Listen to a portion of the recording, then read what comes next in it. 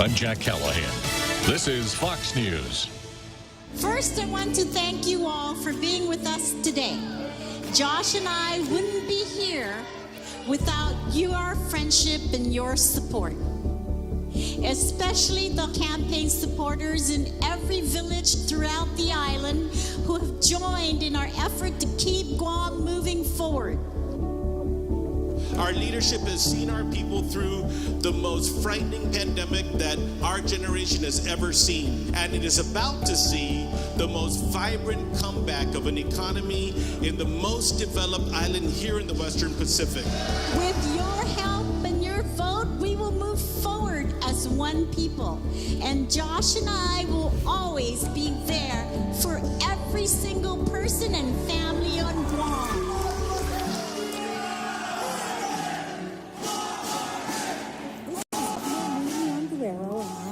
This message.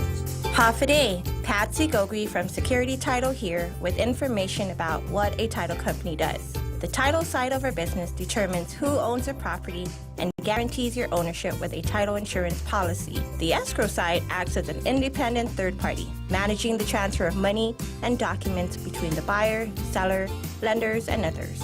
Security Title has a management of real estate closings down to a science. Give us a call. We are here to help. Welcome to Tall Tales with Bob Klitzkie, the only show on talk radio where common sense is a lot more common. Phone lines are now open at 888-TALK. That's 888-8255. And now, The Point proudly brings you Tall Tales with Senator Bob Klitzkie. A well-regulated militia being necessary to the security of a free state, the right of the people to keep and bear arms shall not be infringed. So here we go on another exciting episode of Tall Tales, Thursday afternoon. We got all day today and all day tomorrow before Jose and I turn into pumpkins. Here is Demi Ikotny.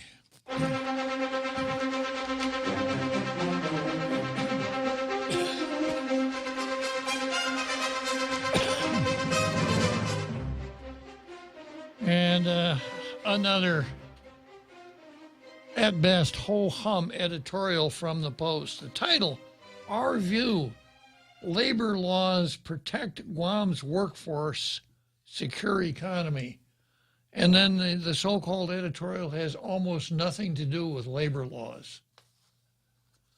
But clickbait. Yeah, right. They just thought maybe if it's about labor laws, pregnant women might decide to read it, right? Because we got new labor laws now. You cannot, there's no national right to interrupt labor with an abortion. Forced labor has made a comeback, right? Yeah. So here's how it goes. Every sector of the island's workforce is eager to get Guam's economic engine firing on all cylinders again. Oh, nice imagery, right, Jose? From small business owners to large corporations down to our home-based entrepreneurs, everyone has been putting their best foot forward. Not everyone has been putting his best foot forward. Everyone has been putting their best foot forward. So that sounds like you've got a few, maybe a couple hundred people, but they've only got one best foot. To get our people back to work and earning steady incomes to support their families. But as businesses reopen and visitors return to our sidewalks, beaches, shops, and restaurants, it's important for employers and employees to keep their rights in mind. As opportunities for employment are opening in the Guam Community College, along with the Guam Construction and Trades Academy, ramp up their efforts to strengthen our local construction-related workforce, it's good to remember that federal and local labor laws still regulate who can work. I'm going to stop there and then I'll finish the sentence. No, it's not federal and local labor laws that regulate who can work. It's federal immigration laws that regulate who can work. We don't have the ability to regulate immigration. Our local government does not have the ability to regulate immigration. The national government does, but that's not labor law. That's immigration law. So now I'm going to finish the sentence. It's good to remember that federal and local labor laws still regulate work and how workers ought to be treated. No. Federal and local labor laws don't regulate how workers are to be treated. They regulate what, there are prohibitions. There are some things that you can't do, some things that you must do. If a non-exempt employee works more than 40 hours in a week, you must pay him time and a half for the hours worked over 40. You must keep track of those hours. That isn't how you, when you say how workers ought to be treated, this is what that means to me. If you look at the federal law, there's a law that says when a worker comes to work at the beginning of a shift, if it's before noon, the employer must say good morning to him. Correct, Jose? Guten Morgen. That's how we deal with how we treat employees. It's mandated. Exactly. It's in the law, how we treat employees, yeah. And if you're aware of some sort of a tragedy or mishap that occurred to your employee, let's say your employee got into a car accident yesterday, you must offer him an expression of sympathy. That's how you must treat. I think that's in federal law, Jose. Where's your horn here? Yeah. Or, certainly at Christmas time, boy, if you don't wish your employees Merry Christmas, you are in a heap of trouble, because there are a lot of laws about how workers are to be treated. No, there are no laws about how workers are to be treated. Wrong. Okay, then we go on. Recently, the Guam Department of Labor announced it would be stepping up local enforcement efforts, ensuring that island employers limit hiring to those permitted to work in the United States. Now, is that a labor law or is that immigration? Right? Yeah. This includes, here we get it wrong again. This includes people who are permitted to work in the United States. This includes U.S. citizens, non-citizen nationals, lawful permanent residents, and aliens authorized to work. How many non-citizen nationals do you think are on the island, Jose? And in the entire United States of America, over 330 million people, the only non-citizen nationals that we have are those lucky folks born in American Samoa. They are the only non-citizen nationals under the American flag. Now, I have run into Samoans here on the island. There are probably, I suppose, a half dozen or so. But the way it's written here, it suggests to me that the writer doesn't know what a non-citizen national is. And then they talk in terms of aliens authorized to work. Well, that would be non-immigrant aliens, the H folks, the E folks, the intercompany transferees, et cetera, but they're leaving out one huge category of people that ought to be mentioned here. Habitual residents. Oh, yeah. FSM. Yeah, I think there are more habitual residents now than there are white folks from the mainland living here, colonizers living here on the island. There are over 8,000 habitual residents. And they are able to work here. The fact that they're habitual residents allows them to work. So, if you're going to write about stuff like this, Daily News, don't talk about laws that regulate how workers ought to be treated. Okay. According to DOL, to comply with the law, employers must verify the identity and employment authorization of each person they hire. Complete and retain a Form I-9 employment eligibility verification for each employee. And now here we go. And refrain from discriminating against individuals on the basis of national origin or citizenship. Now, stop there. You can't discriminate against a person based on national origin. You can't say, "It's verboten, Deutsche, in the shop. We don't want no Germans." You can't do that, right? However, it says you refrain from discriminating against individuals on the basis of citizenship.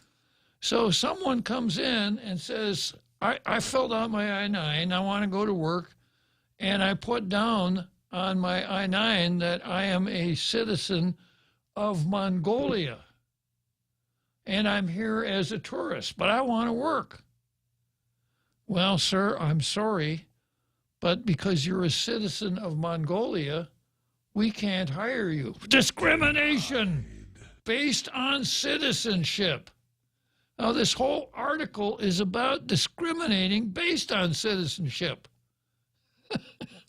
Wow. Yeah, that compliance with the law means you need to discriminate. It means you must discriminate against people based on citizenship. If you're not a United States citizen, then you got to show me some papers showing me that you are a United States permanent resident, that you are a non-immigrant alien with the right papers, that you are a habitual resident. Otherwise, you're out of here. Violating these requirements could result in hefty fines and the suspension or revocation of a business license. Despite our individual political slants or views on the pandemic, we can all agree that businesses of every size face tremendous challenge in the last couple of... What's this got to do with it? They just felt they had to scold somebody. With many still struggling to survive. We can't lose our employers to bad human resources practices or complacency, like not treating the employees well, not saying good morning when they come to work, when they see the boss sitting down at his desk eating his lunch, not offering some to the employees. You got to treat these employees. It's federal law. It deals with how you treat your employees. The community has recently held several large job fairs, from the Department of Education to Payless Supermarkets to the Governor's Island-wide job fair. Thousands of Guamanians are eager to get Guam moving again. Let's make sure we follow the labor laws that protect employees. Now, what did you hear me read that protects an employee, Jose? Other than the fact that there are federal laws telling how they must be treated. We encourage everyone fueling our workforce to fully understand their rights and responsibilities in contributing to the growth and development of Guam's economy. Now, I'll go back and read the title again. Our View, Labor Laws Protect Guam's Workforce, Secure Economy. What did that title have to do with this editorial? Not a thing. Absolutely nothing. So, no blue star. In fact, you're minus one blue star. If you get a blue star tomorrow, I'm not gonna count it, because you're minus a blue star for that mess you came forward with today. It was like a really weak union speech of the guy who didn't get the presidency. The presidency of the Couldn't union. grasp onto it. Yeah. Are we talking about employee rights? Or are we talking about citizenship and ability to work in the U.S.? Yeah. And what in there was something that an employee could say, man, I'm glad I read this editorial. See that my employer has to treat me nicely. Okay, let's take a look at the card. July 14. If my memory serves me correctly, it's too bad that our friend from France is not here. Well, he says he does not celebrate Bastille Day. Oh, no. He is very anti-Bastille Day. And today is the 14th of July. It is Bastille Day. So Frenchie, I think Frenchie is in La France right now. So Frenchie, if you happen to be part of our international radio listening audience, we remember that you do not celebrate. It's Basta Day for him. Yeah, right. Okay, so here's what we got on the card. Of course, we got to talk about Paul Zerzan and systemic racism. I got to at least tip my hat to Tall Tales versus Jane. From there, we go to Barnett versus the 19th floor. And we've got media versus anti-aborts. Now, it's too bad I don't have subtitles here so you can see how I've spelled this, but the other party is American Samoans. That's after the V. The first party is KNEEL-WEIRD.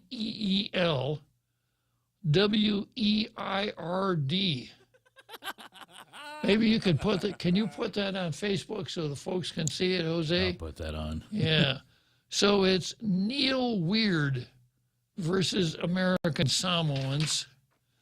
And then instead of going to Wrigley Field today, we're going to go to the Polo Grounds because Phil Flores is a Giants fan, and the Giants, last time I thought about it, it seems to me the Giants were playing in the Polo Grounds, and there's a game coming up between the Cubs and the Giants at the Polo Grounds. So we're gonna check Phil Flores out at the Polo Grounds.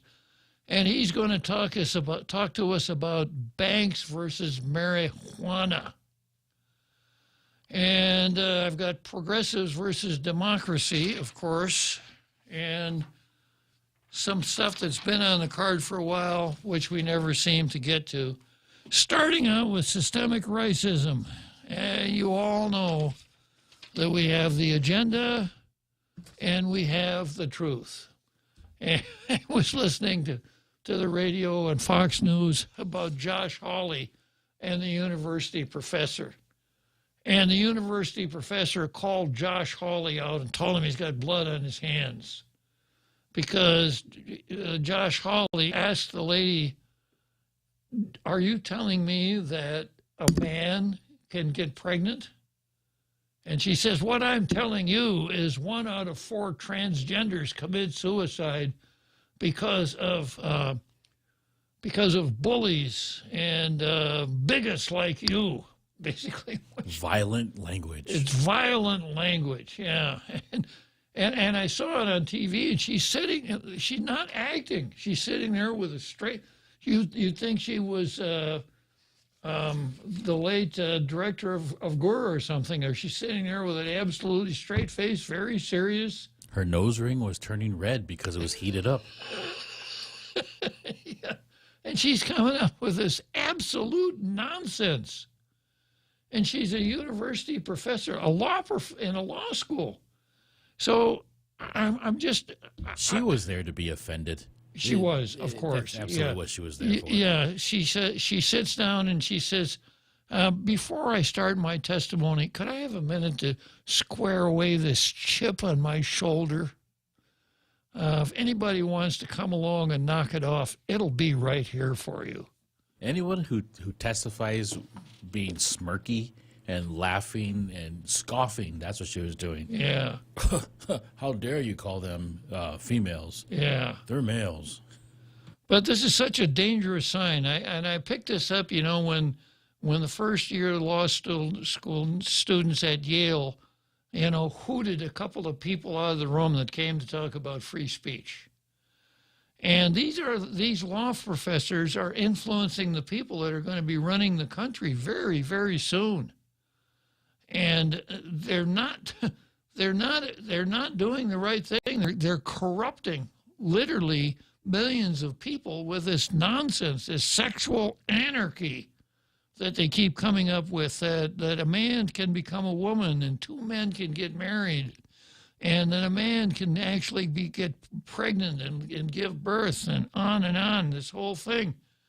And, of course, I've explained it so many times, it's Marxism. It all started 100 years ago when the Frankfurt School realized that there was not going to be a violent revolution where workers of the world united and lost their change. It just wasn't going to happen. And they shifted gears and decided what we've got to do is we've got to infiltrate the institutions, the schools, the colleges, the universities, government agencies, etc. Antonio Gramsci picked it up and ran it about another 30 yards down the field.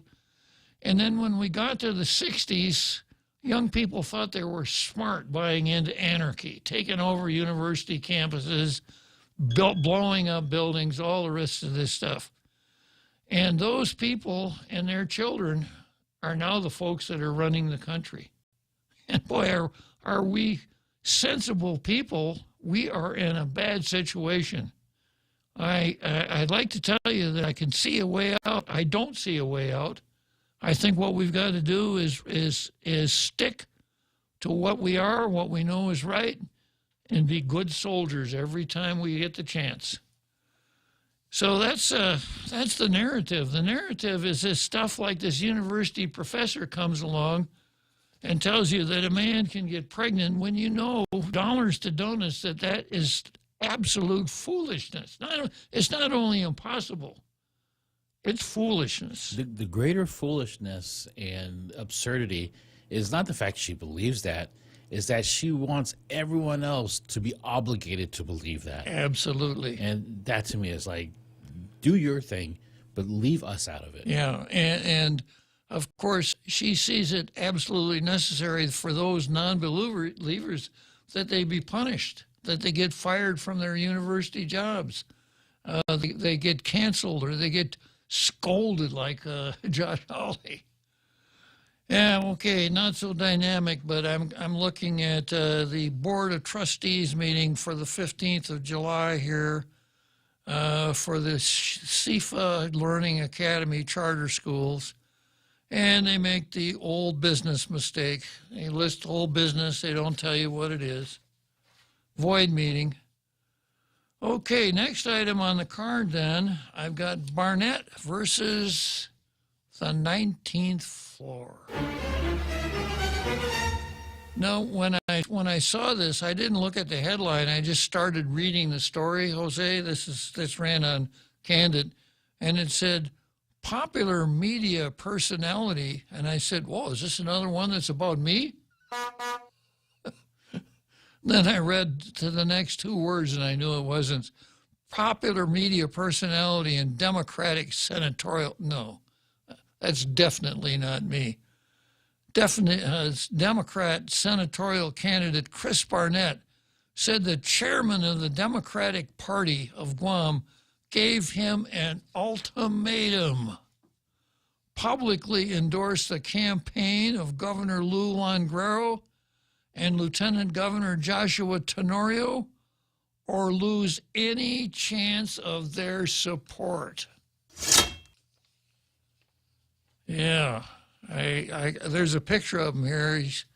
He's still, his head is still attached to his body. Red Queen maybe was in a good mood that day.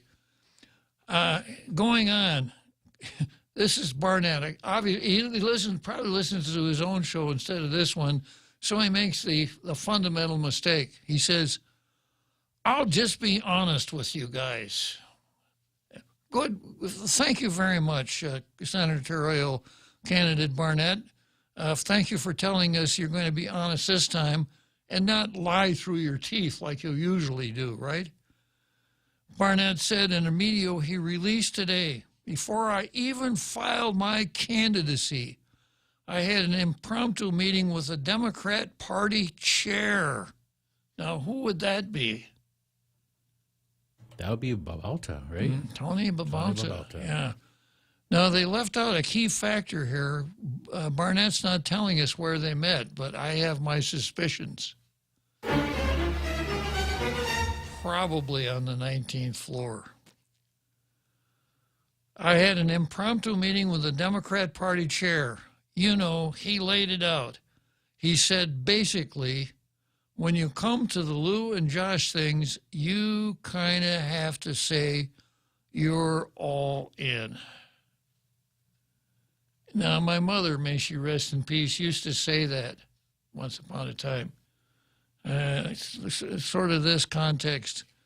Mom, do you think you could? Do you think you could pop some popcorn after supper? I'd like to, Bobby, but I've worked so hard today. I'm just all in. Perhaps that foreshadowed my career as a talk show host. My first acquaintance with someone who was, quote, all in. Done? Tuckered? Yeah. I like that phrase. Oh, I'm all in. Yeah. I'm all in. Yeah. For all in. Yeah. And it was more quotes here. It was said. It was even said in this meeting that if I'm not seen at these pocket meetings, that side might not vote for me. So that's a sacrifice I'm willing to take by standing on my principles. So that's why I need you guys' help. Candid. Despite the assertion, the co-chairman of the Lou and Josh All-In Campaign Committee said all candidates are welcome to their events and are not required to make an endorsement. Now, of course, we don't even know what that means anymore, do we? Because Frank Uggan will have his picture taken holding a Camacho at a sign, waving with those two guys, but they'll make it clear he didn't endorse Camacho Ada. It's a precedent. Yeah. I'm just here for the lechon. Yeah. For the pork adobo, maybe. For the pork adobo. Yeah. Despite the assertion, the co-chairman of the Lou and Josh All-In Campaign Committee said all candidates are welcome to their events and are not required to make an endorsement. Mr. Barnett took Instagram after one of his fans asked him which of the gubernatorial teams he is supporting. Quote, which of the governor and lieutenant governor teams am I supporting?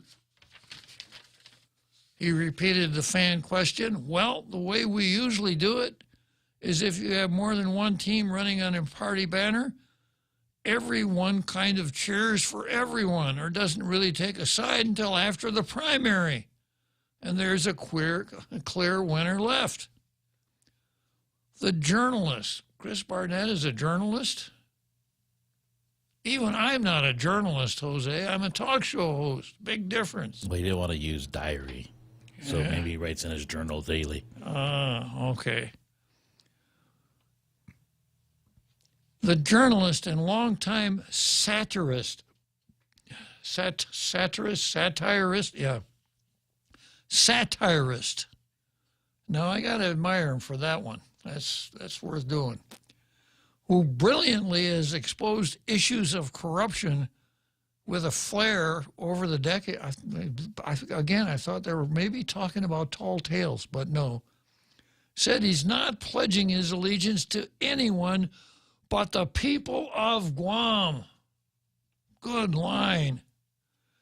Though he didn't name him in his video, the chairman of the Democrat Party is Anthony Tony Babauta, who is Leon Guerrero's former chief of staff, till he got canned after he spent a night in the 19th floor. Upon assuming the party leadership, Babauta publicly claimed his role would be to get the governor re-elected, despite the candidacy of another Democrat, Michael San Nicolas. Candid emailed the party asking for its leader's response to Barnett's accusations. Party Executive Director Chirac Bojani said, I'll be with you in a minute, Candid. Let me finish my beer first. Bojani referred the matter, but no response or denial has been provided as of the publication of this story. So Bojani didn't respond. All-In campaign co-chairman Rory Respicio said, I'm prohibited from talking about this It's a personnel matter. And actually, he said he did respond to our request for comment, telling Candid that candidates do not need to endorse the Lou and Josh team as a condition of participating in such events as pocket meetings. If you're a Democrat candidate for Congress or the legislature and show up to a Lou and Josh pocket meeting, you will have a chance to speak. And you better say the right thing. It's also customary to have candidates running on other parties' banners show up and work the crowd after the primary election, as we have seen in past gubernatorial elections. But those candidates never expected to speak at those meetings. Don't you dare expect to speak at these meetings. You damn betcha. There are no requirements to endorse, nor are the candidates told to say, what to say by our campaign. Wrong. Also, if you're a candidate running for a nonpartisan race, then you will be recognized but not required to speak because of the nature of that candidate's election. I always thought it was funny to see people, candidates for attorney general especially, show up at these meetings, walk up, take a hold, be introduced by a party functionary, grab the microphone and start jabbering. It didn't seem right to me, but I never got that really interested in it. Going on with Candace's article, this would not be the first time the Democrat Party of Guam attempted to sideline candidates they may consider disloyal to the governor. The party in April attempted to disenfranchise 95% of island voters in the primary election by closing the primary to registered Democrats only. The brash move, which was short-lived, would have allowed only 2,501 registered Democrats to receive and cast their ballots on August 27 in an election the government of Guam funds and operates through the Election Commission. In every primary election since 1970, every registered voter has had the option to vote on either or Democrat Republican ballot so long as the voter does not cross over. The process has promoted voter participation and has democratized the selection of gubernatorial teams that voters want to advance into the general election. It sure has. It has allowed Republicans to vote in the Democrat Party and vice versa. All right, let's take a short break, and I'll come back and wrap up the 19th floor here.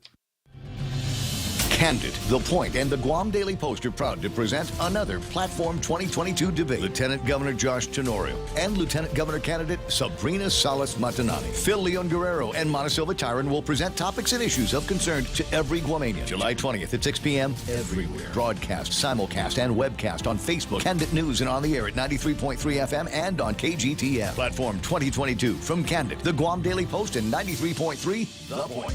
We're already Pica's best radio station, but we're always looking for ways to be even better. Announcing The Point on Alexa. In addition to our FM and HD radio feeds, our incredible app, informative website, Facebook Live, and YouTube Live, you can now tell Alexa to stream The Point. And your smart speaker will start playing whatever we're saying. News and views 24/7 with your 4-word command. Alexa, stream The Point. Now, more Tall Tales with Bob Klitzkie. Spitting truth like watermelon seeds at a summer picnic. Call now, 888-TALK, 888-8255. Okay, back to this article. More Shirak Boshwani.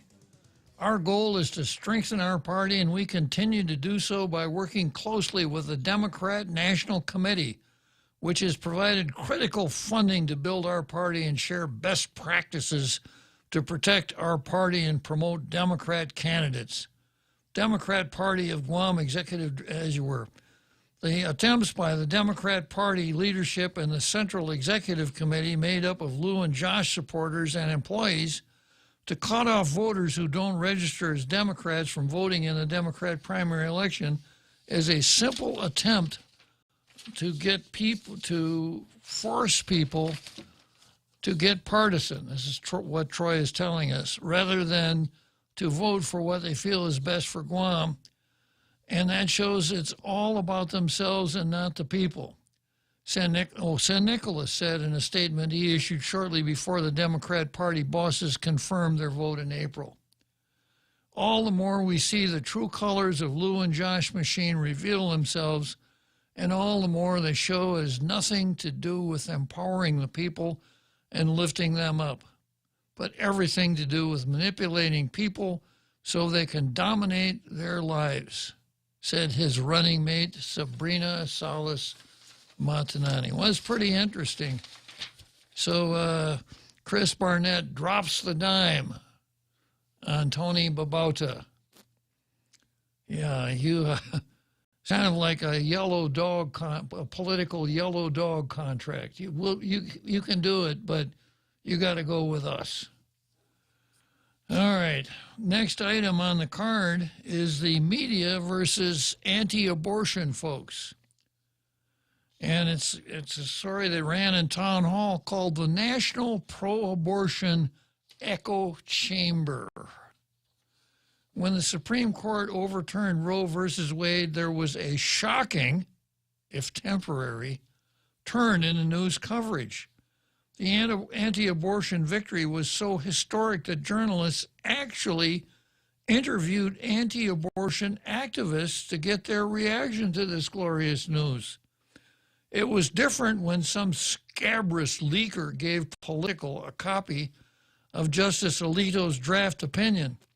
In the week after the leak, abortion advocates overwhelmed abortion opponents on ABC, CBS, and NBC by a 153 to 57 account. Pay no attention to those anti-abortion folks. On July 8, when President Joe Biden prepared to issue an executive order on abortion access, the anti-abortion view was almost non-existent. None of the network morning shows had aired any sound bites from opposing camps, but the focus was all on the abortion lobbies laying the euphemisms on thick. NBC's Peter Alexander previewed that Biden would attempt to protect access to abortion and expand access to abortion medication that's safe and effective, as Biden seeks to ensure the safety of patients and providers. NBC's Peter Alexander, not a Democrat Party spokesman. In this euphemistic news vocabulary, you can sense the callous disregard that liberals have for unborn babies who are never the ones who deserve access to life. They're undeserving of safety. The humanity of the unborn isn't even considered in most TV, quote, news stories. On Friday evening, the network newscast provided 9 sound bites, and all 9 were abortion supporters. ABC at least threw in a sentence at the end from Rachel Scott, saying, "Tonight, anti-abortion rights groups say the president and executive actions today are a tragic overreach." That was it. The only soundbite on NBC was President Joe Biden denouncing extremists in the Republican Party. The network can never locate an extremist in favor of abortion. In fact, they didn't even use words like liberal or leftist to describe abortion advocates. They're just normal people. As an aside, with all the usual comedy, NPR's All Things Considered on Friday night only had one viewpoint. Rutgers law professor Kim Murchison, who was outraged at Biden.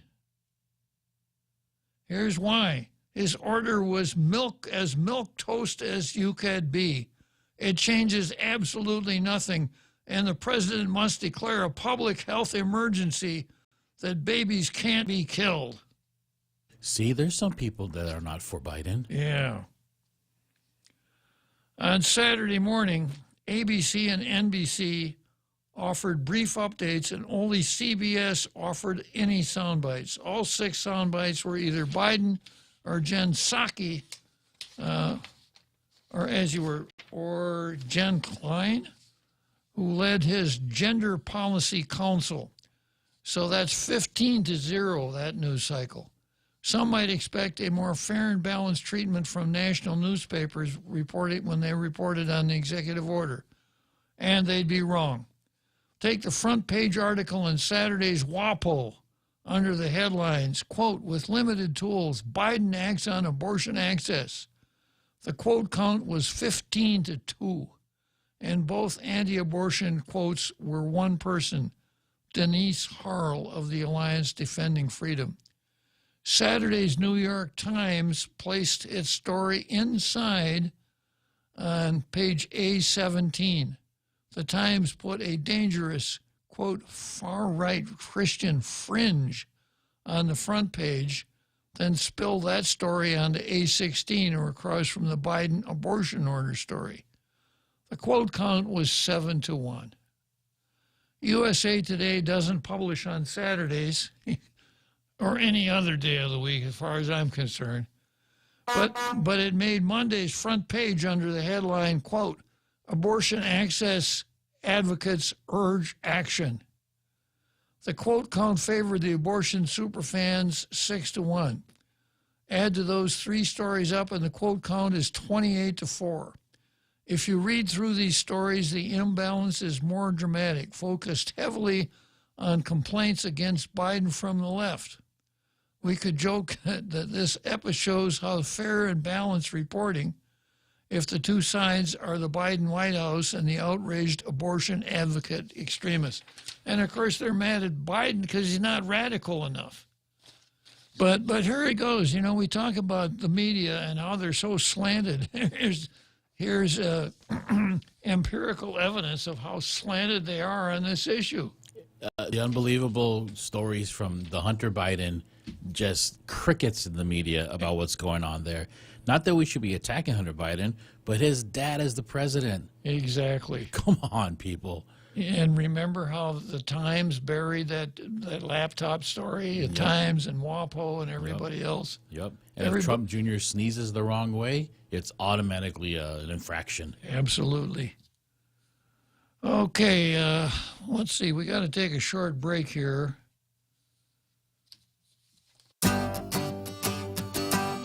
Gas is expensive, so let the bank come to you. Through our remote deposit capture, you can deposit your checks into your account from your phone. And with our Dynamite Bank Pacific Visa debit card, you can use your money anytime, anywhere. It's the perfect combo. Now we're banking on the future. Services to choose. Bank Pacific, where others put branches, we place roots. Equal housing lender. Member FDIC. Crank it up. Get ready to save up and chow down with Pacific Points. Now you can redeem Pacific Points for Uno Go wallet credits and enjoy huge savings on food delivery. Order from over 80 restaurants and have it delivered straight to your door. Continue earning points when you fuel up at Shell, shop at Foodies, purchase ITNE prepaid load, and pay your monthly ITNE bill. Then get ready to claim your rewards. Learn more at PacificPoints.com. Pacific Points. Do more, get more.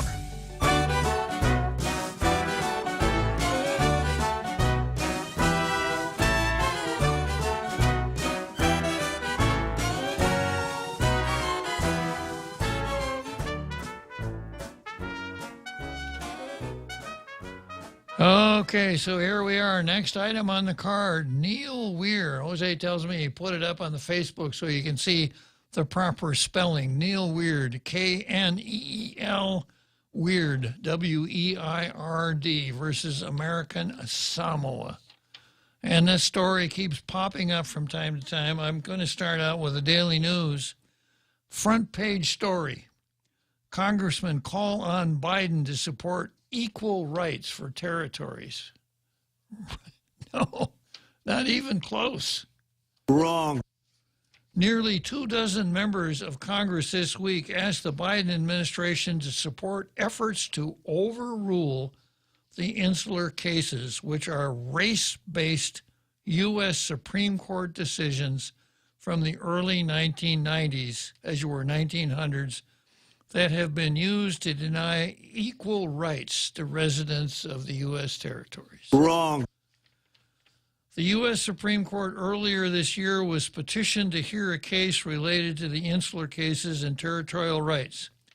Civil rights organization Equal American, which represents the plaintiff in that case, held an online discussion Wednesday about whether the Justice Department should support overruling the insular cases. Utah resident John Fitissimanu, who was born in American Samoa, sued in 2018 to be recognized as a U.S. citizen, citing the Equal Protection Clause of the 14th Amendment.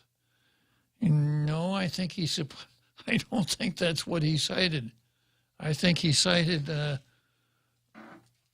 what he cited was, let me turn to the amendment here, rather than rely on my sometimes fading memory.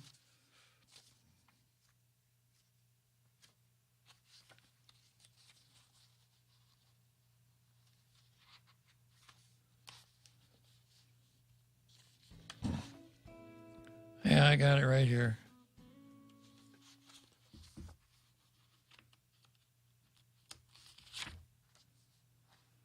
All persons born or naturalized in the United States and subject to the jurisdiction thereof are citizens of the United States and of the state wherein they reside. That's what Fitissimanu sued on. He says what that means is, in essence, where the American flag flies, if that's where you were born, you are a U.S. citizen by birth. Now, let me do some explaining here. People born in the other 4 territories are U.S. citizens by birth because the U.S. Congress has enacted laws that say people born in the other 4 territories are U.S. citizens. Folks in American Samoa, well, I mentioned this on Ray's show, of all the American Samoans here on the face of the earth, most of them don't want to be U.S. citizens by birth. Now, there are some that do. All 3 of them live in Utah. They happen to be Neil Weir's clients. Yeah. So we'll try to keep you straight and narrow going through this because it's not very accurately reported. Unlike residents of other U.S. territories, those born in American Samoa are considered U.S. nationals instead of U.S. citizens because Congress never authorized birthright citizenship for American Samoa. The American Samoan government opposes birthright U.S. citizenship, citing concerns related to cultural preservation and self-determination. Fitissimanu won his case in the Utah District Court, but lost in the 10th Circuit Court of Appeals, which in June of 2021 ruled that it's up to Congress to decide whether to grant birthright citizenship to American Samoa. Fitissimanu in April petitioned the Supreme Court to hear his case. The court, which rejects about 97% of petitions for certiorari it receives each year, is expected to announce later this year if it will grant the Fitissimanu petition. The Justice Department has until July 29 to file a brief with the United States, with the Supreme Court, responding to Fitissimano's petition. The 23 members of Congress in their letter, do we need to take a break, Jose? Yeah. Well, no. Okay. We're good. All right. The 23 members of Congress in their letter to Biden and Harris said the insular cases represent a shameful legacy that is inconsistent with the core values of racial justice and equity. I keep pointing this out online to other places where this article is posted. Please name what you're talking about. Quote the section, please. Yeah. Why do they keep regurgitating this statement and can't back it up? Well, because nowadays, if you don't allege some kind of racial injustice, no one's going to pay any attention to you. It's nowhere there. And it's not there. Yeah. Okay. They stated they are not asking the Justice Department to break from its practice of defending the constitutionality of federal laws. We are simply asking that you and the Justice Department say what everyone knows to be true, that the insular cases were incorrectly decided. Since when is that a reason to overrule a Supreme Court case, Jose? The fact that it was incorrectly decided? That's a self-insurrection. Wow, we got people whose skivvies are all bunched up because because the Supreme Court overruled a case that was decided 49 years ago. You know, the insular cases were decided in 1901. What's that? 121 years ago. And they're saying they should be overruled because they were incorrectly decided? I didn't think that was a reason enough to overrule the case. How dare those justices? Wow. Fatissimo, during Wednesday's online discussion, said his U.S. passport has a stamp identifying him as a U.S. national. As a result, I can't vote for president, my state governor, or even my local school board. Well, it's true that he can't, but there's a little bit more to the story. I've mentioned this before. The 1920 election was the last election when non-citizens voted for president. 1920. 1924 was the first election where you had to be a U.S. citizen to vote for president. So citizenship and voting are not directly tied together. And the same way with voting for the school board. But I guess for him, the point is that he isn't able to vote in Utah. Now, if he were in American Samoa, of course he could. He said, I'm also excluded from many state and federal jobs. If you are not a United States citizen, you cannot be an officer in the armed forces of the United States. That's one. But the barriers were lowered around 50 years ago. You know, there was a time, Jose, seconds. Let's see who I've got patiently waiting here. I got Repeat who wants to talk about Neil Weird. Repeat, I'm sorry, I'm going to have to ask you to hang on for a while because after the show, I'm going to go to Phil Flores at the Polo Grounds, and then after that, I need to at least finish this article. I got a lot of materials here, but I will break with precedent and allow you to insert your rap, or your raps, actually, you are a repeater, before I finish mine. So hang on or call back, Repeat.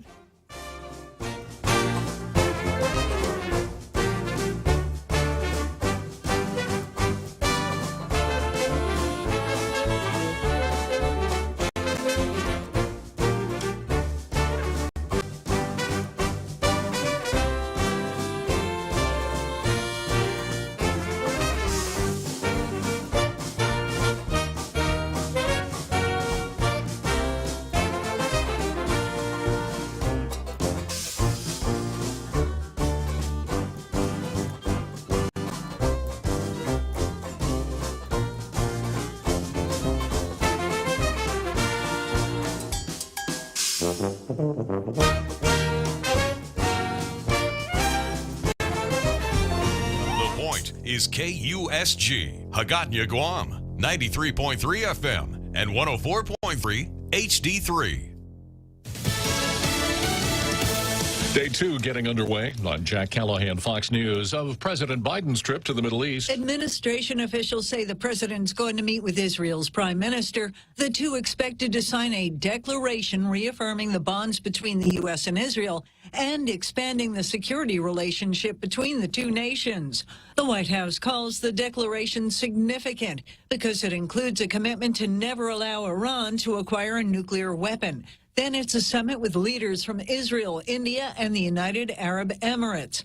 After that, the president's expected to meet U.S. athletes headed to Israel's Maccabee Games. Those games feature sports like tennis and soccer, with over 10,000 athletes from around the world. Fox's Jill Nato, the president issuing a statement calling inflation unacceptably high after the Labor Department reported a 9% jump in consumer prices from June of last year.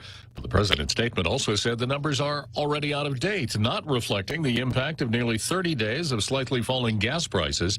Missouri Senator Josh Hawley reacting. Now he's an inflation denier? This is the guy who has given us record inflation in my lifetime. And now he's out there saying all these numbers aren't real. Go tell that to people who can't afford to fill up their cars. I mean, it's kind of offensive. Senate Majority Leader Chuck Schumer saying he wants to resurrect parts of the president's Build Back Better spending plan before the midterm elections. Arizona's Attorney General Mark Brnovich asking a court in Tucson to lift an injunction that's been blocking the enforcement of a law that bans all abortions in Arizona, except when the life of the mother is at stake, asking that the state be allowed to enforce the more than 100-year-old law that was suspended after Roe versus Wade, the original decision in 1973. 7-Eleven, the convenience store chain, now offering a $100,000 reward for information that leads police to the man who robbed 6 Southern California stores on July 11th, shooting 5 people, killing 2 of them. America is listening to Fox News. Gas is expensive, so let the bank come to you. Through our remote deposit capture, you can deposit your checks into your account from your phone. And with our Dynamite Bank Pacific Visa debit card, you can use your money anytime, anywhere. It's the perfect combo. Now we're banking on the future. Services to choose. Bank Pacific, where others put branches, we place roots. Equal housing lender. Member FDIC. Crank it up. Joyce Broadcasting introduces their unbeatable lineup of morning show. Hands down winners of Guam's morning radio battle. Daryl Lizama grooves his way through Boss 104 playing Guam's favorite classic hits.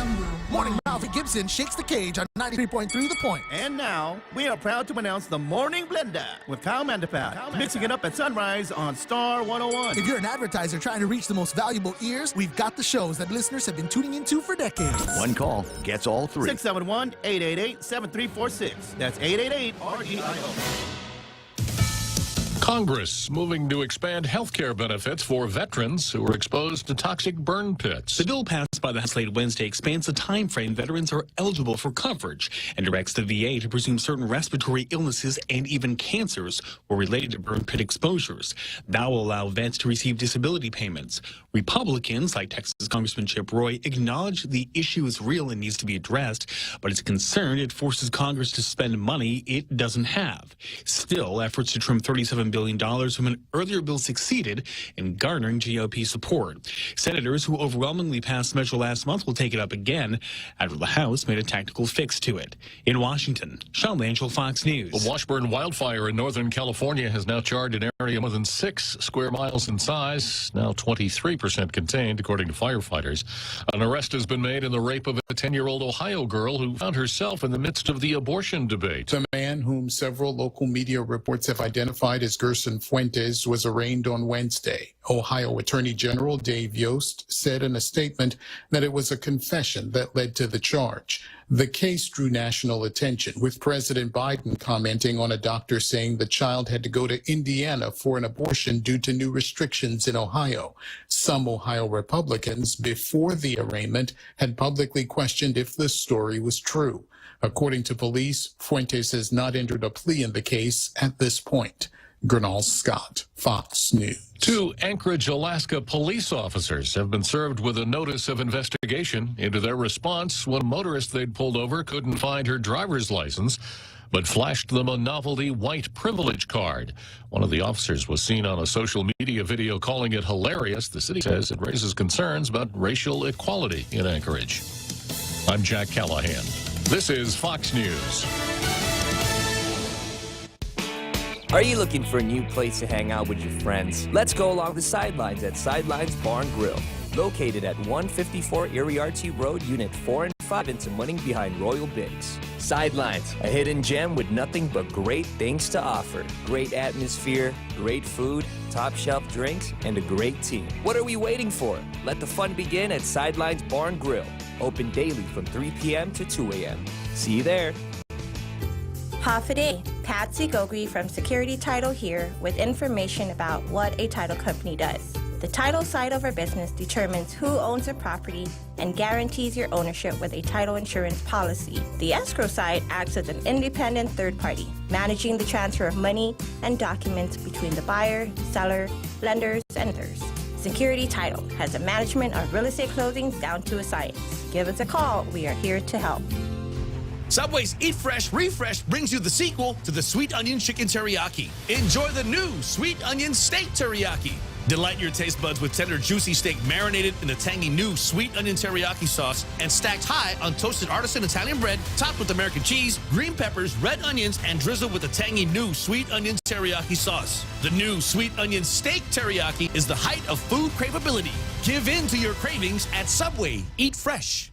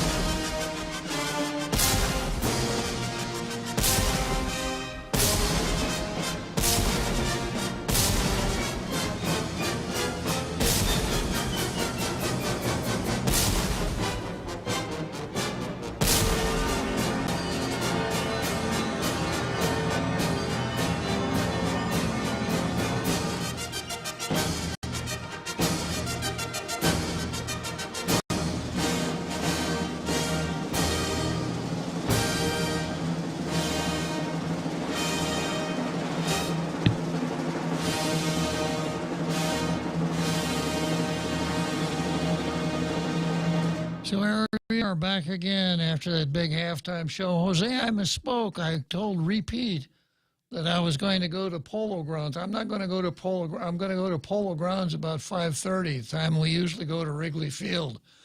So Repeat, I'm going to work a little bit on this, and then I'll let you pop in and make a cameo appearance. However, if you start going to the places that I'm going to go, I may have to cut you off. But you usually don't. So I'm certainly always interested in your take on anything dealing with Neil Weird. So this is where I left off, where Fatisi Manu said, as a result, I can't vote for my president, my state governor, or even my local school board. I'm also excluded from many state and federal jobs, all this despite being an American. It doesn't make me feel good. Since I'm not a U.S. citizen, some people assume I'm a foreigner, which I am not.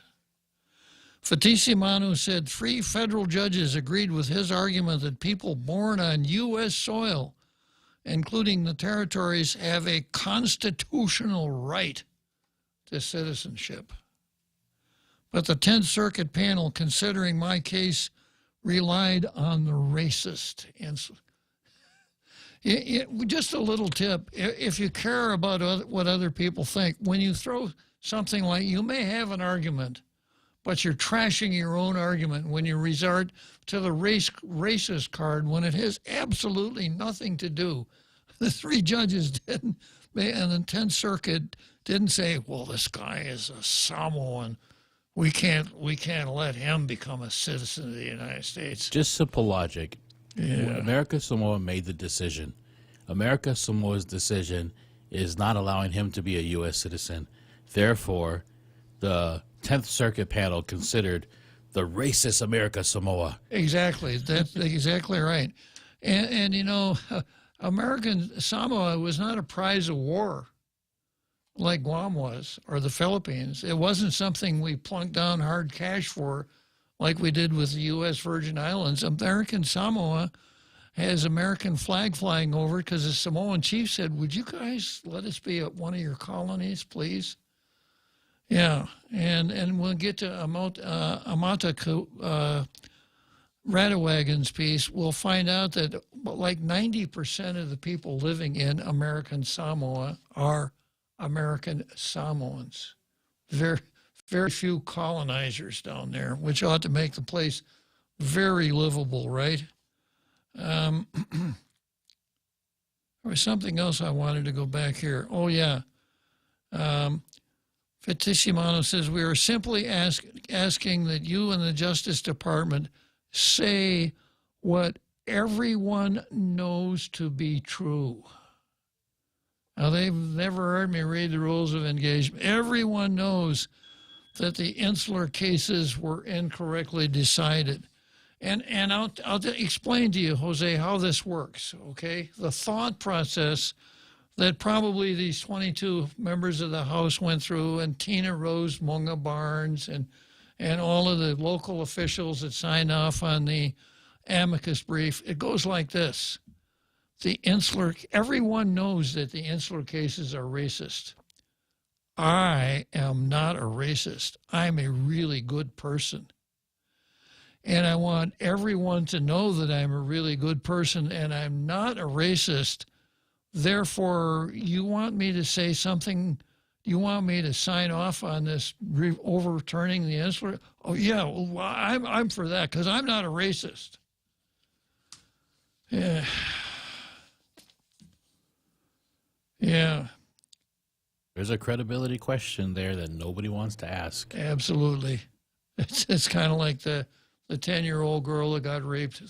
The narrative is so good. Why would we bother checking any facts? And by the way, Jose, all of a sudden, now after this has got so much national bad press directed at the press, they have found a rapist. Yeah. Isn't that interesting? Always after. Yeah, they found him. And he's from Guatemala, of course. Of course. Yeah. And he's not a citizen. So I guess you're not supposed to discriminate against people based on citizenship, so they'll probably let him go. But whether he is the rapist or just a rapist remains to be seen. Back to Fittissimo here. Over the last decade, DOJ has not only relied on the insular cases, but even actively dissuaded the Supreme Court from overruling them. That's what Neer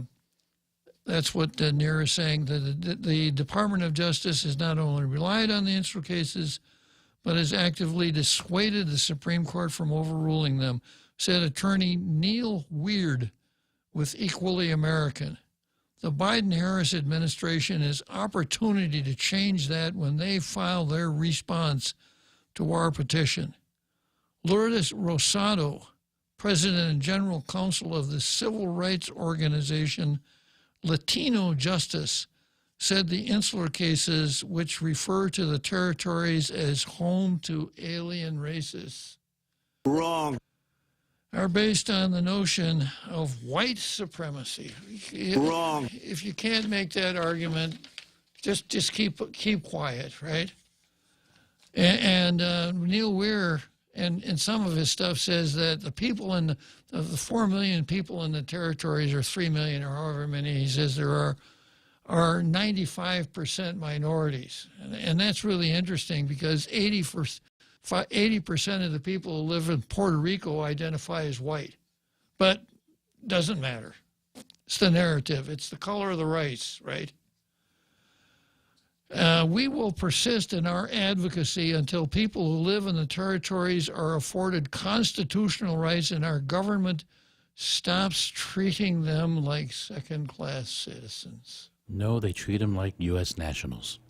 Yeah, but this whole second-class citizen thing too. You know what a crutch. Well, you know, technically there is no such thing as second-class citizen. So if he wants that, well, as I laid out in my letter, there are classes. oh, okay. Remember? Well, let me take a minute here. Sorry, repeat. I'm kind of drawing this out a little bit. A letter I wrote to the Post called "Confessions of a Third-Class U.S. Citizen." Right. That's right. As a third-class U.S. citizen, I'm compelled to respond to Dylan Kiyoshi's recent letter decrying the oft-repeated shibboleth of second-class status of territorial citizens.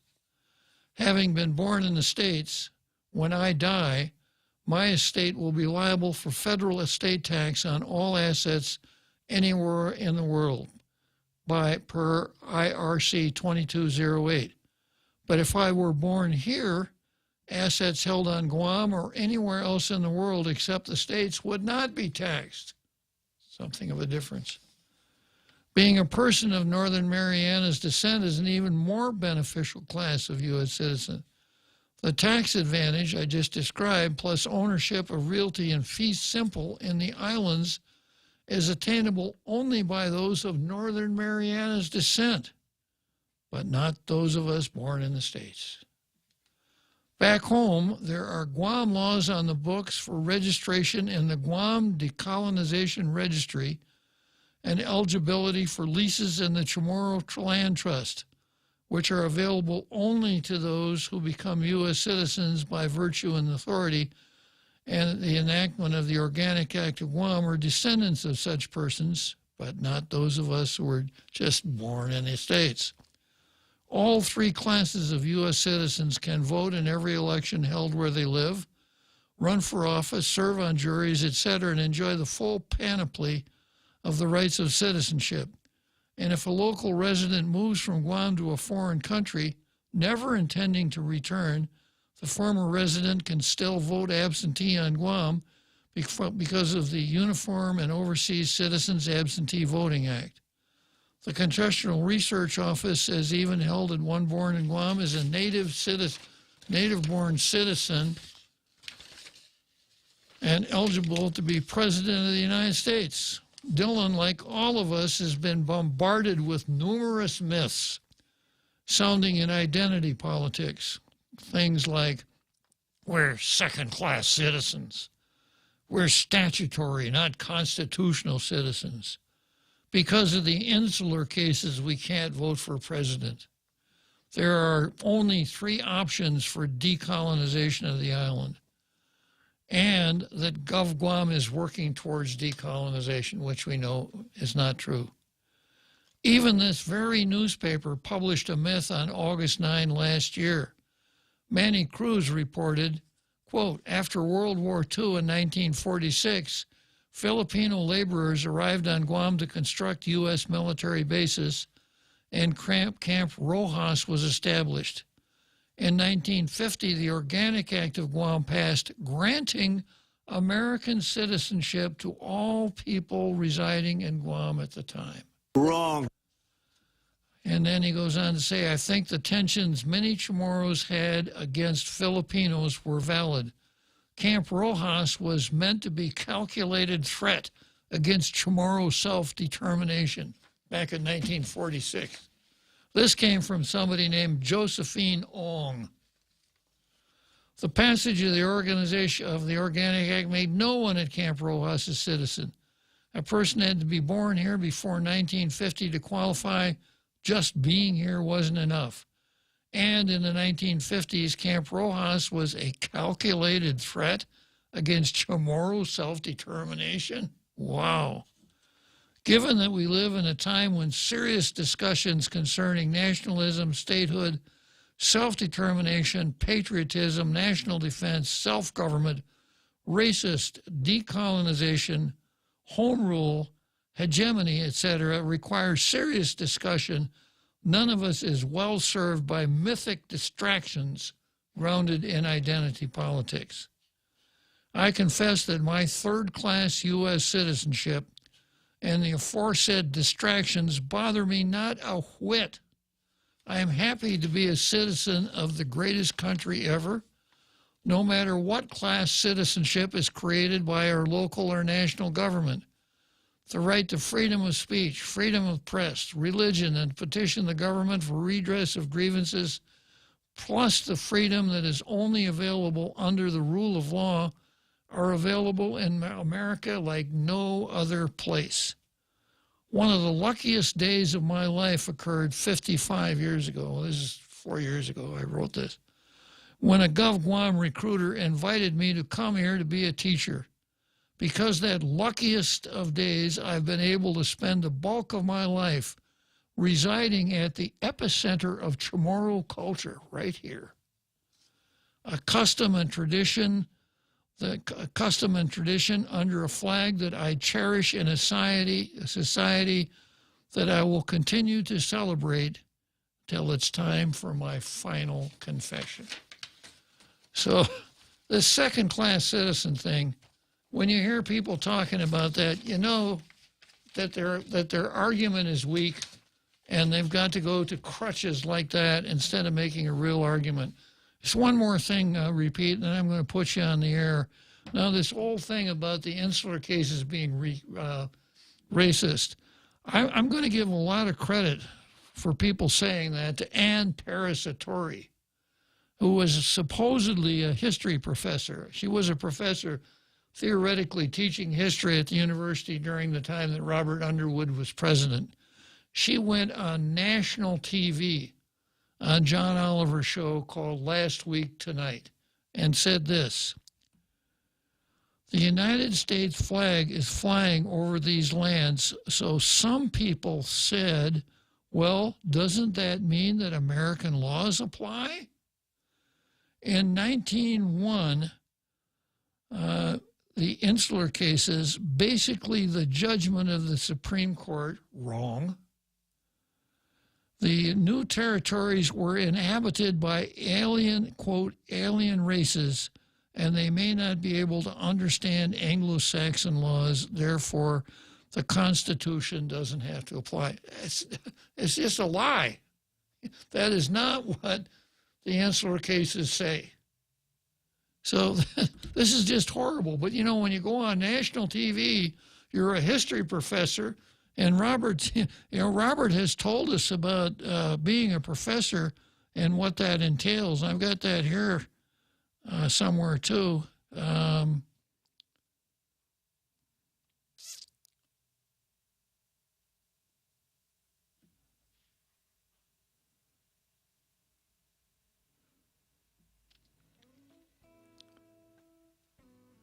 Yeah, he said, Robert said this: anyone who uses the title professor has a special responsibility to be truthful. The general public should feel free to demand more from academics in terms of quality of thought, transparency of processes, and most of all, honesty and integrity. At UOG, we have many academics who willingly share their ideas in public. Not very many of them on national TV, however. The public should feel free to respond with ideas and hold them accountable, especially if they use the title professor. Academic freedom isn't free. There are many responsibilities associated with it. Unless it's like that guy that says, demonstrations, you know, you got to kind of hold them down unless the demonstration is right. Then you can be a little bit more radical. So we're talking about the latest Neil Weird extravaganza, and Repeat has chimed in every time that I've ever gone to this part of the show. So unfortunately, it's 5:23. It's just about time to go to 10 more minutes. 7 more minutes until we go to the Polo Grounds. Repeat, you got 7 minutes. Go for it. Hey, Uncle Bob. Thanks for taking my call. You know, I'm always brief, even though I repeat, but I try to add something new and not just repeat what you say to add to the conversation. I wanted to weave in Levin into this whole thing because, you know, he was involved with this case and also submitted briefs and also I think was even involved in some of the oral arguments down below. So it's kind of troubling to me because just like when Michael St. Nicholas jumped on the train, I thought that's not really good because this is a bad train to be riding on. And the nexus between Levin and Neil Weird is that they're buddies. They grew up together. They ran cross country together, so on and so forth. And so the thing is that's troubling also about leaving is that he doesn't seem to be an independent individual. He seems to be influenced, right, by who his friends are when he makes his decisions on his job. Who to go after, who not to go after, what to hop on, what not to hop on. And so it's kind of troubling to me, you know. And just as an aside, just today, one of my colleagues came up to me and said, hey, you know, I hear you all the time talking about leaving and you know, it's making a lot of, it's perking up a lot of ears. But this is my colleague in the defense bar, and I won't name the name of the individual, but the individual said to me, stop it, you know.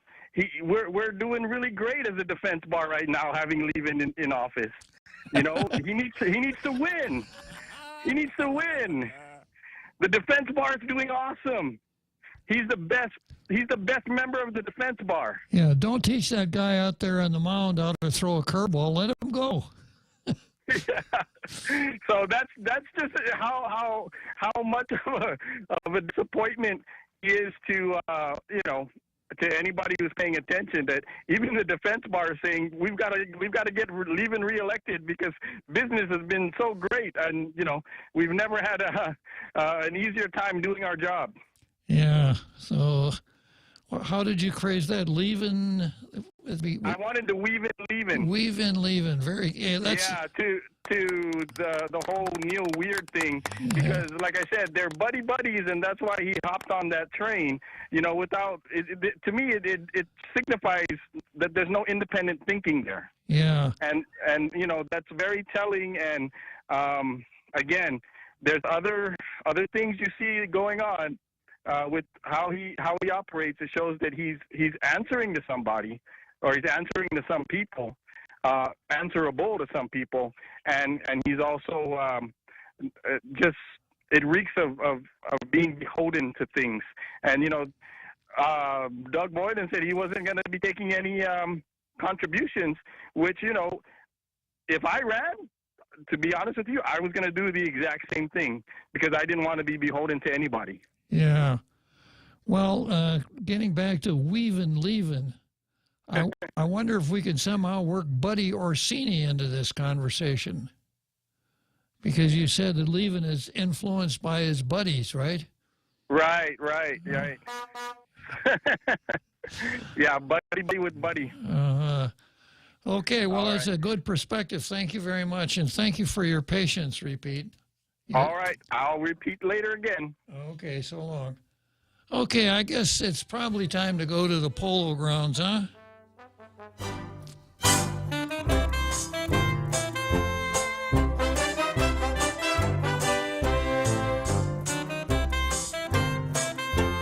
The Extra Point with Jerry Roberts of Guam Training. Hi, I'm Jerry Roberts, and every day on The Ray Gibson Show, I get to comment on the incredibly diverse, fun, challenging, sometimes frustrating, often exciting, but always interesting world of work. I hope you'll be there with us. You can find daily transcripts of The Extra Point at guamtraining.com. Tune in every weekday morning at 7:20 for The Extra Point with Jerry Roberts. Brought to you by Guahan Insurance Services and First Hawaiian Bank on 93.3 The Point. Joyce Broadcasting introduces their unbeatable lineup of morning show. Hands down winners of Guam's morning radio battle. Daryl Lizama grooves his way through Boss 104 playing Guam's favorite classic hits.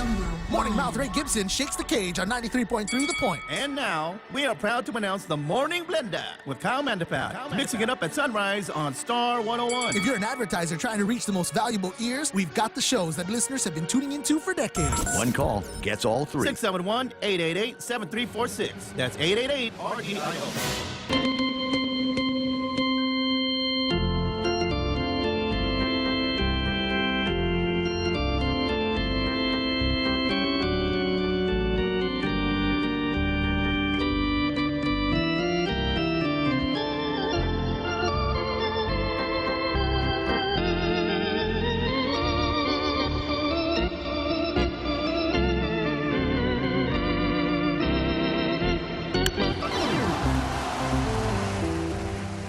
So here we are at the Polo Grounds.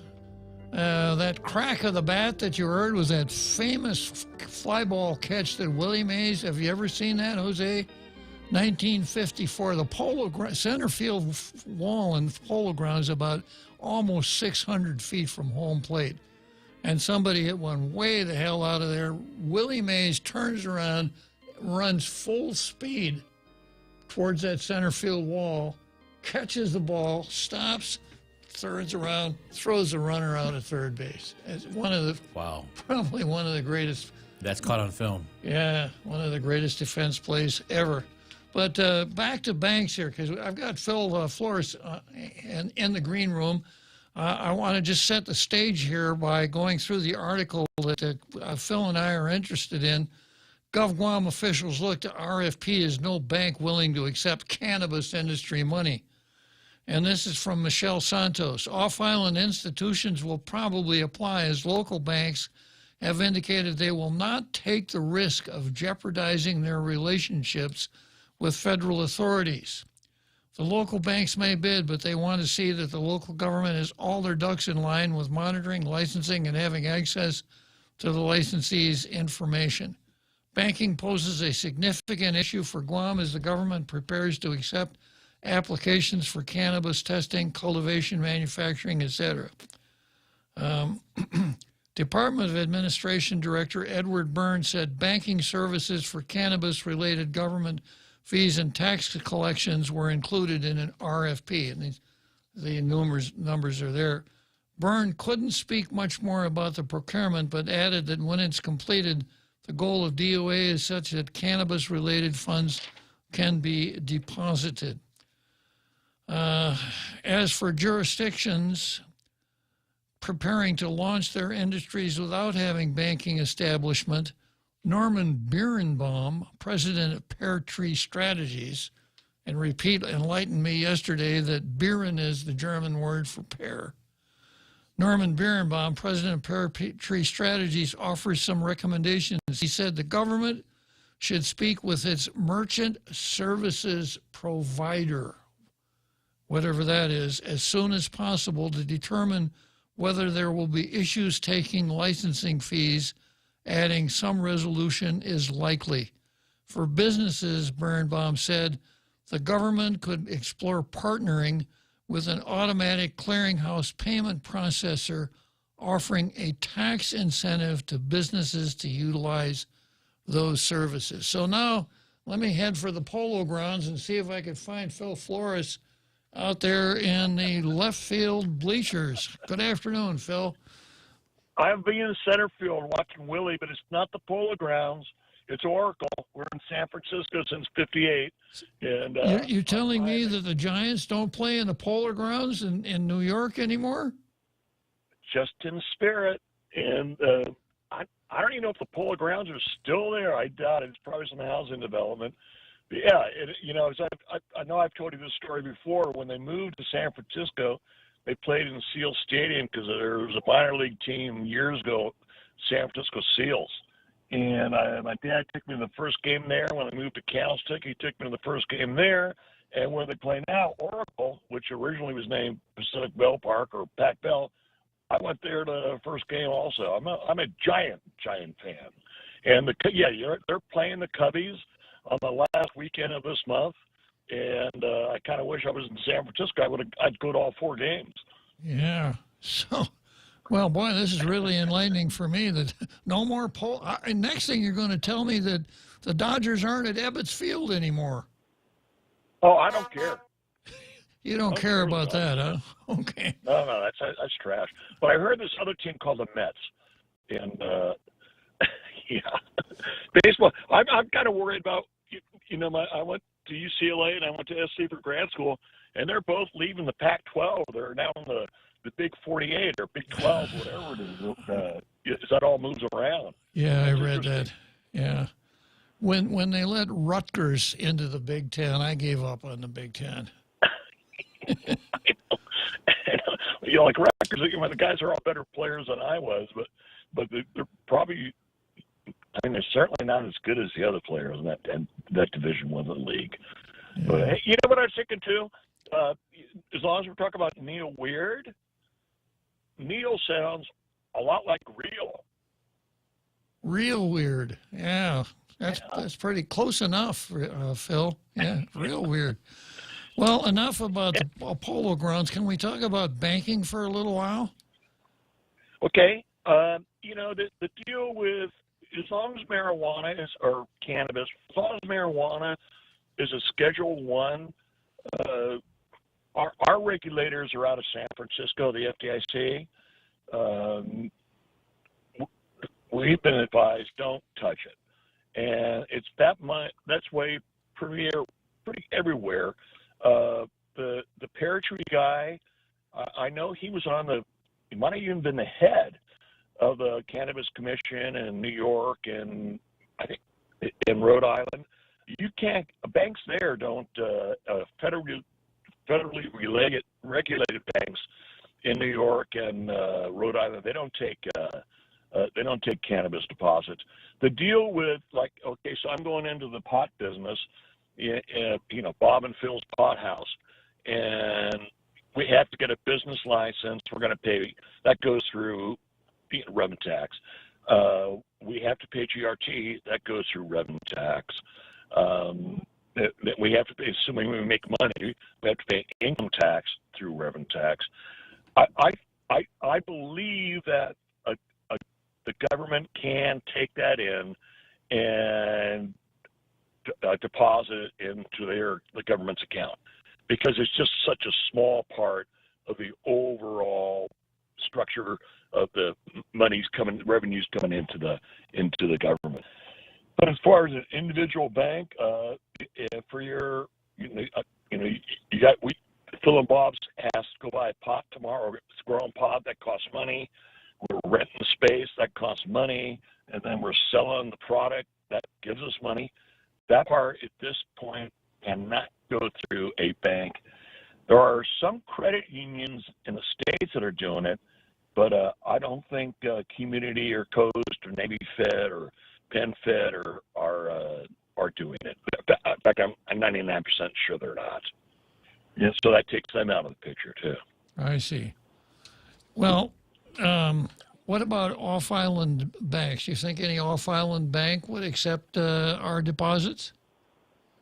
Well, okay, so as in any business, I mean, you go to Payless, and there's somebody there paying with some debit, credit card, or Snap card, and then there are some people there paying with cash. So if I'm running Phil and Bob's House of Marijuana, that means I will not take cash. I can only take some type of card, because what am I going to do with the cash? And I can't send that to, let's say I find a place in the Caymans that'll take cannabis money. I can't send cash to the Caymans. I mean, it's just not, that business model won't work. So you have to, I think for it to be viable, there has to be somebody here like the pear tree guy was saying that you go through, I think it was CanPay or CanPay.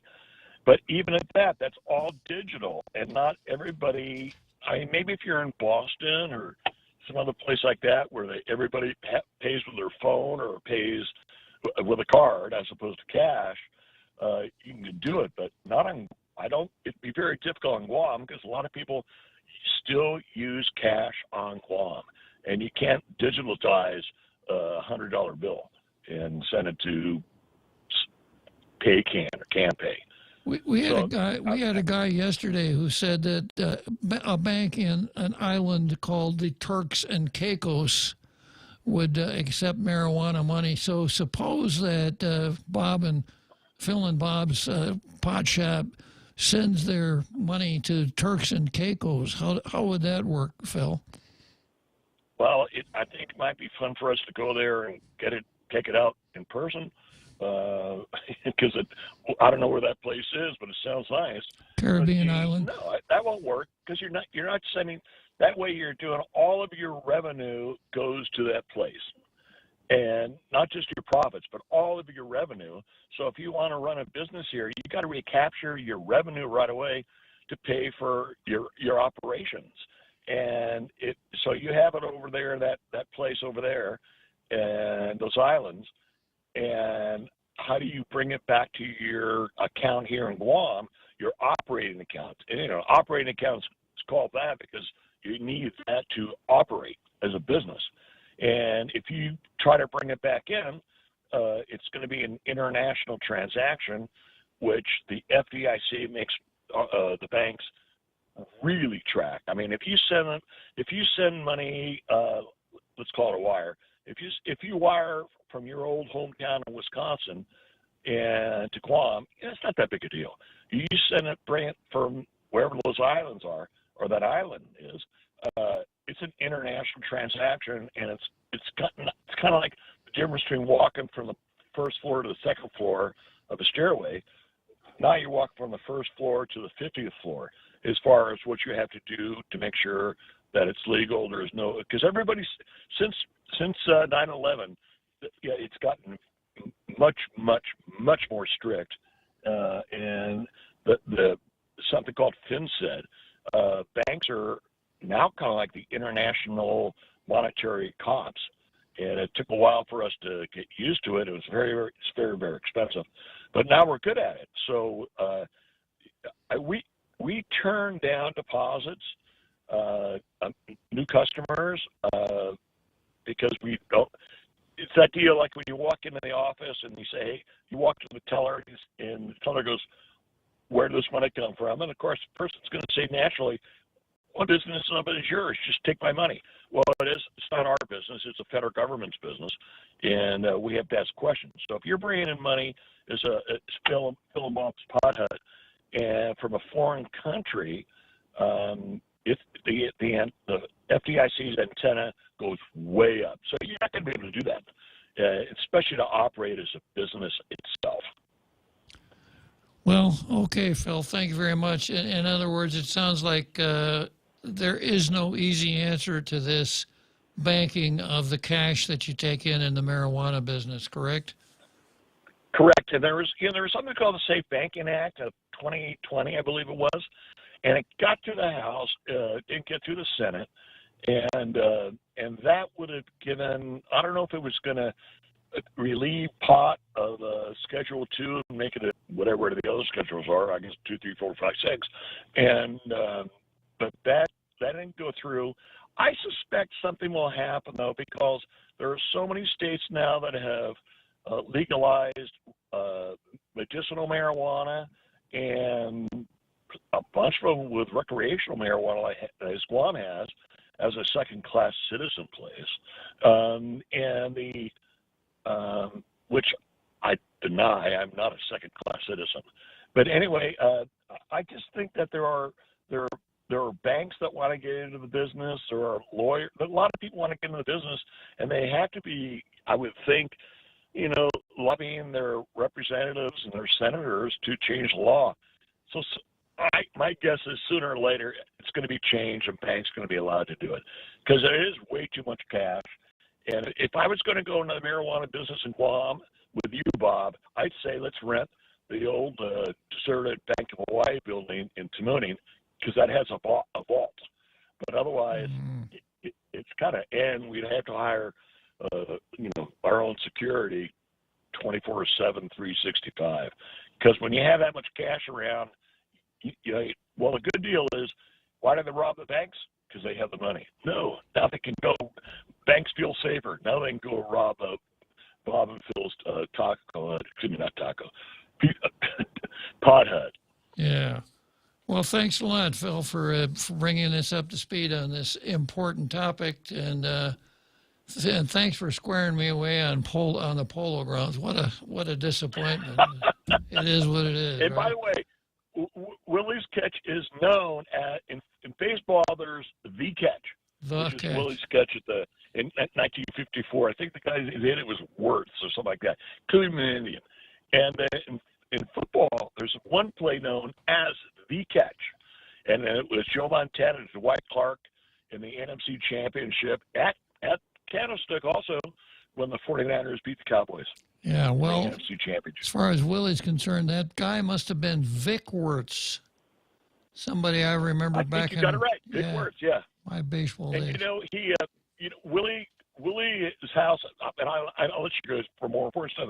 Willie's, where he lived in Atherton, where I grew up, and we went there twice and we knocked on his door. Can Willie come out and play? And they said, no, you can't do it, boys. We were like 11 or 12. And my grandmother on my mother's side was one of the official realtors for the Giants.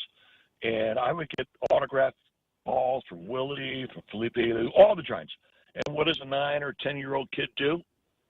He goes up and plays baseball with it, as opposed to being smart enough to hang around to an officially autographed Willie Mays baseball. Mark Twain said that youth is such a wonderful thing. It's a pity that it's wasted on the young, Phil. And was it he that was? I heard this. Was it he also who said that even the children speak French in France? Yeah, when Mark Twain returned from his Paris vacation, he said he was surprised to find that even the children spoke French. Yeah, in your neck of the woods, Mark Twain said the coldest winter of my life was the summer I lived in San Francisco. Okay, so I know you only did this once before, and then you found out you didn't do it. But actually, he did not say that. Really? That's it. And I've said that 100 times too, because it is cold in San Francisco in the summer, and you can tell who the tourists are because they're outside in shorts, shuddering. Shuddering. But no, I later on read out that actually it was attributed to him, but it wasn't his. Well, I'm going to stick with the Polo Grounds and Mark Twain, Phil. Okay. Thanks a lot. All right, I really enjoy your show, and thank you for letting me advertise on it. Yeah, well, Bank Pacific, right? Where others place branches, we place roots. 68 years, Bank Pacific, we're terrific. Goodbye, Phil. Bye. Yeah, Phil Flores. Okay, we're going to go to Churchill Downs, and then when we come back, we're going to talk with Jonathan Savaris on the same topic. Come try Guam's original Chamorro restaurant with Pica's Best 5 years running. Mezcla Chamorro Fusion Bistro. Experience Chef Peter's candied salmon over scallion coconut rice, octopus to naktak, Chamorro platter, and their award-winning gourmet hamburgers. Or if you're looking for something healthy, try their keto-friendly menu. Come and enjoy Mezcla's half-a-day service at their Hagåtña and Grand Plaza Tuman location. Call their Hagåtña location at 479-2652 for reservations.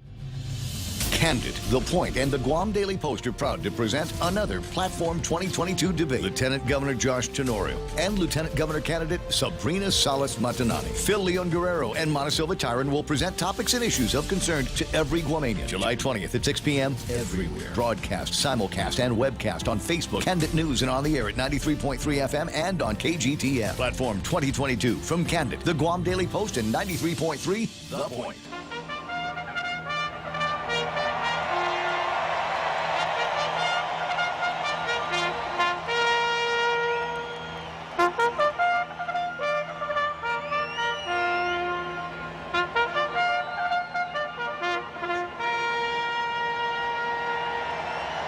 So here we are at Churchill Downs, Louisville, Kentucky. 6 more furlongs. I'll be crossing the finish line on my way home.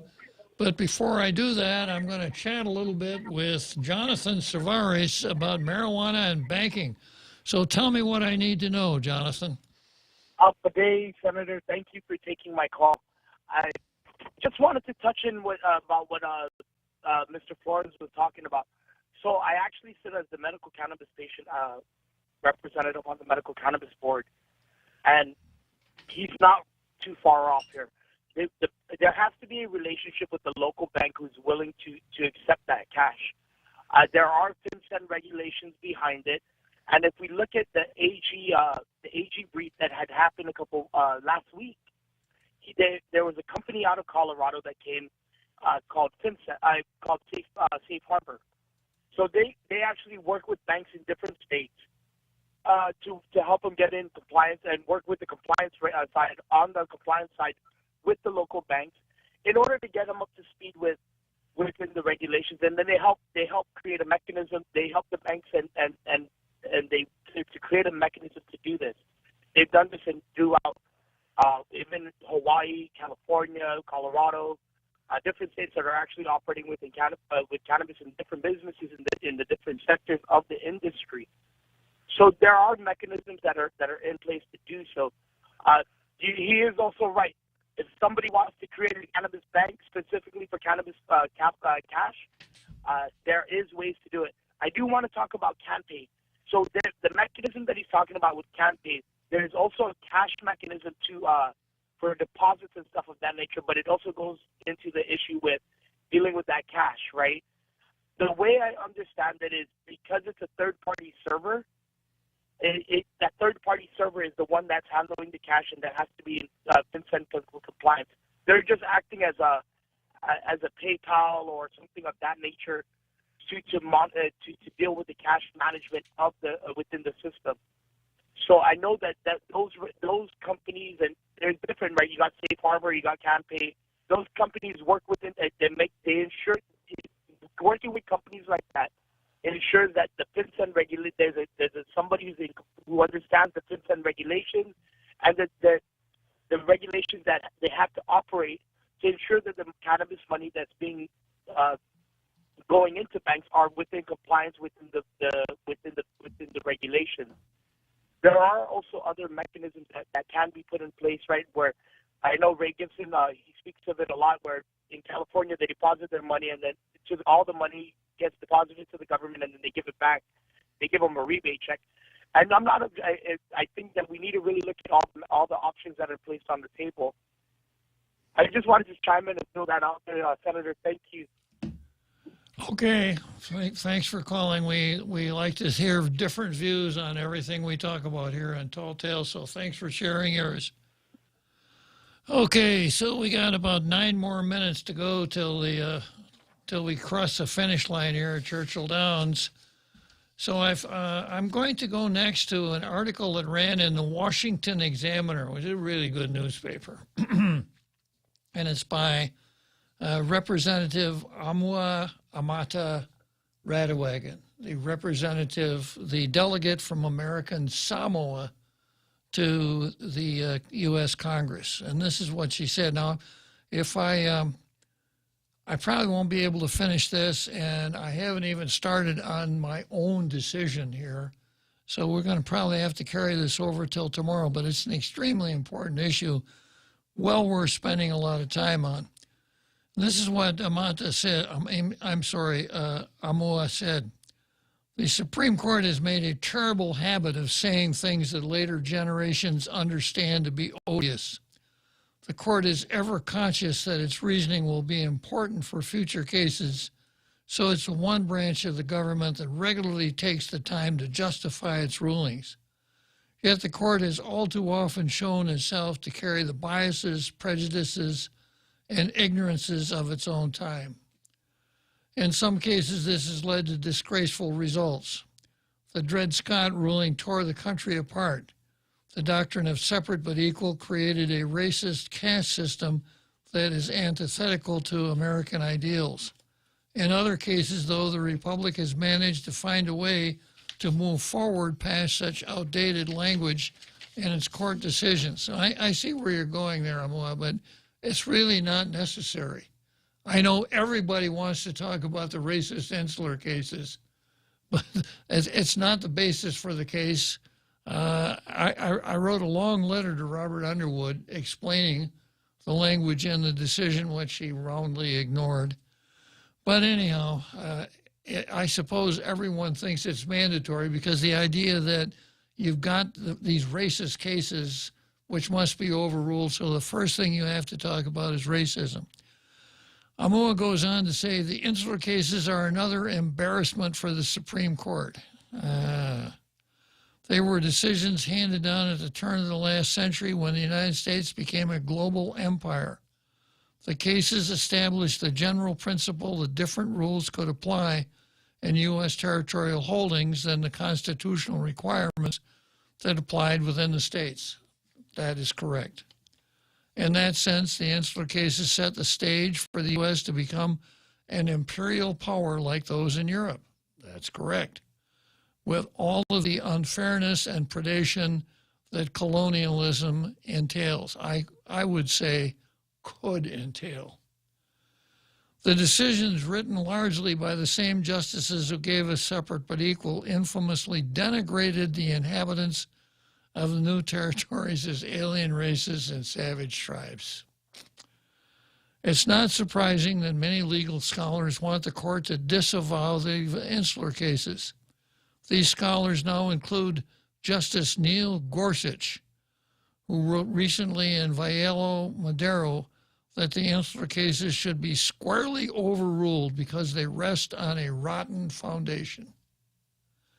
As a representative in Congress for the people of American Samoa, however, I wish to sound a note of caution before the court overrules this precedent.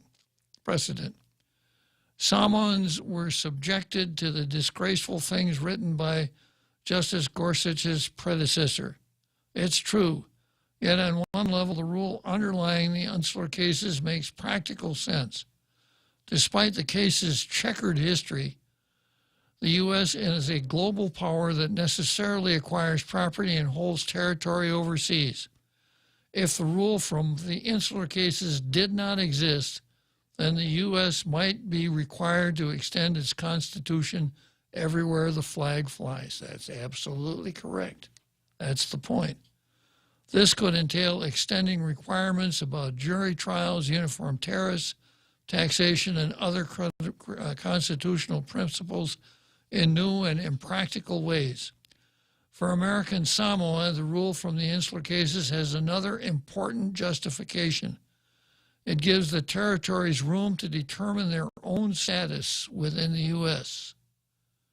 Because the full force of the Constitution does not apply in American Samoa, we have developed our own framework for preserving our traditional cultural and system of government.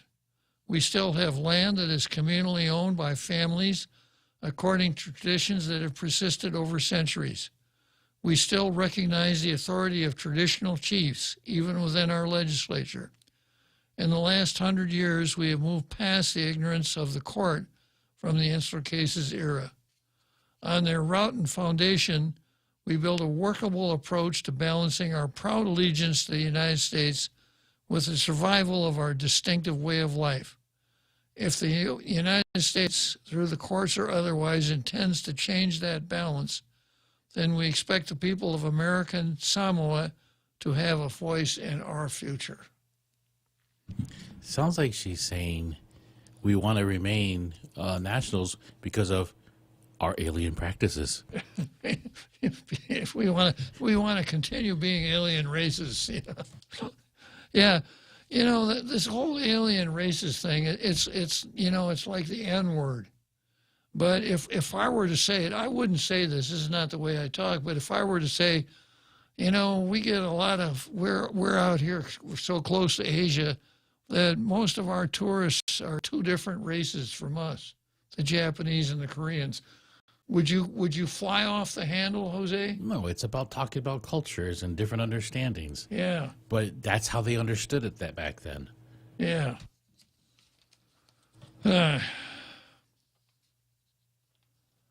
He said, she goes on to say, Gorsuch is right to be embarrassed on behalf of the Supreme Court, but this reaction brings to mind the warning of Chesterton's fence. G.K. Chesterton. As G.K. Chesterton noted in 1929, the more modern type of reformer might come across a fence in the road and demand its removal, failing to see its use. The better approach, as Chesterton explained, would be to say, if you don't see the use of it, I certainly won't let you clear it away. Go away and think. Then when you come back and tell me what you do see use of it, I may allow you to destroy it. Okay, I'll pick this up tomorrow. It's time now to say goodbye to our president.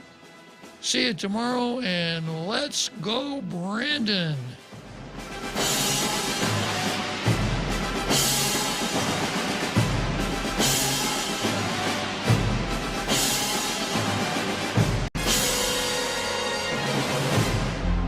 The Point is KUSG, Hagåtña, Guam, 93.3 FM and 104.3 HD3. Still running at a 40-year high. I'm Jack Callahan, Fox News. I feel the inflation pain every day. Every day, everything is going up and up. A shopper in New York City reacting to the Labor Department's report that consumer prices in June were more than 9% higher than June of last year, higher than the economists had predicted, and putting inflation at another 40-year high. Republicans say that this bad inflation number is because of Democrats' out-of-control government spending, and they also think that Democrats have not learned their lesson, with Senate Majority Leader Chuck Schumer trying to squeeze through a small part of President Biden's Build Back Better agenda before the midterms. Fox's Hillary Vaughn, Cecilia Rouse, the chair of the President's Council of Economic Advisors, insisting our economy, our labor market is uniquely strong. We have increases in industrial production if we look at the most recent data. The White House also pointing to gas prices, which have continued to ease slightly. AAA reports down more than 2.5 cents since yesterday, now $4.60 a gallon on average. President Biden beginning the second day of his 3-day visit to Israel. I'm proud to say that our relationship with the state of Israel is deeper and stronger, in my view, than it's ever been. And with this visit, we're strengthening our connections even further. Today, the president will be awarded the Israeli Presidential Medal of Honor. More than 36 people are still unaccounted for in flooding in Southwest Virginia that has damaged more than 100 homes. Bill Grimes of the Virginia Department of Emergency Management. A lot of roadways are blocked by landslides, bridges. The approaches to those bridges are washed out. Virginia's Governor Youngkin has declared Buchanan County a disaster area. Police in Montgomery County, Maryland, warning protesters last night outside the homes of Supreme Court Justices Roberts and Kavanaugh to keep the noise down or risk being arrested after getting complaints from neighbors. America is listening to Fox News.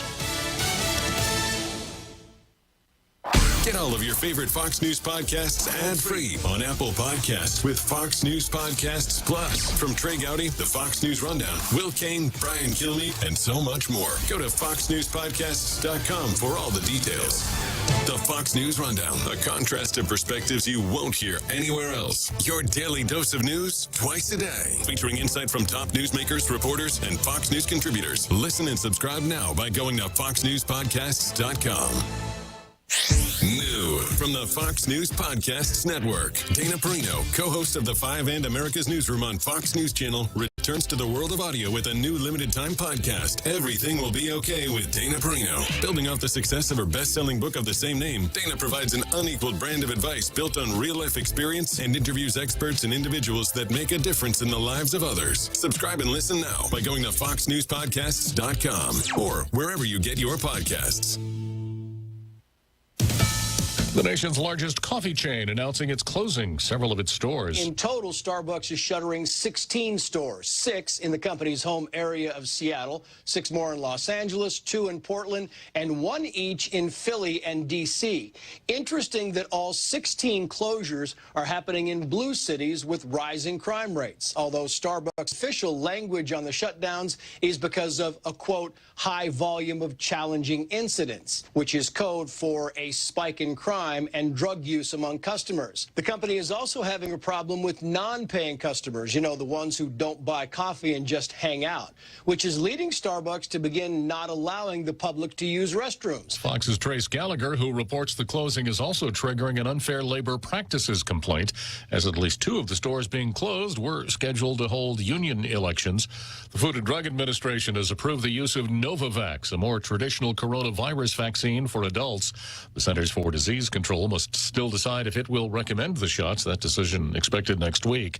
2 more shark attacks Wednesday off New York's Long Island. Suffolk County Executive Steve Ballone says neither of the victims was seriously hurt. But it is something for us to be aware of and conscious of. There have been 4 shark bites reported in that area this month.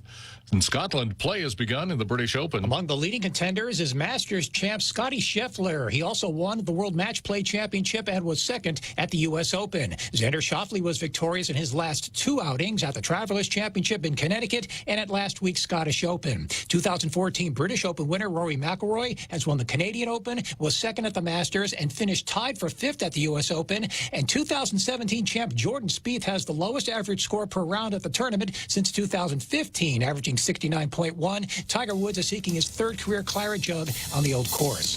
Fox's Bob Mortelli. And I'm Jack Callahan. Howdy, folks. It's KFC's Colonel Sanders, and I'm bringing you a delicious KFC chicken flavor just in time for summer. Introducing my new KFC Grilled Teriyaki Chicken. It's our great KFC grilled chicken made with an authentic sweet and tangy Japanese teriyaki sauce that the whole family will fall in love with. Pick up a bucket at your favorite KFC location and bring home the teriyaki love today. KFC's new Grilled Teriyaki Chicken is available for a limited time at your favorite KFC location. KFC, it's finger licking good. The rising cost of living is affecting all of us on Guam. Our administration has expanded a program. We want to pay for your child's daycare up to $675 a month per child. This means more money in your pocket to pay for other expenses like the cost of gas and groceries. The Leon Guerrero Tenorio administration is investing in Guam's future, and that starts by supporting our working families. We are all in this together, Guam. This ad is paid for by government funds of the Office of the Governor and the Department of Public Health and Social Services. We're not going to pay attention to polls. That's not what we're going to do here. They're in a situation where they're having trouble because of my imposition of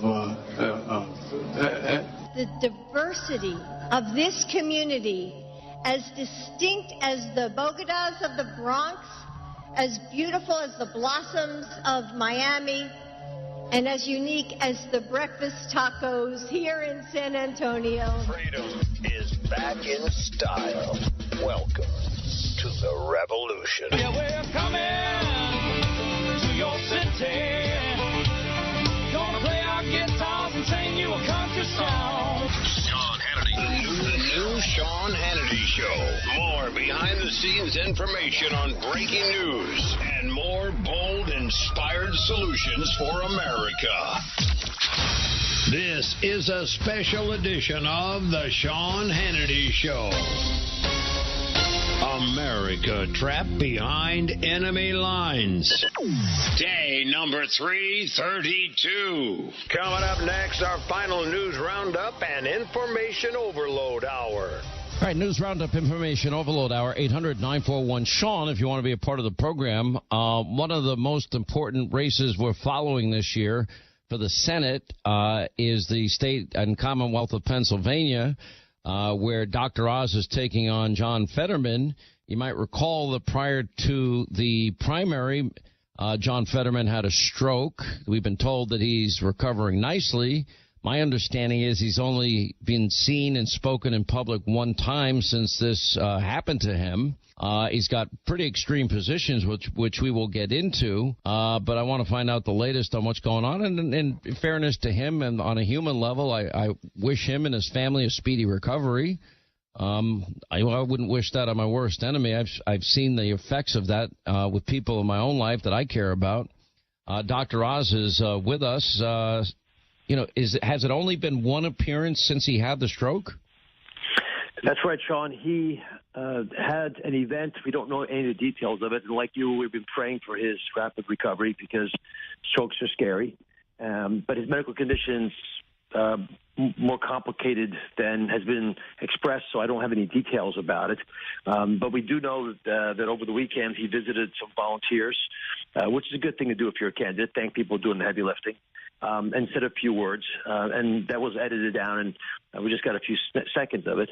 But as a candidate, I've been waiting for him to get in the sandbox so we can play a little bit, because obviously campaigns are, big events, lots of attention, especially in Pennsylvania. And so I've been wanting to be fair, especially as a physician, and I understand really closely to what's going on, because this is a specialty area of mine.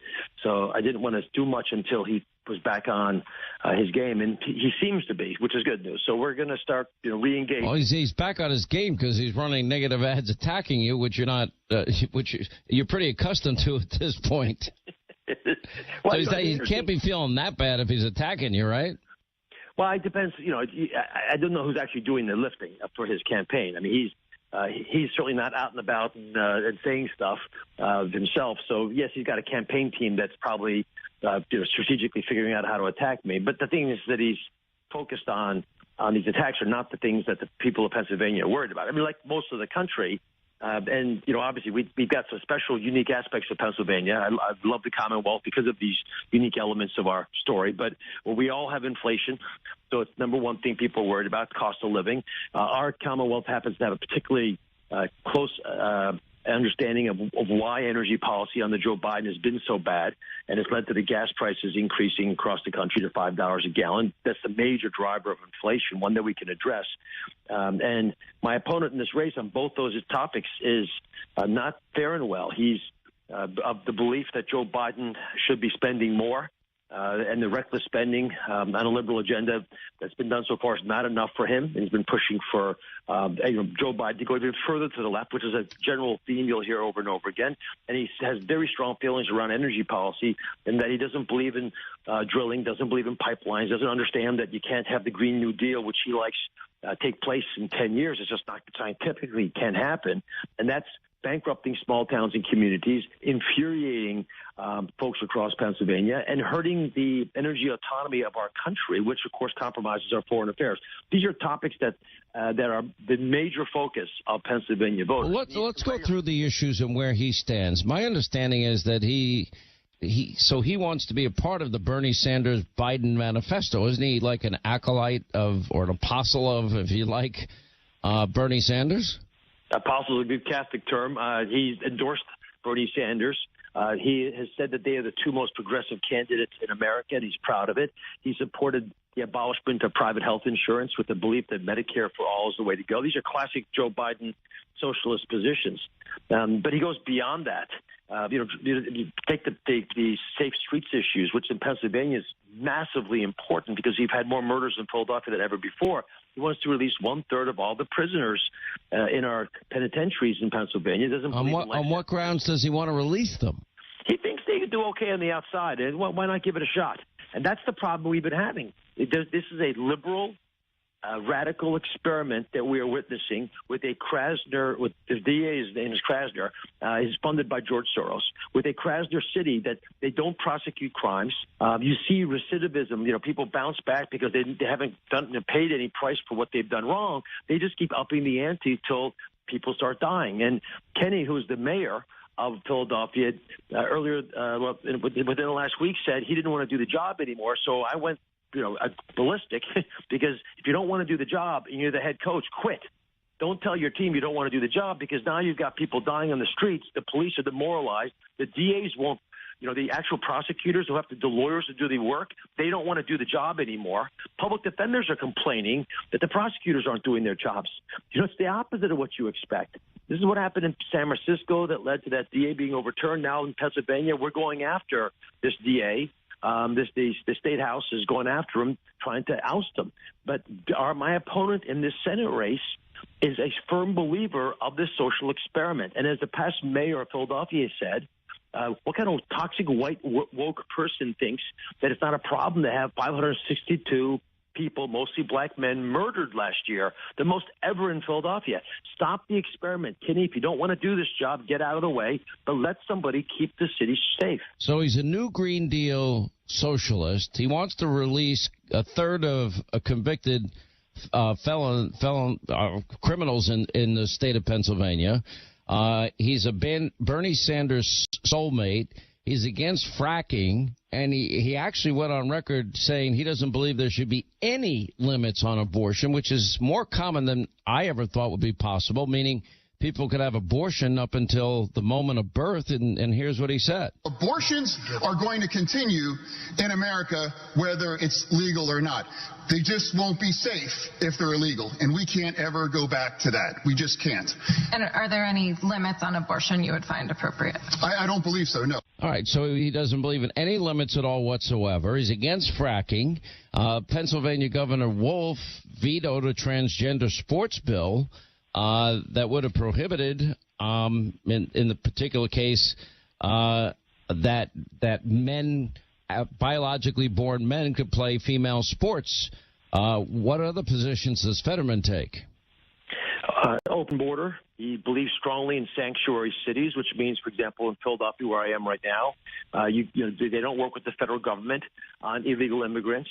And this is a huge problem amongst the Latino population and the black population, because it's their jobs that are compromised.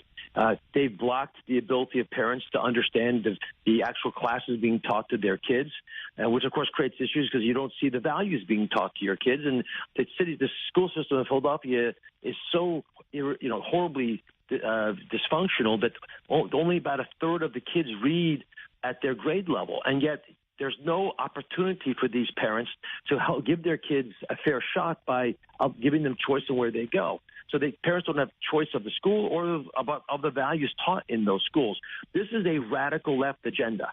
And my opponent, Fetterman, is crazier than you think, because if you look at him and you just listen to him, you quickly pick up, as you just demonstrated with that video, that he's way out there again, he's not Joe Biden. He's way to the left of Joe Biden.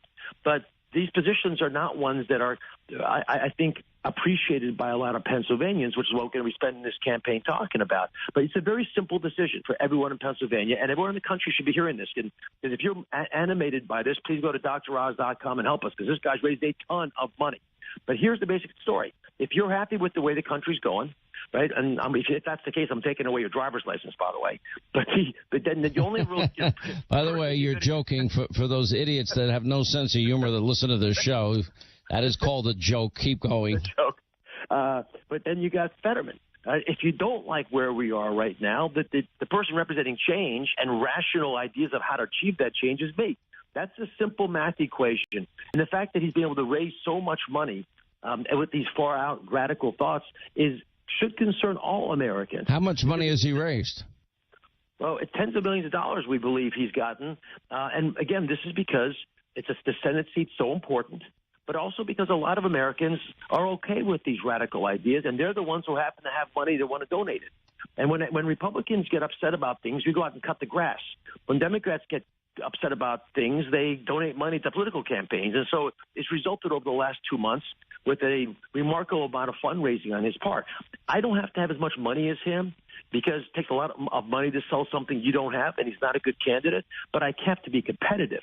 I can't get outspent, 2-1. I've got to be close enough to him that I can get my message out as well, which is why, thank you for having me on, but that's why this process is so critical, to get listeners to think, okay, I'm going to DrOz.com, I'm going to support the guy, because someone's got to chip in to make sure that the Republican voice. But I don't believe yet, and it's still early. It's we're still in the month of July, mid-July. It's July 12th. But I do not believe it's gotten into the political bloodstream, if you will, in Pennsylvania, exactly how radical he is. I mean, he's to the left of Biden, and he's right there sitting on Bernie Sanders' lap. There's no awareness because no one's laid a punch on him. He's never been in a race where his opponent was adequately funded to tell the people of Pennsylvania who he is. And he's very clever in his brand. He wears a hoodie. He wears his shorts. He wants to represent the working person. He's never actually, to my knowledge, worked in a for-profit endeavor, never signed the front of a check. So he doesn't understand how the machinery of American business works. The answers to his problems have always come from big government with bureaucracies, which is why he defaults to that. Look at every one of these positions. Joe Biden, by the way, very similar, right? Because you've not worked in the private sector. You don't understand or respect business, don't appreciate how it functions, so you assume the government can tell business how to work. Let's look at energy as an example, Sean. After destroying, which is what one of the few things Biden promised and did is committing to destroy the energy industry in America. Now they're blaming the energy companies for the gas prices. And I'm thinking, like most Americans, what are you talking about? I mean, you did things that make it impossible for these companies to exist. Of course, you get a scarcity-driven price increase. But there are a lot of Americans who believe that rhetoric. Class warfare, the villainization of an entire sector of the American economy, the energy sector, is something that we don't do in this country. The government doesn't say, I hate media or I'm against the tech businesses. They may have differences, but you don't paint with one broad brushstroke an entire sector. It's not like you're going to nationalize the industry. What is Biden thinking to do that? Well, Fetterman supports him, says the exact same thing. And, of course, energy producers, which there are a lot of trade union workers, are employed by these companies, the companies themselves. Well, they don't want to be around this if the guy campaigning for Senate is blaming them for something that we all know is not their fault. Let me ask you about drug legalization. Doesn't he support that? He's strongly supportive of the legalization of marijuana. He would hang a marijuana flag outside the state office in Harrisburg, which is illegal, by the way. But that's, I think, again, it's the irreverence that he represents that some people like. They think it's cool that he's, kicking authority in the nuts. But the problem I have with marijuana, and I'm fully in favor of medical use of marijuana and its appropriate study, and I don't want to put people in jail for marijuana, but I am concerned about a young generation who is already reticent to work. They don't even go to practice anymore for sports, the teachers and coaches are telling me. And now we're saying, let it normalize it for these young people to smoke very high doses of marijuana or however they will consume it, at doses that are high enough that they have medical side effects. And as a doctor, that concerns me. But for John Fetterman, that's not an issue. It's the number one topic he's known for, the legalization of marijuana. And I hope I have higher aspirations for my career in the Senate than that. All right, quick break. More with Dr. Oz, Republican Senate candidate from the Commonwealth of Pennsylvania. On the other side, then your calls, 800-941-SEAN, as we continue.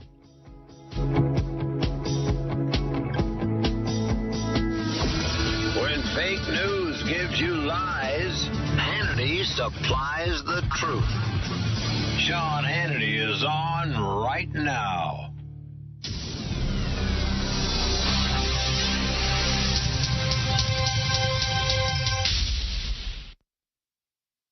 The American public is getting pinched really hard right now. Some leftist policies, shutting down the Keystone XL pipeline. It has all of us paying way more than we should for gas, which also raises the cost of everything you buy in every store you go to. It's hard to depend on government, but one thing you can depend on is Pure Talk, because Pure Talk still gives you talk and text and plenty of data for only $30 a month. No price increase there. And I've told you before, I'm a customer. You get the same 5G coverage. You get the same exact cell towers as the big carriers. They have U.S. customer service, keeping jobs right here in America, and the CEO is a U.S. veteran. So stop giving your money away to Verizon, AT&T, T-Mobile, and supporting their causes. Make the switch with Pure Talk. Just dial pound 250, say the keyword save now, and you'll even get an additional 50% off your first month. There's no risk, money-back guarantee. You won't regret it. Pound 250, keyword save now from Pure Talk. Are you a real estate investor looking to refinance one or more of your properties? Most lenders only work with cookie-cutter W-2 borrowers, not cash call mortgage. At Cash Call Mortgage, we qualify customers based on the cash flow from the investment property, and borrowers can own unlimited financed properties. We lend up to $2.5 million with no tax returns or employment verification and no broker fees. We accept FICOs as low as 600 for our investment property loans. If you are a real estate investor looking to refinance a mortgage, give Cash Call Mortgage a try. To see if you qualify, visit cashcallmortgage.com or call now. Call 800-940-0226. That's 800-940-0226. 800-940-0226. Cash Call Mortgage is a DBA of Impact Mortgage Corp. NMLS ID 128231. Not all applicants will qualify. Equal housing lender. Licensed by California Department of Financial Protection and Innovation. Residential Mortgage Lending Act license number 4131083. Non-licensed in all states including New York. These loans may have higher interest rates, higher points, and/or higher costs than a full documentation loan. Hi, this is John Ondrasik of Five for Fighting. Here for RAD, the entertainment industry's voice for road safety. Style is a personal thing, and your lifestyle is your business. But if you take it on the road, it becomes everybody's business. So please, plan ahead, designate before you celebrate. Friends, don't let friends drive drunk. A public service announcement brought to you by RAD, the National Association of Broadcasters, and the Ad Council. You must be your fairy godmother. Yes. It doesn't take a fairy godmother to tell you that the right fit means everything. Good heavens, child. You can't go in that. Children under 4'9" need to be in a booster seat because they aren't ready for adult safety belts alone. Remember that 4'9" is the magic number, and get your little pumpkin there safely in a booster seat. Oh, thank you. For more information, visit boosterseat.gov. This has been a message from the U.S. Department of Transportation and the Ad Council. This is Mark Anthony. Did you know that every 3 seconds someone needs blood? or that each year more than 4 million Americans need blood transfusions. Just one blood donation from you saves up to 3 lives. It's easy, and size, shape, and color don't make a difference to those who receive it. Become a blood donor. For more information, call the American Association of Blood Banks at 1-866-FROM-YOU. That's 1-866-376-6968. Check it out, it's the Terminator. Hey, when'd you get back, huh? Did you have to shoot anyone? Why are you so distant? Are you not happy to see me? So what's the deal? You gonna get a job now or what? Why are you being so jumpy? Put all that stuff behind you, okay?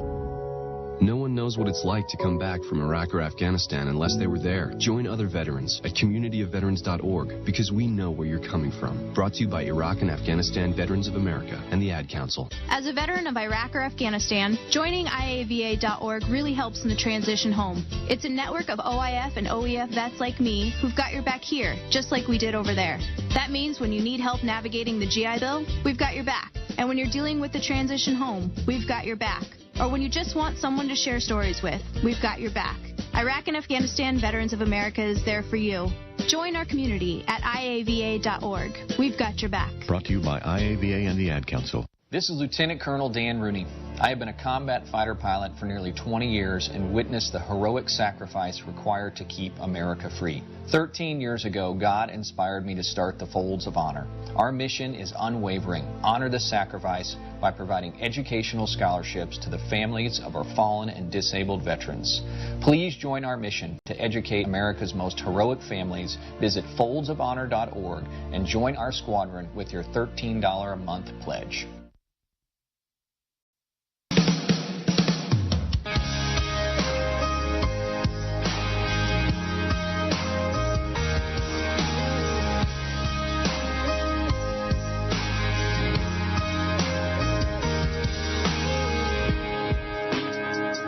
Republican Senate candidate, Commonwealth, Pennsylvania, must-hold seat for Republicans if they're going to get control of the Senate. Dr. Oz is with us. This is going to be, it seems like it's developing into the biggest choice election of any state that we're following, and this is a really important seat in terms of Republicans on defense here. This is a very important year. If Republicans get the House and the Senate, and then we can win the White House in 2024, we can take the country back and fix this mess they've created. Well, you just mentioned in that little video clip the filibuster. I was blessed to be at a Republican National Committee meeting in Chicago this past week, and all the new senators who had won their primaries were there. It's a very, very high-quality class of individuals. All the people you mentioned and the states they represent are very strong candidates from the Republican side. They'll be great statespeople as well as senators. But the filibuster could destroy the whole process.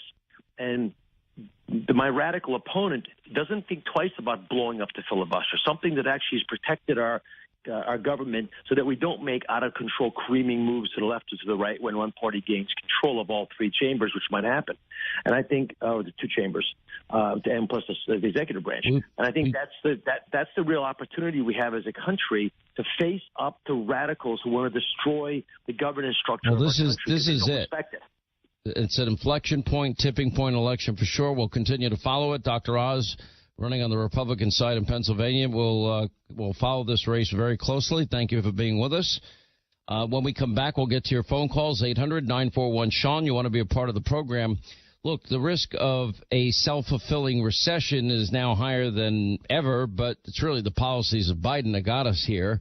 You got to take action now. Do everything you can do to protect your assets, protect your finances, look at your spending, look at interest rates. Maybe it's credit card debt. Maybe it's your mortgage. Maybe you didn't refinance. We expect as many as 8 rate hikes in the next 18 months. And that's where our friends at American Financing come in. They'll give you a free, no obligation mortgage review. And not only a mortgage review, a financial review and a debt consolidation review. And they will tell you exactly how much you may be able to save every month and how much you may be able to save over the course of your loan. Maybe consolidating all the debt into one monthly payment would be a good idea for you. You won't know unless you're called. No pressure, no obligation.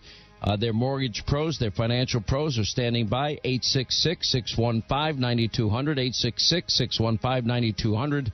On the web, it's AmericanFinancing.net. American Financing, NMLS 182334, NMLSConsumerAccess.org.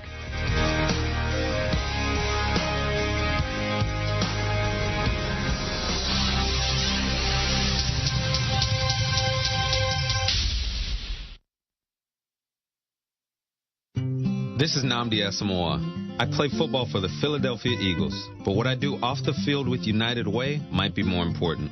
I'm a volunteer tutor and mentor. Why? Because over 1 million kids a year drop out of school, and that's not okay. It takes 12 years to create a graduate, but it takes about the same time to create a dropout.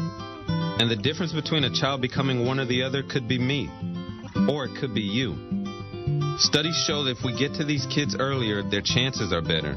And kids who read well by 3rd grade are more likely to graduate.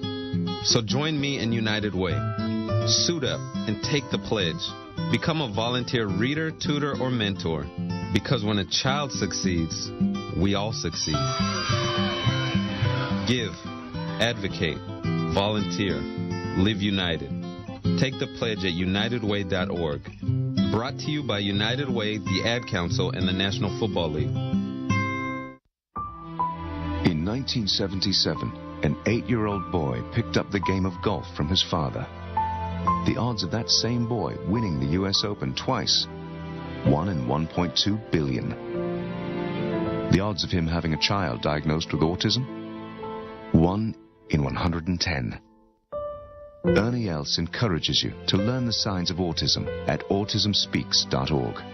Brought to you by Autism Speaks and the Ad Council. NASCAR champion Bobby Labonte here with my brother Terry and my nephew Justin. You know, every sport has its essential safety gear. For racing, we wear helmets, fire retardant suits, and Nomex gloves. For fishing, waterfowl hunting, and boating, we wear life jackets. After an intense race, there's nothing more relaxing than fast fishing. Or a little duck hunting on the lake. But we're the first ones to tell you, on the track or on the water, accidents happen fast. In a crash, there's no time to put on a helmet. And when a boater capsizes or is thrown from the boat, there's rarely time to reach a stowed life jacket. But today's life jackets are lightweight and comfortable. Fishing or hunting, they don't get in your way. That's why you won't catch a Labonte on the water without a life jacket. Don't let us catch you either. Remember, you're in command. Boat safely. This message brought to you by the United States Coast Guard. For more information on boating safety, visit www.uscgboating.org. My name is Dale Pazinski, and this is how I live United. I volunteer with United Way, helping the homeless in my community by teaching computer skills and helping them build a basic resume to save on their very own USB drive.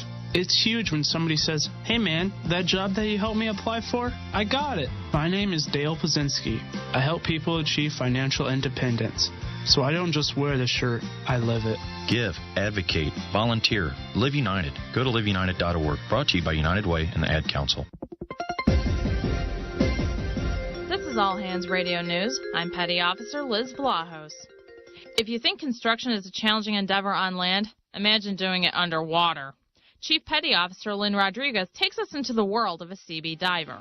When I'm getting ready to dive, I'm nervous, I'm excited, my heart starts racing, and I just hope that I get the job done and the weather and the water's cooperating with us. I am Chief Petty Officer Lynn Rodriguez. I am a Navy construction electrician and CB diver. We do underwater construction, we do demolition, build boat ramps, mooring inspections, cable inspections. Depends on the job and the location. We do some salvage, debris removal, depending where it's at. Underwater when I'm working, I feel good. I feel like it's just a way for me to get to work. But at the same time, you have a lot of other things you got to worry about. I have to worry about how much air do I have left. I got to worry about my buddy, because he's watching me and I'm watching him, making sure we're okay. And if we're lucky, we get to see. If not, everything is by feel. You always have a buddy with you. You're never doing anything by yourself. You're never alone. I followed my dad's advice to always prove myself and do what I can in the Navy and make him proud, make everyone proud. So I try to do that with everything I do. Being a woman, it's sometimes more challenging because we have to wear the same amount of gear that a man does, and we have to do the same amount of pull-ups that a man does for the physical training and the test. It's a challenge, but you can do it. You just got to set your mind to it. taught me how to be a leader, independent, confident. That's All Hands Radio News. For more information, go to Navy.mil, Navy.mil/underway, and Navy.mil/am.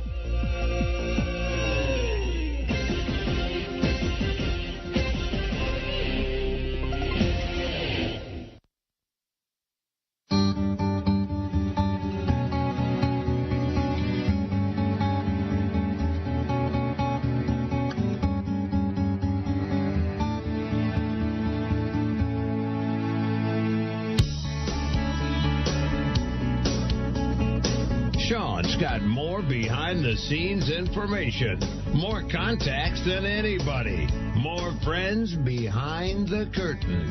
Sean Hannity is on. All right, 25 to the top of the hour. Well, Joey Biden reading off his teleprompter in his White House speech. Always a problem, isn't it? It is noteworthy that the percentage of women who register to vote and cast a ballot is consistently higher than the percentage of the men who do so. End of quote. Repeat the line. Women are not without electoral and or political, or maybe precise, not and or political power. Repeat the line. You know, look, I read a teleprompter. Well, I don't actually stick to the text, to be very honest. The hardest job on my TV show, Linda can attest to this, is being my teleprompter operator, and Thomas, who is in charge of it. The nights that he's out, it becomes a little bit challenging at times because I'm giving him signals all the time, because we always allow in my monologue, 6-7 minutes of just ad-lib time, because I'll just go off on a thought that I have, because that's what I do for a living. There's not one word during this show on any given day that is ever scripted. None of it. I might read from a news article, but that's separate from being a scripted moment. It's all extemporaneous. So, Linda, you know the signals, right? I look off camera. That means stop scrolling. Listen, you have been somebody who has ad-libbed as long as I've been on the show. And, it's funny. This reminds me of the moment when Hillary Clinton read the word sigh. Do you remember when she was supposed to go? Yeah, I do, actually. I forgot that one. These Democrats, they're so used to lying and just writing and reading lies and reading the lies that other people write for them. And it's nothing but just contrived patronization of the American people. It's every day, all day. It's the same with, KJP from, the whole press corps saying, we don't really care about the polls and things are great. And I'm like, listen, God bless her and Psaki and the rest of them. I would not want to be the press secretary for this administration on any day of the week. We played it earlier in the program. You have, as bad as Circleback Psaki was, you got Karine Jean-Pierre.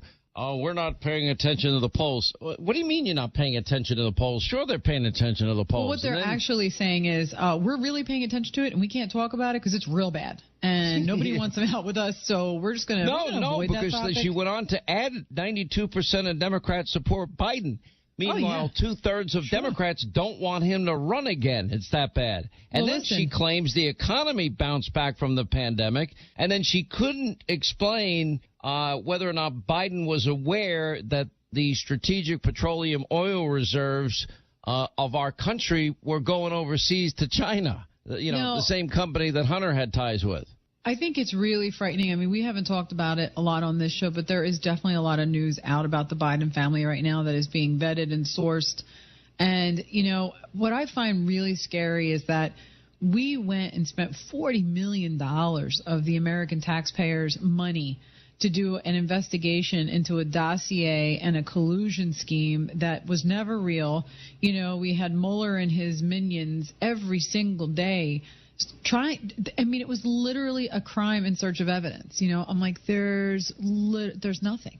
You're just making it all up, and it's costing us millions, and they just don't care. And now it's this horrible thing where we're seeing these.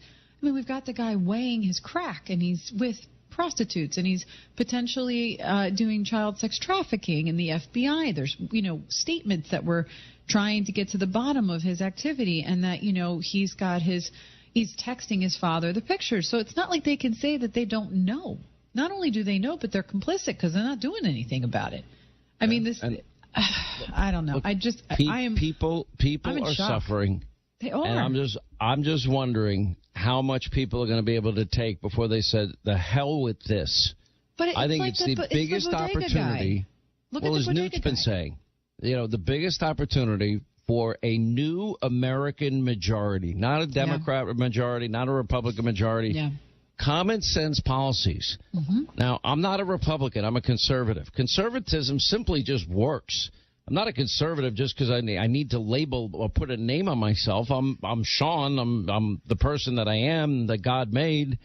So the party affiliation doesn't mean crap to me, but this Democratic Party is unrecognizable from even 10, 15 years ago. No, and these policies are destroying the poor, middle class, and those on fixed income. Sorry, go ahead. No.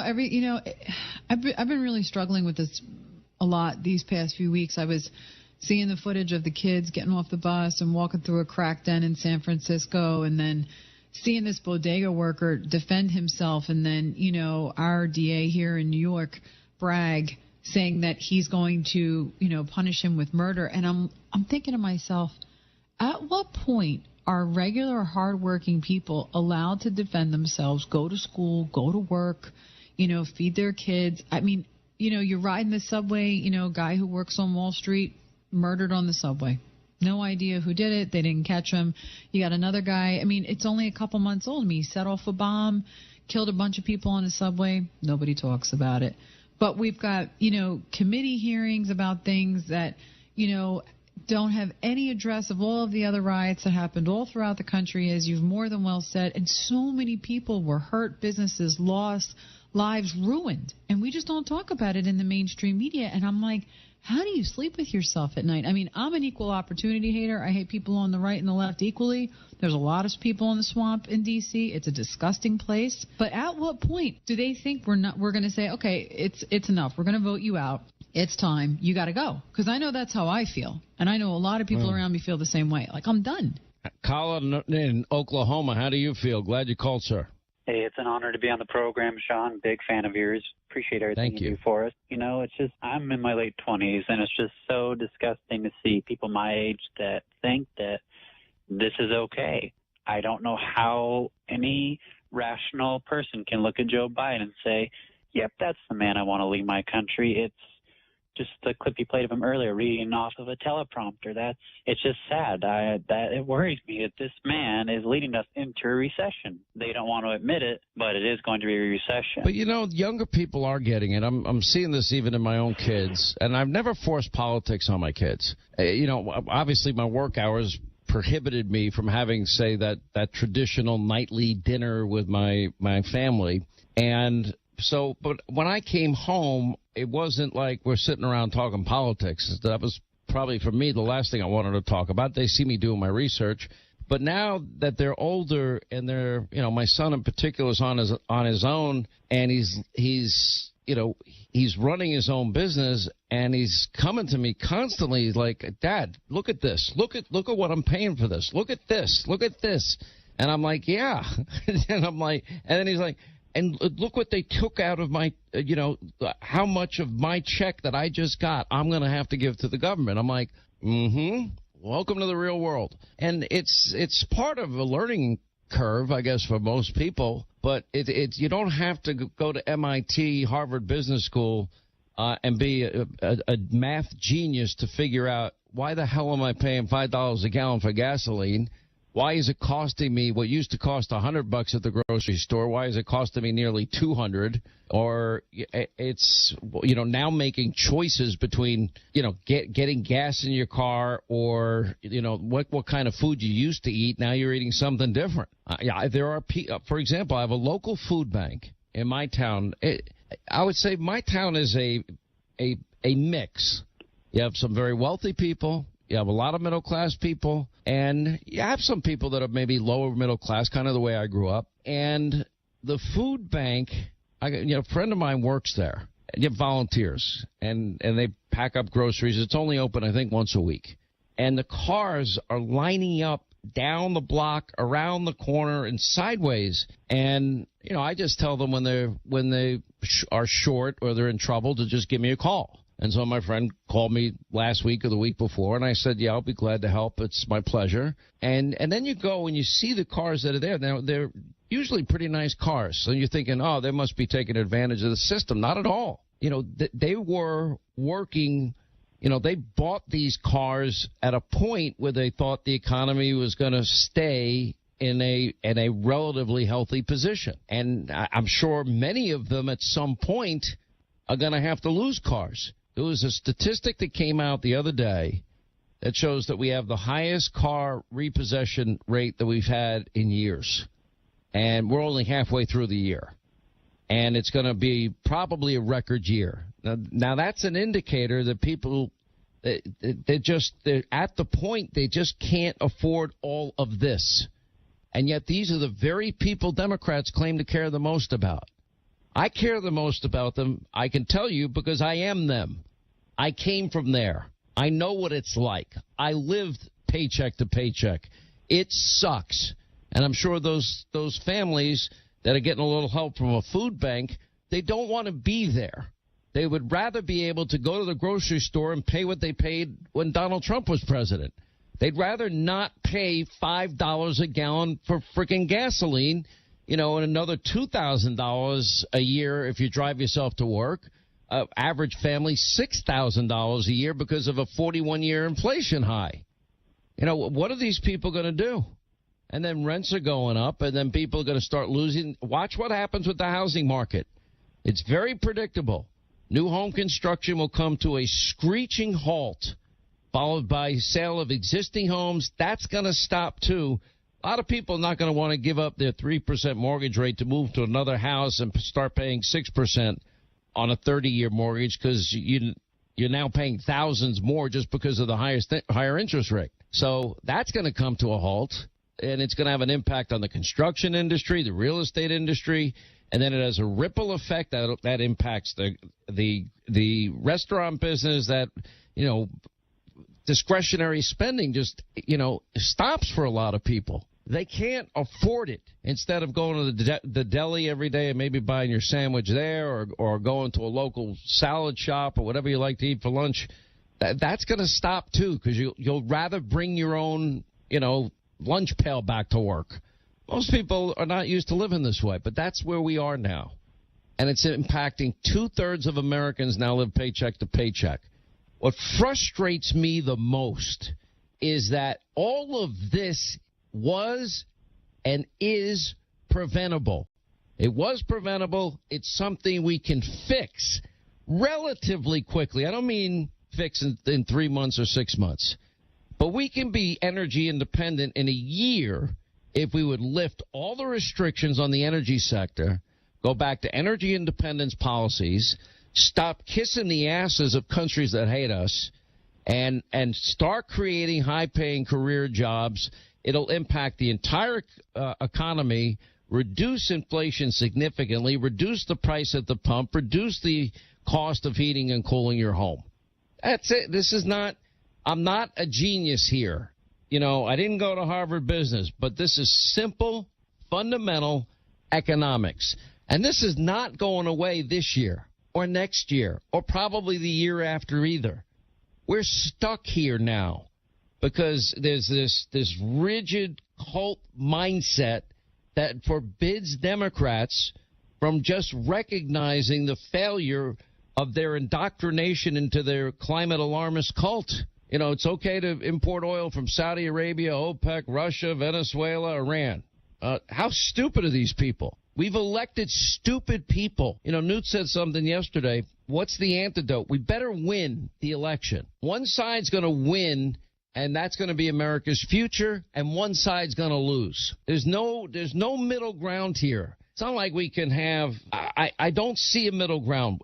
We have irreconcilable differences at this point. Not good for a country. But the only thing that happen is Americans wake up and realize that there are policies that work. Lower taxes, less bureaucracy, control our borders, energy independence. Go down the list. You don't have to be a genius to figure this stuff out. That makes sense? Yeah, and that's just the saddest part. Like you said, this is basic fundamental economics. And it's just, like you said, they've got this cult mindset, and it's funny how they talk about, we care about all these people. No, you don't. If you're doing all this to our country, to your constituents, you don't care about us. You just care about following the cult, following Joe Biden and if you cared about the people that are clearly suffering, you would put aside your rigid ideology and face the truth, and the reality is that coal, gas, and oil are the lifeblood of the world's economy. Keep working on new technologies, cleaner, cheaper energy, but we don't have it yet. So don't force it down our throat because you're indoctrinated, brainwashed, climate alarmist cult member. I got to roll. Appreciate the call. We talk a lot about current events on this show, but there are things in life that take precedence, right? For example, how about the nature of good and evil, prayer, the Bible, heaven, hell, just to name a few. Now, the great C.S. Lewis was a master at addressing these questions, and that's why Hillsdale College wants you to learn more about him and his incredible writings in the newest free online course, C.S. Lewis on Christianity. Now, it all starts with taking a short quiz, find out how much you already know about Lewis, but here's a hint. He wrote more than the Narnia series. Just go to the special website we set up at SeanForHillsdale.com, SeanFor Hillsdale.com. Take this fun, interactive quiz. Sign up for their free course. The answers, by the way, may surprise you, even if you think you know all about C.S. Lewis, because they surprised me. Now, the quiz, the course, everything you learn from Hillsdale are absolutely free, as always. So take the C.S. Lewis quiz right now at the website, SeanForHillsdale.com. That's SeanFor Hillsdale.com.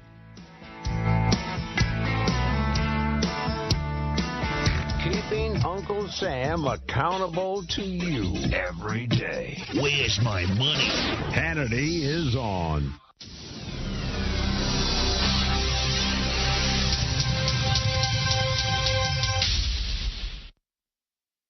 If you own a business, this has been a bumpy ride from pandemic to inflation. I'm sure you could use a break. If your business has 5 or more employees and survived COVID, you're eligible to receive a payroll tax refund of up to $26,000 per employee. The challenge is getting your hands on it.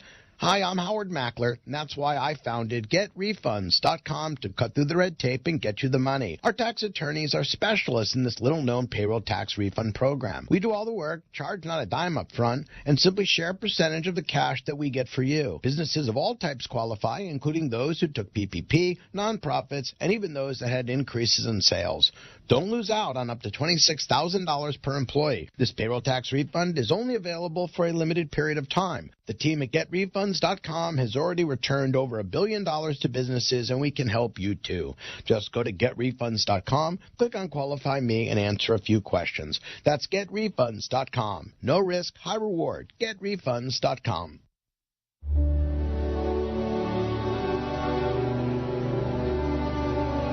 They've stormed beaches and freed countries.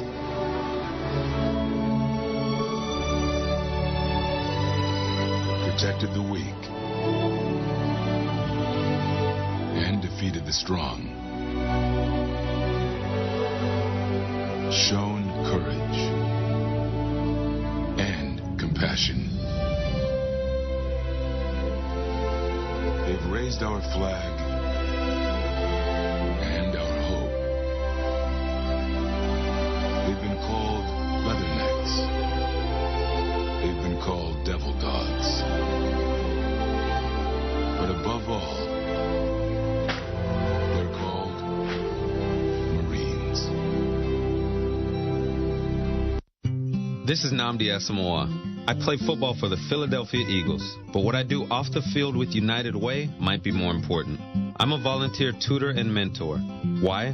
Because over 1 million kids a year drop out of school, and that's not okay. It takes 12 years to create a graduate, but it takes about the same time to create a dropout. And the difference between a child becoming one or the other could be me, or it could be you. Studies show that if we get to these kids earlier, their chances are better. And kids who read well by 3rd grade are more likely to graduate. So join me in United Way. Suit up and take the pledge. Become a volunteer reader, tutor, or mentor. Because when a child succeeds, we all succeed. Give, advocate, volunteer. Live United. Take the pledge at unitedway.org. Brought to you by United Way, the Ad Council, and the National Football League. This is Lieutenant Colonel Dan Rooney. I have been a combat fighter pilot for nearly 20 years and witnessed the heroic sacrifice required to keep America free. 13 years ago, God inspired me to start Folds of Honor. Our mission is unwavering. Honor the sacrifice by providing educational scholarships to the families of our fallen and disabled veterans. The need is great. In the wars of Iraq and Afghanistan, over 2 million military families have suffered death or permanent disability. 9 out of 10 receive no federal education assistance. Folds is proud to stand with these families and provide the life-changing gift of education. We have awarded nearly 28,000 scholarships since our inception. Please join our mission to educate America's most heroic families. Visit foldsofhonor.org and join our squadron with your $13 per month pledge. Freedom is not free. This is your call to duty. At the American Lung Association, we're fighting for a day when we can all breathe easier. We're fighting for clear skies over every city and healthy lungs throughout the country. We're fighting to keep harmful secondhand smoke out of our public spaces and workplaces, and fighting to free millions of Americans from the addictive grip of tobacco and the devastating effects of lung disease. We're fighting for a day when kids no longer battle airborne poisons in their own homes or the fear of an asthma attack. The American Lung Association isn't just fighting for air, we're fighting for all the things that make it worth breathing, and we can use your help. Join us in the fight. Visit fightingforair.org and read about just a few of the many ways the American Lung Association is fighting to protect the air we breathe, both indoors and out. See what you can do at fightingforair.org.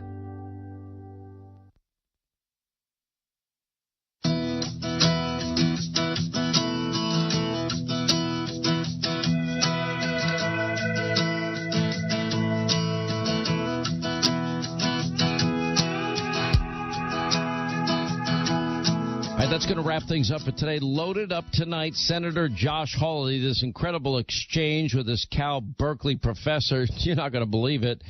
We have Geraldo Rivera, Joe Concha tonight, Kevin McCarthy, Leo 2.0 Terrell, Jim Jordan, Monica Crowley. News you'll never get from the media mob, 9 Eastern, Hannity, Fox News. And thank you for making this show possible. We'll see you tonight.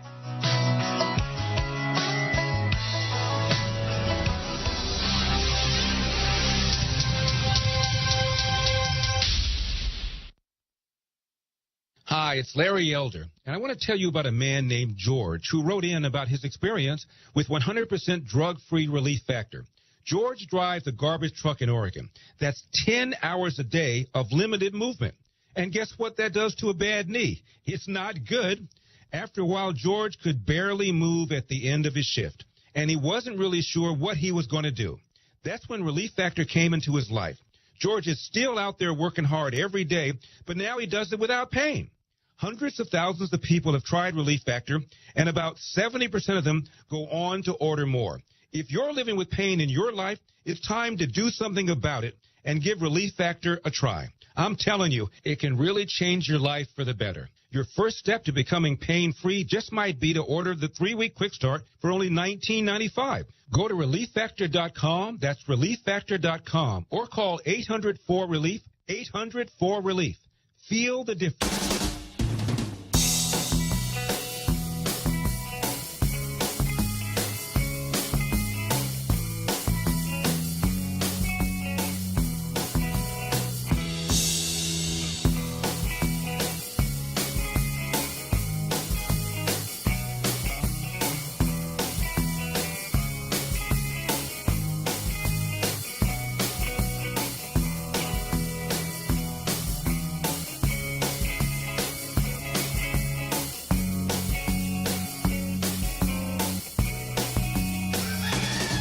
folks, it's KFC's Colonel Sanders, and I'm bringing you a delicious KFC chicken flavor just in time for summer. Introducing my new KFC Grilled Teriyaki Chicken. It's our great KFC grilled chicken made with an authentic sweet and tangy Japanese teriyaki sauce that the whole family will fall in love with. Pick up a bucket at your favorite KFC location and bring home the teriyaki love today. KFC's new Grilled Teriyaki Chicken is available for a limited time at your favorite KFC location. KFC, it's finger licking good. Adopt US Kids presents What to Expect When You're Expecting a Teenager.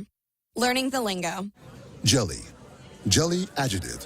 Jelly is a shorter, better way to say jealous. As in, Chloe, I am like so jelly of your unicorn phone case. You don't have to speak teen to be a perfect parent. Thousands of teens in foster care will love you just the same. Visit adoptuskids.org. Brought to you by the U.S. Department of Health and Human Services, Adopt US Kids, and the Ad Council. The Point is KUSG, Hagåtña, Guam, 93.3 FM and 104.3 HD3. The Biddies trip continues. I'm Jack Callahan, Fox News. An honor to once again stand with friends and visit the independent Jewish state of Israel. President Biden meeting with Israel's Prime Minister Lapid at this hour, starting the second day of his Middle East trip. The two men will speak to the media after their meeting. The president is also scheduled today to receive the Israeli Presidential Medal of Honor. The White House dealing with another bad inflation report. Consumer prices in June up more than 9% from last year. The White House had a statement after the report came out saying the headline inflation reading is unacceptably high. It's also out of date. Energy alone comprised nearly half of the monthly increase in inflation. The data does not reflect the full impact of nearly 30 days of decreases in gas prices. Fox's Mark Meredith. AAA reporting a drop of more than 2.5 cents in the average price for a gallon of gas since yesterday, but it's still almost $1.50 higher than it was this time last summer. West Virginia Democrat Senator Joe Manchin says he'll take a hard look at any bill that proposes to increase federal spending. Basically, everyone should be very cautious of what we're doing and how we're approaching things now and looking at anything that could inflame the inflationary high numbers that we have. This is the Senate's Majority Leader Chuck Schumer signals plans to try and resuscitate some of the spending from the Build Back Better plan that stalled in the Senate earlier this year when Senator Manchin opposed the price tag. The cleanup in Southwest Virginia continues from heavy flooding Tuesday night. Well, it's just mudslides, trees in the road. Water's been in the road, and it's houses in the road, and it's just a mess. President Archie White, the whereabouts of more than 36 people still unknown, more than 100 homes damaged. Governor Youngkin declaring Buchanan County, Virginia, to be a disaster area. America is listening to Fox News.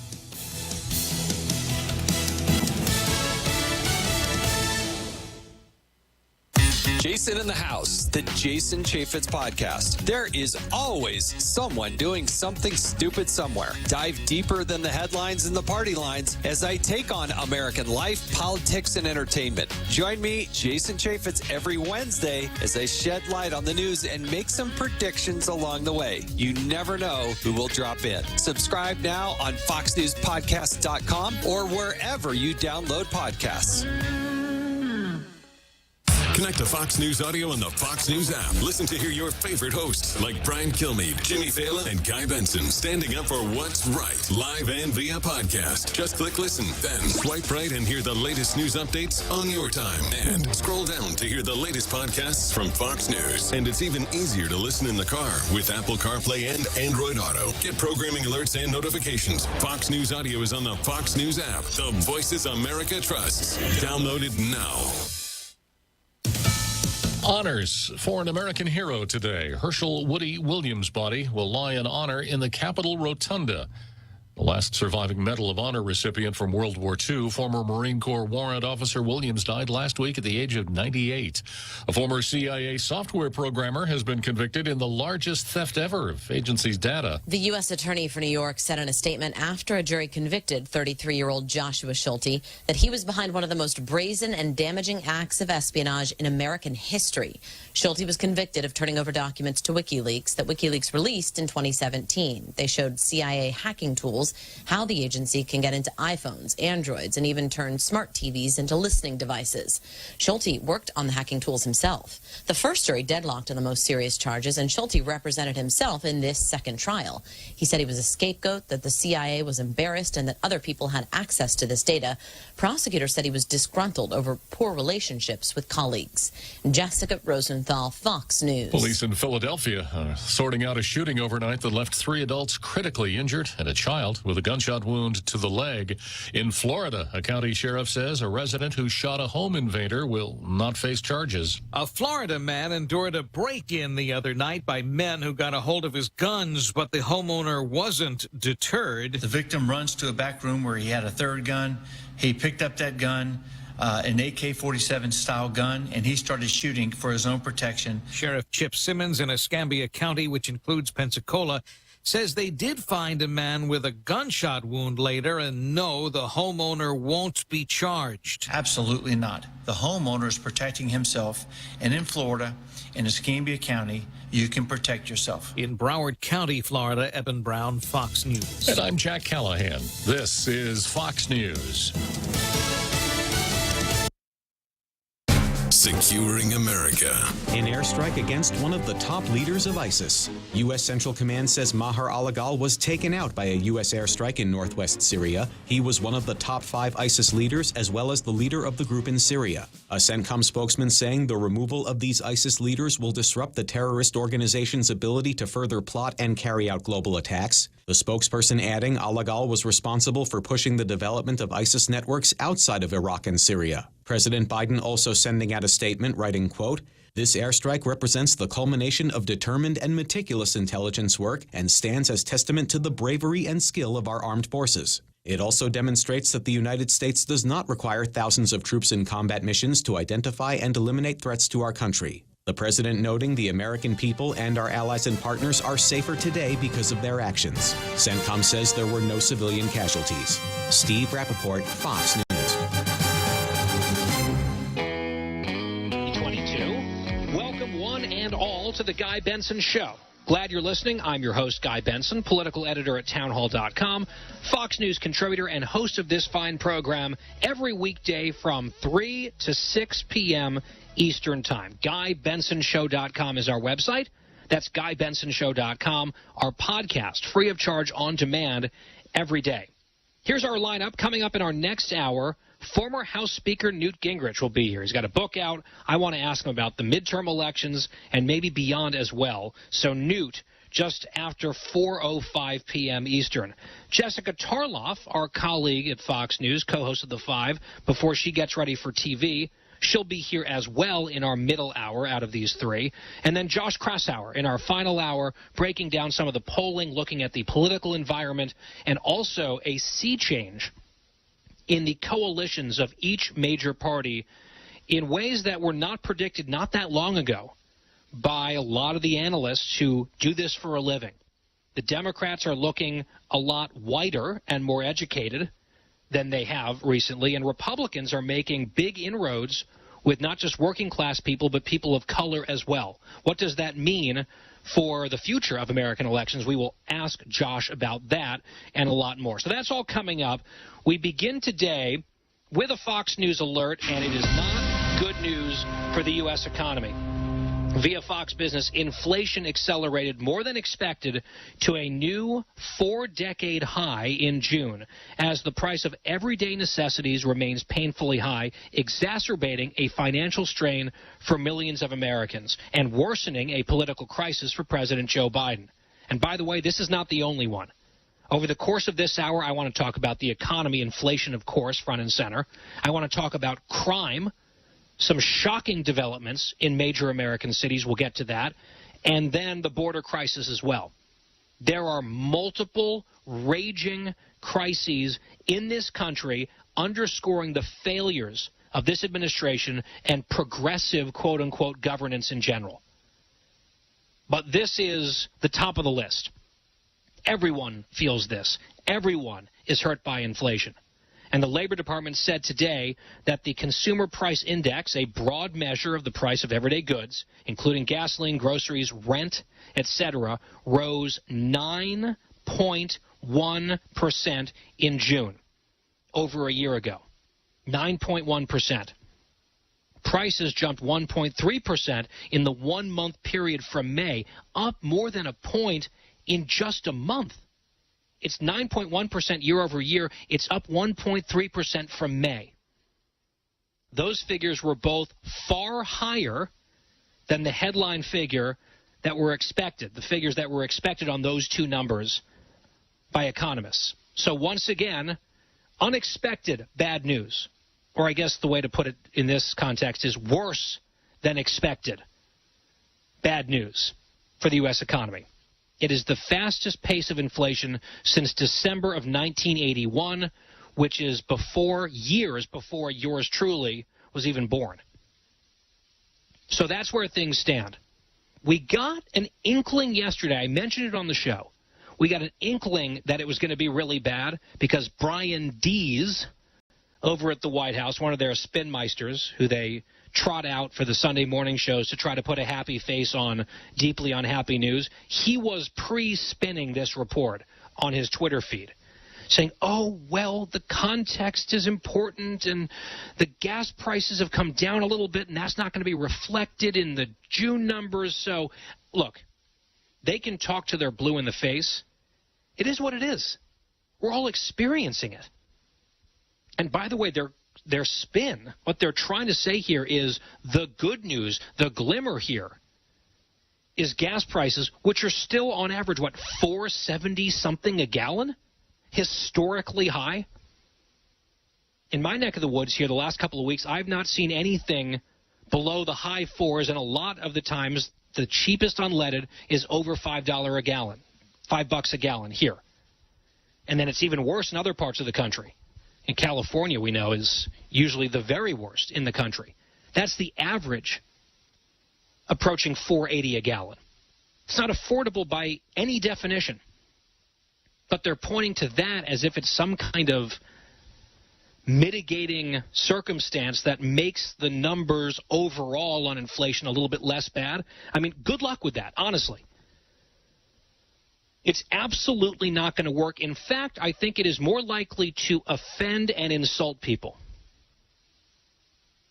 Because I understand if you're in politics and you've got a job to do and things are very bad and you're in charge, you don't want to really own up to it. You don't want to be blamed for it. There's an election looming in a couple of months. But to try to tell people that things really aren't as bad as they are and they're certainly not your fault, and hey, at least there's this less horrible thing over here, I think it is so deeply divorced from the experiences of Americans all across this country that it is doing active harm. I think it's going to anger people further. I saw there was one reporter from Axios, their chief economic correspondent, who said this, quote, I don't know who needs to hear this. This is on Twitter. I don't know who needs to hear this, but with core inflation running at a 7.9% annual rate over the last 3 months, it doesn't bring too much comfort to note that gas prices are falling right now. He says, I don't know who needs to hear this. Well, here's someone who does. Kamala Harris, our vice president, came out today. Here's the headline from Mediaite. Harris explains that 40-year record inflation numbers don't reflect recent 40-cent drop in gas prices. So Neil Irwin, the Axios reporter, is just putting this out there almost like a public service announcement to anyone who might need to hear that this excuse or this sort of, mitigation silver lining that they're trying to hype. Like, I don't know who needs to hear this, but it's not really a good talking point at all. Because core inflation, which does not include gas prices, that is out of the picture. Core inflation, which is another measure, is also up and elevated at historic levels. Rents are up. We can go through the list, and I will here in a second, but I guess that's the decision that has been made at the White House. You would say any port in a storm, but this isn't even a port. Being like, hey, look, gas prices are only $4.75 a gallon on average. That's not somewhere where you want to show up and hang your hat in the middle of an otherwise horrible news cycle about a horrible problem that's punishing the American people from coast to coast. So when Irwin says, I don't know who needs to hear this, the White House needs to hear it. The Vice President needs to hear it. The President, his advisors need to hear it. They don't want to hear it. But that's tough luck for them. Let's go through a few more of these numbers. And I would point out, as the Fox Business write-up indicated, the projections were bad, right? The expectation from economists and experts was increase around 8.8% or 8.9%. It was worse. It was 9.1%.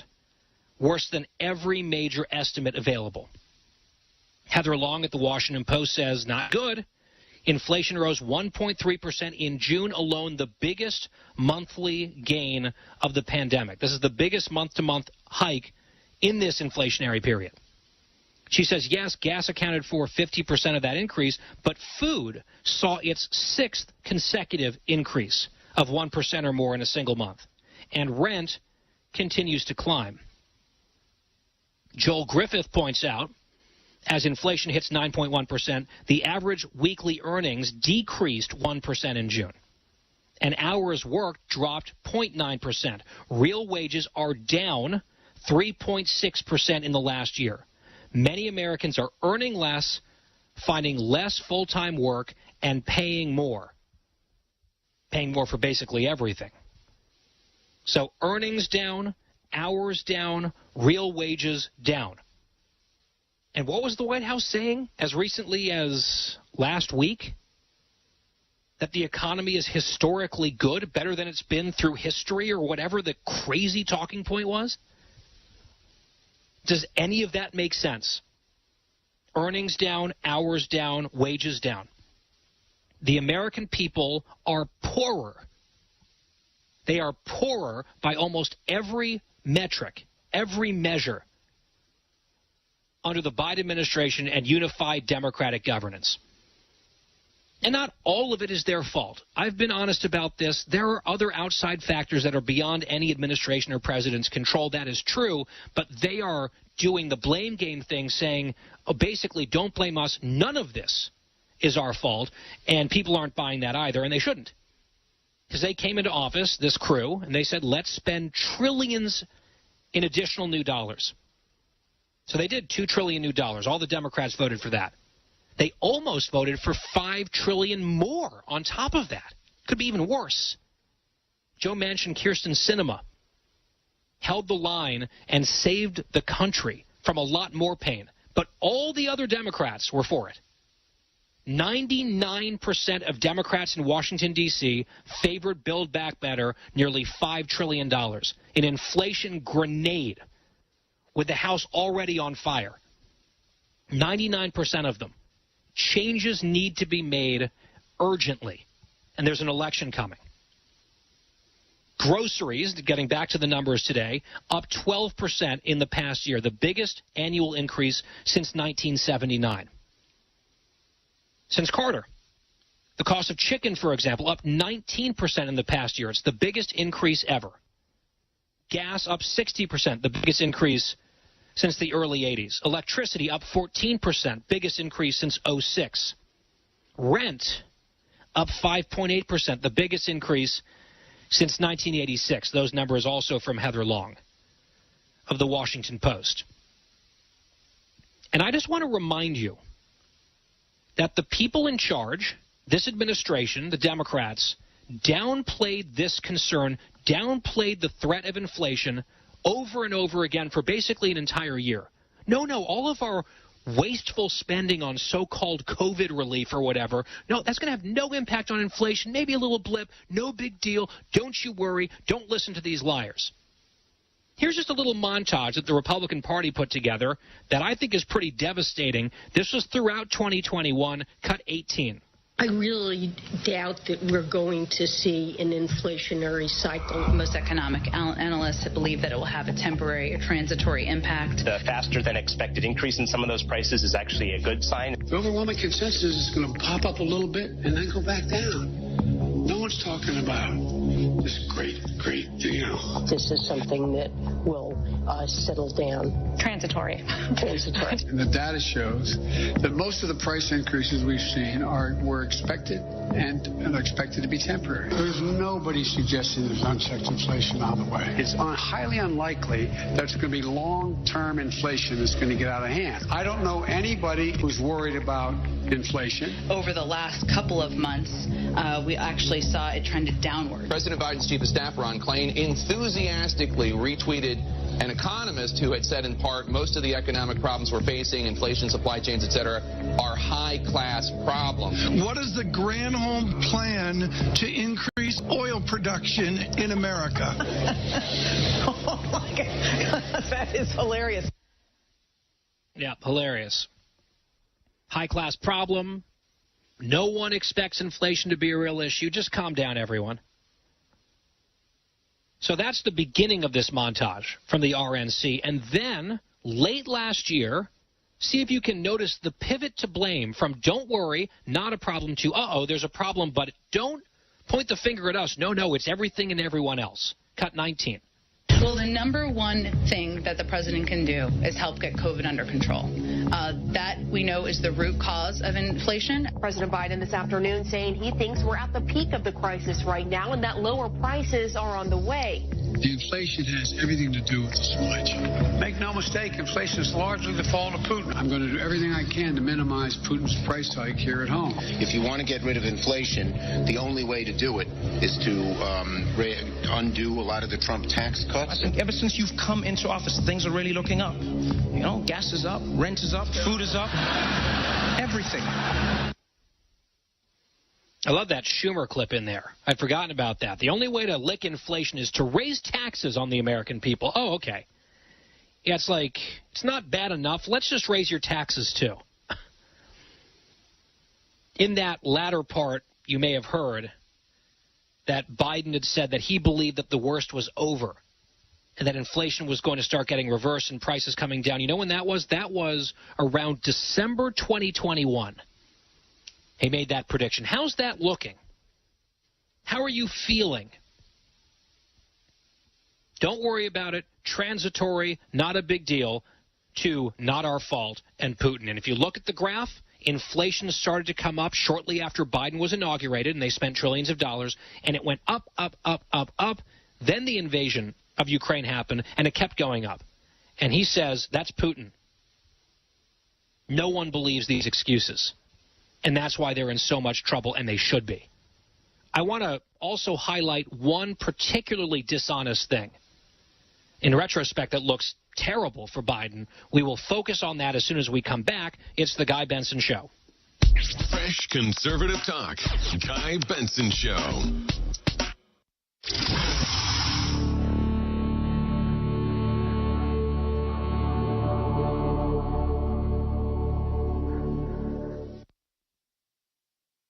Cashback is not available on gas in New Jersey and Wisconsin. This is Matt Crowder, live at the gas station on 41st Street, reporting on those skyrocketing gas prices. Excuse me, miss, are you buying less gas now because of the high prices? Oh, I never pay full price for gas anymore. I just use the free Upside app that pays you cash back for every gallon of gas you buy. Wait a minute, are you saying you actually get paid cash when you buy gas with the Upside app? Yes, I get real cash back every time I buy gas. Well, does that actually add up to anything? I've made around $200. Wow. Well, there you have it. Stop paying full price for gas. Download the free Upside app and get real cash back every time you buy gas. This is Matt Crowder Radio News Network. Download the free Upside app now to earn real cash back every time you buy gas. Use promo code TRAFFIC for a $5 bonus on your first tank. You can cash out anytime right to your bank, to PayPal, or an e-gift card for Amazon and other brands. Just download the free Upside app and use promo code TRAFFIC for a $5 bonus on your first tank. That's code TRAFFIC.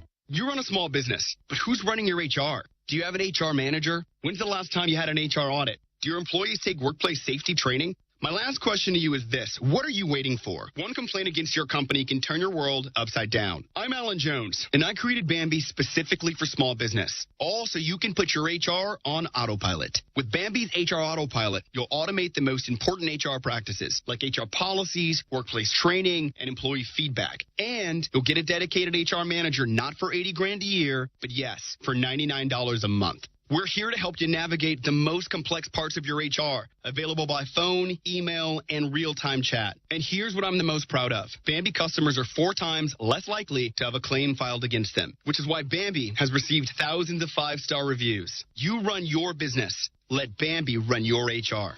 Go to Bambi.com/guy today for your free HR audit. Spelled BAMBEE.com/guy. Bambi.com/guy.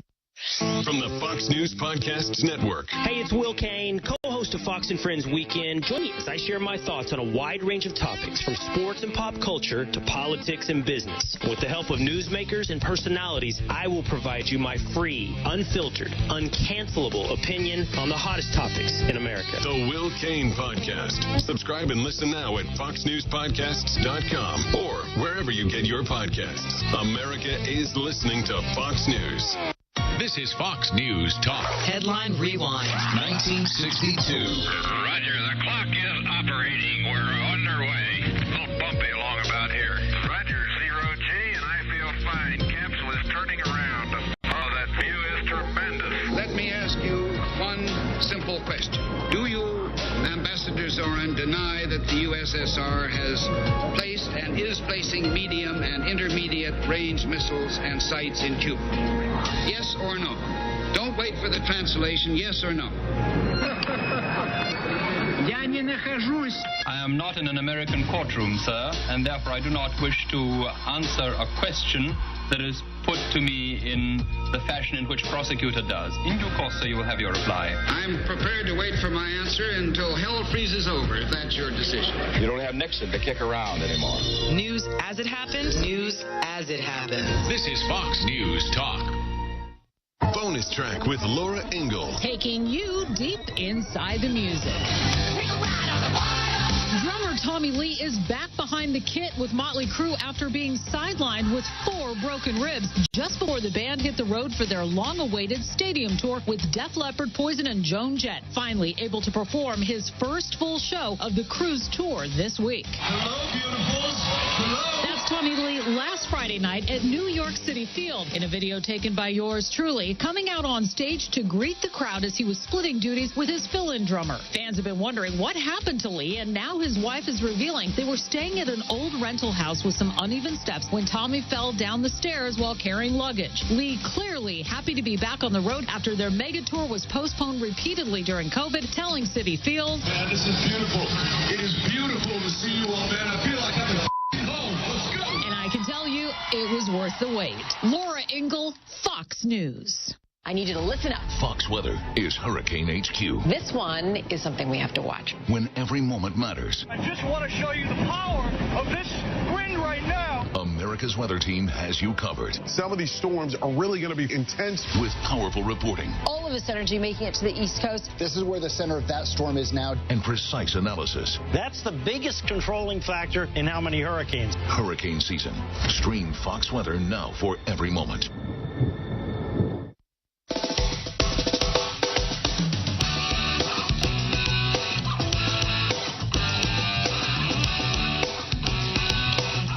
I don't know anybody, including Larry Summers, who's a friend of mine, who's worried about inflation. I'm Guy Benson.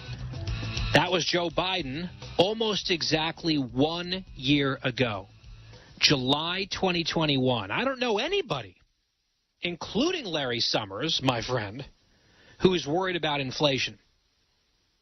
Well, wrong. There were conservative economists worried about inflation and warning against the $2 trillion wasteful spending bill that the Democrats passed along party lines. Republicans, of course, were warning of inflation as well, as they voted no. And Larry Summers, the man cited by Biden there, who's the former Treasury Secretary under Obama, he was also worried about it at the time. That clip, as I said, was from July of 2021. Here's a news item from The Hill in March of 2021, months earlier. Larry Summers, top economic advisor to former President Obama, blasted the $1.9 trillion coronavirus stimulus package signed by President Biden earlier this month as, quote, the least responsible economic policy in 40 years. Summers warned that the risk of inflation associated with the proposal could have consequences for the dollar and financial stability. The Biden administration has pushed back against inflation fears. That was March of 2021. Summers saying this bill is so irresponsible, it's the worst thing I've seen in 40 years because of inflation. And the Biden people said, no, hush up, pat on the head, move along, little Larry, we don't care. And then by July of last year, Biden saying, I don't know anyone who's concerned about inflation. Don't you worry, America. That was on CNN, a town hall meeting. And here we are a year after that. 9.1% inflation in this country. And Joe Biden wants to make sure that you know that it's everyone else's fault except for him. By the way, Summers thinks there's a recession coming. Biden says no, not necessarily. Who are you going to believe on that one? It's the Guy Benson Show. We're changing people's lives.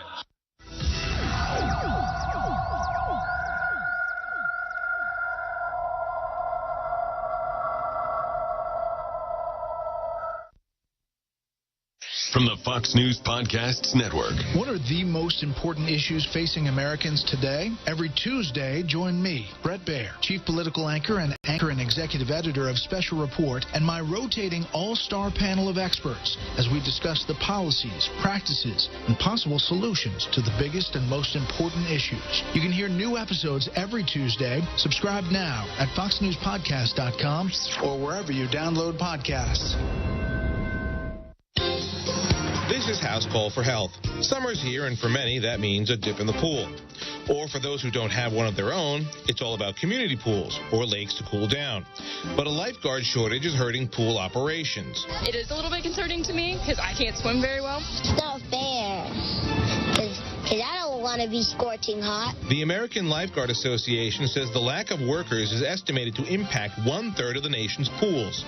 Training delays due to the pandemic are partially to blame, with many certification programs previously put on hold. The job also requires a tremendous amount of responsibility. Mercedes Puentes is a park manager in Naples, Florida. You have people's lives in your hands. And officials speculate many teens would prefer slightly higher paying jobs with less stress. A lot of these young guys can actually go to Costco's, Sam's. They can make $18 an hour. For more health news, go to foxnewshealth.com. House Call for Health, Tushar Saxena, Fox News. This Tuesday, the City of Stars is going supernova when the All-Star Game returns to Dodger Stadium. All the heavy hitters are coming. You know their names: Trout, Judge, Vlad, Alonso. Even the guys calling the game are the A-list of the A-list. So grab your popcorn, because this is going to be the biggest thing since the invention of the blockbuster. The MLB All-Star Game. Coverage begins Tuesday at 7 Eastern on Fox. Saving you money, I'm Hillary Barsky. Many travelers are finally getting in gear to go on a real vacation this summer. But unfortunately, ticket fares are skyrocketing. Average fares are up 33% in April compared with 2021, and prices seem to be accelerating. So what's a budget-conscious traveler to do? Well, if you can, wait an extra month or two. If travel during the summer looks like it might break the bank, consider bumping your vacation out by a month or more. Typically, airfares in September and October drop compared to peak summer months. Now, there's no guarantee that will happen, but according to historical trends, the unwinding of pent-up summer travel demand could potentially mean more reasonable prices this fall. In fact, round-trip fares from Los Angeles to Rome drop below $1,000 in August and September. If prices are still too high for your budget, consider a staycation or a modest mini vacation where you leave home, even if it's just a trip to the next town over for a night or two. Saving you money, Hillary Barsky, Fox News. This is Fox News Talk. Headline Rewind. 1982. The death of John Belushi. Our paramedics responded to a home in the Hollywood Hills. After a short time, had to pronounce the victim dead. I came because I believe that the nuclear arms race has got to end for the sake of the world. To be a part of the group of people that are supportive of what we are about, namely stopping the nuclear arms race. Count number 1, not guilty by reason of insanity. A look of wonder came to the faces of John Hinckley's parents. That's the count charging him with attempting to kill the President of the United States. At the conclusion of tonight's game between the Giants and the Packers, all NFL training facilities will be struck. I'm just very happy the patient is doing as well as he's doing right now. It's very obvious that these capsules were tampered with. It was not an accidental thing. It was not a product wouldn't want. Very deadly. News as it happened then, news as it happens now. This is Fox News Talk. The Dean's List with Janice Dean. A text to a wrong number that brought on an act of kindness makes today's Dean's List. David Amistey and Candace Countryman were enjoying life as new parents of Luna out in California. They were preparing for their baby shower and sent out invites through text messages to friends and family. One of the invitations went to a wrong number in Indiana. Angela White saw the incoming baby shower invite, and even though she knew it wasn't meant for her, she felt compelled to respond. Angela owns a blanket company business and thought she would send over a gift with a note explaining why she wanted to give. David and Candace say they were so grateful to Angela's act of kindness and how someone they never met could be so generous to them from thousands of miles away. Thank you all for sharing your story. Congratulations, David and Candace, and hopefully this will inspire others to pay it forward. Janice Dean, Fox News.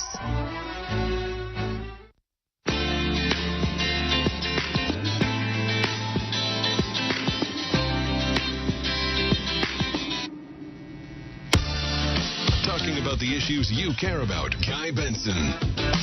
Welcome back. GuyBensonShow.com, our online home here at the program. Podcast is free every day. And I'm Guy Benson. Before I move on to another very important topic, we were just talking about inflation, the number one story in the country, as it has been now for months. The totally misleading statements for about a year from the Brain Trust over there at the White House, shifting from don't worry to don't blame us. And they've got nowhere to hide. And just the feeble, pitiful talking points that they're leaning on now, you almost feel bad for them, but they are responsible. And they are in charge. And we were ticking through some of the numbers, groceries up X amount, gas, electricity, rent. I did have to wonder, do we have that metric on the increase of price of breakfast tacos? Let's talk about crime.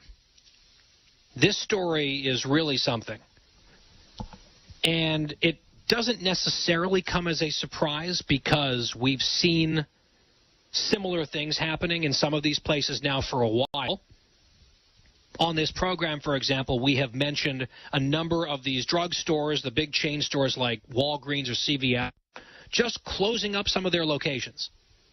Now, we had some businesses put out of business from riots back in 2020, the riots that were sort of indulged or excused or waved away by Democrats.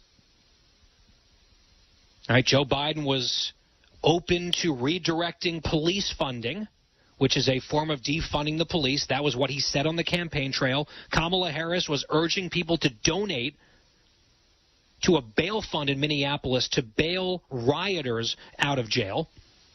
Some of those businesses that were razed to the ground never came back in that city and other places around the country.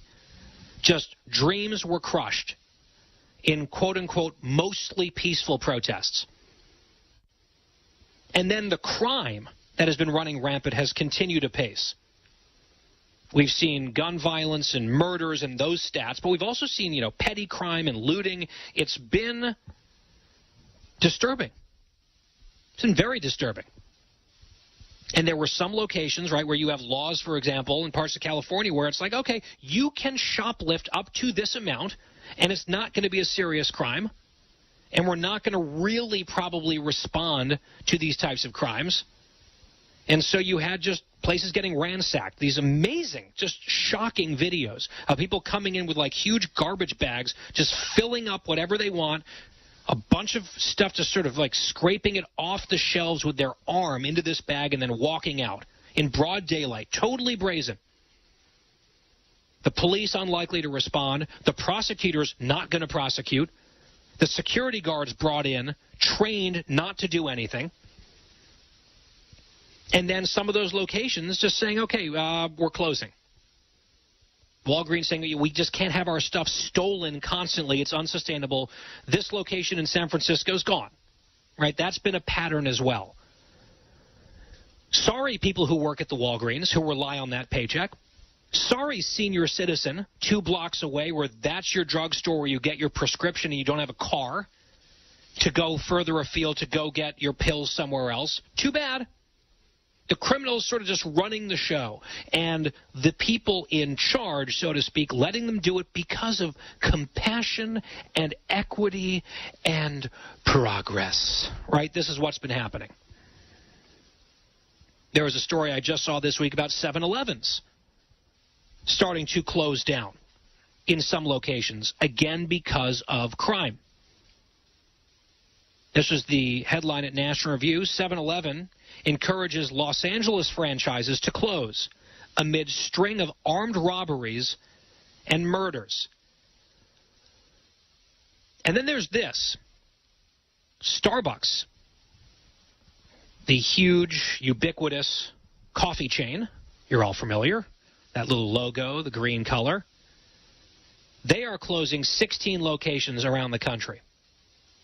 16 places just boarded up, not serving coffee anymore. They've just made this announcement. Now, this is a very progressive company. They like to weigh in on some social issues. They've actually sort of been a part of a lot of the coddling of criminals. And it is not a conservative company. But it's a popular one. People like their coffee. And some of their busiest locations will now cease to operate, cease to exist. And here's why. The company putting out a statement, quote, after careful consideration, we are closing some stores and locations that have experienced a high volume of challenging incidents that make it unsafe to continue to operate. They're going to try to find some new locations that are safer. That's an interesting way of euphemizing, isn't it? A high volume of challenging incidents that make it unsafe to continue to operate. In other words, crime and drug use associated with, among other things, homelessness and weak on crime or even pro-crime policies in some of these locations. Now, let me read to you the list of the 16 places where the locations are closing. Ready? And I can't quite put my finger on what they all have in common. Maybe you can help me with that. Listen to these places and see if you can find a common thread. West Hollywood, California. Los Angeles, California. Los Angeles, California. Hollywood, California. Santa Monica, California. Los Angeles, California. Philadelphia, Pennsylvania. Portland, Oregon. Portland, Oregon. Seattle, Washington. Seattle, Washington. Seattle, Washington. Seattle, Washington. Seattle, Washington. Everett, Washington. And Washington, D.C. There's your list. You know the old Sesame Street song? One of these things is not like the other. One of these things just doesn't belong. Well, in this case, there's not even one exception. All of these things are just like the other. All of these things exactly belong in the same category. Left-wing blue cities. That's it. In left-wing blue places. They're not closing down in Toledo. Right? They're not closing down in some rural city in Texas. It's California, Oregon, Washington, and then D.C. and Philly. For now. Imagine having to close stores because the crime incidents are so frequent that you can't actually operate anymore because your workers and customers are in physical danger. We talked about inflation for the first half hour of this show, as we should. It is crushing the country. And a significant portion of that is a direct result of the terrible policies and insane reckless spending and, head-in-the-sand denialism of Joe Biden, Kamala Harris, Nancy Pelosi, Chuck Schumer, and that whole crew. And 99% of Democrats in Washington have voted for all of it. That's one crisis. The crime crisis is another one. And I love how, Gavin Newsom's out there trolling, saying, well, look at these red state cities that have really bad crime. Yeah, they're big cities controlled by, I don't want you to guess which party, Gavin. I don't want to ruin your little story. He's trying to say, ignore the fact that these localities are run by Democrats and have been for decades. Let's talk about the fact that those cities, some of them, happen to be in red states with Republican governors. So he doesn't want to talk about Joe Biden and the message coming from the very top where Joe Biden's like, oh, yeah, we're pro-police now. We're fund the police. Let's increase funding. Don't let anyone lie to you that we're defund the police. Then, of course, when he's running for president, he's saying, oh, sure, let's redirect funds away from the police. Kamala, oh, yeah, please send some money to bail rioters out of jail.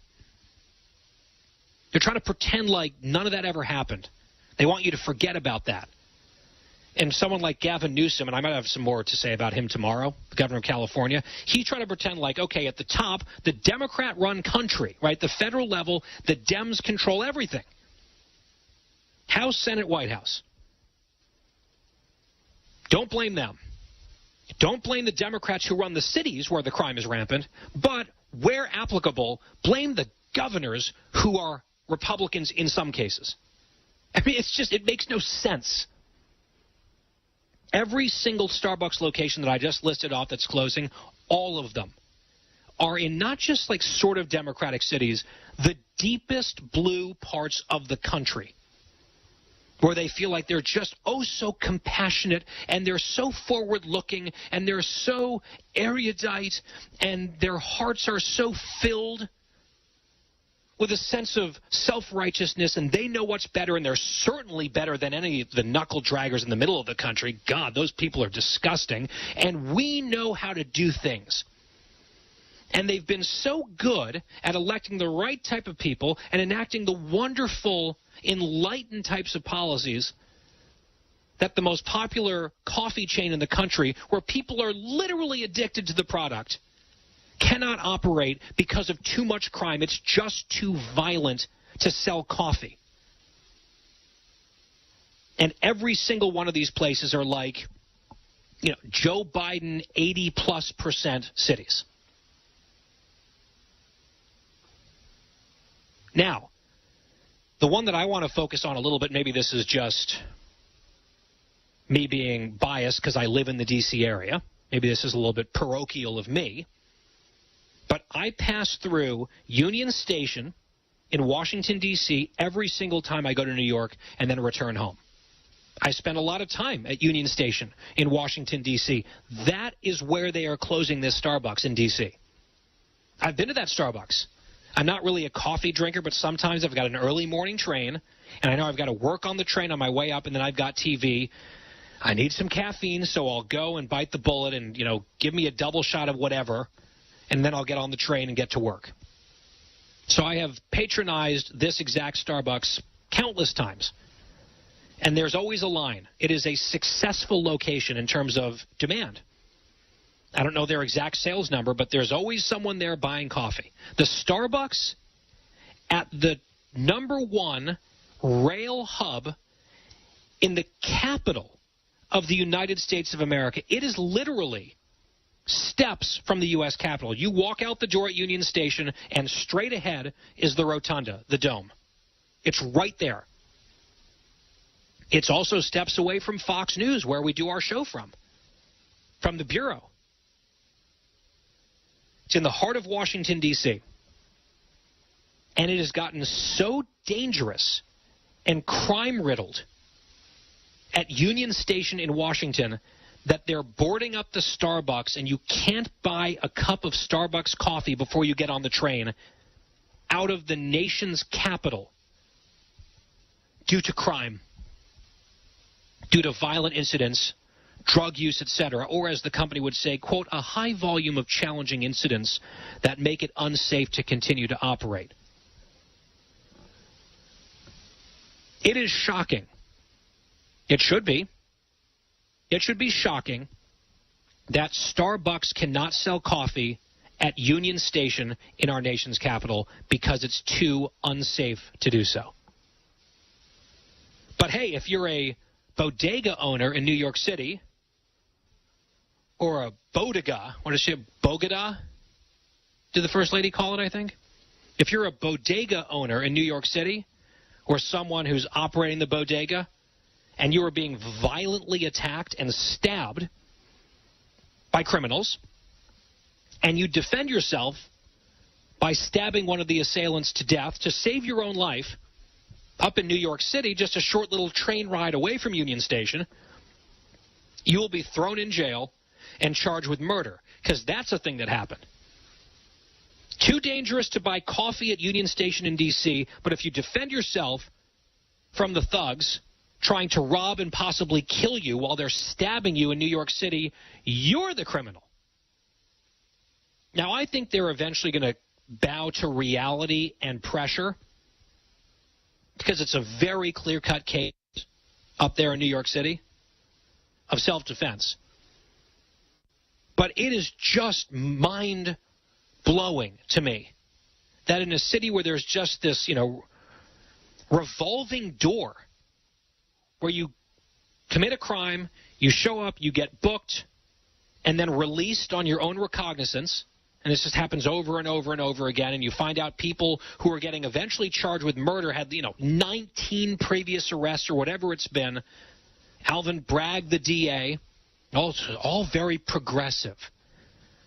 These bail laws, all of that stuff. You've got career criminals just released constantly, but an actual honest taxpayer and, tax-paying citizen just trying to do his job and not die because he's getting stabbed by criminals trying to rob him. He fights back and kills one of them. He gets thrown into Rikers, and he gets charged with murder. If it feels like this is psychotic, it's because this is psychotic. And you can't say every single thing that's happening in the country can be laid at the feet of Joe Biden or any president. I think that's, reductive and very simplistic. But look who is in charge of these places, or the crime that I just listed off is especially bad. Look at the people in charge of Washington, D.C. Look at these various crises all happening at the same time. And you have to wonder, are we on the right track as a country? 77% of us say no, according to the New York Times poll. It's not hard to see why. And it's not hard to see who's running the show right now. Time for a change, maybe? Oh, and there's another crisis that I'll tell you about next. The border crisis. New details on that when we return. Guy Benson will be right back.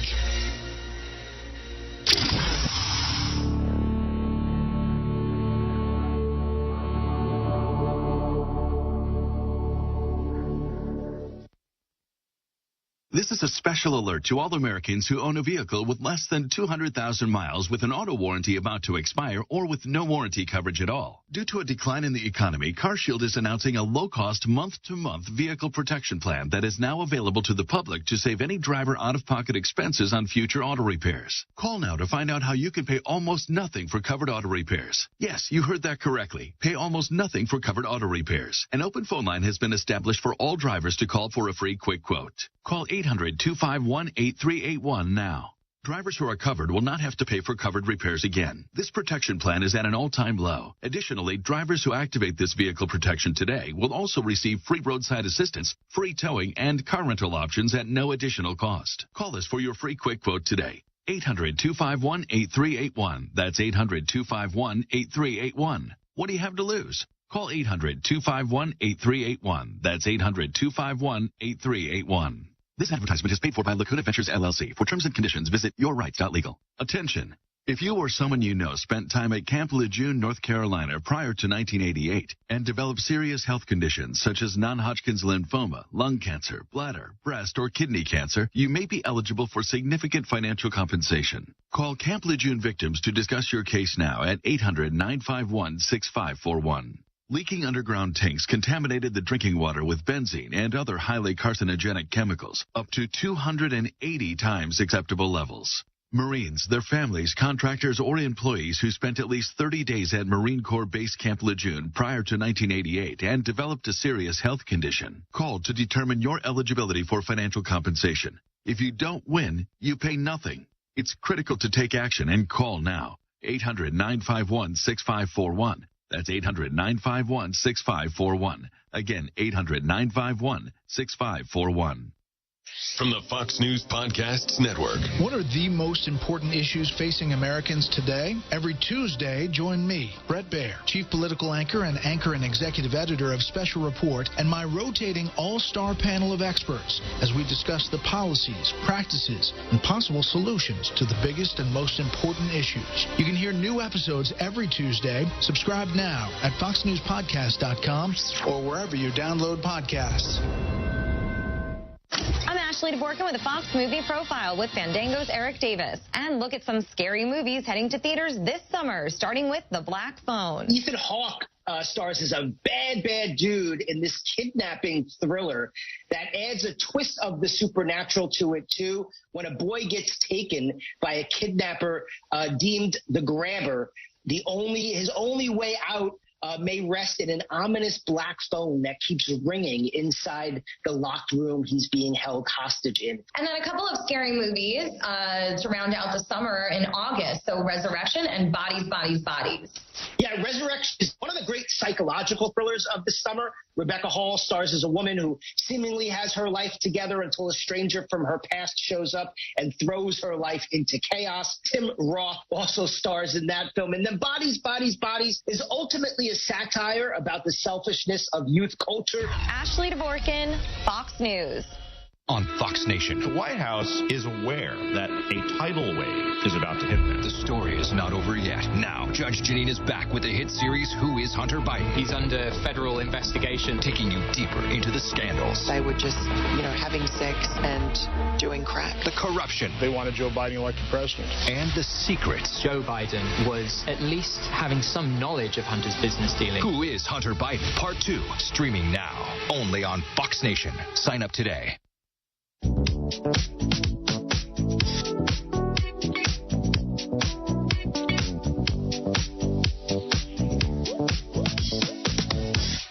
Welcome back to the Guy Benson Show. You talked about the inflation crisis, the crime crisis. How about the border crisis, the immigration crisis that so many in the press want to ignore? Our colleague Bill Malugin doesn't ignore it. He covers it every day. He posted a video on his Twitter feed. You can go find it. This was this morning. It's about a minute long, the video. It's taken from a distance. He says one of the most massive single groups we have ever witnessed crossing illegally at the border, crossing into Eagle Pass, Texas right now. The line of people went so far into the trees it's hard to get a count, hundreds upon hundreds, with coyotes guiding them in the waters. These are the human traffickers working for the cartels who are making $100 million a week off of this. Hundreds upon hundreds, all at one time.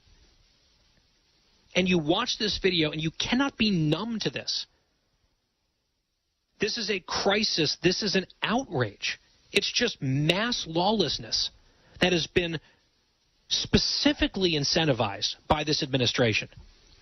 We're going to get the June numbers out, not just on inflation, but on immigration as well at the border. They're going to be extremely bad, as they were in May, another shattered record. Malugin also reporting on multiple convicted criminals who have been apprehended at the border. Child molesters, someone convicted of homicide, sexual abuse, indecency with a 6-year-old. And those are only the people getting caught, not the tens of thousands of gotaways. Another crisis on our hands that can be left at the feet of this administration and so-called progressivism.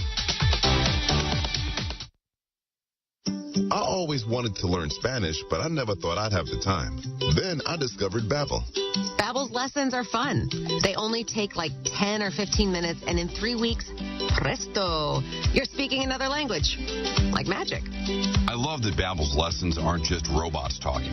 They're voiced by native speakers, so you get the pronunciation just right. And they're designed by real language teachers, so you learn how to have real-world conversations, things you'll actually use. 3 weeks. It's incredible. After 3 weeks, I'm on vacation in Paris, having a conversation in French.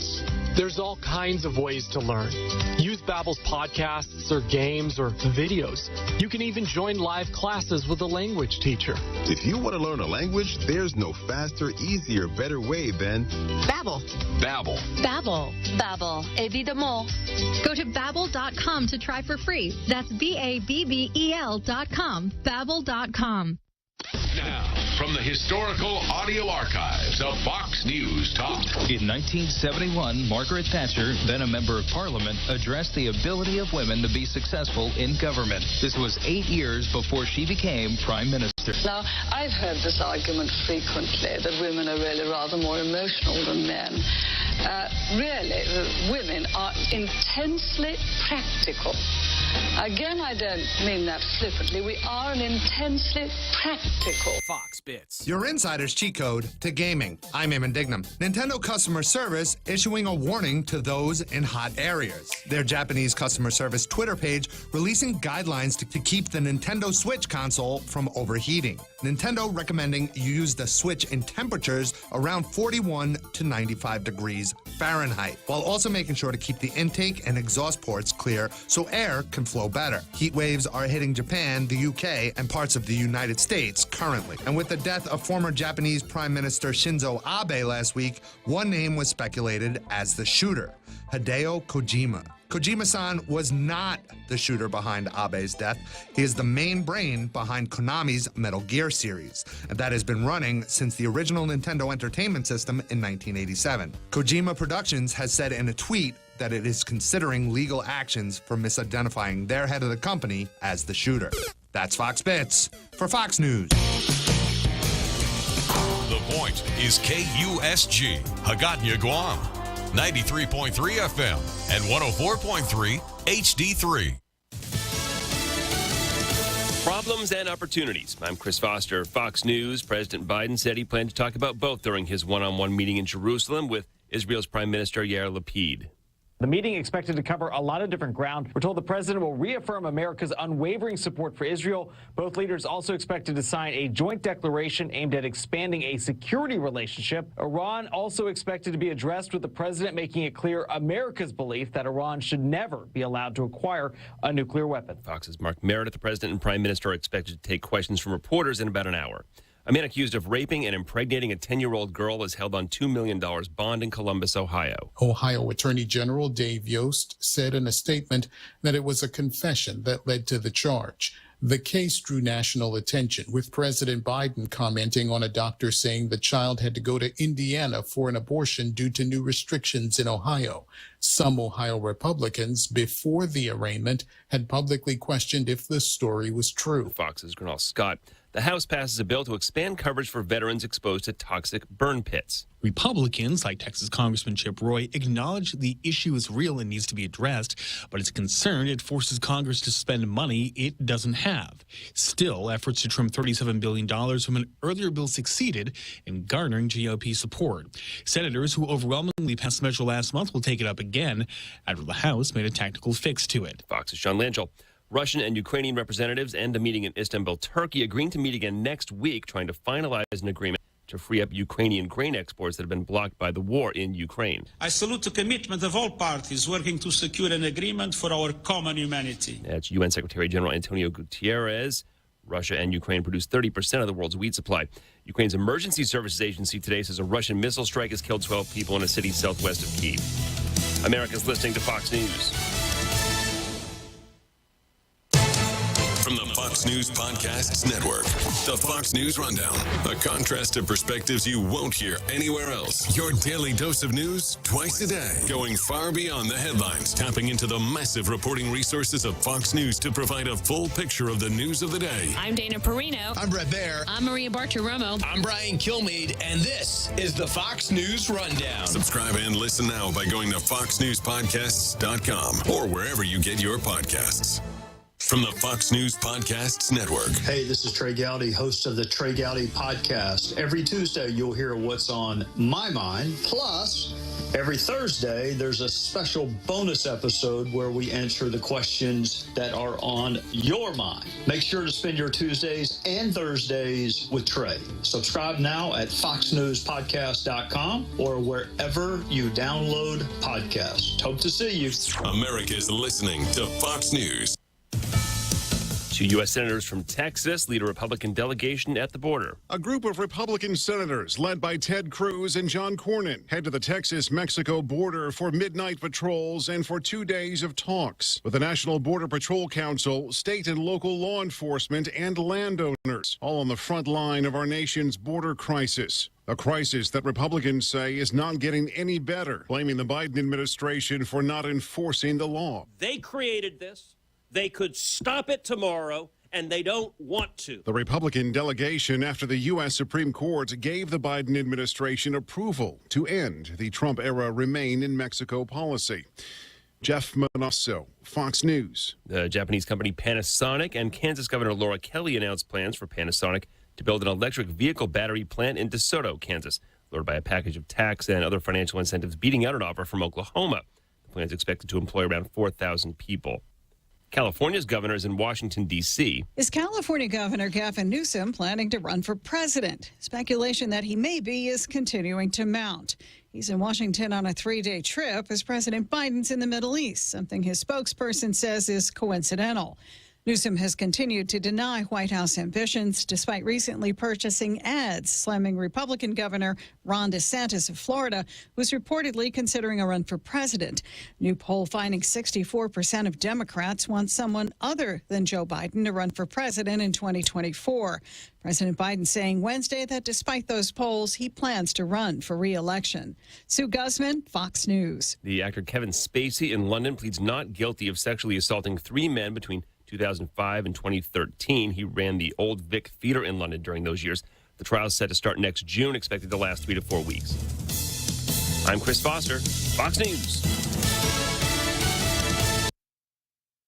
The Dean's List with Janice Dean. A lost family dog in Alaska that was finally found makes today's Dean's List. Ted Kubacki said they had almost given up hope after their blind elderly golden retriever went missing. Lulu was gone for over 3 weeks when she wandered away from their home. A construction crew found her in some bushes after confusing her with a bear. Her human Ted says she means everything to their family. They have 5 daughters aged 4 to 13, and Lulu has spent every single day of her life with them. They searched for weeks, but almost gave up hope. A team of construction workers found her 15 feet down an embankment. When she was returned, there were screams of joy and some tears. Lulu had lost over 20 pounds and was dehydrated and in pretty bad shape. But with lots of TLC and a trip to the vet and some rest, Lulu is now doing well. We're praying for you, Lulu, and so glad you're home.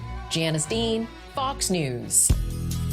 6 p.m. every weekday, right here. GuyBensonShow.com is our website.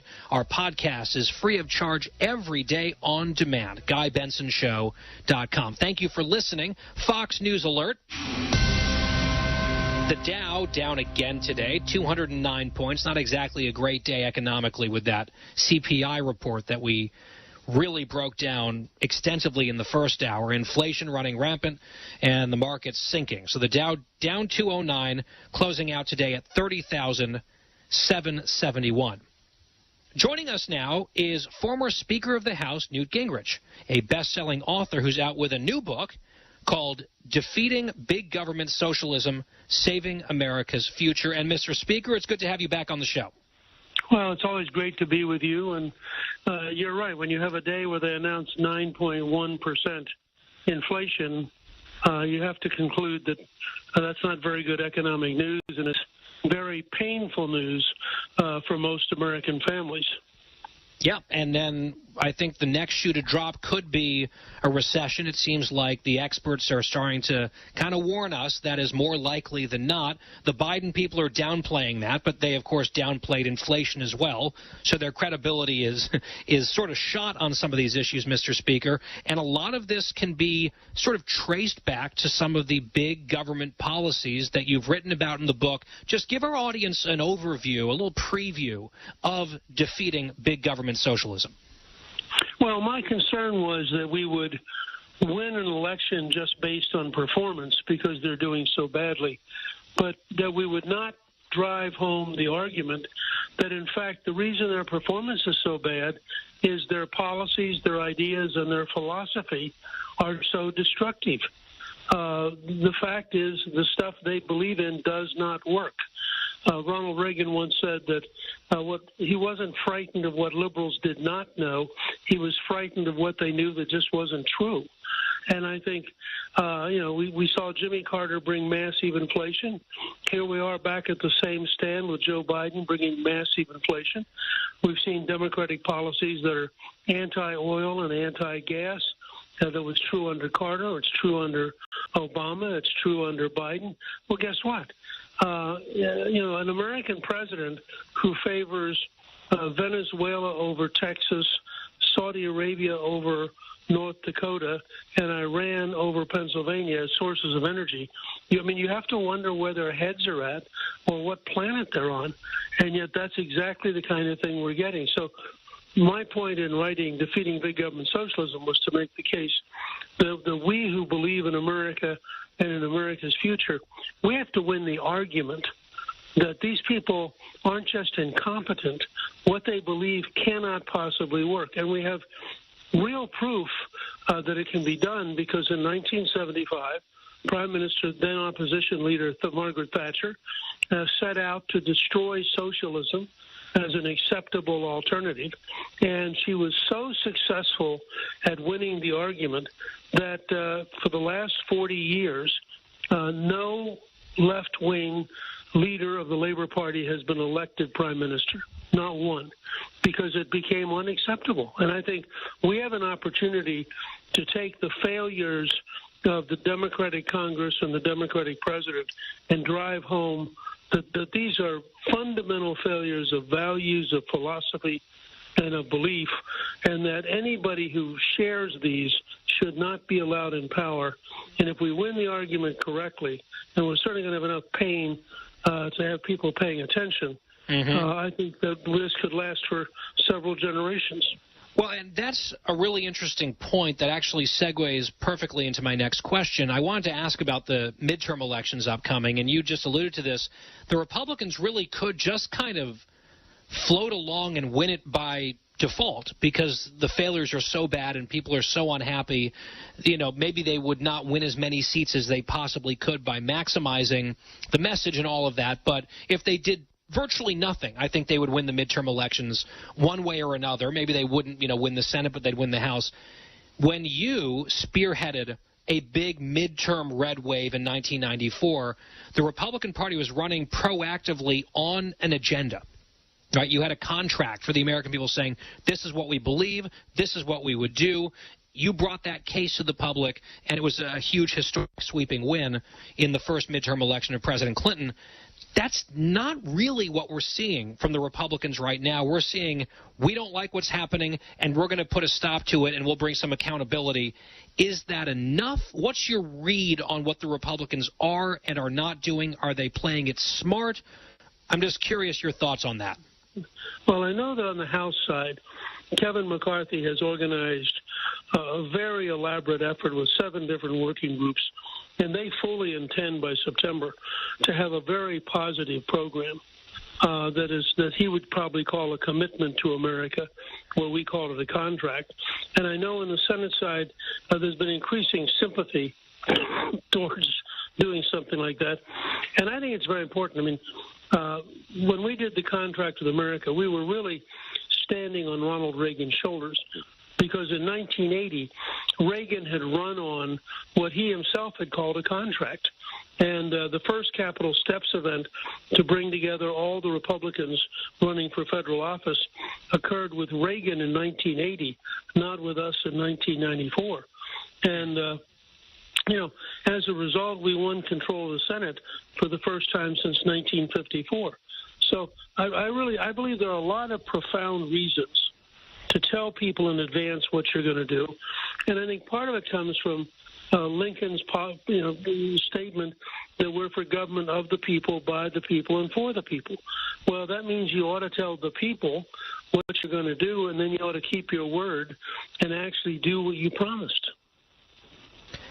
Mr. Speaker, I also want to ask you about a rumor that's percolating involving not the 22 election necessarily, but the 24 election, already looking ahead, that former President Donald Trump might want to announce that he's running again before the midterms even. And so they're sort of separating it out into two questions. Should he run again? Should Republicans want him to be the torchbearer in 2024? Question one. Question two, is it helpful to anyone, including him, to announce before the midterms if that is his intention to run? What do you make of that? Well, let me work backwards. I think it would be a mistake to announce before the election. I think the focus of this election should be on the absolute total failure of the Democrats and of big government socialism, and nothing Republicans should do should take people's attention away from that failure.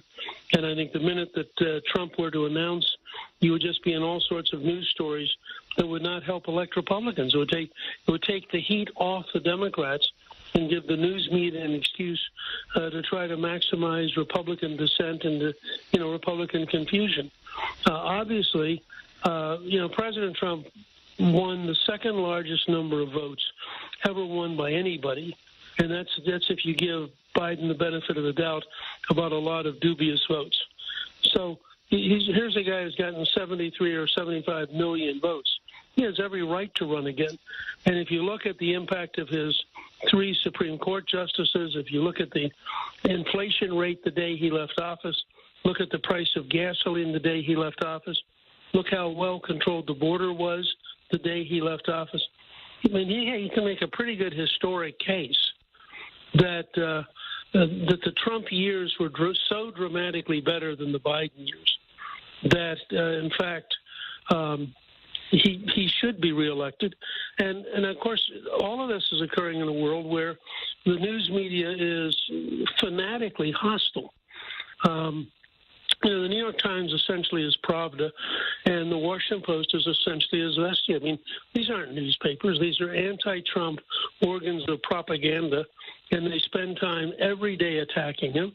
And I think that it's important to recognize that he has survived despite the most aggressive and methodical assault of any modern presidential candidate.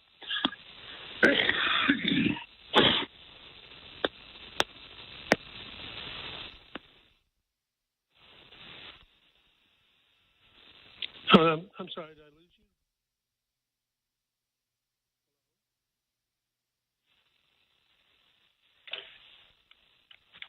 you? I really doubt that we're going to see an inflationary cycle. Most economic analysts believe that it will have a temporary or transitory impact. The faster than expected increase in some of those prices is actually a good sign. The overwhelming consensus is going to pop up a little bit and then go back down. No one's talking about this great, This is something that will settle down. Transitory. And the data shows that most of the price increases we've seen were expected and are expected to be temporary. There's nobody suggesting there's unchecked inflation on the way. It's highly unlikely that it's going to be long-term inflation that's going to get out of hand. So we just had a bit of an issue there with my feed, but we are now back with Speaker Newt Gingrich. And, Mr. Speaker, you were talking about President Trump, and you said he has a right to run. You were going through some of his record there. I just want to ask you, and not necessarily in the 2024 context, and I'm not asking you to, pit one against the other or make any sort of endorsement. All of this is extremely early. But there's a huge amount of buzz, as you know, around the governor of Florida, Ron DeSantis. Whether he runs for president or not, he's got a crucial re-election down there in Florida coming up in a few months. As you assess the job that he has done in that state, and also he tangles regularly with the national media. They seem to have their knives out for him. What, in your estimation, is Ron DeSantis? What does he bring to the table? What are your thoughts on him as you size him up politically? Oh, I think that he's very much in the Trump tradition, and I think that he's a solid cultural and economic and national security conservative. He's a very attractive governor. I can tell you we have bought a place in Florida, and we are just very impressed with the job that Governor DeSantis is doing.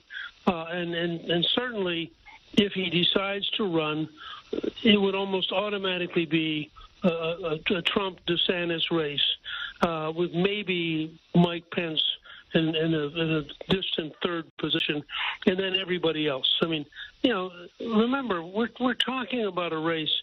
If we had had this conversation in 2014, no one would have suggested that Donald Trump was going to be the next president. You'd have been laughed off the air if you had said, I've looked ahead and I've analyzed it, and I'm pretty sure it's going to be Donald Trump. People have thought you were nuts. True. So I don't think you can just jump in. I think that, for example, given how bad the Democrats are right now, I think if Tom Cruise coming off of Top Gun Maverick, which has been, I think, half the ticket sales this summer are that one movie. Tom Cruise could run. I mean, this is a wide open country. If Donald Trump as a real estate developer can run, then, a guy who is an extraordinarily successful movie star can run, or, who knows? Yep, no, it is, of course, way, way too early, and that's why I asked the question the way that I did. But I think a lot of Florida residents share your view of DeSantis, and we'll see what happens on the 2024 front as the months unfold here. Former Speaker Newt Gingrich on The Guy Benson Show. His new book is Defeating Big Government Socialism. Mr. Speaker, thank you. Glad to be with you. Thank you. We'll be right back.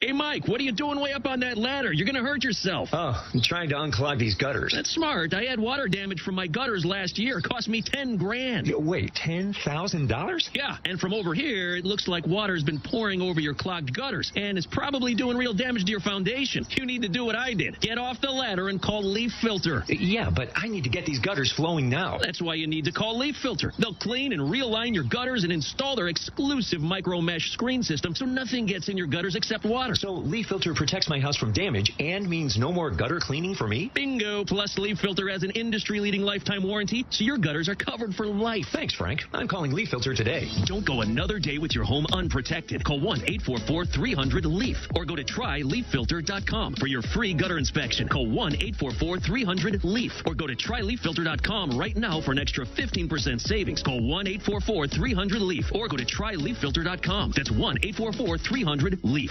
Cashback is not available on gas in New Jersey and Wisconsin. This is Matt Crowder, live at the gas station on 41st Street, reporting on those skyrocketing gas prices. Excuse me, miss, are you buying less gas now because of the high prices? Oh, I never pay full price for gas anymore. I just use the free Upside app that pays you cash back for every gallon of gas you buy. Wait a minute, are you saying you actually get paid cash when you buy gas with the Upside app? Yes, I get real cash back every time I buy gas. Well, does that actually add up to anything? I've made around $200. Wow. Well, there you have it. Stop paying full price for gas. Download the free Upside app and get real cash back every time you buy gas. This is Matt Crowder Radio News Network. Download the free Upside app now to earn real cash back every time you buy gas. Use promo code TRAFFIC for a $5 bonus on your first tank. You can cash out anytime right to your bank, to PayPal, or an e-gift card for Amazon and other brands. Just download the free Upside app and use promo code TRAFFIC for a $5 bonus on your first tank. That's code TRAFFIC.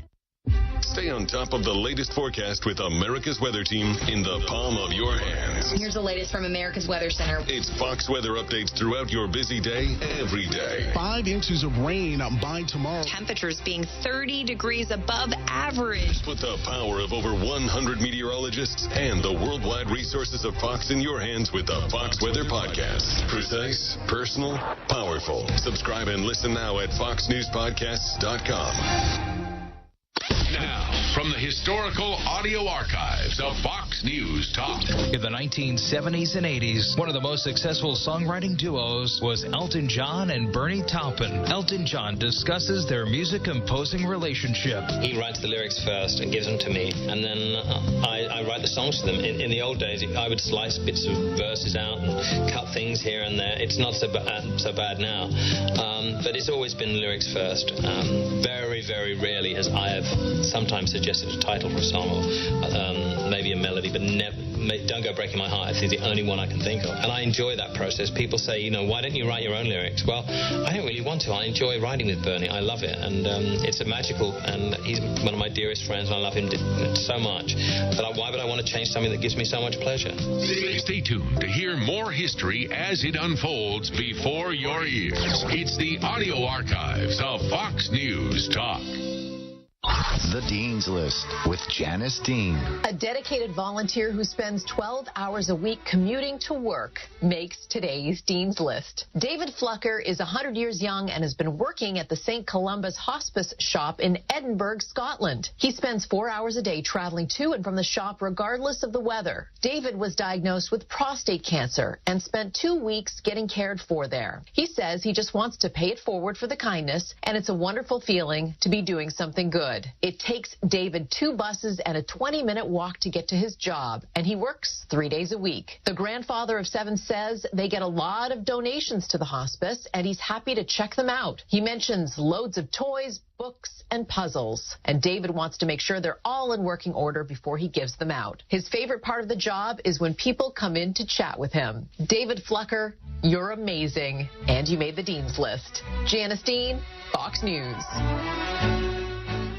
Democracy 2022 on Fox News. Your liberty, your freedom depends on the right to vote. And at this critical moment in our nation's history, empower yourself with the knowledge, the information, and the insight. Be inspired by the voices and opinions America turns to.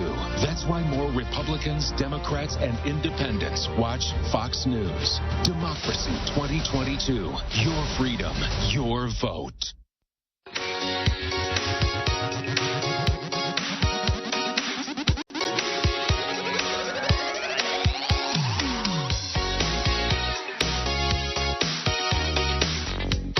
Benson, I don't know if you saw this story. LeBron James, the NBA superstar, was on a show called The Shop on HBO where he sits around and shoots the breeze with various people, and the topic of Brittany Griner came up. She is the American female basketball player imprisoned in Russia, and a lot of Americans are demanding that she be brought home. So she's still in prison over there. She's behind bars. And she has been for quite a long time. And LeBron James, in a clip from the show, said this, cut 23. Brittany Griner, she is in Russia. She's been there over 110 days. Now, how can she feel like America has her back? I would be feeling like, do I even want to go back to America? Do I even want to go back to America? Asks LeBron. And I think a lot of people were very upset with that clip. And it's just a snippet. Maybe we'll get more context. But that was out there for public consumption, and it did not sit well with very many Americans. Here you have a U.S. citizen who is stuck in jail in an authoritarian state, a state that's waging war on one of its neighbors, committing war crimes, I would say unjustifiably imprisoning Brittany Griner, and LeBron James is sitting around musing that maybe she might not want to come back to this country. Yes, this very awful country that has done nothing but shower him with fame and fortune for virtually his entire adult life. A country, by the way, where he can be one of the most famous, powerful, rich people, not just within our borders, but all around the world, because of the opportunities given to him in this country, but where he also has the right to say really stupid things, which he does from time to time. He has every right as an American to be an ingrate, an outspoken ingrate, which is how he comes across sometimes.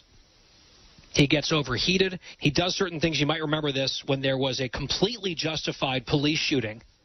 He got caught up in the moment and put a photo out of the cop who had done absolutely nothing wrong, but suggesting that this was unjustified, put that image out to millions of people, and then oops, deleted it. Seems like he's got an oops moment on this one as well, because he's now clarified. He says, my comments on The Shop regarding Brittany Griner wasn't knocking our beautiful country. Oh. It was simply saying how she's probably feeling emotionally, along with so many other emotions, thoughts, etc., inside that cage she's been in for over 100-plus days. Long story short, hashtag bring her home. But what he said, at least in that quick clip, was he's not sure she would want to come back here. Now he wants us to all know, oh no, that was not a knock on our beautiful country. Really? That's how it could very easily be interpreted. I'll repeat, I'm willing to give anyone the benefit of the doubt. It was, what, a 4-second clip or something like that? Maybe there is more context and a more thoughtful discussion around it where it's clear that that was not his intent. But as someone who is often hypercritical of this country, hyper-political, and understanding sort of the zeitgeist on the left right now about what a rotten place this is, as so many of them decided to force feed into our social media feeds over July 4th, for example, I think the idea of like, oh, this maybe isn't such a great place, maybe that person who's rotting in jail in Russia, maybe she doesn't want to come back here after all. That's not an unreasonable interpretation to draw from what LeBron said. So, again, we'll reserve judgment until perhaps more fulsome context is available. But I'm also not taking the excuse at face value either, given his track record. The Guy Benson Show resumes after this short break. Jessica Tarloff coming up. Stay with us.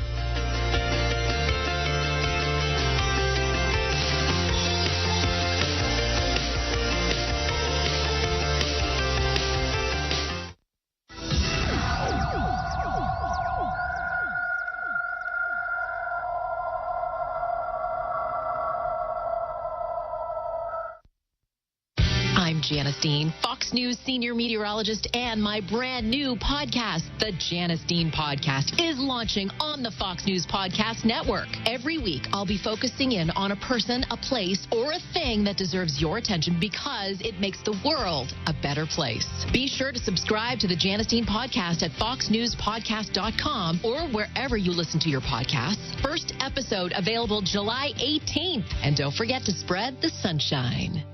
I'm Ashley Dvorkin with the Fox Celebrity Profile with Jenny Slate. Slate co-created and voices Marcel the Shell with Shoes On. The new movie is based on a series of viral YouTube videos turned book series. What is it like to see this little creation of yours now have his big screen moment? It's a pretty dreamy time, for sure. Marcel is so precious to those of us that made the film, and to see him be received in such a friendly way, it's just really nice. It feels like an example of goodness. The Little Shell's big self-confidence is part of a range of emotions Slate wanted for audiences of all ages. I think a lot of times children are just offered what adults think will be the easiest to throw at them, you know, something like super duper duper cute or something really, really, really loud. And I think we have that in our movie, all of those things. But I also know that as a person, I've always needed proof that I am allowed to connect to a broad spectrum of emotions. Ashley Dvorkin, Fox News. Fox Weather, America's weather team. Inside the state-of-the-art studio. We're streaming 24/7 to show you what's happening in real time. When storms hit, more people watch Fox Weather. Because when you need reliable information, you look to the best. And nobody has you covered like Fox Weather. Precise, personal, powerful. From across the country to just around the corner. Fox Weather. Stream live now on your favorite device.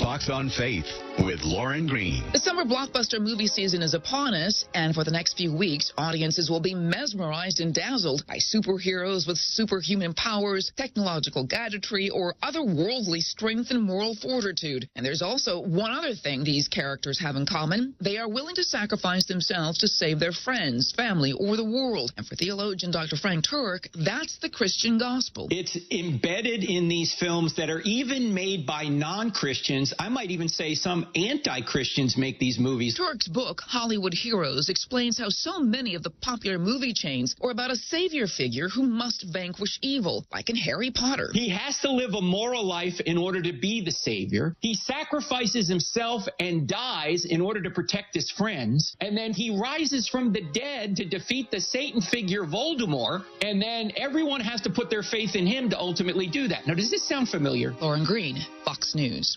Now, from the historical audio archives of Fox News Talk. When Richard Nixon resigned the presidency on August 9th, 1974, Vice President Gerald Ford took the oath of office administered by Chief Justice Warren Burger in the East Room of the White House. Our great republic is a government of laws and not of men.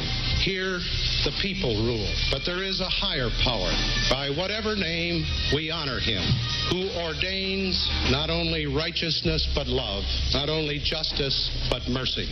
As we bind up the internal wounds of Watergate, more painful and more poisonous than those of foreign wars, let us restore the golden rule to our political process, and let brotherly love purge our hearts of suspicion and of hate. Stay tuned to hear more history as it unfolds before your ears. It's the audio archives of Fox News Talk. Bonus track with Laura Ingle. Taking you deep inside the music. Drummer Tommy Lee is back behind the kit with Motley Crue after being sidelined with 4 broken ribs just before the band hit the road for their long-awaited stadium tour with Def Leppard, Poison, and Joan Jett, finally able to perform his first full show of the Cruise tour this week. Hello, beautifuls. Hello. That's Tommy Lee last Friday night at New York City Field in a video taken by yours truly, coming out on stage to greet the crowd as he was splitting duties with his fill-in drummer. Fans have been wondering what happened to Lee, and now his wife is revealing they were staying at an old rental house with some uneven steps when Tommy fell down the stairs while carrying luggage. Lee clearly happy to be back on the road after their mega tour was postponed repeatedly during COVID, telling Citi Field, "Man, this is beautiful. It is beautiful to see you all, man. I feel like I'm in home. Let's go." And I can tell you it was worth the wait. Laura Ingle, Fox News.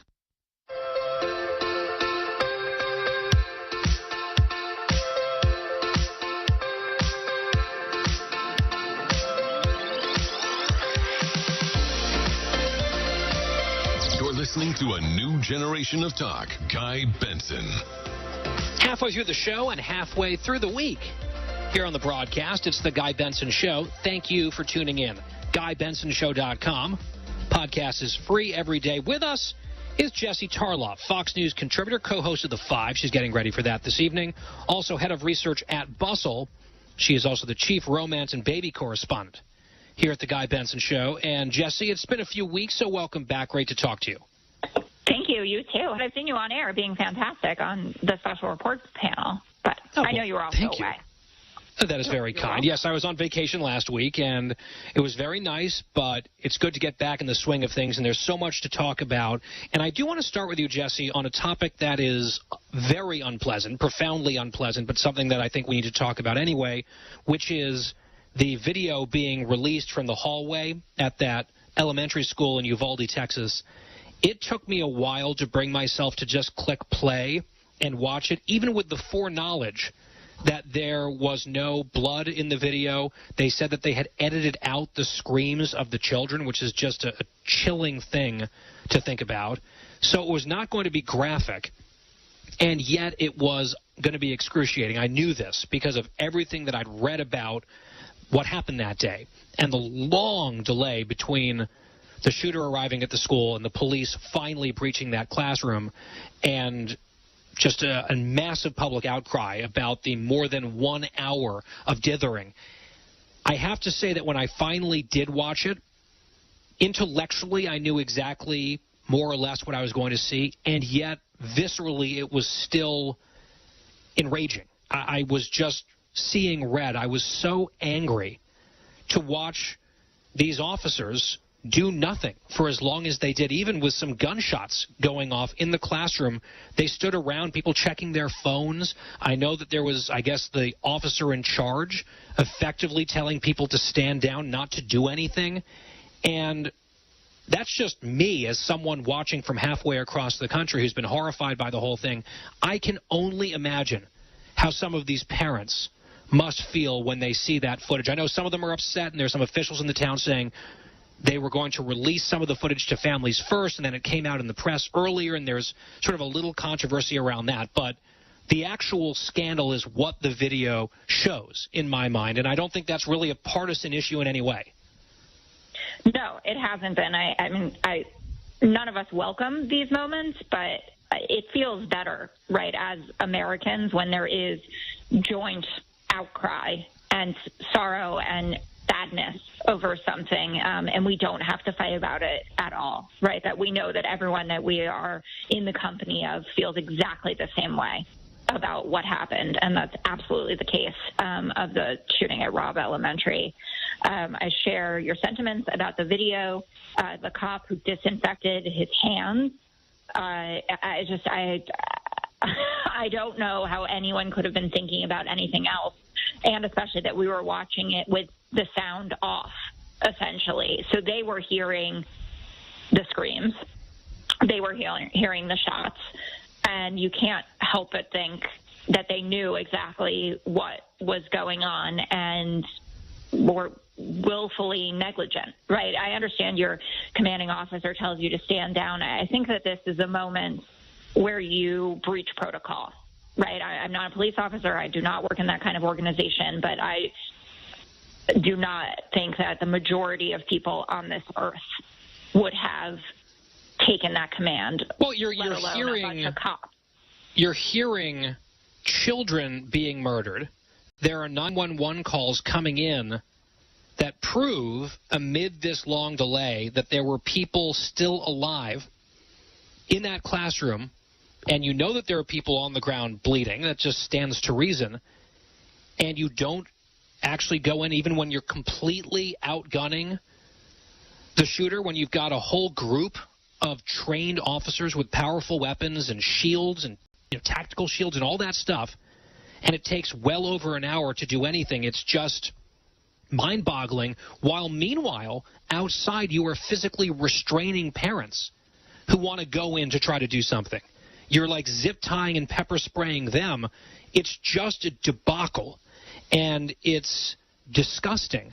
And I understand why some of the local officials might want to be punting this into, why did the media release this edited footage before the parents saw it or whatever. I'm not saying that's not something of a concern or, a local issue on the timing there. But, again, the actual substance here is what could have been done to prevent at least some of the loss of life. And I've read quotes from some of these parents who are just beside themselves. And I don't know how that community can heal. I don't know how, for example, the chief of the district police department, who just recently resigned the new city council seat that he had won, I just don't know how someone can remain in that community in any sort of position of authority or otherwise, given everything that we've learned. No, I don't think that person can be a neighbor. And this is a tiny community. What was it, 15,000, 16,000 people in total, where people were coming to the school because something was going on because they could hear it from their homes. Right? I mean, this is small town America. And I thought that was one of the points, actually, that Matthew McConaughey, when he went to the White House, was able to make very poignantly. And it really stuck with me that we're not talking about a travesty that's going on in a major metropole. Right, like, something can happen in New York City, and I won't know anything about it in Los Angeles and in Miami, even in D.C. But this is the hub, the centerpiece now of the spirit of that community. Right, this will be their forever story, like Sandy Hook is for that community in Newtown. Even though Newtown is exponentially bigger, even than Uvalde, I don't know. And as a new parent, I don't know how you go on. I feel like I would instantly die of grief, of sorrow, like the teacher's husband, right? One of the teachers who was murdered, that her husband just had a heart attack, just died of a broken heart. After leaving kids behind. It's just tragedy, compounding tragedy. And the incident itself was grotesque and deeply, deeply sad. And then the police response, or lack thereof, just adds another layer of trauma on top of everything. And I think many people around the country are just looking on with their jaws, or I should say our jaws, on the floor. You watch that video, if you can bring yourself to do it, and you see what is happening and what is not happening in that hallway, for as long as it did with the little real-time clock up in the corner of the video, it is mind-blowing. It is breathtaking. It is outrageous in every true sense of that word. And we're saying that, Jesse, and we're agreeing from a distance on that point. And as you're saying, it has to be amplified and magnified many times over inside that small, close-knit community. And I think all we can do collectively is demand accountability and pray for those people, because if healing is possible, it's going to be a very thorny, difficult process. On that subject broadly, quickly, Jesse, there was a White House bill signing earlier this week on legislation that emerged from that massacre. It was bipartisan. There were dozens of Republicans who got on board with it, and there were many others. A majority of congressional Republicans voted no. We had Senator Cornyn on this show this week talking about it. He was the lead sponsor in the Senate. Congressman Gonzalez, who represents Uvalde, he was a yes vote on the Republican side.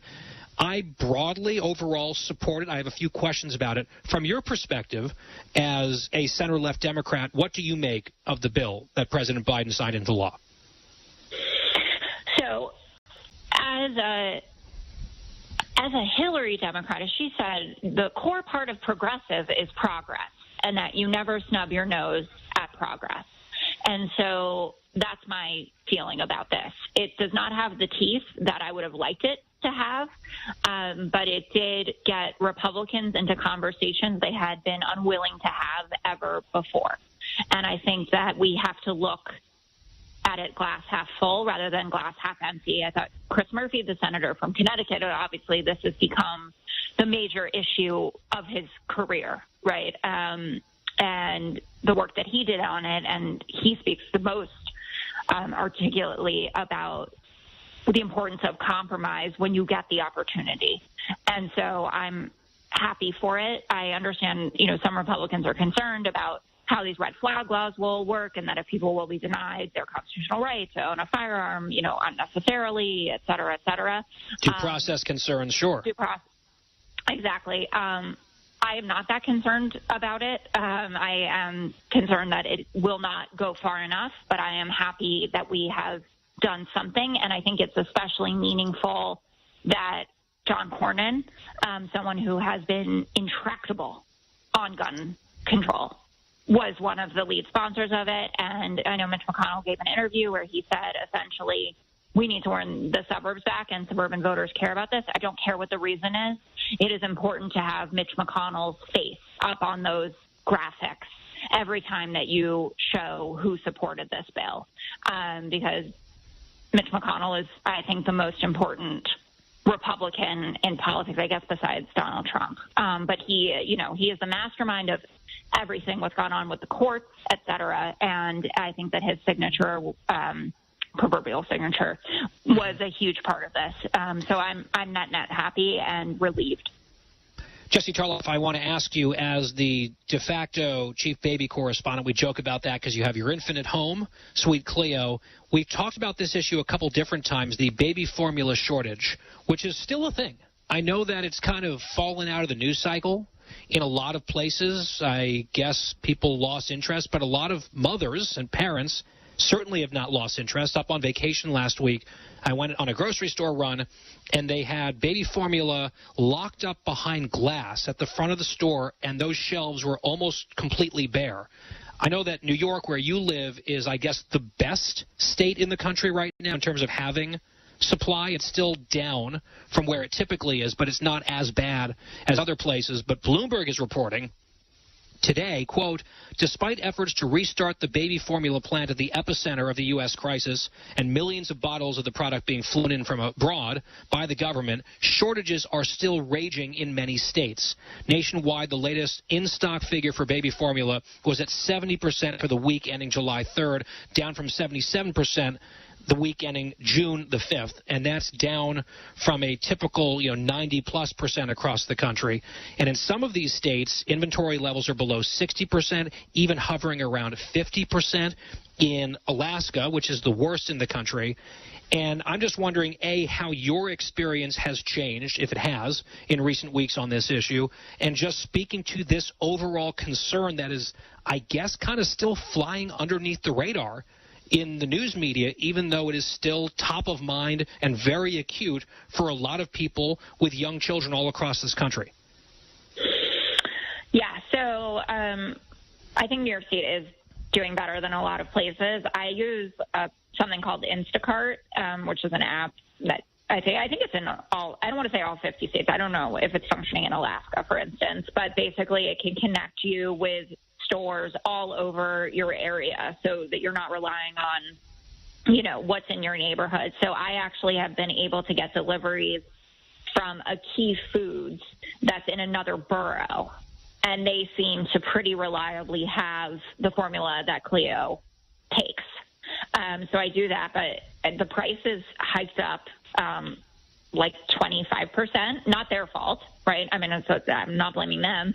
And then there are huge delivery fees. I mean, it's become an issue where I would say that most people with means are able to get it, but that we have a huge socioeconomic divide problem, and there are still a lot of mothers that are turning to milk banks, for instance. A lot of hospitals also, people donate their extra breast milk when women are producing more than they need and are just looking for any way to get their babies fed. So that's still going on.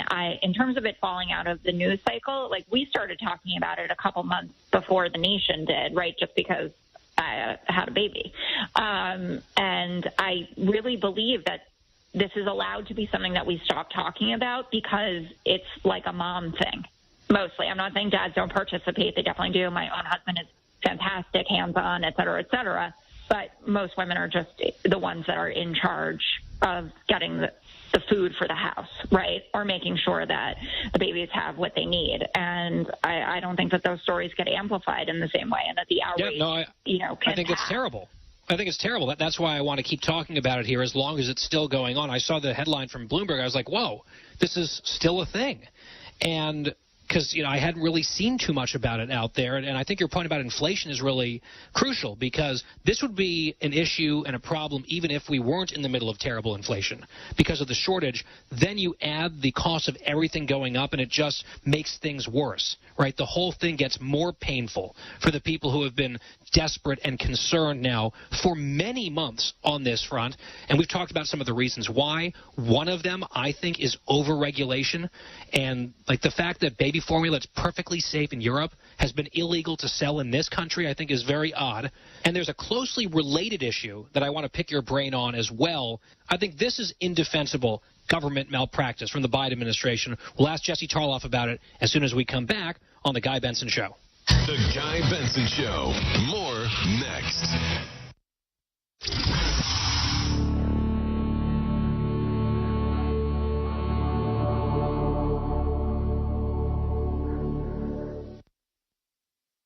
We're in the business of tracking what politicians are up to, and apparently recently, and this is pretty amazing, a politician, unnamed, invested in a little-known market before inflation went out of control. An exclusive market that could soar by 2026, according to some. Don't just take it from me. Barron's is reporting this exclusive market has been rising dramatically despite the pandemic. And the Wall Street Journal is reporting that this market is now, quote, among the hottest on earth. It's making money for some elites who might want to keep this market all to themselves. But here's the good news. You can check out Masterworks, and they can give you access to this exclusive market in a few easy steps. Do your own research. Go check it out. Go to masterworks.com. Use my promo code Benson, my last name, Benson. Masterworks.com. Use promo code Benson. Once more, masterworks.com, promo code Benson. For Looking good, Mrs. Dubs. The head groundskeeper at Thad's golf course just retired. We need to find someone in the next 2 weeks. Someone with botany and management experience. He needs a replacement because the greens are already looking a little rough. Aeration. They need to know it all. Indeed can help him hire great people fast. I need Indeed. Indeed you do. You can schedule and conduct virtual interviews all from your employer dashboard. Earn up to $500 in sponsored job credits by interviewing on Indeed. Visit Indeed.com/credit. Terms and conditions apply. We tried Dynovite for gut health and immune support, and after a couple of weeks, our little Gizmo was acting like a puppy again. His coat was shinier, he had a lot less scratching and shedding, and he seemed like his happy old self. My dog smelled and scratched constantly. We bathed and sprayed her, took her to the vet, but no results. Now, a little Dynovite in her food helps Bella keep her beautiful coat with no scratching or smell. Get 10% off your next order of Dynovite nutritional supplements for dogs at Dynovite.com. Happier, healthier with every bite. Over 1 million pets helped with Dynovite. I'm Janice Dean, Fox News senior meteorologist, and my brand new podcast, the Janice Dean Podcast, is launching on the Fox News Podcast Network. Every week, I'll be focusing in on a person, a place, or a thing that deserves your attention because it makes the world a better place. Be sure to subscribe to the Janice Dean Podcast at foxnewspodcast.com or wherever you listen to your podcasts. First episode available July 18th. And don't forget to spread the sunshine. I'm Ashley DeVorkin with the Fox Celebrity Profile with So You Think You Can Dance host Kat Deely. Deely says it takes no time for her to get right back into So You Think You Can Dance mode. I'm with them right from the start, so it's very easy to get absolutely, ensconced in it. And also, I really, really love the fact that I'm not a dancer and I can't at all. I love it, don't get me wrong, on a night out, I love a dance, but I'm not a dancer, and so I am in awe of their talent. She also gets to know each contestant's story. What I've taken from it most of all through the years is the amount of adversity human beings can cope with and how you can actually turn it around and make it positive. When Deely does break out the moves herself, does she dance like no one's watching or like everyone is? I would dance like no one was watching and like I would want to embarrass my 2 little boys. Ashley DeVorkin, Fox News.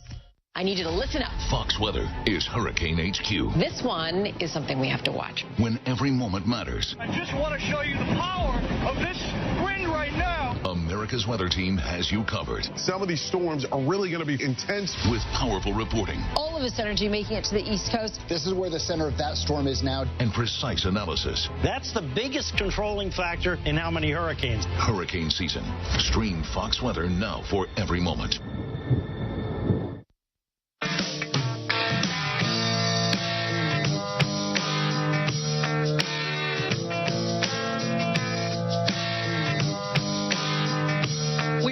It's the Guy Benson Show. Jessica Tarloff is my guest, and I was talking about government burdensome overregulation that's actively harming the American people. And Jesse, I saw this from the New York Post.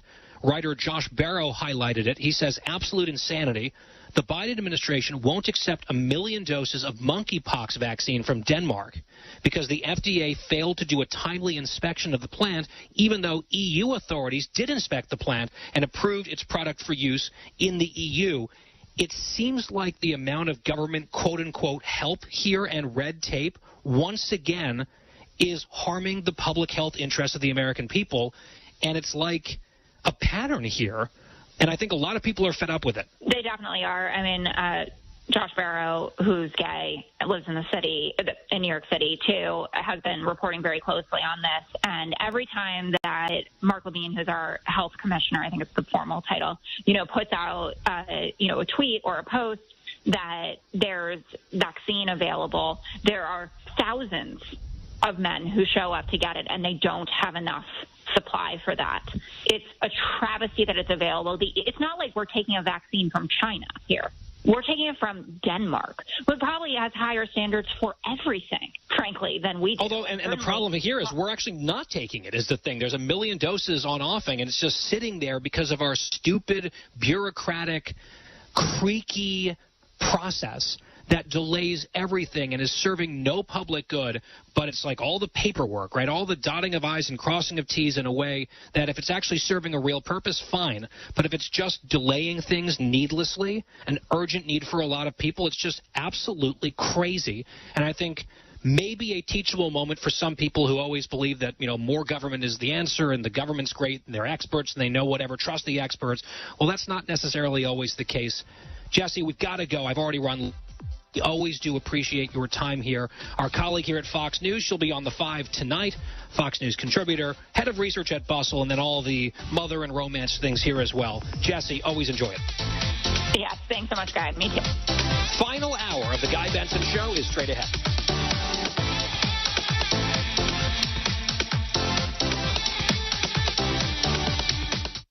When running a business, HR issues can kill you. Wrongful termination suits, minimum wage requirements, labor regulations, on and on it goes. And HR manager salaries aren't cheap, $70,000 a year on average.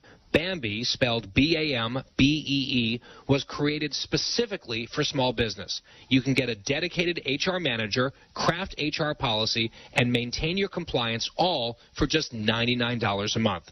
With Bambee, you can change HR from a liability into a strength. Your dedicated HR manager is available by phone, email, or real-time chat. You can customize your policies to fit your business, and it's all for just $99 a month. You didn't start your business because you wanted to spend all of your time on HR compliance. Let Bambee help. Go to Bambee.com/guy right now. Schedule your free HR audit. That's Bambee.com/guy, B-A-M to the BEE.com/guy. Now, from the historical audio archives of Fox News Talk. Alan Lomax, who died in 2002, was an American folklorist and musicologist. Lomax was involved in the archive of folk songs at the Library of Congress and a pioneering oral historian who recorded the early story of American folk artists. Since I was 17, that was pretty close to 18 straight years. I'd been in every back alley in every little town, and it got so I wasn't feeling... Fox on Tech. Most Americans right about now would tell you the worst impact on their money these days is inflation, followed by gas prices. But that's because they're dealing in dollars, even if using debit cards or pay apps. If you're dealing in crypto, however, you're also worried about the weather, especially in Texas, where temperatures are dancing above 100 and putting intense pressure on the state's electric grid. It's forcing Bitcoin miners in Texas to shut down because the power demand to keep the technical facilities cool is too darn high. Crypto miners have set up shop in Texas over the past year after China banned mining, saying it uses up too much power from their grids. Bitcoin alone in its computing and HVAC needs uses more juice than the country of Belgium. Now, the Texas Blockchain Council, which represents miners, says shutting down right now to help the state keep cool is the right thing to do. With Fox on Tech, I'm Eben Brown, Fox News. The Point is KUSG, Hagåtña, Guam, 93.3 FM and 104.3 HD3. One-on-one in Jerusalem. I'm Chris Foster. Fox News. President Biden meeting with Israel's Prime Minister Yair Lapid today, says the United States is completely devoted to Israel's security. Without any ifs, ands, or buts, any doubts about it. The President and Prime Minister are holding a joint news conference after a virtual summit with the leaders of India and the United Arab Emirates. The two expected to sign a declaration reaffirming the bonds between the U.S. and Israel and expanding the security relationship between the two nations. The White House calls the declaration significant because it includes a commitment to never allow Iran to acquire a nuclear weapon. After that, the president's expected to meet U.S. athletes headed to Israel's Maccabee Games, with over 10,000 athletes from around the world. Jill Nato, Fox News. Another COVID vaccine made by Novavax is expected to be available this month, approved for emergency use by the Food and Drug Administration in adults for now. It's a more traditional vaccine than the ones delivering genetic instructions to the body, made by Pfizer and Moderna, and it can be used as a first vaccination course or a booster shot for any of the others. The latest inflation figures could get in the way of the Democrats' spending plans. West Virginia Democrat Joe Manchin says the 9.1% inflation rate is a clear and present danger to the economy and says Congress cannot add any more fuel to the inflation fire with spending aspirations. Inflation concerns by Manchin stalled talks last year on a large budget bill Democrats had hoped to pass without any Republican support. Since then, Manchin has been negotiating a much smaller package with Democratic leader Chuck Schumer, focused on reducing prescription drug prices and extending Medicare. Fox's Jared Halpern. Ukraine's President Zelensky calls Russian missile strikes in the city of Vinnytsia today an open act of terrorism. At least 12 people, including a child, are reported killed, 25 people injured. Ukraine's national police says 3 missiles hit an office building. America's listening to Fox News. Stay on top of the latest forecast with America's Weather Team in the palm of your hands. Here's the latest from America's Weather Center. It's Fox weather updates throughout your busy day, every day. 5 inches of rain by tomorrow. Temperatures being 30 degrees above average. Put the power of over 100 meteorologists and the worldwide resources of Fox in your hands with the Fox Weather Podcast. Precise, personal, powerful. Subscribe and listen now at foxnewspodcasts.com. Connect to Fox News Audio on the Fox News app. Listen to hear your favorite hosts like Brian Kilmeade, Jimmy Fallon, and Guy Benson standing up for what's right, live and via podcast. Just click listen, then swipe right and hear the latest news updates on your time. And scroll down to hear the latest podcasts from Fox News. And it's even easier to listen in the car with Apple CarPlay and Android Auto. Get programming alerts and notifications. Fox News Audio is on the Fox News app. The voices America trusts. Download it now.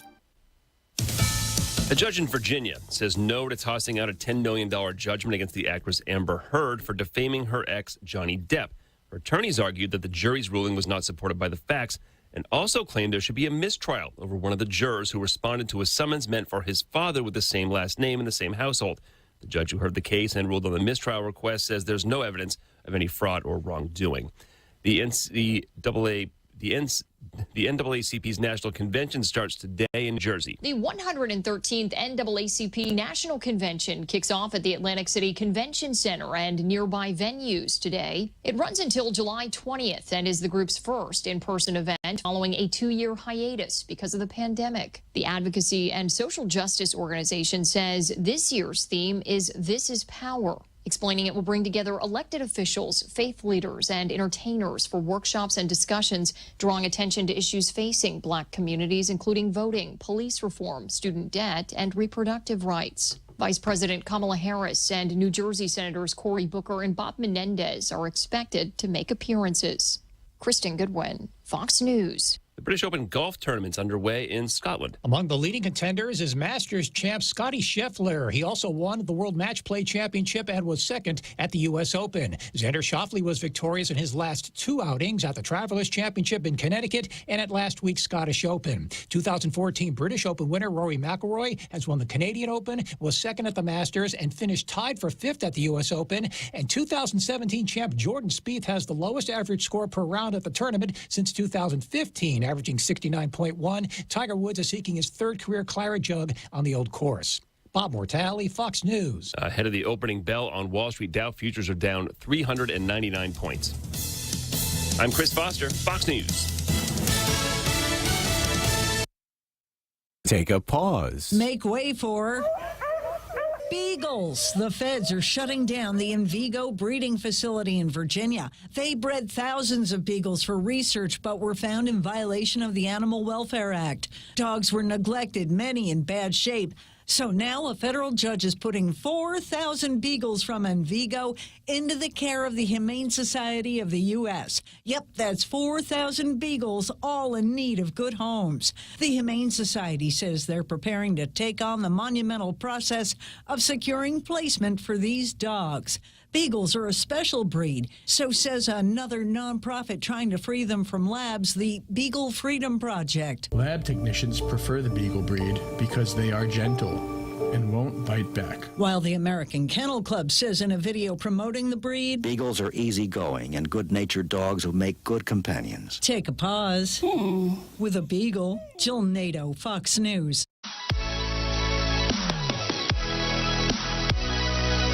Kicking off the Wednesday happy hour with all of you here on The Guy Benson Show. Thank you so much for tuning in. 3 to 6 p.m. Eastern. And the final hour, 5 to 6, is the happy hour, sponsored by the Finnish Long Drink. Delicious. Our friends over there are expanding, and it's catching fire. I mean, people love the Finnish Long Drink, including yours truly. 21 plus only. Always drink responsibly. TheLongDrink.com. You can find out where it's sold near you. As I said, it's now available in a lot more places, and that list is growing. TheLongDrink.com. Our website here is GuyBensonShow.com. Podcast is free every day on demand, plus all sorts of other items and goodies and resources related to this program. GuyBensonShow.com. With us now is Josh Krausauer, senior politics reporter for Axios. That's the new title, the new gig. Also a Fox News radio political analyst. Josh, welcome back. Good to have you. Hey, Guy. Good to be back on the show. I would like to start with your piece at Axios about the dramatic changes, the shifts in coalitions.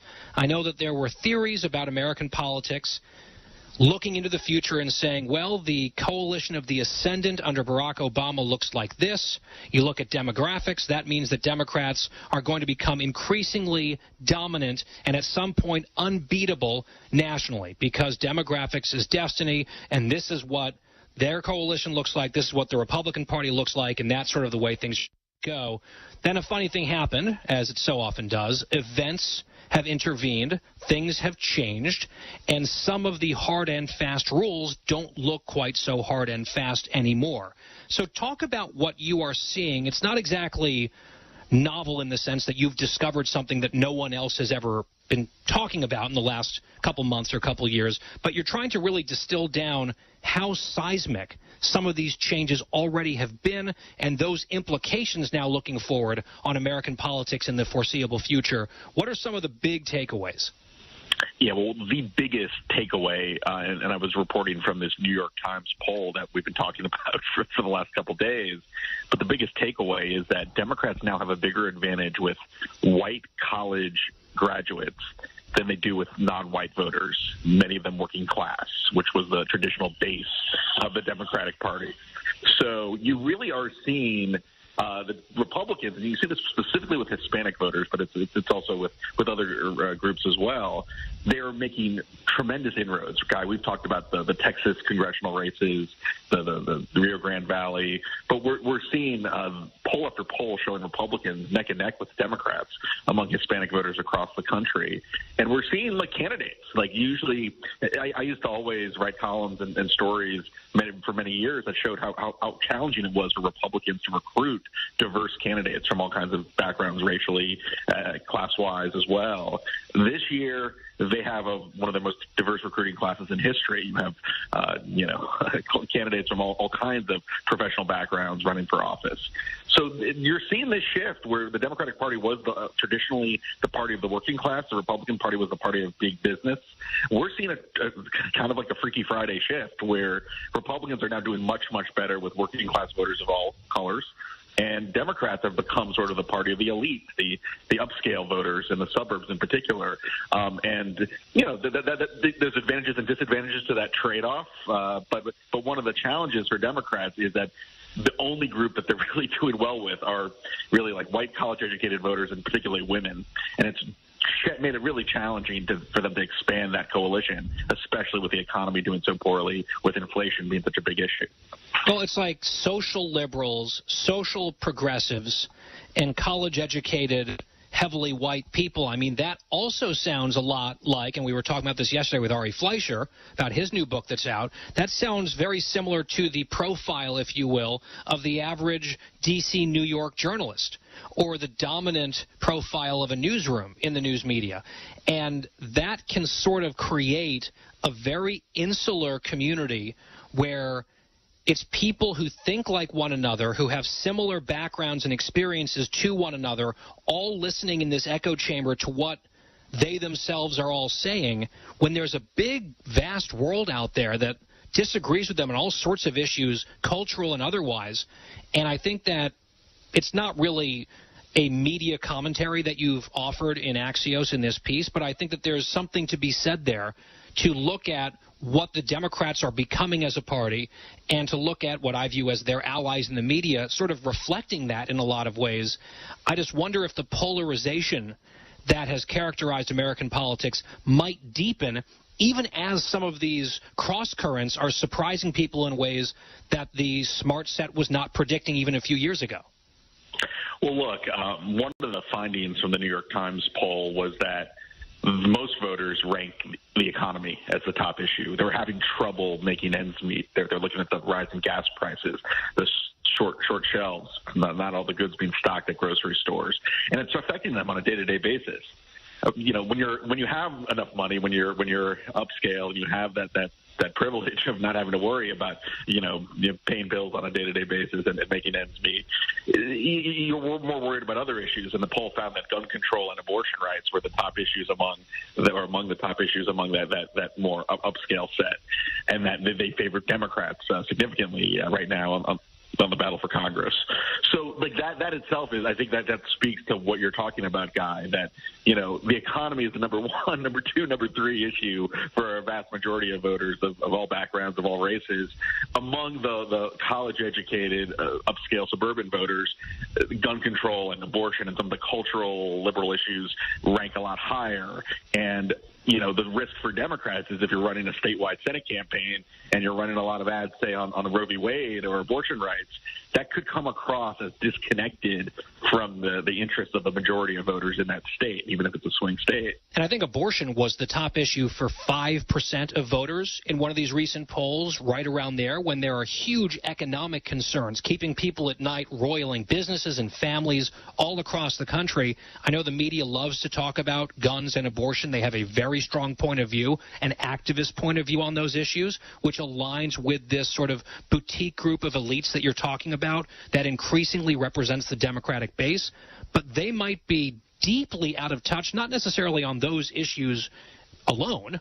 Those are divisive unto themselves, but just in terms of priorities. And on that point, Josh, and since we're talking about the New York Times poll that has gotten so much attention, there was a new tranche of data from that same poll out today that has, despite President Biden at just 33% approval overall, 60% disapproval, and just a raft of terrible data for him and the Democrats in general in that survey, the so-called generic congressional ballot is virtually tied. It has the Democrats at 41%, the Republicans at 40%. The thing that jumps out about that, at least to me, Josh, is, okay, you see some people crowing on the left. Look, the Democrats have made gains, or they're now up one on the generic ballot. Maybe, but you're at almost, 20% undecided or not responding? That's an awful lot of people. 41 to 40 is a very low number between those two parties, and you've got to think, based on Biden's numbers and the right track, wrong track, and everything else that we've broken down ad nauseum from that poll, a lot of those people who aren't decided yet or aren't saying which way they'll swing, you'd have to imagine that a very significant percentage, likely a majority, maybe a large majority of that group would be inclined in an environment like this, in a cycle like this, to go against the ruling party. Am I off, or does that sound right to you? Well, look, I think just being up by 1 point, as the Democrats are on that generic ballot, is not good. In fact, in 2010, they were up by more than 1 point in a lot of polls around this time, and they lost 63 House seats. So usually Democrats have a natural advantage on the generic ballot questions. Being tied statistically is not good for the Democrats. You know, I think the larger story, and maybe a small concern for Republicans, is that even though Joe Biden's numbers are really bad, historically bad, there are voters that he's losing his base, right? They're Democrats that don't like what Biden's doing, and they still may show up to the polls to vote for congressional Democrats. So he's done so poorly now that even the base has abandoned him in some cases, and maybe they don't show up to the polls in the midterms, and that's not good news for Democrats, but maybe they do show up, and they're just not excited about Biden, but they will vote for Democrats running for Senate and House. So I think the Democratic number, the floor, is closer to like 40, and I think that this is where candidate quality comes in. You know, I think if Democrats get closer to the low mid 40s, and they have some Republican challengers in some key races that may not be ready for prime time. That's where you might see Democrats being able to overperform the national environment. But, there are a lot of wishes and hopes right now when Democrats are looking at the polling data, because none of it is good. They're just trying to find some green shoots in what is some pretty overall dismal data for the Republican Party.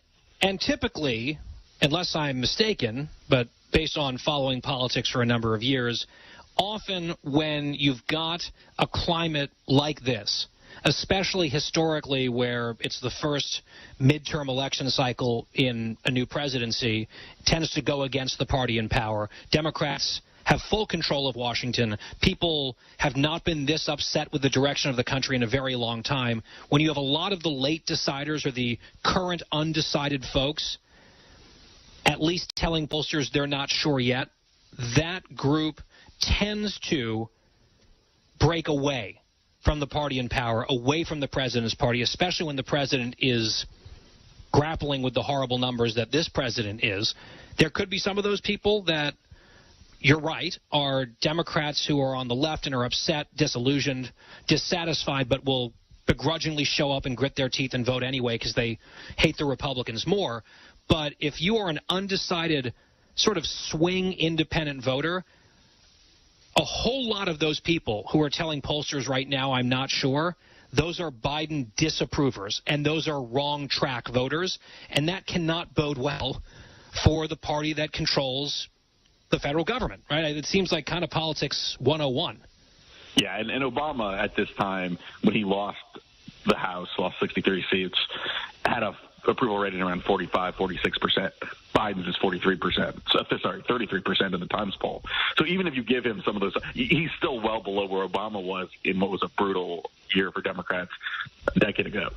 So these numbers are bad for Democrats. It's only a question of, are we looking at, I think the bigger question is the Senate salvageable for Democrats? The House looks all but gone. Can the Democrats exploit certain candidacies in certain races, especially for the Senate, to either save the majority or hold down their losses? But the big story is what you said, Guy, that the mood is pessimistic. People don't trust Biden. They don't trust the governing party. They see the state of the economy. They're very disillusioned. And you're right. They're going to more likely take it out on the party in power. Oh, and let me just look at the inflation numbers today that we opened with on the show. It's the number one story in America. And the White House can say, well, it's sort of out of date and it's going to get better. And I just don't really know if they have any credibility left over there at the White House, because they've been telling people not to really worry too much about this for a year. Then they started blaming it on everyone else. Now the number has gotten worse than anyone even expected for this month amid the teeth of this painful inflationary period. And, they're out there just trotting people out to kind of, with eyes glazed over, put whatever they can out there into the spinosphere. And I just don't think it really connects with people where they are, where they're living, what they're experiencing. And I think that's a huge disconnect that, whether you want to look at terrible news cycles because of news events or the controversy at the Supreme Court or whatever, ultimately, with inflation where it is right now and no real signs of easing significantly anytime soon, it's just an all-engulfing issue, is it not? The White House spin today, Guy, was that you shouldn't really put much weight into the numbers because gas prices have gone down in the last few weeks, and that doesn't account for that. Never mind the fact that the core CPI, the core kind of inflation index, which excludes gas prices, excludes energy, was up at a historic rate as well. There's a certain credibility gap, Guy, that this White House has, and I don't understand their communications strategy. A good communicator, a good partisan communicator, acknowledges your weaknesses, acknowledges that this is a tough time, and then pivots to making an argument on what you're going to do or how you're going to make things better. But you don't deny reality. You don't deny the data. And so often you see this White House with their head in the clouds denying what's in their own administration's economic reports, with the own reality of what's happening with inflation on a day-to-day basis. And that just that's like, someone, a doctor telling a patient you're not sick when they're clearly sick. It's just a disconnect from the needs and aspirations of where the American public is right now. And it's political malpractice. Yeah. And that patient might go get a second opinion from another doctor, and I think that voter might go get a second option, with the other party. And that's what Republicans are certainly banking on and expecting this November. And Josh, you said that you can't really understand the White House strategy when it comes to their messaging. I'm not sure they do on a pretty regular basis. That's how it seems, like very incoherent and haphazard, and it certainly isn't helping their electoral fate right now as the numbers are bearing out in pretty stark relief. Josh Krausauer, senior politics reporter at Axios now, and a Fox News Radio political analyst. Josh, as always, thanks very much. Thanks, guys. We will be right back. Fresh conservative talk. Guy Benson Show.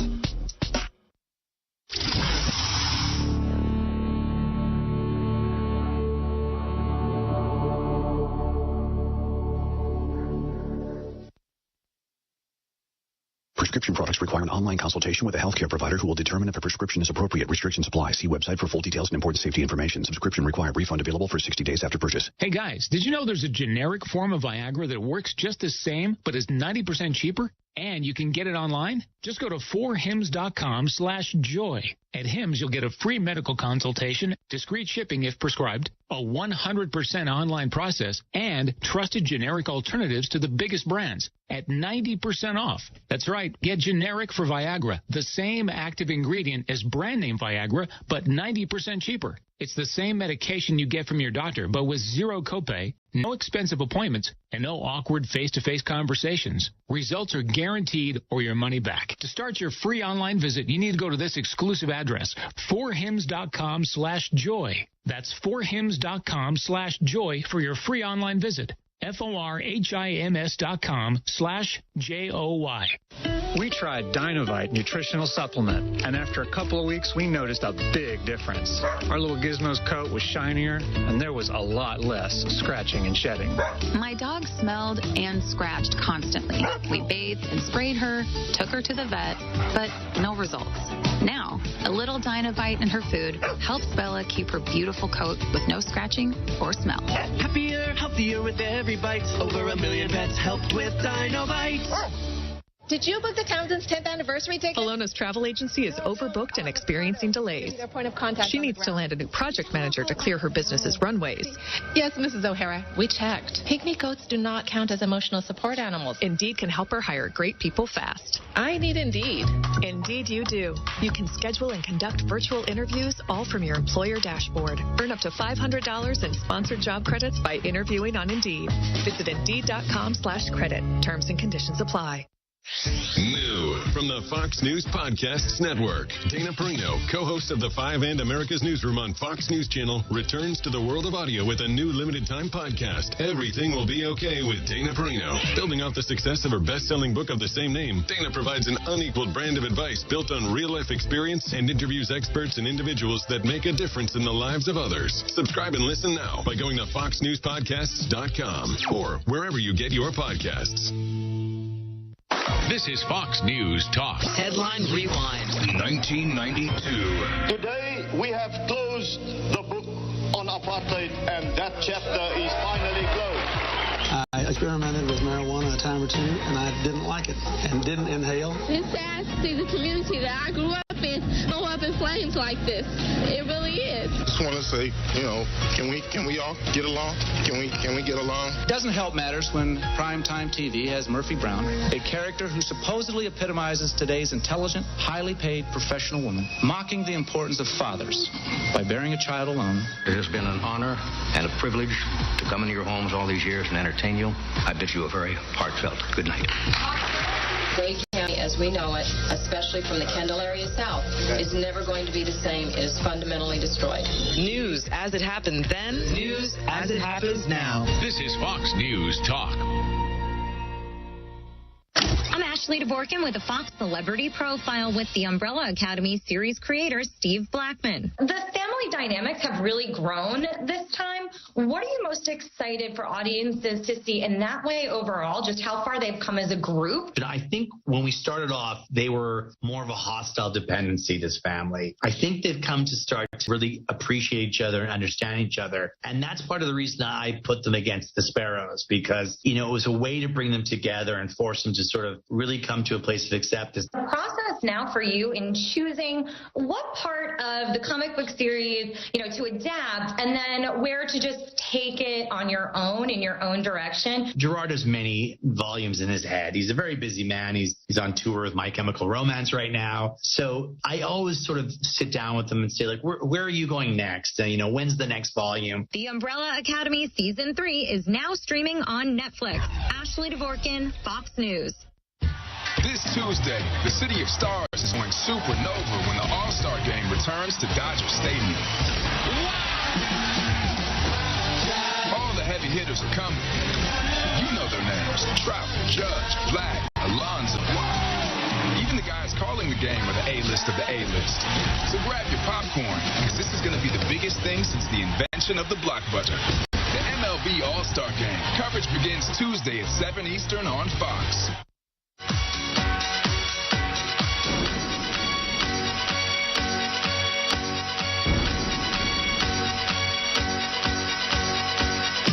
Back here on the Guy Benson Show. Thank you for tuning in. In that last segment, we were just talking with Josh Kay about some polling in the New York Times survey. And since we're on the subject of polling, I'd like to just walk through a little journey with you featuring the Biden administration and their relationship with polling. So Biden was asked by a reporter about the recent survey showing that 2/3 nearly of Democrats don't want him to run again for president. They want someone new in 2024. He was asked about that, and he got a little bit grumpy about it in Cut 11. Mr. President, what's your message to Democrats who don't want you to run again? They want me to run. 2/3 say they don't. Read the poll. Read the poll, Jack. You guys are all the same. That poll showed that 92% of Democrats, if I ran, would vote for me. A majority of Democrats say they don't want you to run again in 2024. 92% said if I did, they'd vote for me. Read the poll, Jack. You guys are all the same. Not sure if the reporter's name is Jack or if that's just a nickname. At least he didn't call him Pal or Bal. Remember this one from last year, Cut 24? Now we look at 2022. I want to tell my Republican friends, get ready, Bal. You're going to enter a problem. Get ready, Bal. You're going to in a problem, or whatever he said. This version is, read the polls, Jack. Well, the poll specifically says 64% of Democrats don't want him to run again. His response to that is, read the polls, which he clearly has. He was very familiar with one particular data point from that poll, which is odd because Joe Biden earlier this year said this in Cut 12. How do you plan to win back moderates and independents who cast a ballot for you in 2020, but polls indicate aren't happy with the way you're doing your job now? I don't believe the polls. I don't believe the polls. And then just this week, his spokeswoman said this, Cut 13. We're not going to pay attention to polls. That's not what we're going to do here. What we're going to focus on is delivering for the American people. I don't believe the polls. We're not going to pay attention to polls. And then, read the polls, Jack. Makes sense to me.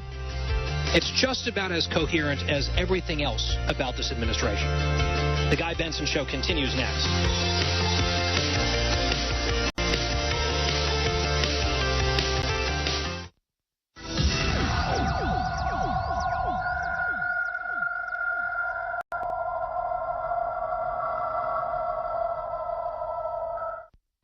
Stay on top of the latest forecast with America's Weather Team in the palm of your hands. Here's the latest from America's Weather Center. It's Fox weather updates throughout your busy day, every day. 5 inches of rain by tomorrow. Temperatures being 30 degrees above average. Put the power of over 100 meteorologists and the worldwide resources of Fox in your hands with the Fox Weather Podcast. Precise, personal, powerful. Subscribe and listen now at foxnewspodcasts.com. This is Poll Parade with Fox News Director of Polling, Dana Blanton. American pride has fallen significantly over the last decade. 69% of voters were proud of the U.S. back in 2011. It was 50% in 2016 and 2017. And in our latest Fox News survey, 39% said they felt proud. Those are the only 4 times we've asked the question. Today, a majority, 56%, say they are not proud, up from 45% 5 years ago. Among partisans, the recent decline in pride is led by Republicans. Down 28 points, today 36% of Republicans are proud. Among independents, down 21 points, stands at just 29%. At the same time, pride increased among Democrats, up 8 points. Even so, it's less than half. Views split. 46% of Democrats are proud of the U.S., 48% aren't. We're proud to post all of our surveys at foxnews.com/poll. I'm Dana Blanton. That's your pollparee.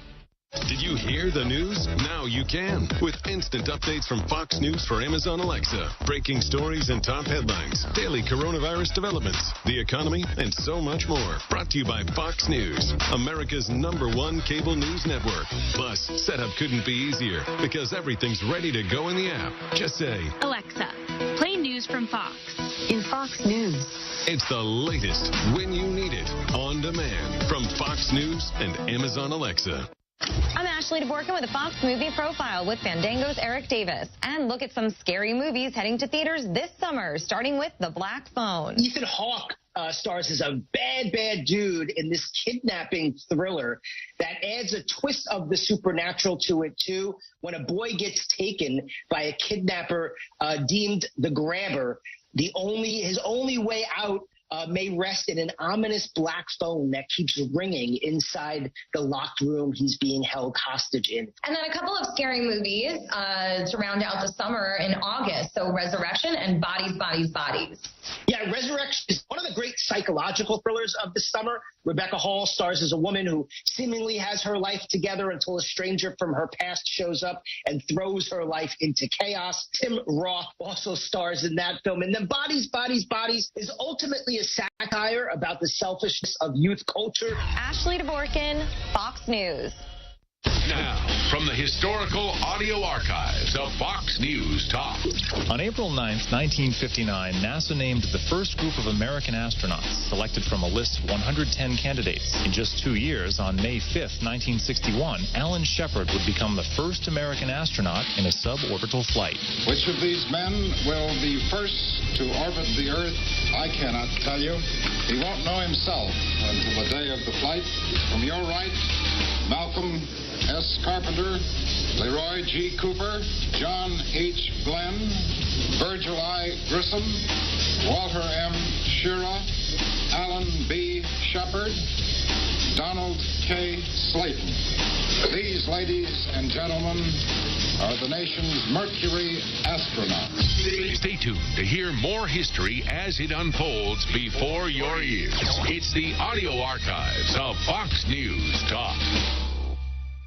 I'm Ashley DeBorkin with the Fox Celebrity Profile with Jenny Slate. Slate co-created and voices Marcel the Shell with Shoes On. The new movie is based on a series of viral YouTube videos turned book series. What is it like to see this little creation of yours now have his big screen moment? It's a pretty dreamy time, for sure. Marcel is so precious to those of us that made the film, and to see him be received in such a friendly way, it's just really nice. It feels like an example of goodness. The Little Shell's big self-confidence is part of a range of emotions Slate wanted for audiences of all ages. I think a lot of times children are just offered what adults think will be the easiest to throw at them, you know, something like super duper duper cute or something really, really, really loud. And I think we have that in our movie, all of those things. But I also know that as a person, I've always needed proof that I am allowed to connect to a broad spectrum of emotions. Ashley DeBorkin, Fox News.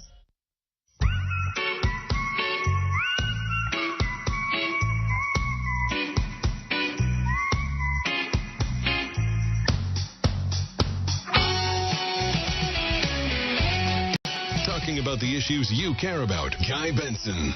As we continue here on the Guy Benson Show, it is the happy hour.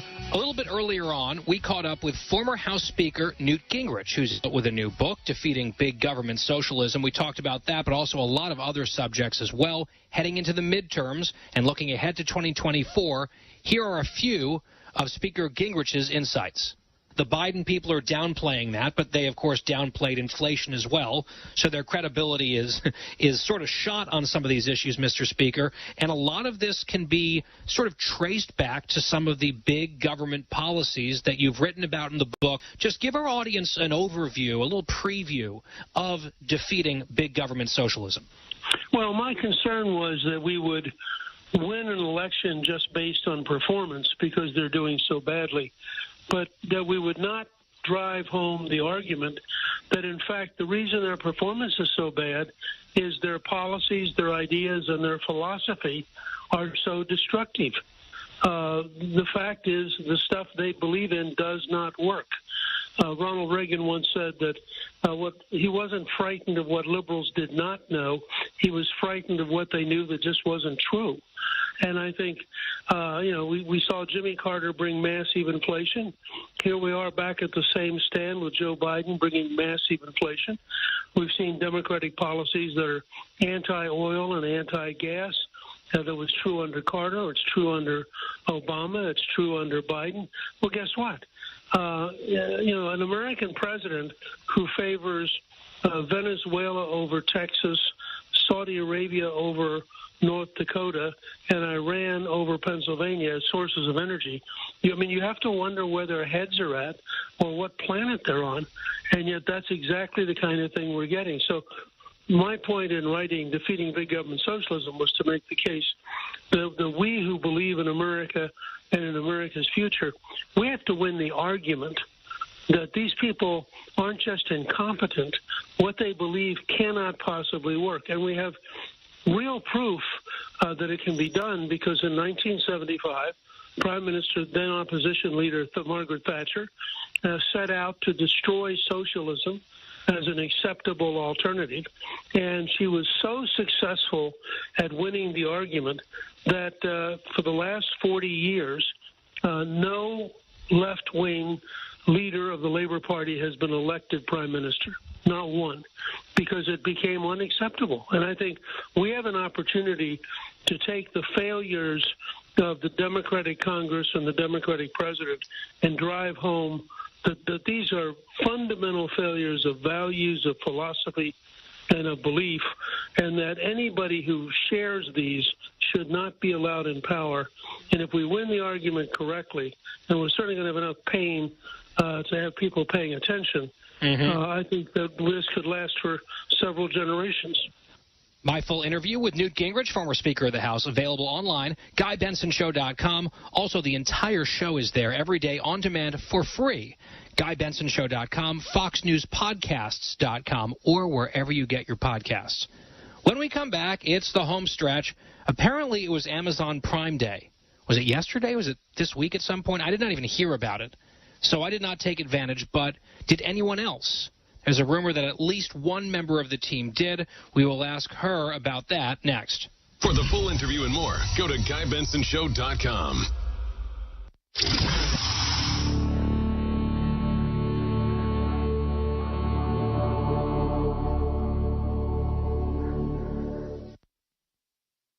Hey, Mike, what are you doing way up on that ladder? You're going to hurt yourself. Oh, I'm trying to unclog these gutters. That's smart. I had water damage from my gutters last year. It cost me $10,000. Wait, $10,000? Yeah, and from over here, it looks like water's been pouring over your clogged gutters, and it's probably doing real damage to your foundation. You need to do what I did. Get off the ladder and call Leaf Filter. Yeah, but I need to get these gutters flowing now. That's why you need to call Leaf Filter. They'll clean and realign your gutters and install their exclusive micro mesh screen system so nothing gets in your gutters except water. So Leaf Filter protects my house from damage and means no more gutter cleaning for me? Bingo! Plus, Leaf Filter has an industry-leading lifetime warranty, so your gutters are covered for life. Thanks, Frank. I'm calling Leaf Filter today. Don't go another day with your home unprotected. Call 1-844-300-LEAF or go to tryleaffilter.com for your free gutter inspection. Call 1-844-300-LEAF or go to tryleaffilter.com right now for an extra 15% savings. Call 1-844-300-LEAF or go to tryleaffilter.com. That's 1-844-300-LEAF. Cashback is not available on gas in New Jersey and Wisconsin. This is Matt Crowder, live at the gas station on 41st Street, reporting on those skyrocketing gas prices. Excuse me, miss, are you buying less gas now because of the high prices? Oh, I never pay full price for gas anymore. I just use the free Upside app that pays you cash back for every gallon of gas you buy. Wait a minute, are you saying you actually get paid cash when you buy gas with the Upside app? Yes, I get real cash back every time I buy gas. Well, does that actually add up to anything? I've made around $200. Wow. Well, there you have it. Stop paying full price for gas. Download the free Upside app and get real cash back every time you buy gas. This is Matt Crowder Radio News Network. Download the free Upside app now to earn real cash back every time you buy gas. Use promo code TRAFFIC for a $5 bonus on your first tank. You can cash out anytime right to your bank, to PayPal, or an e-gift card for Amazon and other brands. Just download the free Upside app and use promo code TRAFFIC for a $5 bonus on your first tank. That's code TRAFFIC. I'm Janice Dean, Fox News senior meteorologist, and my brand new podcast, The Janice Dean Podcast, is launching on the Fox News Podcast Network. Every week, I'll be focusing in on a person, a place, or a thing that deserves your attention because it makes the world a better place. Be sure to subscribe to The Janice Dean Podcast at foxnewspodcast.com or wherever you listen to your podcasts. First episode available July 18th. And don't forget to spread the sunshine. The Dean's List with Janice Dean. A dedicated volunteer who spends 12 hours a week commuting to work makes today's Dean's List. David Flucker is 100 years young and has been working at the St. Columba's Hospice shop in Edinburgh, Scotland. He spends 4 hours a day traveling to and from the shop regardless of the weather. David was diagnosed with prostate cancer and spent 2 weeks getting cared for there. He says he just wants to pay it forward for the kindness, and it's a wonderful feeling to be doing something good. It takes David 2 buses and a 20-minute walk to get to his job, and he works 3 days a week. The grandfather of 7 says they get a lot of donations to the hospice, and he's happy to check them out. He mentions loads of toys, books, and puzzles, and David wants to make sure they're all in working order before he gives them out. His favorite part of the job is when people come in to chat with him. David Flucker, you're amazing, and you made the Dean's List. Janice Dean, Fox News. On Fox Nation, the White House is aware that a tidal wave is about to hit them. The story is not over yet. Now, Judge Janine is back with the hit series, Who is Hunter Biden? He's under federal investigation. Taking you deeper into the scandals. I would just, having sex and doing crack. The corruption. They wanted Joe Biden elected president. And the secrets. Joe Biden was at least having some knowledge of Hunter's business dealings. Who is Hunter Biden? Part 2. Streaming now. Only on Fox Nation. Sign up today.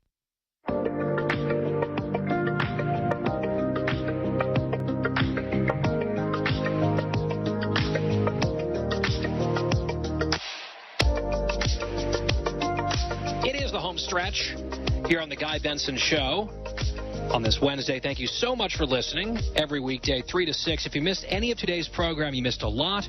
It's always available in its entirety, no charge to you, on demand on our podcast, GuyBensonShow.com, FoxNewsPodcast.com, or wherever you get your podcasts. We always like to remind you of that. Well, on the planning call for the show today, Amazon Prime Day came up, and I had not even heard about it. For some reason, I thought that was sometime around the holidays, like Black Friday range. I guess I totally misunderstood that, or maybe there are multiple Amazon Prime Days annually. I don't know. Christine, when was Amazon Prime Day? Amazon Prime Day is still going on, Guy, so you can still benefit from all the deals out there, but it was yesterday and today. And people are buying for the holidays. We have 165 days until Christmas. So this is kind of like holiday shopping for people like myself. 165 days. Wait, do you have a giant tearaway calendar at the house? Countdown to Christmas? Then you have little markings along the way of when you have to put up different decorations. So do you have your, Halloween decorations up yet at your house? I do not. It's July, so it's still like the American themed, Oh, right. It's pumpkin spice season. Not yet. August, like the beginning of August is when the PSLs come out. Yeah, we'll fight about that in a little bit. I'm just curious, before we get back to you, because obviously some shopping has been done in your household, if anyone else on the team has taken advantage of Amazon Prime Day. As you have gathered from what I've been saying here, I didn't know it was happening. I don't plan on spending anything today, so I'm out. Quiet Wyatt, you don't really strike me as an impulse online buyer or shopper, although maybe you see a very handsome Wall Street Journal monogrammed cardigan or something and you can't resist. Have you made any purchases online in the last day or two? No, not on Amazon, no. Hang on, there was a caveat there. No, have you gone non-Amazon? I'll specify no. I did buy books on Amazon, but not during the Prime Day, so no. Okay. Dan, in your household, anything happening? I did not myself, but I got home yesterday, and my girlfriend had a very guilty look on her face when I walked in, and she's like, I kind of bought a lot and maybe went a little overboard. So, yeah, there was some shopping in my house. Are there returns available for Amazon Prime Day, or are all sales final? There will be returns, because I was like, what did you buy anyways? And she's like, I don't need half this stuff, so I'll probably return it. Okay. I do not understand that mentality. I know that it's very common. Nor do I. I know many people are listening right now being like, oh, yeah, that's what I do. You buy a ton of stuff. You don't need all of it. You end up returning a lot of it. It's such a hassle. So much of that is a hassle. Why? All right, Christine. Well, what damage have you done? So, okay, I have a lot to talk about, so let me try to organize this. So I would like to talk about returns because I have thoughts on that. Do you want me to tell you what I actually bought, what's in the cart, what was in the cart and has been deleted, and what was in the cart deleted and put back in for possibly a fight tonight with Bobby? Well, I would just say the cart to me is kind of a wish list, right? You have not actually pulled the trigger on anything that's simply sitting in the cart. So I am more interested in what you have actually bought and then maybe this looming battle with your husband. Okay, well, first let me just talk about returns. I am the queen of buying and returning later. I actually have a return, bag, like a tote in my closet, and sometimes it can go up to $500 in there that needs to be returned. Why? I need to think about things. I know you think I'm just impulsive, but I'm impulsive. No, wouldn't you do the thinking before the buying? No. Do you not know how women shop? No. Okay, so you're not. So see, if you would go shopping with me, like a best friend does, go to the mall, you would understand. I will go find a pair of jeans for $150 that I didn't even know I wanted or needed, but then all of a sudden I absolutely needed it. So then I bring it home and I sit on it. Sometimes I put my new purchases under the bed and let them sit there for a little bit. Then I'll take them out and put it in the closet and see if it feels good in the closet. And usually I have 30 to 60 days to, think about it a little more, and then I return. If it feels good in the closet? Yeah. What are you talking about? If it should be... No, don't shake your head at me, Dan. If it feels like it should be in my closet and it's something that I'm going to wear. I don't just buy things and then just pull the tags off and wear it. Do you? Yes. Because I try them on first, and I don't buy the things on the internet. Unless I know a specific item with a size that I know for sure fits me, I do not buy clothing items on the internet. So I go to an actual brick and mortar location to try things on. I look at the mirror. I decide if that works, and then I make my decision. And once the decision is made, barring something really faulty or wrong with it, I keep it and I do not return things. That is, to me, a very straightforward, logical way to make this type of choice and to make purchases or not. I don't care how something looks hanging in a closet. Your life is so simple. I'm not like, ooh, I really like that blazer, but it kind of harshes the vibe here in the closet. Got to send it back. What? It makes perfect sense to me. Also, I like to go out of my comfort. I have a style that usually is just the same stuff, and sometimes I think, let me go out of the box and let's try boho, or let's try, leather, and it always looks ridiculous. So, it's a lot of returns, but I guess you and I are not on the same page with that. So we can move on. Do you get in scenarios, though, where you want to return something and then you get a hassle and it becomes a huge pain in the neck to complete the transaction and get your money back? Actually, YY, would you like to tell the story? Because he was along for the ride with me at J. Crew for this one. Oh, no. So I went with Christine to J. Crew in somewhere in New York, and I guess it was over the limit of time that you could return, and so the lady wouldn't give the money back to Christine's credit card. It had to go back to a store credit, and so there was a little disagreement there. Can I ask you, Wyatt, why you were on this errand with producer Christine, why you allowed yourself to be roped into that? I think this was one of the times I was up in New York, and we were in between our show and Gutfeld taping, and so we went in between then. So I blame you guys. Did she drug you? Did she drug you like, oh, does this smell like chloroform? Then all of a sudden you wake up in a J. Crew? No, she's in a screaming match with the manager? I rarely get to walk around the streets of New York, so I was like, yeah, why not? And it was cool. It was a fun experience.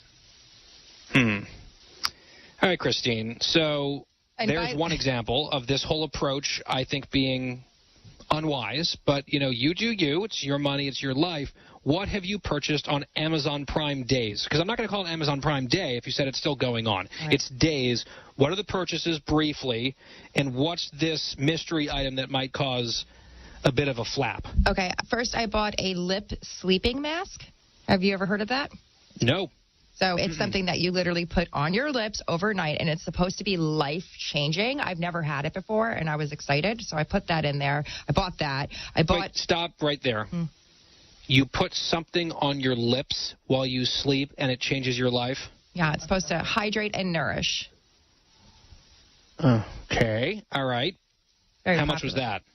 So that was originally $25.99, and I got it for $16. Not bad. Is it a one-time use product? Do you have to fill it with something? No, it looks like a lip balm. I've never had it before. I just saw on one of those TikToks. It's like a must buy. Oh, a TikTok decision. Okay, good. All right, next. I bought a new beach bag because how many? You can't have enough beach bags. I believe. I bought sandals. I bought another pair of heels, and then ready for this. I'm not sure. I bought a vacuum. Stop. I did. You did not. I did. I bought another vacuum cleaner? Yeah, this is a canister. Is this like the third one you've bought since you've been my producer, which has not been that long? The show launched with Marie in 2018? And then we've been solo since 2019, just the Guy Benson show. It's been a good run so far, and hopefully many years to come, but it is not that old of a show. I feel like you buy a vacuum cleaner like the average person maybe once or twice in their lifetime. And this might be your third vacuum cleaner purchase since we have worked together. Does that sound right, or am I misremembering? You're a little off, actually. This is the third vacuum I bought since 2020. You and I started working together in 2018. Why? I don't know. And mind you, I live in an apartment. It's not that big. But you don't even have a house anymore. Nope. How many vacuum cleaners do you currently have physically in your apartment? So when the new Bissell Zing comes, it will be 4. 4? Is it I ask this with affection. What the hell is wrong with you? On this. Let's just limit it to this issue, vacuum cleaners. Because you had the huge, the Dyson saga. I remember that. Still have it. Still have it even though it doesn't work or doesn't work to your satisfaction, but you still have it? Yeah, I don't love it. It works. Bobby fixed it. We had to call Dyson, yada, yada. It's okay. Is Bobby aware that you have purchased another vacuum cleaner? No. What do you think? I'm crazy? Yes. So what I'm thinking is I have a Shark that I'm thinking of just kind of switching out for the new Bissell Zing. The problem is the Shark is a Shark. It's a brand? Yeah, and the Shark is an upright, and the Bissell Zing is a canister, so he's obviously going to know the difference. Where do you keep these things? An apartment isn't that big. Do you have an extra bedroom only for your vacuum cleaners? No. Are you going to tell? It's like, Megan, sorry, Mommy's sorry, but you can't have a bed anymore because Mommy needs that space for a 7th vacuum cleaner, okay, sweetie? I just, we have a lot of closets and storage, and like I said, I'm going to get rid. Aren't those overflowing with your seasonal swag and house decorations that Oh, I didn't tell you. I brought all my seasonal swag to Judgy Joyce's attic. She's not happy. Oh, yeah, I'm sure she's thrilled. I cannot. So this was not the item that's sitting in the shopping cart virtually. You actually have the vacuum cleaner on its way, paid for. Mm-hmm.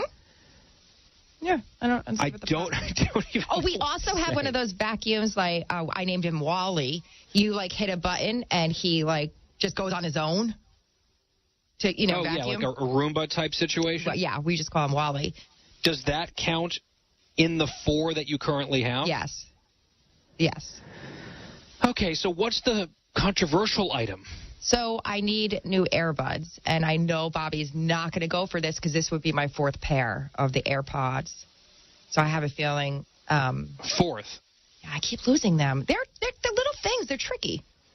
I feel like you have given up your AirPod privileges, right? You're like a small child who's like, okay, you can have these, but they're very important and they're expensive. You have to prove that you can take care of them. We're like, yes, let's see if you can keep this guinea pig alive before we buy you a dog. And you're on, 3 or 4 dead guinea pigs at this point. Yeah, pretty much. I don't know if you've talked to Bobby, but that's exactly what he said. He said, you're not responsible. Oh, and I also asked for a pair of, really expensive sunglasses for my birthday. And he's like, you're out of your mind. You lose sunglasses on the daily. He's like, no way. Well, I will continue to lift Bobby up in my thoughts and prayers on a daily basis because it sounds like he's got a lot to deal with, especially around Amazon Prime days. And then I heard another rumor about another scheme that you've got cooking that maybe we'll get to on another home stretch in the days to come. But happy Amazon Prime days, everyone. I would like you to think about the approaches to spending money that you've heard modeled here today on the program. The Benson approach, the cookie approach. And you can just maybe think about or even send me a note or tweet at Christine, at CookiesJar1988. By the way, Christine, did you tweet the video from the Backstreet Boy? I wasn't sure if you wanted me to. Can I? Oh, yeah, I think you absolutely should. Well, then that's happening tonight. There you go. At CookiesJar1988. You can send her your thoughts. You can send me your thoughts on Instagram or Twitter at Guy P. Benson. And we'll just leave it at that. We'll let the people decide who is the rational, sensible, responsible actor in this tandem. Gotta run. Back here tomorrow on The Guy Benson Show. Thank you for listening. We will talk to you then.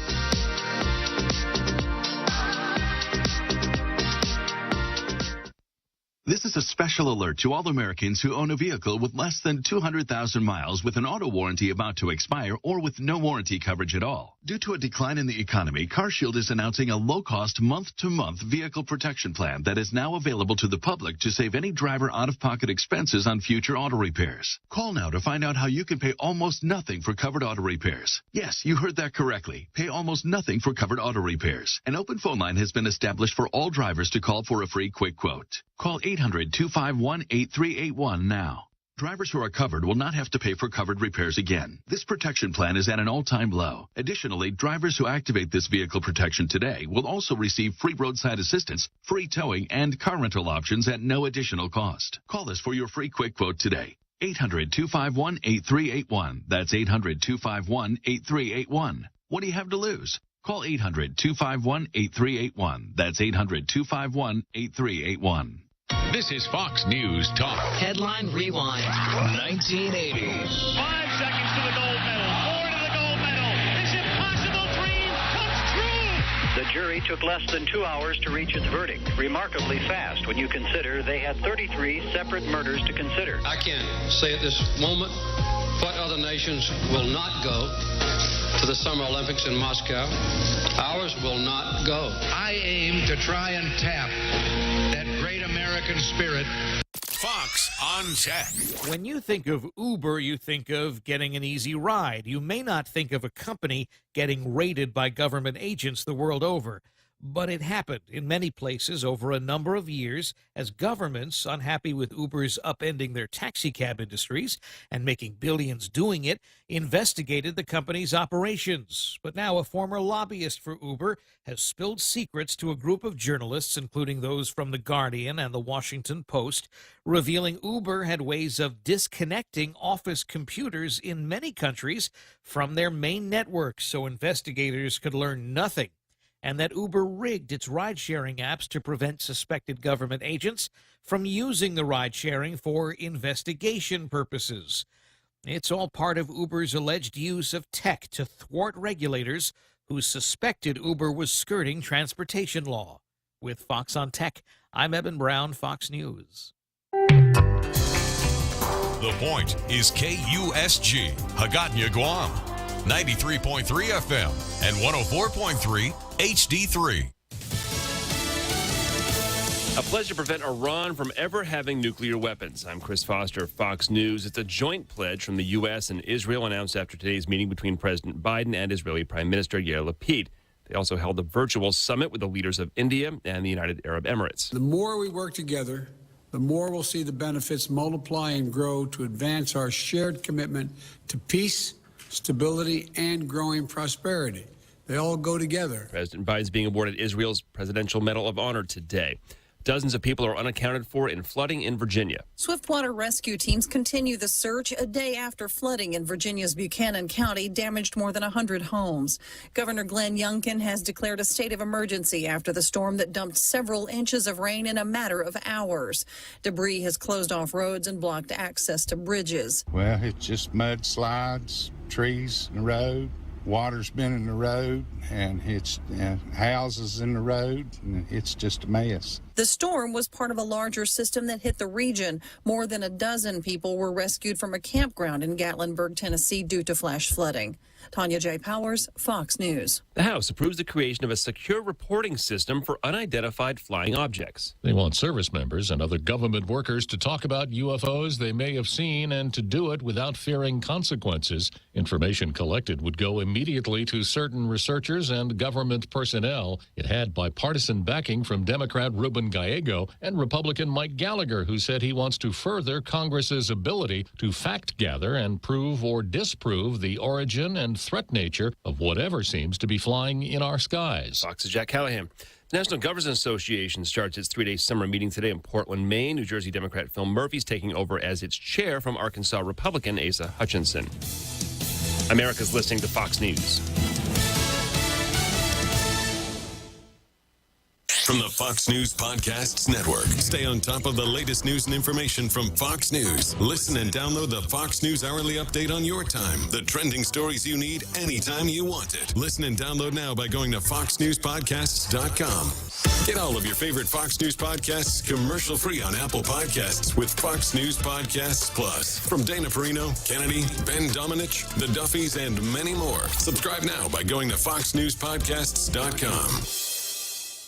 From the Fox News Podcasts Network. What are the most important issues facing Americans today? Every Tuesday, join me, Brett Baer, chief political anchor and executive editor of Special Report, and my rotating all-star panel of experts as we discuss the policies, practices, and possible solutions to the biggest and most important issues. You can hear new episodes every Tuesday. Subscribe now at foxnewspodcast.com or wherever you download podcasts. The supermarket in Buffalo, New York, where 10 people were shot and killed 2 months ago, reopens for business tomorrow, renovated and redesigned. There's a moment of silence and a prayer at a ceremonial opening today. The 10 victims were all black, the gunman a suspected white supremacist. A sheriff in Florida says a man who shot a home invader has nothing to worry about as far as criminal charges. A Florida man endured a break-in the other night by men who got a hold of his guns, but the homeowner wasn't deterred. The victim runs to a back room where he had a third gun.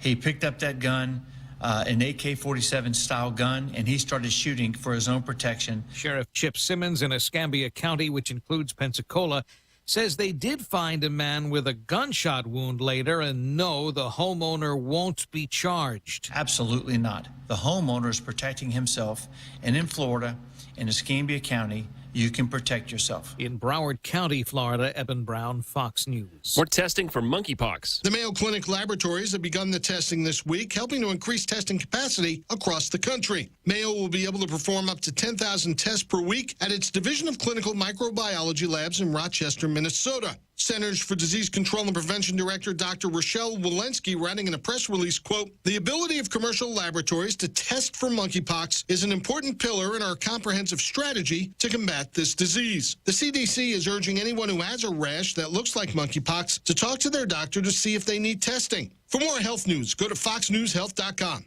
House Call for Health. I'm Kevin Ureski. Fox News. Baseball. The Kansas City Royals will be without 10 players for their series starting tonight against Toronto. They aren't allowed into Canada because they're unvaccinated for COVID-19. The Seattle Mariners have won 10 straight games now, sweeping a doubleheader yesterday against the Washington Nationals. Dow futures are down 475 points ahead of the opening bell on Wall Street, and I'm Chris Foster. Fox News. Fox rocks. Fox. I'm Michelle Polino. Rage Against the Machine returned to the stage for the first time in 11 years and directed their anger at the Supreme Court for overturning Roe v. Wade, a 1973 landmark abortion ruling, during a show in Wisconsin. The band broadcast several captions on screen, on stage, blasting the highest court. According to the Milwaukee Journal-Sentinel, as lead singer Zach De La Rocha sang Freedom, one caption read, "Forced birth in a country where black birth givers experience maternal mortality 2 to 3 times higher than that of white birth givers." The band's sequence ended with "Abort the Supreme Court." Cat Power is taking on Bob Dylan again. The singer-songwriter confirmed a November 5th show at London's Royal Albert Hall, where she'll recreate Bob Dylan's 1966 concert at Manchester's Free Trade Hall. In the past, she's covered Stuck Inside of Mobile for the 2007 Dylan biopic, I'm Not There. That's Fox Rocks on Fox News.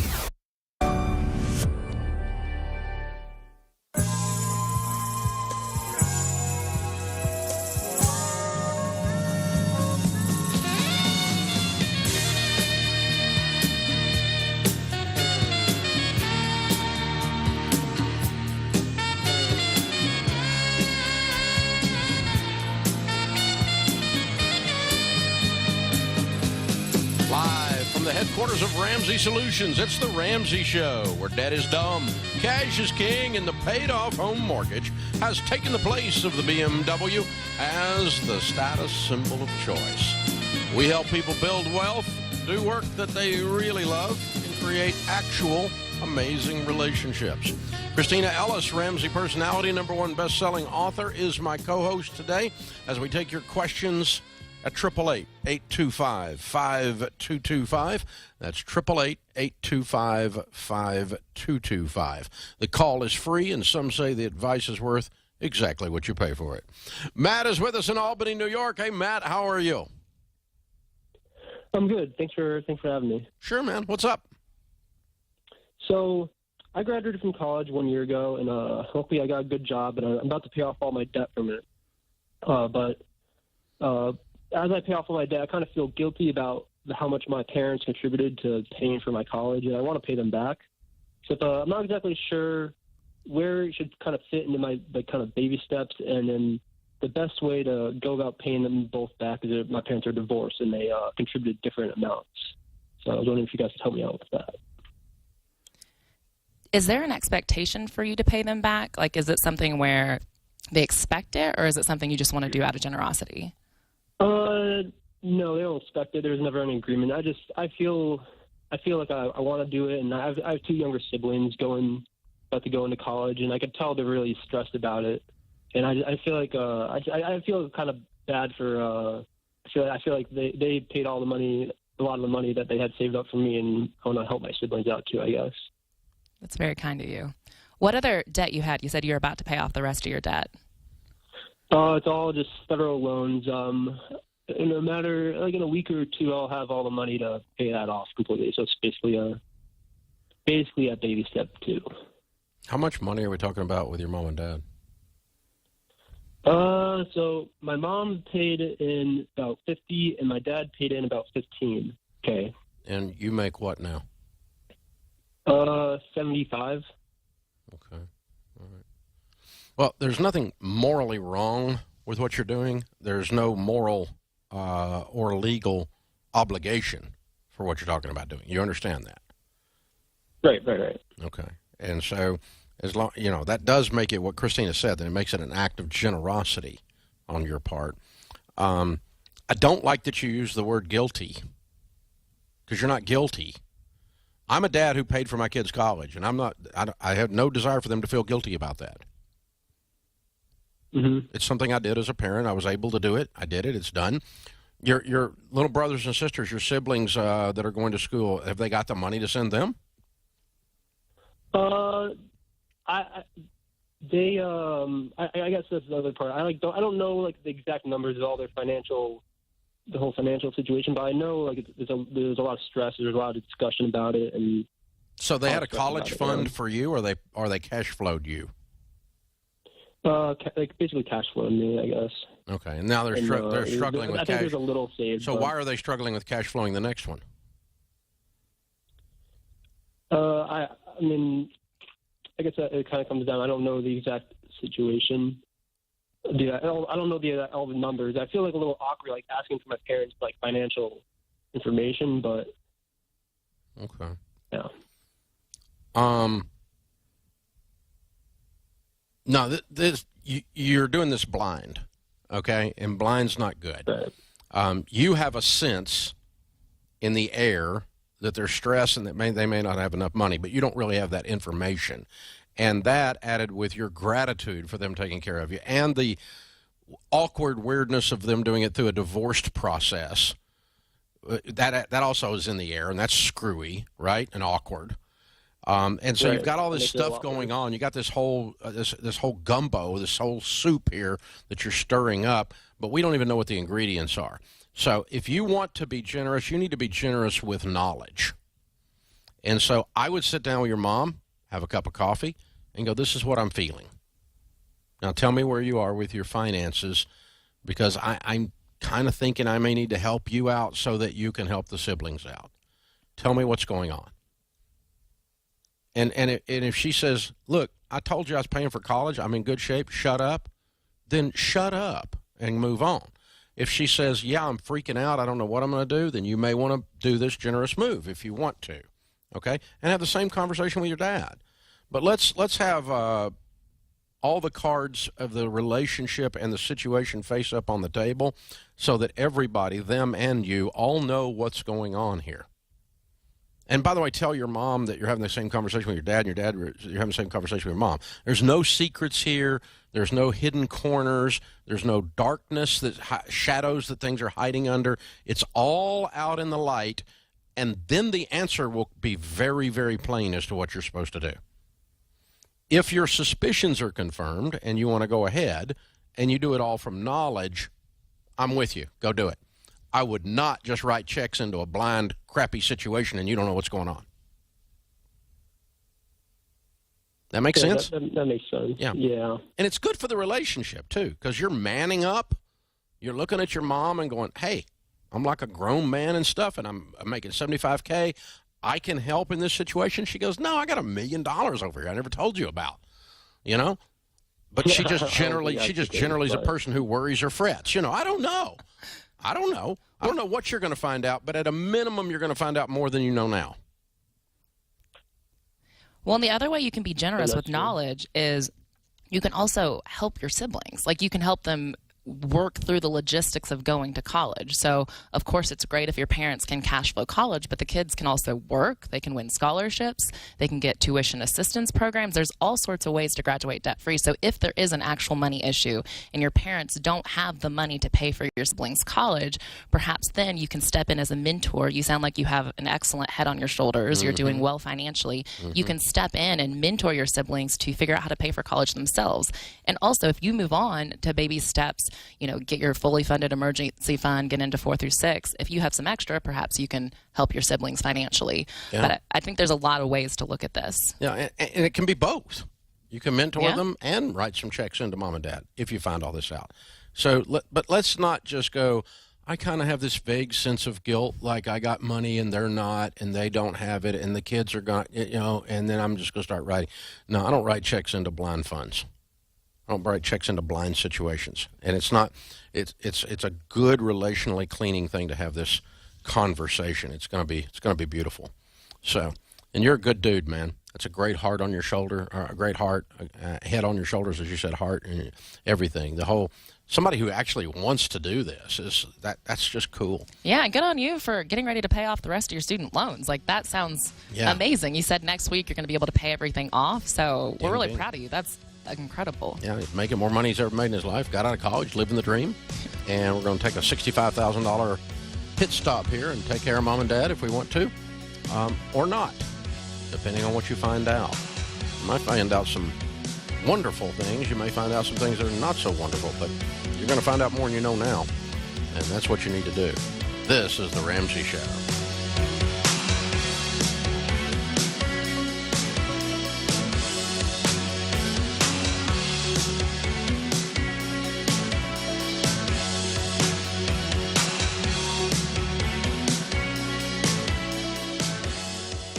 I just saw a study that really made me sad. It showed that families owning life insurance in the U.S. was at its lowest point since the 1970s. After what we've been through the past few years, I'm just lost on how people don't make this more of a priority. How are you going to make sure your family needs are met if something happens to you? This is why getting term life is an absolute necessity. Rates have never been cheaper, and the whole process to apply is pretty simple, with many companies not even requiring an exam anymore. This is why I send you to Xander Insurance, and I have for almost 25 years. They'll make sure you get the right protection at the lowest cost possible, and they're there for you and your family every day. I challenge all of you to make sure your families are protected. It needs to be a top priority. Call Xander at 800-356-4282 or visit Xander.com. That's 800-356-4282 or Xander.com. Have you ever felt lonely in a crowded room? Have you ever been sitting right next to somebody but still feeling 1,000 miles away from them? You deserve better relationships, and that means having better conversations. And that's why I created Questions for Humans, conversation starter cards for in-person connection. And we have new cards. There's Girls Night, Guys Night, and Workplace editions. You'll spend time laughing together, learning something unexpected, and building deeper and stronger relationships. Pick up all of the Questions for Humans conversation starters at RamseySolutions.com. You never know when Murphy's going to make a house call, so make sure Simply Safe Home Security is in your monthly budget. Simply Safe protects your home against intruders, fires, and flooding with 24/7 professional monitoring for less than $1 a day. It's why Simply Safe is Ramsey trusted.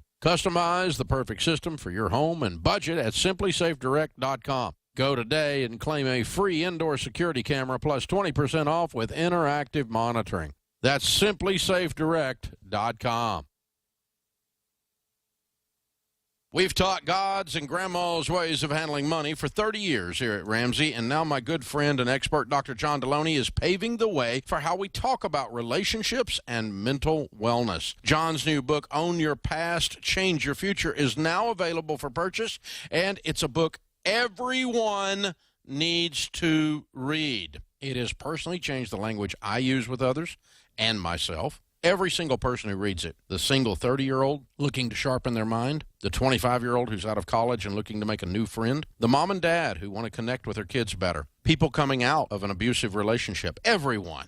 Every one of you listening right now has a story. You'll be able to have more peace, rest, and deeper relationships after reading this book. John has taken his 2 PhDs and 20 years of counseling experience and packed it into an easy-to-understand book. Pick up Own Your Past, Change Your Future at RamseySolutions.com today. Hey, folks, America's career coach Ken Coleman here. Did you know 55% of Americans want to change jobs this year? People have created a term for this turnover situation. It's called the Great Resignation. After a crazy year at work, people are saying, I want more from my career. For you, it may feel like now is the right time to find something new, but if you have no clue what you actually want to do, you're not going to get anywhere. You need a plan for your career, or you'll end up right back here a year from now. That's why I wrote my book titled From Paycheck to Purpose, which is the clear path to finding and doing work you love. Whether you're looking for a step up at work or a giant leap towards something new, there's never been a better time to look for more in your career. I've coached thousands of others on how to walk through the 7 stages to doing work that gives you both a great income and great impact. And now it's your turn to exit the daily grind. Get your copy of From Paycheck to Purpose at RamseySolutions.com. That's RamseySolutions.com.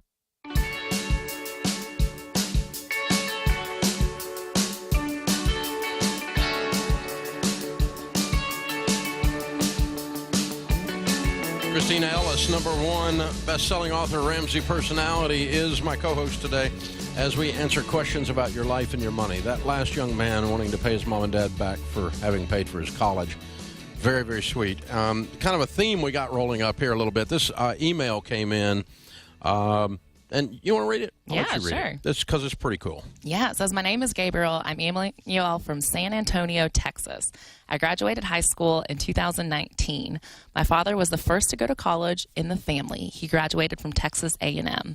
My family have been diehard fans ever since. I was lucky enough to get accepted to Texas A&M, but reluctantly turned down my dream school. I did so because I knew I was on my own when it came to paying for college. Me wanting to go to college without debt was a huge driver. So instead, I stayed home to save money. I went to a local community college, then transferred to UTSA, still staying home. I graduated a few months ago in May of 2022. I graduated in 3 years with no college credits from high school. I didn't take any summers off, but more than that, I, by myself, paid every dime of tuition and fees with no scholarships. I used the money I earned from working at a grocery store. Because of where I worked, I was lucky enough during COVID to always have a job. I'm sure y'all get a lot of thank you emails with more powerful stories, but I wanted to make sure y'all knew y'all had an impact on mine. I'm 21 years old, debt-free with a college degree. I just accepted a teaching job at a public high school, and I will soon go back for my master's. God willing, one day I will be a principal. Thank you all for the work you do. God bless. I hope you're a principal. We need principals like you. That'll be awesome. We need teachers like you. What a stud. What a stud. What an incredible story. I love it. UTSA, for those of you that listening at home don't know what that is, University of Texas, San Antonio. And so instead of being an Aggie, he ended up being a Longhorn. But just in case you're wondering. But, yeah, that's and he's a teacher, and he paid cash for it. Yeah, I love that he took every excuse off the table. So he, didn't get any scholarships. So any excuse that, man, I don't qualify for scholarships, I don't have a competitive resume. Well, guess what? He didn't have scholarships. He didn't have money from his parents. He didn't have credits going in. And he still did it all working with a job at a grocery store on his own. Like, it can be done. I have to have a student loan or I can't be a student. Gabriel says, shut up. Seriously. I mean, that's beautiful. Yeah. So it matters to see. That's what you should do. Mm-hmm. We're not against education. We're against stupid methods of becoming educated in stupid degrees that have no use and no ROI based on what you paid for them. So when you pay $250,000 at a famous college to become a left-handed puppetry expert, you're an idiot. You become a barista with a $250,000 student loan debt. Don't do that stuff. And moms and dads, don't let your kids do that. Grab them around the neck, knock a noggin on them. Do y'all know what that means? Pop them on the head, right? Just pop. No, you're not doing that. You're not going $250,000 in debt to say you went to school somewhere famous. That doesn't mean a dad blame thing when you're out here doing stuff. Where you went to school will not get you a job at Ramsey. We have 1,200 employees. We're hiring 300 people this year, and we don't give a rip where you went to school. All we care is, did you actually learn something? And can you use that to make money? Can you use that to justify your freaking existence on my payroll? That's how employers think, okay? And don't talk to me. Shut up. Can you do stuff? That's what matters. Can you do stuff? And education helps you do stuff. You need to be smart. I'm not against education. Not doing zero post-high school work of any kind is a bad idea. You need to do something. It doesn't. You can do an apprenticeship. You can go into a trade, but all of those require certifications and additional training and everything else. And so I don't care if you want to be an electrician, an HVAC, a diesel mechanic, or you want to be a mechanical engineer or a brain scientist. I don't care what you're doing, but you need more training after high school. Education is key to winning, but education has become stupid, and that's the irony in our culture. It's just the irony.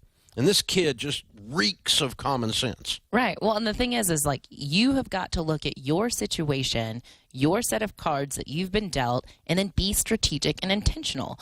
Like, he looked at his situation. His family loved this certain school, but then he saw a community college that he could go to possibly for free or extremely cheap, and then he could transfer to another great school, and he just made the most of his situation. So many people are going into college, and they see one route. They see their parents' alma mater. They see where all their friends are going, and they think that this is the only way. I have to go this way, and then they take out a ton of student loans. It's my dream.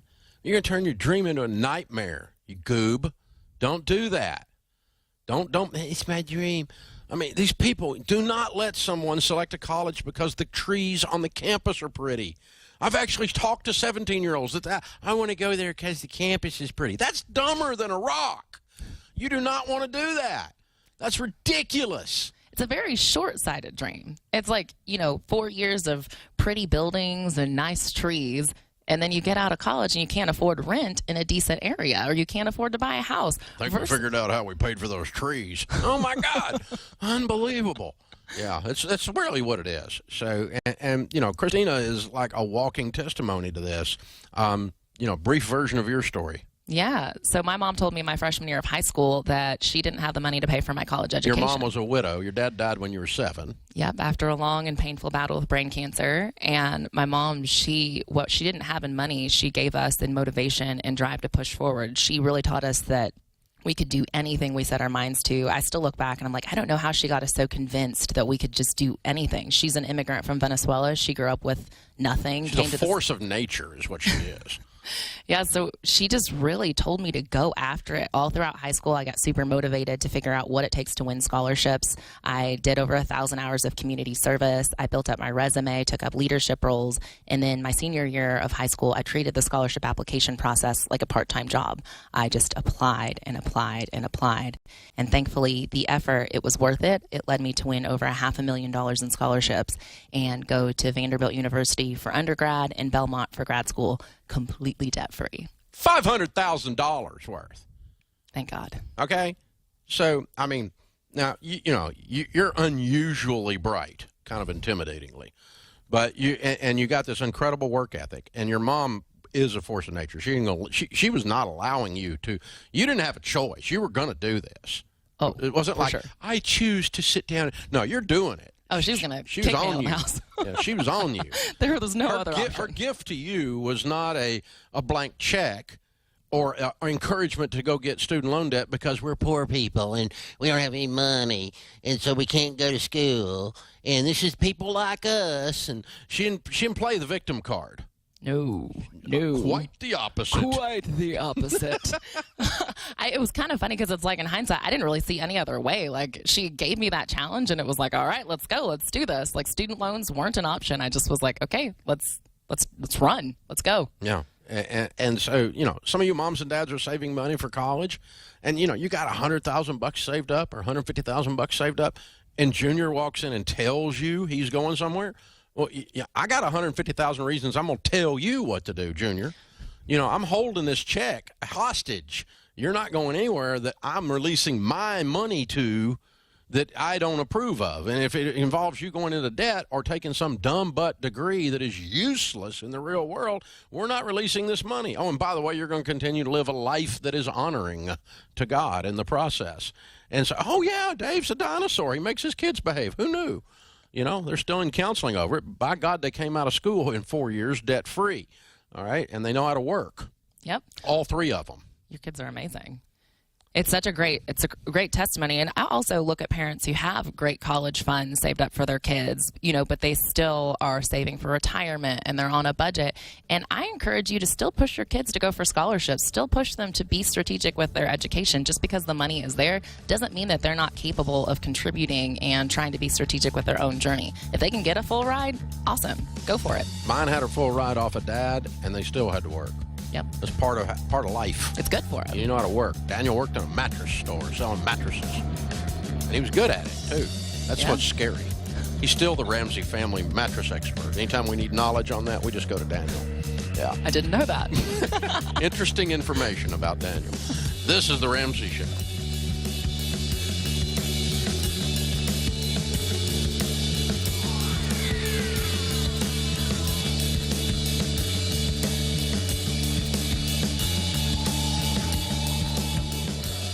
Invest 10 minutes now before you buy your next home or refinance. Folks, it's tough to buy a house in this market. I get it. It's competitive. So when you do find the right house, you got to be ready to move. Keep in mind, a home is one of your largest investments, so be smart about who you work with. The new Home Buyer Edge program from our Ramsey trusted friends at Churchill Mortgage helps you do just that. It starts with becoming a Churchill certified home buyer and capping your interest rate. But But here's the kicker. You'll also get a $5,000 seller guarantee to help you in a multi-offer situation. This strategy helps you move fast and will give you the edge over others. To get the home buyer edge, go to ChurchillMortgage.com today. Again, ChurchillMortgage.com. This is a paid advertisement. NMLS ID 1591. NMLSConsumerAccess.org. Equal housing lender. 1749 Mallory Lane, Suite 100, Brentwood, Tennessee 37027. Programs are for qualifying borrowers and select loan types only and are not available in all states or locations.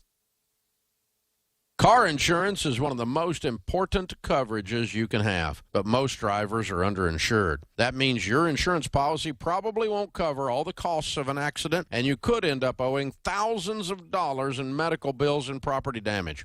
Ouch. When you have the right car insurance, your insurance company will cover the costs for you so you can focus on healing and getting your car fixed. To help you get the coverage you need, we created a network of endorsed local providers, or ELPs. ELPs are independent auto insurance agents who are Ramsey trusted. That means we trust them to serve our listeners the way we would. They'll shop around with multiple companies to get you the best value on the insurance you actually need. And they'll help you understand your policy so you can feel confident knowing you've got the right coverage for your vehicle. To connect with a Ramsey Trusted ELP, visit RamseySolutions.com/auto today. Hey guys, Rachel Cruz here, and I know money can be stressful. You work hard to create a life you're proud of, but so often I see people get into debt, stress, and worry simply because they're trying to keep up with everyone else. The result is car payments, mortgages, and credit card bills you can't afford. You see, comparison steals your joy and your paycheck. When we compare ourselves to others, we're playing a game we'll never win. When will the vicious cycle end? Well, it ends when you quit the comparisons and love your life, not theirs. That's why I wrote my best-selling book, Love Your Life, Not Theirs, to help you make a plan for your money and create a life you want. In this book, you'll learn 7 money habits for avoiding debt, spending on a plan, saving for the future, and making peace with your finances. Live the life of your dreams without debt, stress, comparisons, and worry, wreaking havoc on your joy. Go to the online store at RamseySolutions.com today to get your copy of Love Your Life, Not Theirs. Life has thrown a lot at us these past few years, hasn't it? You've weathered so much, and you're still standing. But it's taken a toll on many areas of our lives. Well, there's hope. Smart Conference is back, and this fall we're bringing this world-class event to Dallas. You'll walk away empowered to grow in every area of your life. We'll be covering topics including personal development, building wealth, leadership, relationships, marriage, and your career. Joining me will be Rachel Cruz, Dr. John Deloney, Ken Coleman, George Camel, Christina Ellis, and Craig and Amy Groeschel. Smart Conference is an incredible day-long event that will give you the principles and tools to live the life you've always imagined. Join us on October 22nd in Dallas for what will be the best Smart Conference ever. You don't want to miss this life-changing day, and check it out now so you don't miss out on our early bird pricing. Go to RamseySolutions.com/events to learn more. Again, that's RamseySolutions.com/events. Hey guys, George Camel here. When you're overwhelmed by money, it consumes everything in your life. All day long, you ask questions like, will that check clear? Do I have enough to get to payday? Can I really afford that car repair? No more. You shouldn't have to live with that kind of stress, and you don't have to. When you follow a proven plan, you will discover peace with your money that you never thought possible. And you can start on that plan today with Financial Peace University. This course has helped almost 10 million people, including myself, learn to budget, save and spend wisely, get rid of debt, and build wealth. And you can too. Start watching the course online right away or join a Financial Peace University class for community and support. Decide today that you're done letting money stress rule your life. Start for free at RamseySolutions.com/FPU. That's RamseySolutions.com/FPU. Are you wondering where your money goes every month? You work too hard to be living paycheck to paycheck. It's time to get gazelle intense about making a change, and we want to help you build a future you can be excited about. Our all-time best-selling book, The Total Money Makeover, is going to help you take control of your money. You'll learn 7 organized, easy-to-follow steps that will lead you out of debt, help you build wealth and secure your future. Plus, you'll be inspired by the real-life stories from folks just like you who have learned how to put these principles into action and change their family tree. I've heard so many debt-free screams over the years from people that won with money, and so many of them started with this book. So what are you waiting for? It's time for your total money makeover. Get it today in the online store at RamseySolutions.com or call us at 888-22-PEACE. That's RamseySolutions.com or 888-227-3223.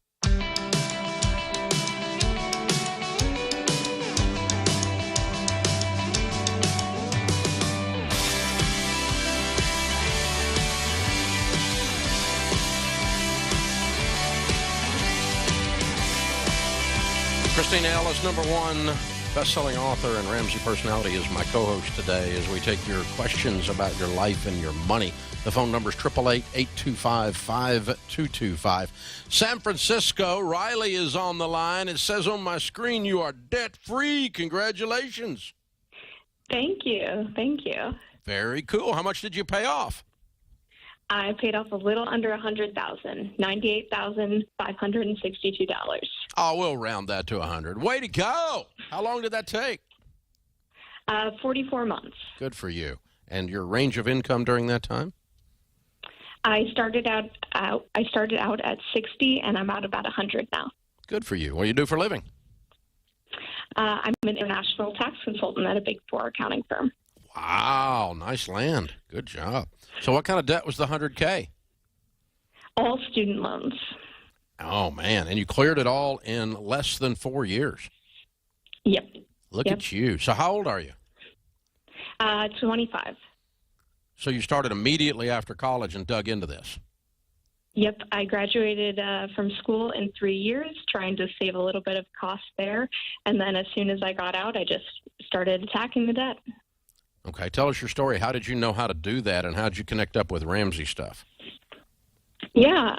Well, when I was trying to, pick a university, my parents, talked to me. They said they gave me a set budget for how much I had for school. So I knew when I was picking a university how much I had, and I kind of walked through with my dad, different schools that I could go to and the amount of debt that I would have if I went here, if I went there. So I kind of made an educated decision based on, scholarships that I got and if I could graduate early or not. So I was sort of already prepared to, pay off my debt as quickly as possible before I'd, started listening to your show. But then about senior year of college, I started listening, and I would listen every day, and I was getting really, really excited once I would start working so that I could start paying off the debt. And I'm a nerd, so I had all my Excel budgets and everything planned out, every payment for every month, and how I was going to do it. So I would just listen to your show every day, and I would, track my budget using every dollar, and every month I just paid off a little bit, and then next thing I knew, it was gone. That is awesome. And I love that you got started so young, that you were motivated to just push right in and get after it. You're 25 years old and all of your debt is gone. That's incredible. So what kind of things did you do to get out of debt? Obviously, you said you budgeted, but did you take on any side hustles? Were you super scrappy? Did you save money in different spots? What did that look like for you? Yeah, I think the biggest thing is just being really intentional with your money. Like, I was definitely scrappy. I did the beans and rice. Obviously I wasn't eating out a bunch. I was, cooking regularly, being as frugal as I could be, but still, living the life of a young professional, living in a city and trying to find some balance there. But I really just think the most important part was being intentional and being consistent. And, if there was a month when you slipped up or went on a trip with friends, next month, walk back down, update your budget, figure out what you have left. And I think for me, it was just a matter of being consistent and paying attention to what was happening. Made all the difference. That's awesome. A lot of people in the early 20s are not focused on this. Did your friends know that you were doing this? Yes, every person I have met knows that I was paying off my debt very aggressively. I was extremely vocal about it. A lot of my friends have asked me to help set up budgets for them or help look at their budgets. But most people are like, oh, I also have student loans, but, we'll put them off there. I have so much, it'll take forever to pay off. I'll always, have my student loans. But I just encourage them, like, you know what, you can pay this off. And I didn't want this $100,000 looming over my head, as a 21-year-old looking up and being like, oh my gosh, $100,000, how am I ever going to pay that off? It seems so not feasible. So I think just being consistent. I think also for me, the most frustrating part as an accountant is that I paid $20,000 of interest alone. $20,000 of that $100,000 was just interest. And that just, to me, was the most ridiculous thing in the world. So I was not going to pay a dime more of interest than I had to. You are so fun. You're going to be so rich. Oh, I mean, who gets excited about getting out of debt? People that listen to the show and accountants. Yeah, that's it. So you got a double dose. You're great. You're absolutely amazing. Very, very well done, Riley. Very well done. I love that you're just like, I'm not going to keep it quiet. I'm going to tell all my friends, even if they think I'm weird or crazy, I'm going to actually change their perspective and motivate them to do it too. That kind of enthusiasm, it's contagious. She talked some people into it. She converted some people. I'm just saying, it happened. It definitely happened. I mean, and you average like over $2,000 a month for 44 months. That's like $2,300 a month for 44 months. That's pretty rowdy. That's a lot of money. Yeah. That's a big old house payment, actually, in most places. Not in San Fran, but in most places. Good for you. Well done. Hey, we got a copy of Baby Steps Millionaires for you because you're going to be one. You are right on track. The number 2 most likely career field to become a millionaire is accountant. And so number 2. Number 1's engineer. Number 3 is teacher. Just to let you guys know. And that's from all the data and the actual hardcore research we've done. And it's all in the Baby Steps Millionaire book for you, by the way. So I also got a copy of Total Money Makeover to give to one of those friends you're trying to push along. You can inspire them. And a 1-year membership to Financial Peace University. The brand new videos are out. And that'll help someone get started. You can go through it if you haven't been, and someone else can, or you can get one of your buddies through it, or however you want to do it. It's all there for you. We want to gift you some things to say we are impressed. We're proud of you. You're a pretty impressive young lady. Well done. Thank you. Thank you. Riley in San Francisco, $100,000 paid off in 44 months, making 60 to 100. Count it down. Let's hear a debt-free scream. 3, 2, 1. I'm debt-free. Yeah!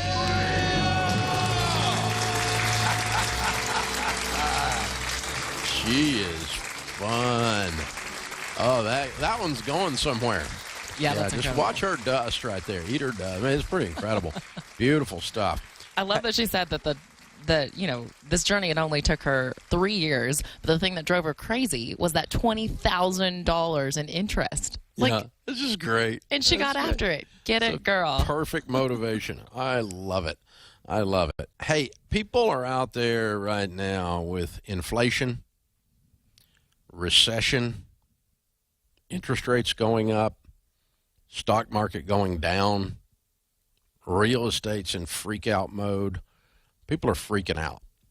And one of the things that causes you to freak out is a lack of knowledge. If you know what's going on, even if there's pain, you can at least face it with intelligence and intentionality. You got to know what's going on. And the second thing you have to have is perspective. And perspective means history. It means looking at, how long do we need to look at this? What kind of lens do we need to look at this through? Because the smaller your lens when you're looking at a hard time, the more drama you bring into your life, because you start extrapolating and saying, this is going crazy. It's out of control.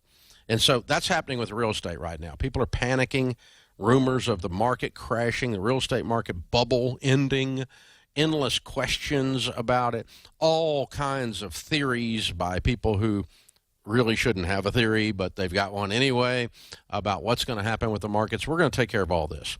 We have a free, underline that word, free live stream this Thursday night Rachel Cruz, George Kamel, and I are going to be going through the actual data having to do with the housing market. And we're going to show you that it's not going to crash. And we're going to tell you what's really going on. And we're going to address lots of questions and comments and even trolling that we've had from the old social media people out there. So we kind of, we know what you're thinking, in other words, and we're going to talk to you about it and show you what's going on exactly in detail, graphs and charts, little quick college class, about an hour long, 7 p.m. Central this Thursday, the Real Estate Reality Check. It is free. You need to go sign up ahead of time at RamseySolutions.com, RamseySolutions.com/reality check. Get signed up. We'll see you Thursday night at 7 Central.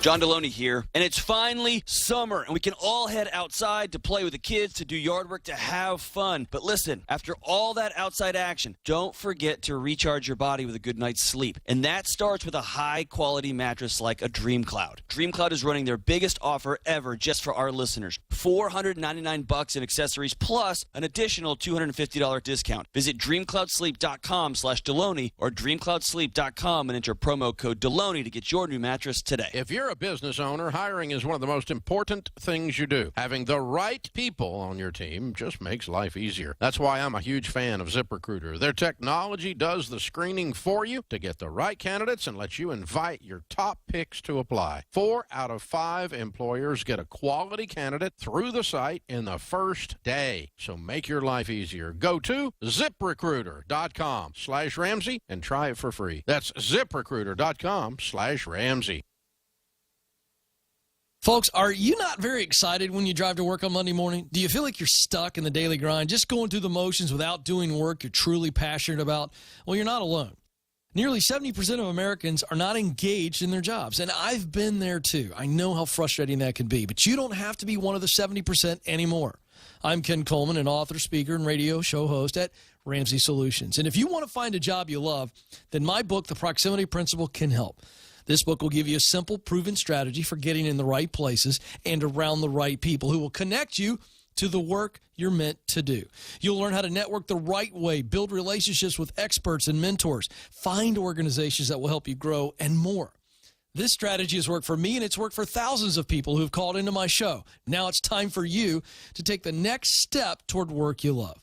Visit RamseySolutions.com/store today to get your copy of The Proximity Principle. That's RamseySolutions.com/store. Hey, Dr. John Deloney here. Isn't it strange how we're the most technologically advanced society in history, but we've never been more stressed, medicated, or lonely? We know life isn't supposed to be this way, but we don't know what to do about it. But I've got good news for you. In my new book, Own Your Past, Change Your Future, I'll walk you through a not-so-complicated approach to relationships, mental health, and wellness. I want to help you leave the past where it belongs and get on the path to healing and happiness. Get your copy today at RamseySolutions.com. All right, guys. Lately, we've been hearing a lot about the big, bad R word, recession.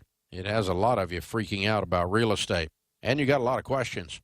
You deserve to make decisions based on the facts and not on fear. So we're putting on a free live stream event on July 14th. In this real estate reality check, George Kamel, Rachel Cruz, and I will show you why this housing market is not going to crash and home prices are not coming down. This is based on data on demand, supply, inventory, inflation, and interest rates, and we're going to help you make sense of it all, and we'll give you the confidence you need to navigate this market. Now, it's completely free to tune into the Real Estate Reality Check on July 14th, and it's a one-time live stream event. So register today at RamseySolutions.com/reality-check and get the facts you need. That's RamseySolutions.com/reality-check.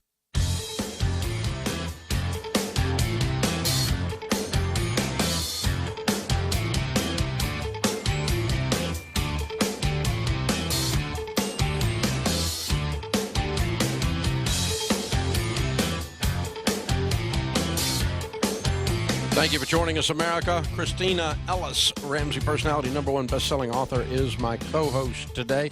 Zach's in Harrisburg, Pennsylvania. Hey, Zach, welcome to the Ramsey Show. Hey, Dave. It's me and my wife, Michaela, here. It's great to talk to you. Thanks for taking our call. Sure.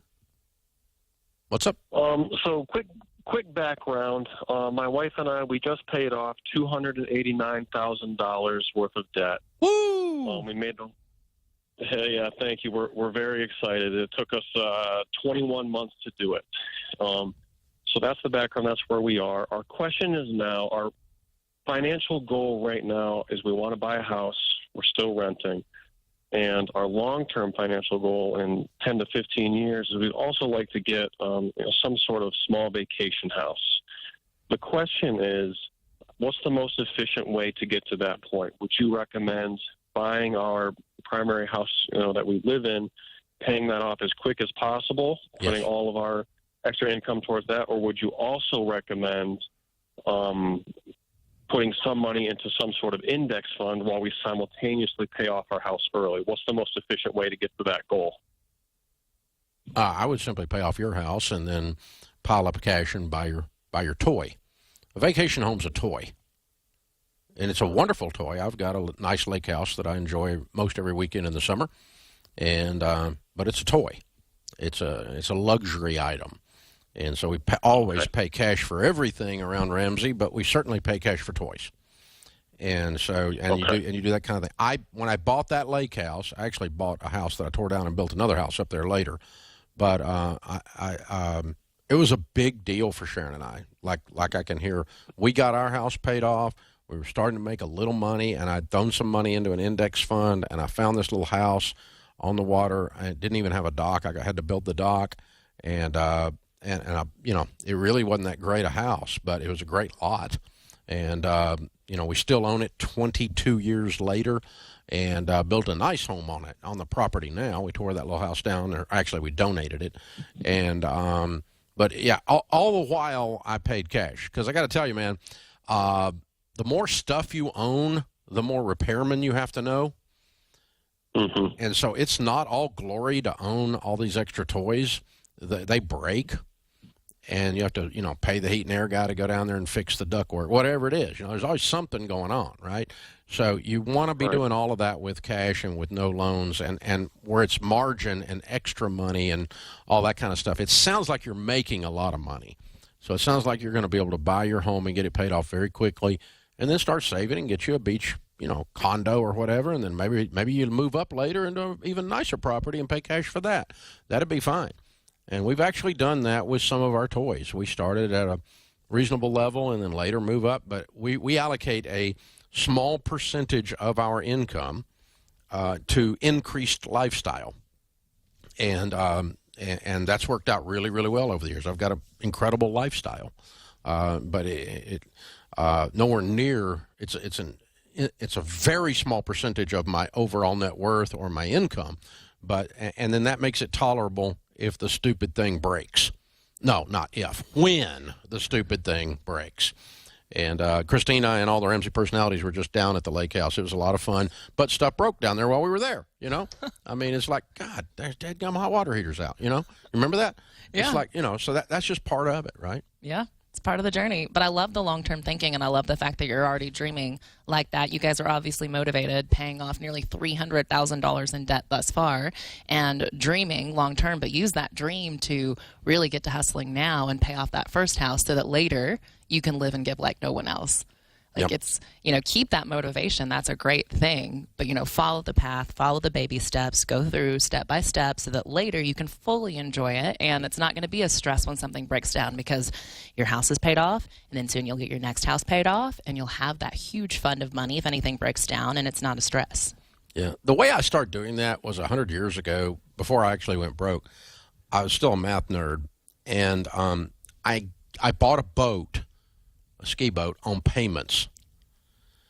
And then I'm such a nerd that I added up how many times we go skiing and about how many times I would ski. And I figured out what it cost me per minute to ski in the actual time I was behind the thing.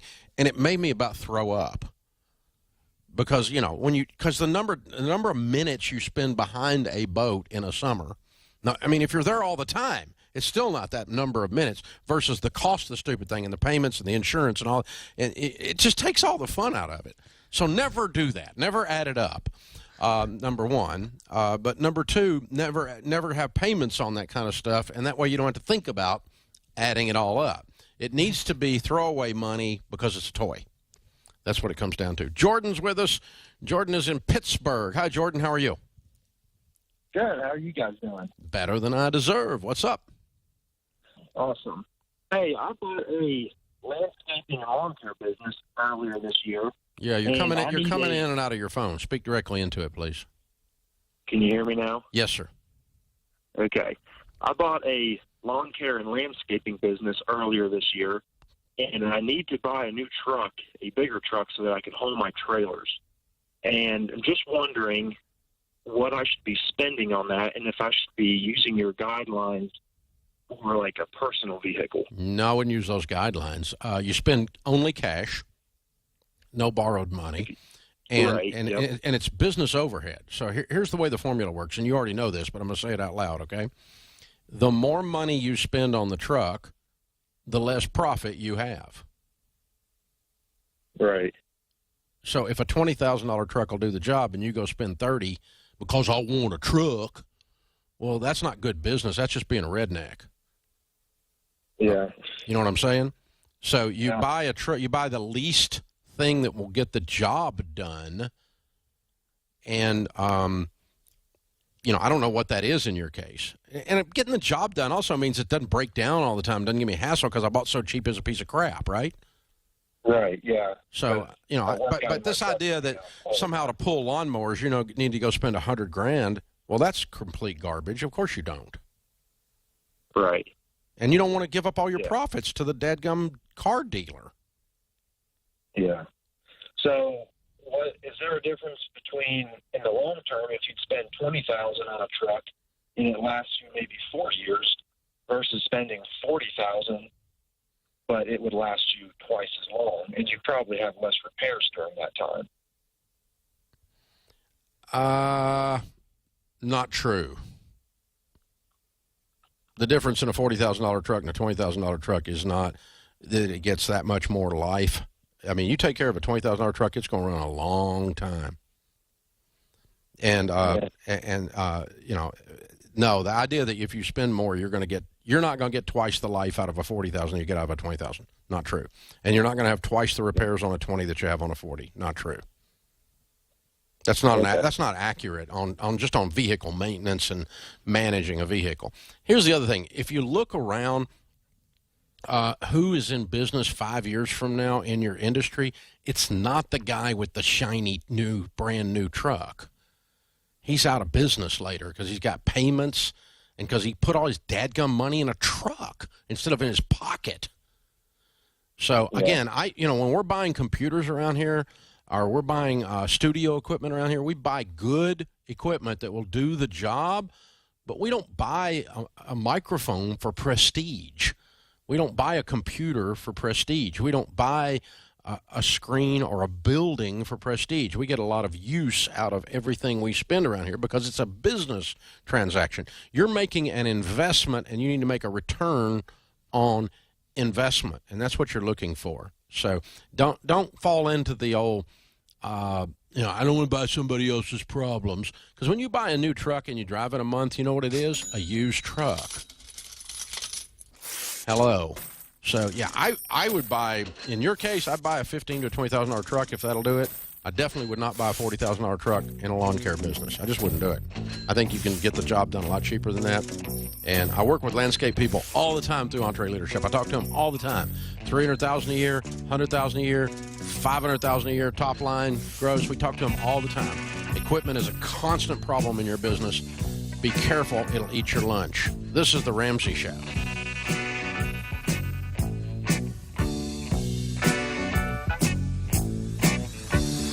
Dave here. You can find all of our shows with the Ramsey Network app on your smartphone. It's the only place to listen to the entire back catalog of episodes. Download the Ramsey Network app in your favorite app store today.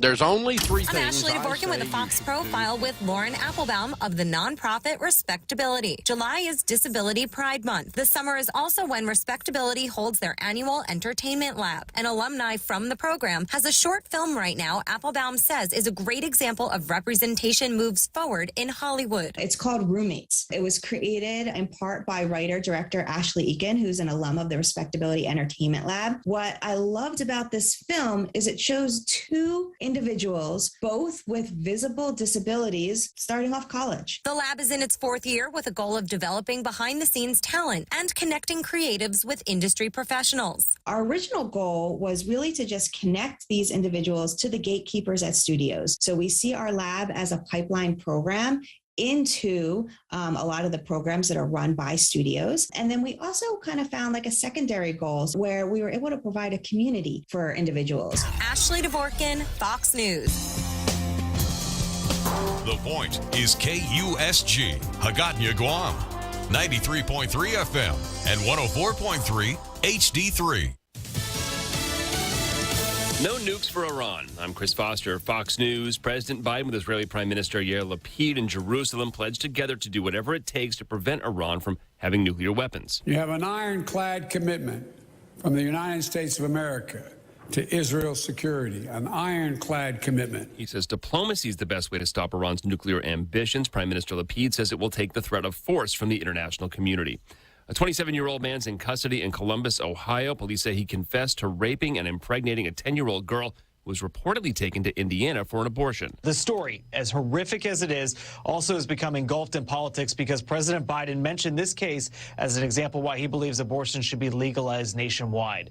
Garrison Fuentes is being held on a $2 million bond in Franklin County, Ohio. It's the Columbus area. Immigration sources telling Fox Fuentes is in the United States illegally. Fox's Mark Meredith.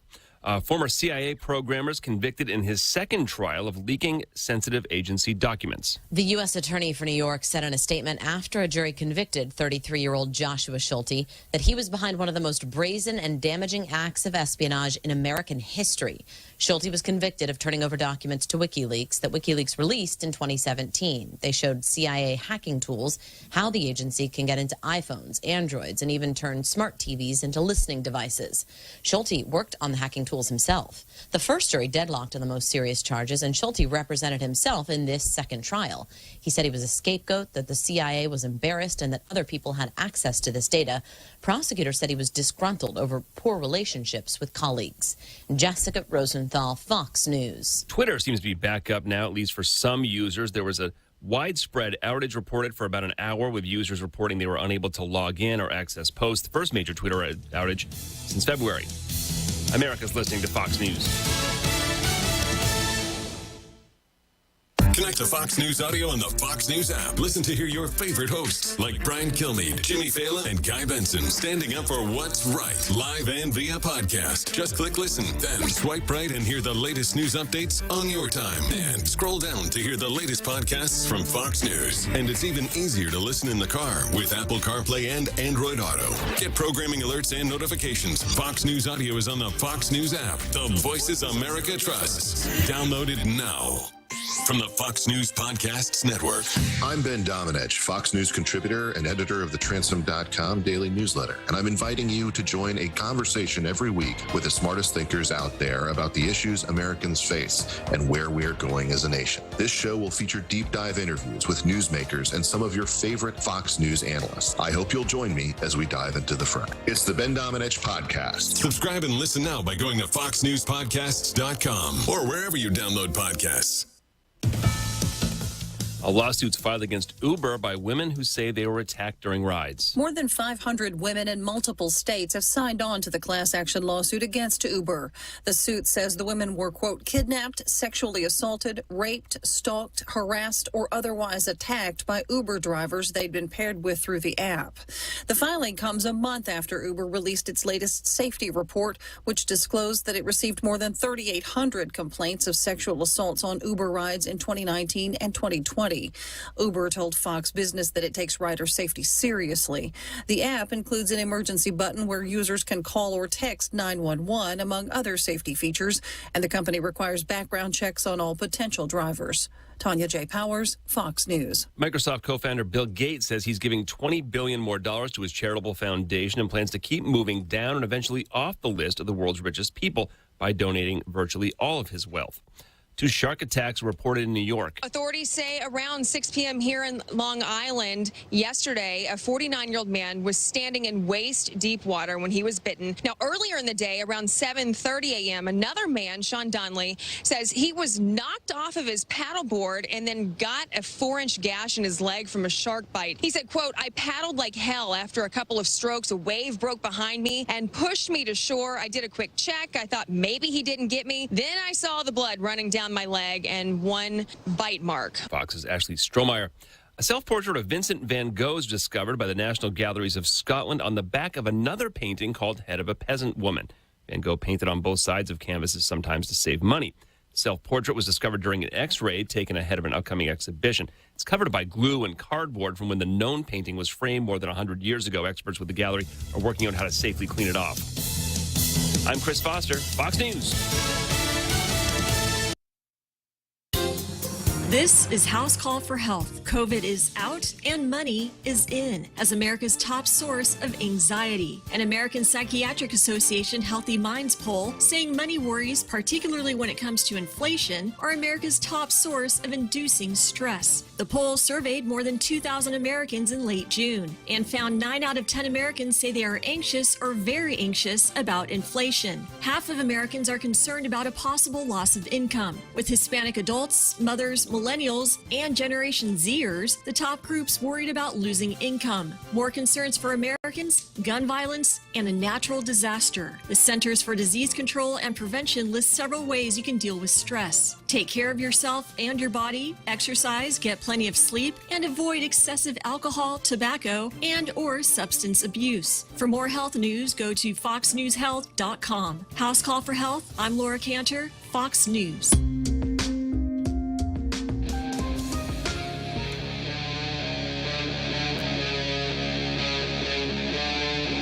Free Talk Live.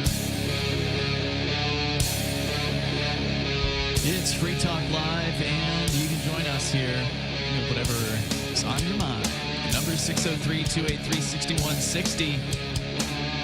Are the Hondurans upset about the special economic zone projects that are coming to their area? They wouldn't be the first ones. I mean, there was this ZA thing going on somewhere recently that got a lot of pushback, and somewhere besides Honduras? Well, it may have been Honduras. I don't know, but there was some sort of pushback, and the ZA law got repealed. That happened in Honduras. Some sort of Yeah, we'll get into that coming up here in a bit. It's gotten some mainstream media attention with The Guardian. With you tonight, it's Ian. Aria. And Conan. But we are going to go to your phone calls and thoughts. You can bring up what you want. I do want to say I'm sorry to hear that apparently one of our longtime chatters on the chat server has passed away. Wow. Young guy, too. Apparently he drowned. And this is apparently legit. Like, because, a lot of people troll pretty hard on our server. So if somebody claims that there's a death. What did he know about Hillary Clinton is what I want to know. I don't know. He lived in like Romania or something. But according to Kevin from the internet, who is one of the admins of the Free State Project Discord, he says the same guy hung out a lot on the Free State Project Discord, and then he was a big fan of Free Talk Live. He did a lot of pretty heavy-duty trolling on our chat server. And I actually didn't even know I didn't even know he listened to the show because all he ever did was troll the chat server. But apparently he was a big fan. So I want to say that I'm sorry to hear about that from his name was Xenia, apparently. I don't know if that was his real name. Yeah. But yeah, and the way we know this is supposedly legit is his mother apparently reached out to Kevin on the Discord server that the Free State Project has. So it seems like it's probably for real. If it's not for real, then we'll stop announcing when people on our chat server pass away. But anyway, let's go to your phone calls. We got Olivia on the line in Arizona. You're on Free Talk Live. Go ahead. Hey, yeah, I remember Xenia. That's kind of depressing to hear. Today's my birthday, so I kind of wanted to celebrate with you guys. All right, well, happy birthday. Happy birthday. Thank you so much. And more good news, it looks like I'm coming to New Hampshire. Wow. So, congrats. Yeah, I'm super super excited, but also nervous. Like, I really want this to work out, and I really want it to last. Like, I don't want to have to move back in 3 months and disgrace. So, yeah, it's no fun to have to tuck your tail between your legs and admit failure. I mean, it has happened to some people who've moved here without a plan and without any kind of savings or whatever. But that said, some people have moved here by the seat of their pants and they made it work. So it just all depends on the individual in that case. Have you moved before? Or are you an Arizona native who've always lived in the same place? I've moved all over the southern half of the United States. I've never really been up north, so I've done it before, but I always had somebody with me. So this time it's solo. All right. Yep. Well, if you're it's going to be coming, an adventure. Yep. If you're coming during the summertime, you'll have time to acquire clothing for the winter, because I suspect you don't have what you need if you live in Arizona. No, probably not. So any other advice is appreciated too. It's been very chilly this summer. Like, usually when I take my dog out at 2 a.m. or whatever, I want to grab a hoodie. It's it's mid-July. It was upper 40s a couple of days ago. But at nighttime? Yeah, it's that's not good for garden productivity. Yeah, my peas are dead as a result of it. That's summertime too. What do you guys have any advice for a new mover, somebody moving all alone to New Hampshire? Have a plan. Get a job, have a job waiting for you, or know something. They say jobs are easy to get. They say it's easier to find a job when you're actually here, or at the very least, with an address. That's kind of something that you need to have, or at the very least, a phone number that starts with 603 to kind of show people that you're really from around here. Have a little bit of savings. But I got to say, there's no better time to find a job in New Hampshire than right now, as far as, you could literally go down this main street in Keene, New Hampshire, and I don't know if it's every building has a help wanted sign, but it's certainly a lot of them. I mean, there's a business that I know the people there that's opening next month or whatever, and they're going to need a staff. So when I first moved, not moved, but when I first came up to visit, and I basically spent a whole week just driving around looking at all the little towns. And Keene's very pretty. It's got its liberals, but it's a very pretty town, and it's close to a lot of things. But no, I lived in my truck for a whole month. Wow! During the summer, though, right? Yeah. No, I moved here my first visit was in January, March, May, so it was still cold. Okay, well, chilly. It's survivable. But the first thing I did was I got a membership at the YMCA. So I had shower options, and I was working out because I had lots of time on my hands too. But a lot of that month was just finding a place that I wanted to move into, not something that it was forced upon me because I was desperate. And of course, I just transferred. I was working at Walmart at the time, so I just transferred Walmarts. Right, that makes it easy. And the only problem that I had is I thought I was going to buy a house right off the bat, but I've always been a part-time guy. And banks don't like giving loans to people who have part-time jobs. And I'm like, dude, look at my credit rating and look at my money saved. I had the money. I'm good for it. They don't care about that, though. And they're like, no, you got to be full-time. So I immediately switched over to full-time at my job. And the bank gave me a loan like a month later, and I bought a house. So very cool. But that was in 2012. You're not the last thing in the world you're going to be doing these days, unless you're jacked, is buying a home. And rent has gone up too. I don't think Olivia's looking into buying a home right now, though. But I mean, the living in your car, it could be an option until you find something that you really, really like. As I understand it, I've heard that Olivia has a line on a place to stay. That said, that may not be public information, so I won't say anything more about that. Olivia, anything else you want to ask or share in this case? I have been applying to jobs. One seemed pretty promising in Marlboro, but I haven't heard back from them. That's the only problem. Like, you send your resume like they ask, and then you don't hear back from them. And also, I just don't want to have to move back in 3 months. You know what I mean? Yeah. When are you moving up? August. Ooh, okay, so very soon. But you're cutting it. Well, how many more months is that? To what? To August? That's June, next July, month. August. Dude. That's 2 Holy weeks. crap! 2.5 weeks. It's going to be August. We're summertime, aren't we? Yeah. All right. That's why your peas are dying, by the way, Aria. Summer. Yeah. It's summer. Yeah, it is. It's officially summer too, because I've been cutting off my AC and raising up my windows, at night for the last, month and a half or whatever, and it's been just fine. Even installed my AC this year. Right, it's been so just chill. fine. It's so chill. But last night was, last night the AC came back on. I want to get back to Olivia's job situation here, because given the desperation that we've heard from so many business owners, you could owners, just walk into any place in Keene. If you want to be, if it's like restaurant or whatnot, I mean, yeah, you can just walk in. I can't believe that you're not getting any kind of contacts back, Olivia. But the old situation with getting a job is the people that, back when it used to be competitive to get a job, now they claim that no one's applying, that it's hard to even find people who want to work. At least that's what I've heard over the last several months. Maybe that situation's starting to change, and I'm not aware of it, right? Because I'm not out there looking for it. You know what happened? People just retired. We've been talking about this for years. There's the retirement. The baby boomers are retiring. It's so much simpler than this. And when COVID happened, a lot of these baby boomers that weren't going to retire in this year, but maybe a couple years from now, they just like, you know what? Screw it. I'm retiring now. I mean, the explanation for, we have a troll over there in the YouTube chat saying employers never call people back. No, look, you're being ridiculous, right? When you go to try to find a date, you don't ask one girl and they go, that's it. I played my hands. Now I just have to wait on this girl to call me back. That's not how this works. There are no more fish in the sea. You apply to multiple jobs. One of them will call you back. One of them will hire you. You don't just put in one application and go, boy, I hope they actually call back. That's not the way anything in the real world works. And jobs are no different. Maybe McDonald's looks at your resume and they go, no, this person's not going to work. But, the Vietnamese restaurant or Cumbies or whatever looks at it and goes, yeah, this person would be a good fit. Right, but you got to put it out there on a multitude of occasions. And that said, it never hurts to follow up. I mean, it never hurts to if there's one in particular that you want more than the others, is to call back after a week or whatever. I don't know what the optimal time frame is. You don't want to be a pest, but at the same time, you want to let them know that you've, the squeaky wheel gets the oil kind of thing, right? Like that you're out there and that you're still interested. And always send a thank you note after that interview, always.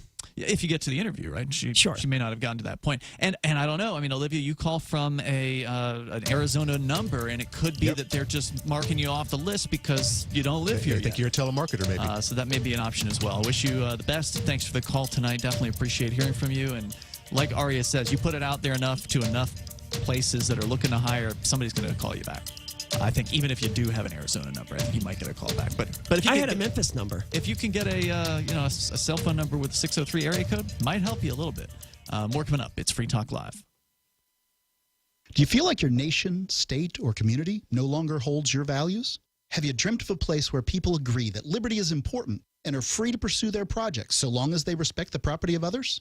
There are many people just like you that are discovering freeprivatecities.com. Their social media links are at the upper right of the page at freeprivatecities.com. All skill levels will be needed when the first of the Free Private Cities opens. It's sooner than you think. Stop arguing and build. freeprivatecities.com. There are basically two types of advertising: direct response and branding. Radio's great for direct response with its low cost to listener ratio, but audio can't be beat for branding, which is a longer-term endeavor. You want to be the first thing that someone thinks of when they think about your product or service.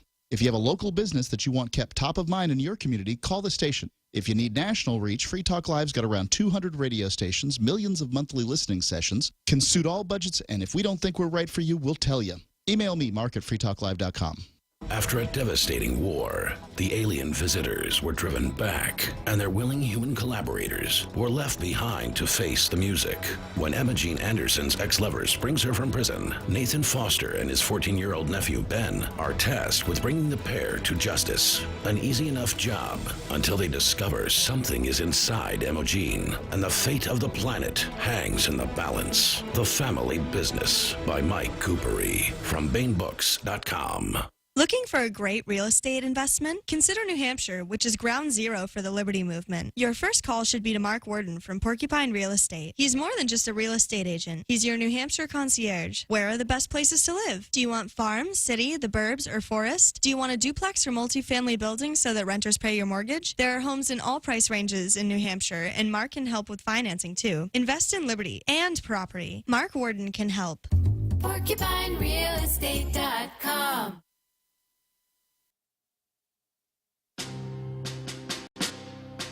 On the battlefield, there's a saying America's military men and women live by. Never leave a fallen warrior behind, ever. Off the battlefield, Wounded Warrior Project operates with the same goal. We leave no warrior behind. Wounded Warrior Project is a non-profit organization created to help our men and women returning home with the scars of war. Whether those scars are physical or mental, we're here to make sure that they heal. And whether it's helping those with post-traumatic stress disorder live a normal life again, or giving much-needed support to injured warriors in veterans hospitals. Because no one deserves our help more than the men and women who risk their lives to keep us safe. Wounded Warrior Project.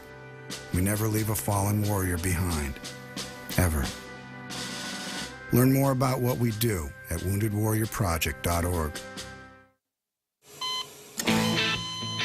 As an organ donor, your story doesn't have to end. The good in you can live on. In fact, you could save up to 8 lives with your gifts. Your heart could keep beating. Your kidneys could keep filtering. And your intestines could keep on digesting for others. And that's not all. You can improve the lives of 50 more people as an eye and tissue donor, restoring sight and health. And you're not just helping out the person receiving the transplant. You're touching whole families with your life-saving gift. Register in minutes. Just go to organdonor.gov. You'll be happy you did. And just maybe, someone else will be happy too. Sign up today. Go to organdonor.gov. It saves lives. U.S. Department of Health and Human Services, Health Resources and Services Administration. You can help spread the ideas of liberty with our Patreon for just $5 per month at amps.freetalklive.com.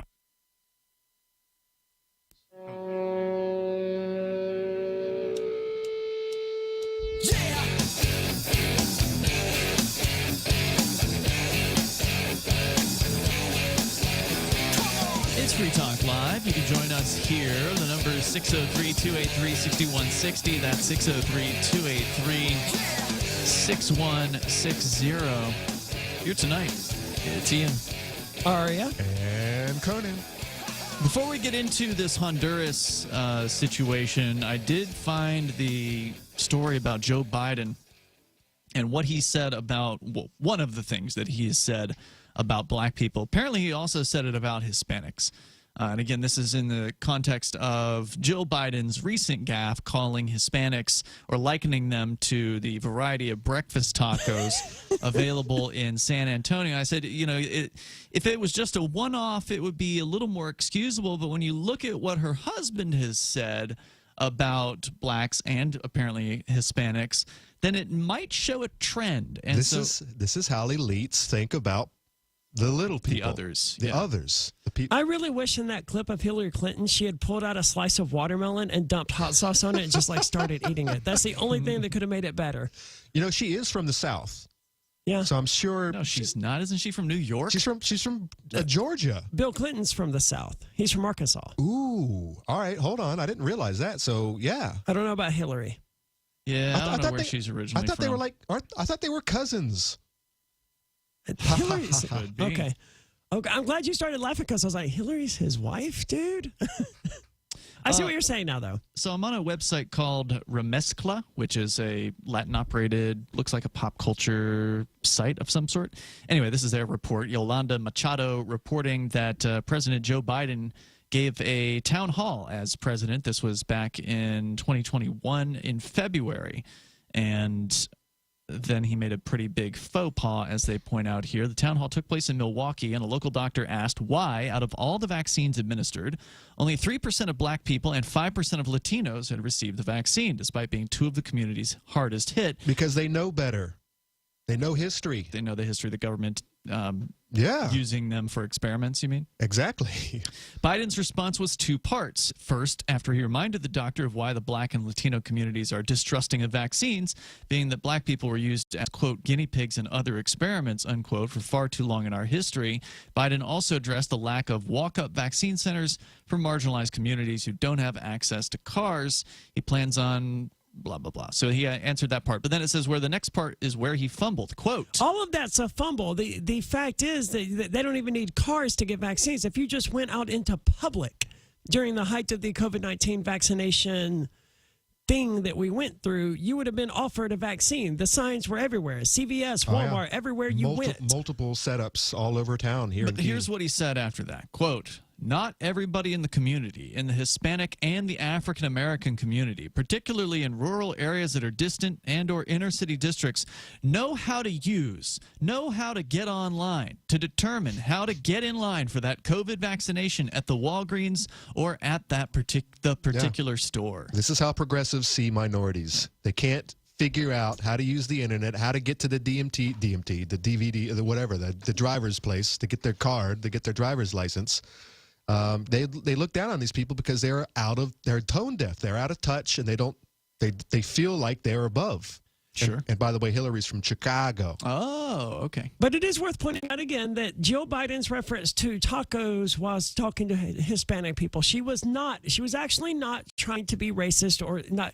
It wasn't racist at all. It's just an inability to read the crowd. Just like you wouldn't speak to, the NAACP or whatever and start talking about how much you love fried chicken. You don't stand in front of a room. Hillary would. I know, but you don't. But I do love fried chicken. And she didn't become president. I like watermelon. Yeah, me too. I was eating watermelon today. Yes, but you don't do that, and you don't stand in front of a room of Hispanics and talk about how much you love tacos or whatever. This is no. Actually, Trump did. What was the whole Taco Bell? Well, I don't think it would be offensive to say that you love eating their food. But you don't focus on that, right? You don't go, man, it's so great to be in front of all of these wonderful people who brought me the gift of tacos. Yeah, that's true. I would.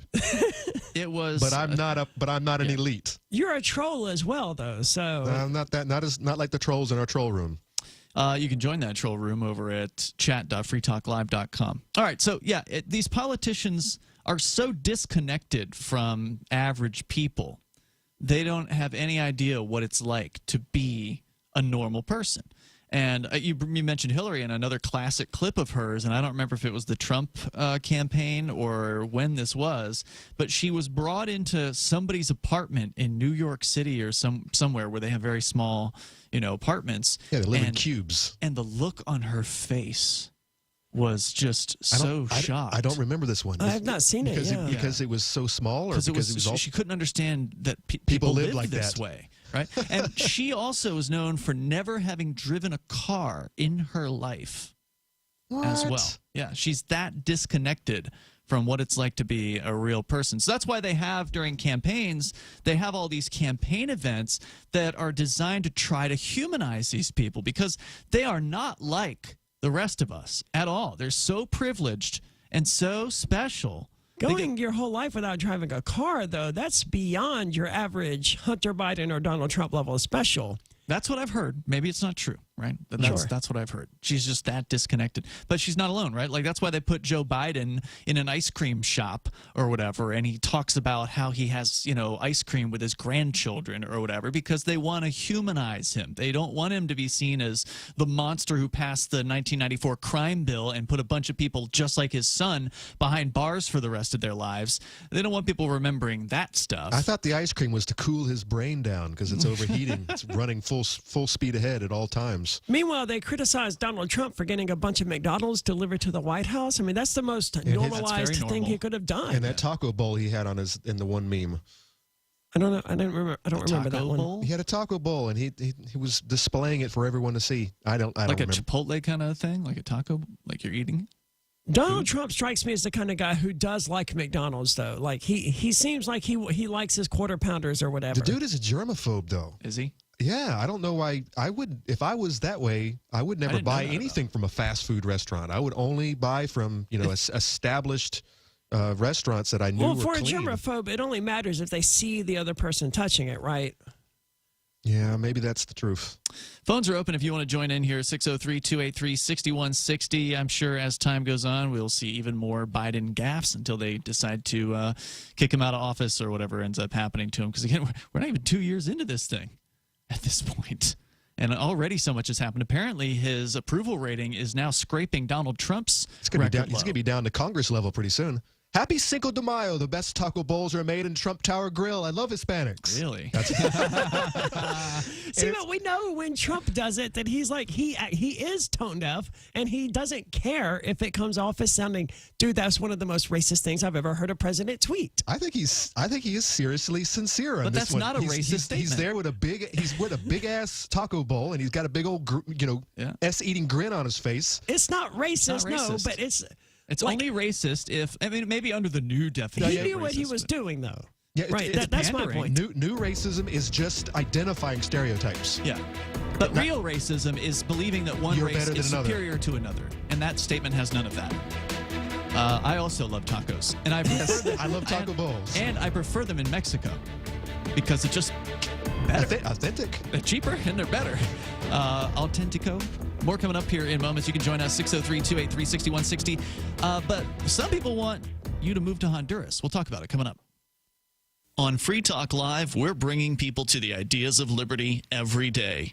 From wrestling superstars like Glenn Jacobs. You guys really are having an impact, I believe. Like I said, a lot of where I am now is due to listening to Free Talk Live. You changed my mind on some very important issues years ago. To random people tuning in on the radio. I was kind of stuck in the left-right paradigm. I heard your show by chance on a Saturday night. From there, I went on, joined the Free State Project, and become an amplifier. So, I mean, that's really the reason why I amp is because I know that if it wasn't for you guys being on as many stations as you are, I never would have found the ideas of liberty. You can help more people hear the message of liberty by joining Free Talk Live's AMPS program on Patreon for as little as $5 a month. And you'll get access to special perks. Visit amps.freetalklive.com, amps.freetalklive.com. Did you know that more than half our household energy costs go to heating and cooling? Energy efficiency isn't just good for the environment. It means lower utility bills, too. One way to reduce your energy waste is a home energy assessment. Your utility company can help, or you can learn how to do it yourself at EnergySavers.gov. That's EnergySavers.gov. You'll learn to look for air leaks around windows and doors, check ducts for holes, and improve your insulation. Another time to cut energy costs is when you shop for a new appliance. Look for the Energy Star logo and read the Energy Guide label. And there are day-to-day things you can do. Lower your thermostat in winter and raise it in the summer. Close fireplace dampers when they're not in use. And keep air filters clean. For more tips on saving money by reducing your energy waste, check out ftc.gov/green. A tip from the Federal Trade Commission, the nation's consumer protection agency. Being there matters, and in a world that can be uncertain, your United States Navy protects and defends America on the oceans. Where there are threats against America, anywhere around the globe, your Navy ships, submarines, aircraft, and most importantly, tens of thousands of America's finest young men and women are ready to defend America at all times. When pirates threaten commerce, your Navy is there to ensure the world's oceans are safe and free from attacks. When disaster strikes, like the typhoon that devastated the Philippines in 2013, your Navy was there, providing medical supplies and relief to those in need. When drug traffickers attempt to use the ocean to ferry narcotics to our borders, your Navy is there defending America. Your Navy is deployed around the world, around the clock, always ready. When it comes to protecting and defending America, being there matters, and America's Navy is already there. Have you ever been turned down, rejected, or downright denied because of bad credit? Don't let your dreams disappear. We here at Parkview Credit can help you qualify for that new car you've been dreaming about or that new home you know you deserve. Never again be rejected because of bad credit. Just call us here at Parkview Credit today and see how much we can help boost your credit score. We've helped thousands repair their credit so they could finally start qualifying for the purchases they've been dreaming about. Stop being held back from getting the things you want. We help rebuild your credit score so you can qualify for the home, car, or credit card you deserve. No matter how bad your credit is, just call 1-800-791-2055 today to see how much we can help your credit score. No one is turned away. Call now, 1-800-791-2055. That's 1-800-791-2055. Again, 1-800-791-2055. Yep, we still do email. Drop your email address in the entry box at freetalklive.com, and you'll be kept in the loop with Free Talk Live.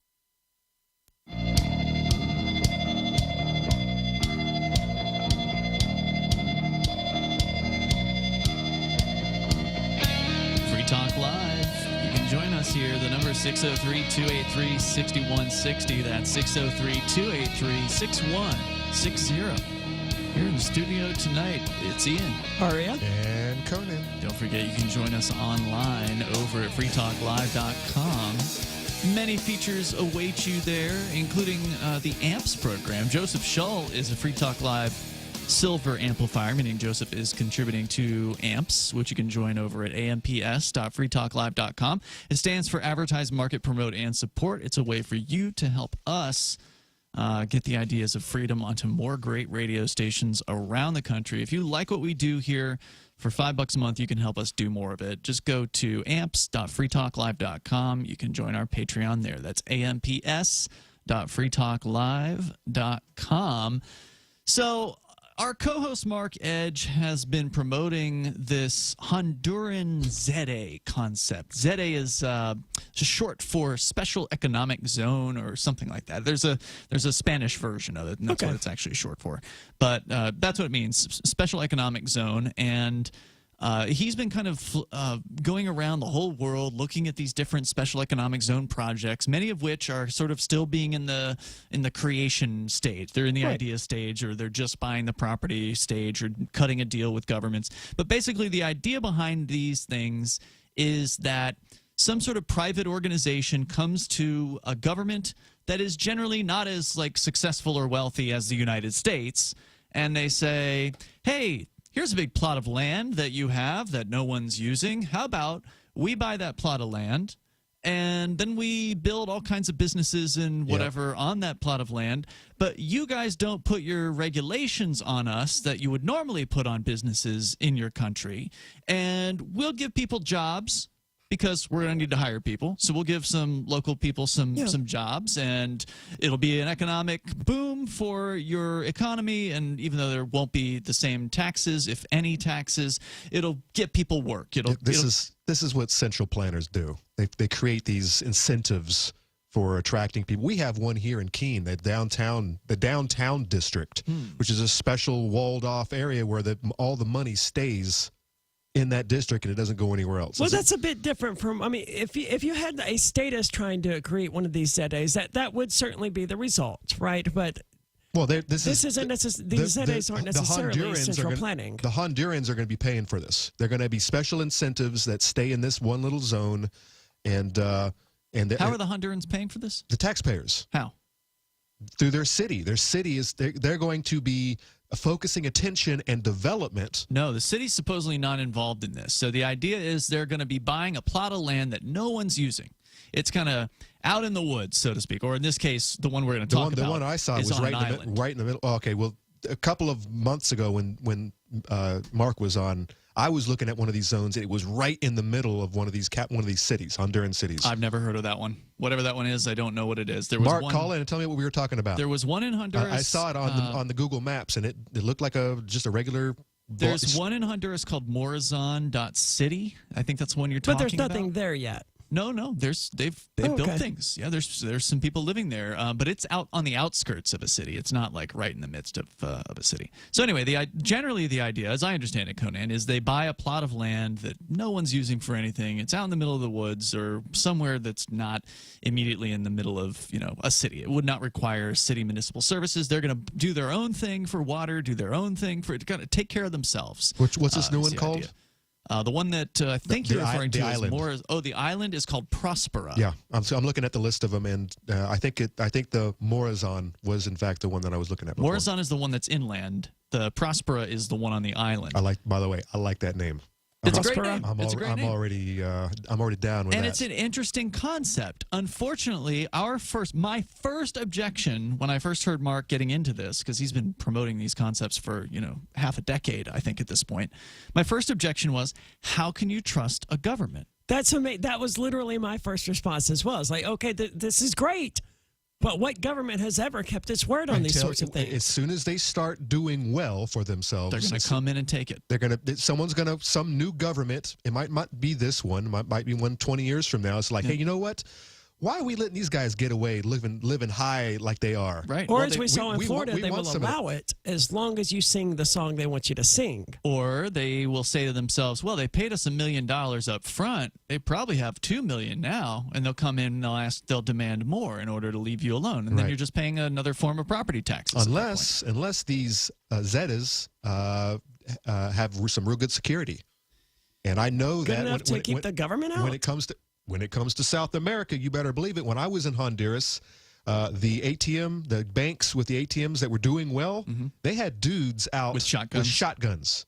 Yeah, dudes in plain, not military clothing, not police clothing. These were private agents with shotguns.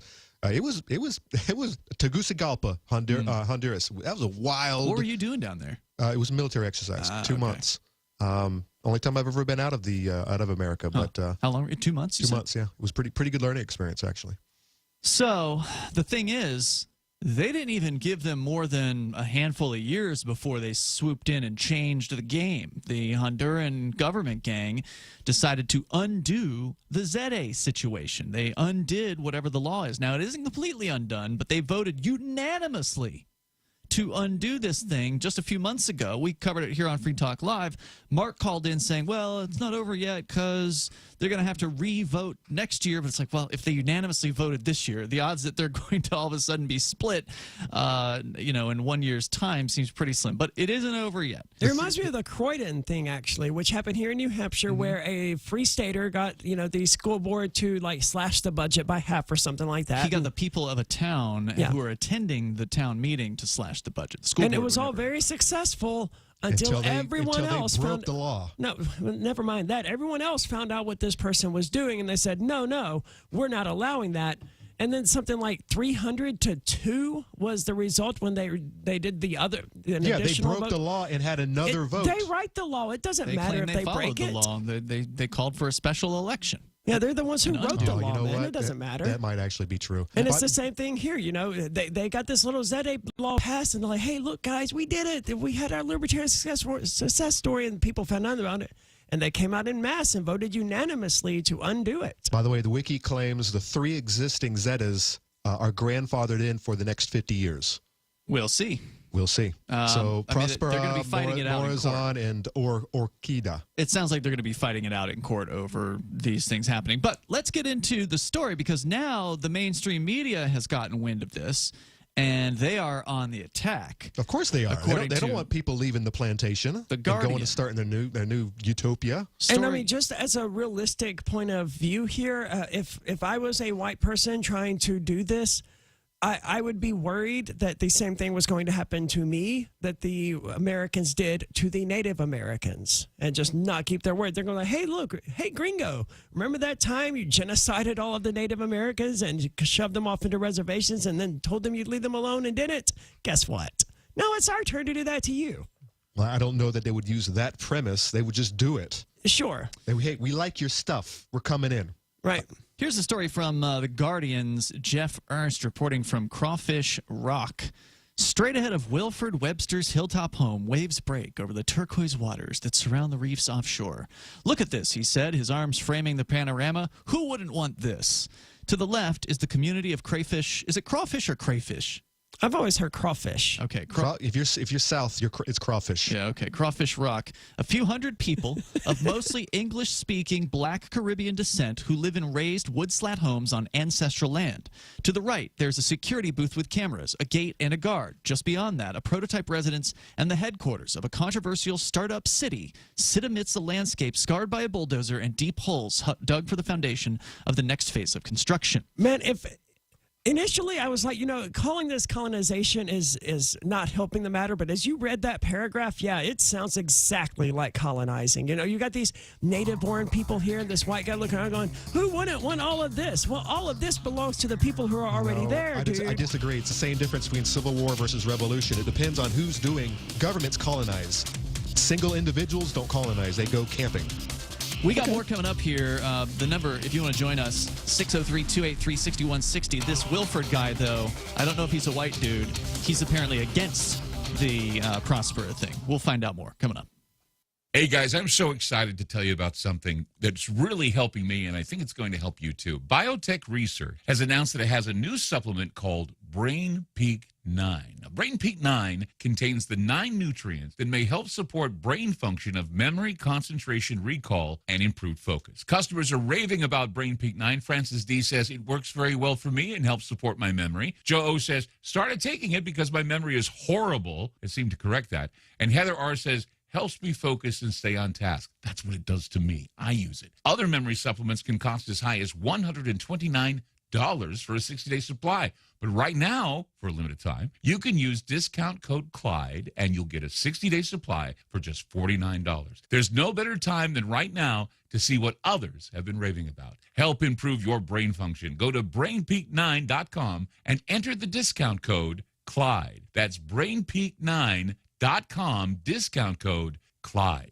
Paid for by government.com. Have you heard? The United States Mint has issued the Morgan Silver Dollar for the first time in 100 years. Not only that, but they are also minted in 99.9% pure silver for the first time ever in history. Coin experts are calling this an amazing opportunity for anyone that knows the enduring popularity of Morgans. But you must hurry. Only 175,000 legal tender silver dollars were issued. These Morgan Silver Dollars are brand new, bright and shiny legal tender coins minted by the iconic Philadelphia Mint. Just call 1-800-888-7630 and you're guaranteed a new 99.9% pure silver Morgan dollar. The first time in history this has happened. But with limited quantities, you must call now to order. To learn more, call 1-800-888-7630. If you order now, you will receive a free collector bonus, a $25 value free with every order. Call 1-800-888-7630 now to secure your new Morgan Silver Dollars before they are gone. 1-800-888-7630. Don't do what I did and run out. If it's working, don't quit. Why undo all the good that's been accomplished? You've got to feed them right for life. Dynavite is nutrition. If I ever took Roy off of Dynavite. No. When I get to about 3/4. When I get down to the bottom of my box of Dynavite. Oh no, I got a couple more scoops. It's time to place my order. Dynavite.com. DINOVITE.com. 859-428-1000. Order a 90-day supply of Dynavite for your dog this week. We'll send you a bottle of NomoFlea free. NomoFlea flea spray kills fleas safely with no poison. Because it's a polypeptide protein molecule made from vegetable oil. Try NomoFlea. Free this week at Dynavite.com. Just feed your dog right. Use Dynavite. Dynavite for life. 859-428-1000. 859-428-1000. DINOVITE.com. If your car's no longer covered by a manufacturer's warranty, repairing it can break the bank. Rebuild, replace transmission, $3,200. Anti-lock brake system, $1,000. Rebuild, replace engine, $2,400. Truth is, once your warranty runs out, it's all on you. Every last cent. A vehicle service contract just makes sense. And a vehicle service contract from Toco Warranty makes the most sense. Many other companies hit you with a large down payment. With Toco, there's no down payment. And with Toco, you can pay as you go with affordable payments. Don't waste another minute. Pick up the phone and call Toco right now to start saving big money on expensive covered auto repairs. Prices vary by vehicle. The monthly price for most plans, about the cost of a tank of gas per month. Get your free quote now. Call Toco at 800-897-9537. That's 800-897-9537. 800-897-9537. Cancellation fee may apply, subject to eligibility. Not available in Missouri and Washington. Waiting period and deductible apply. Coverage provided and administered by Warrantech Corporation or its affiliates. Not affiliated with any manufacturer or dealership. Visit TocoWarranty.com for complete terms and conditions.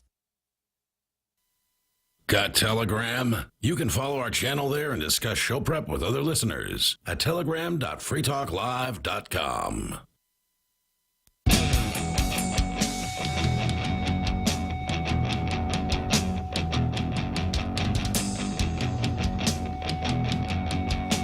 It's Free Talk Live, and you can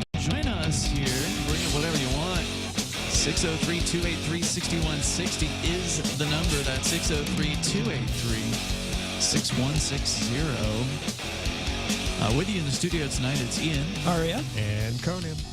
I'm guessing you can still get tickets because we haven't been told otherwise to the upcoming Freedom Fest. But it starts tomorrow, so if you're not already heading to Vegas, it's probably getting close to being too late to get these tickets online. I don't know for how long the code FTL50 is going to work, but you can try it and see if I took it off the schedule after today, so after today, I'm confident it will still work today. Well, I'm not going to go that far, but, you know. I'm confident, not certain. Okay.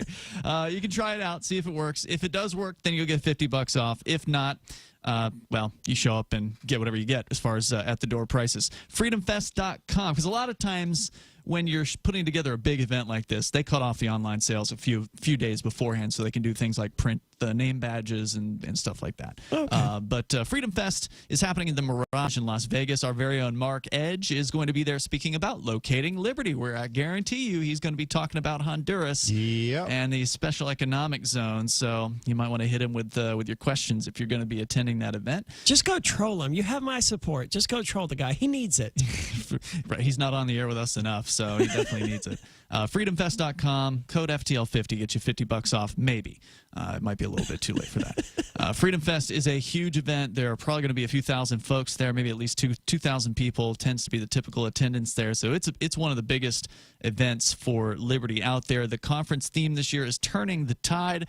In addition to our very own Mark Edge, you'll be able to see even bigger names like John Cleese, Ben Stein, Steve Forbes, Senator Rand Paul, Glenn Beck, Spike Cohen, Justin Amash, and others. You can go to freedomfest.com to learn more about the event. It kicks off tomorrow, and it goes through the 16th. It's a 4-day-long event, so check it out, freedomfest.com. So we're talking about the Honduras, one of the Honduras projects. This one's on an island called Roatan. And it's a very interesting place. I mean, Mark went there a few years ago to check this thing out. He ultimately, I think, had some sort of a disagreement with the person who was putting this Prospera ZA Special Economic Zone thing together. So he ultimately decided not to join the Prospera project. And then he found this other one in the mainland called Morazan.city. And since then, Mark is kind of, I don't know if he's doing his own thing now. I think he's doing his own thing now. I think he is, but it's too late to become a ZA because they're canceling that program. So I'm not sure exactly what the legal status of whatever it is. Unless they can get it unappealed. Yeah, well, we'll see. I mean, it's still a developing situation, but now the mainstream media is jumping on board, and they are on the attack against Prosper, which is kind of interesting. It's almost like they're kicking them when they're down in this case because, you know, this thing's under threat now at this point with the Honduras government undoing the Special Economic Zone program. They're going to be having to fight this thing out in court. But anyway, the point of this story is to basically badmouth this project and show people on the island who don't like them, and they don't bother to show anybody that likes them. So it's a slanted piece, but I'll share the rest of it with you here. So we're talking about Crawfish Rock, which is a community of a few hundred people of mostly English-speaking Black Caribbean descent who live in wood-slat homes raised on ancestral land there on the island. And that's one of the interesting things about Roatan is it's an English-speaking, primarily English-speaking place. And that's because there's been a lot of expats that have moved there. There's a lot of tourism that goes there. Like Jamaica then, right? It's off the coast of Honduras, and so it's not like sort of – it's part of Honduras, but not really. Okay. And it's sort of out there, and it's a totally different place. By the way, crawfish, crayfish, same thing. I knew it was the same thing, just I'm not sure about the pronunciation. Southerners say crawfish. Where's it? Who says crayfish? People from outside of the southern south. Well, okay, but people who are wrong say crayfish. Got it. So they talk about this guy named Wilford Webster, and he's bragging about the beauty of the area. And then they describe that to the right of his property is a security booth and a prototype residence for this this project. Perched on an incline where the road splits the countryside as much as the community, Webster's home on the island of Roatan is at the center of a battle over land rights and sovereignty that has galvanized Honduras. It's also symptomatic of a broader phenomenon throughout the region where foreigners, often cryptocurrency enthusiasts, libertarians, or both, have flocked in recent years, supporting controversial projects such as the proposed Bitcoin City in El Salvador, threatening to displace local residents and drawing comparisons to colonialists. It's crypto gentrification.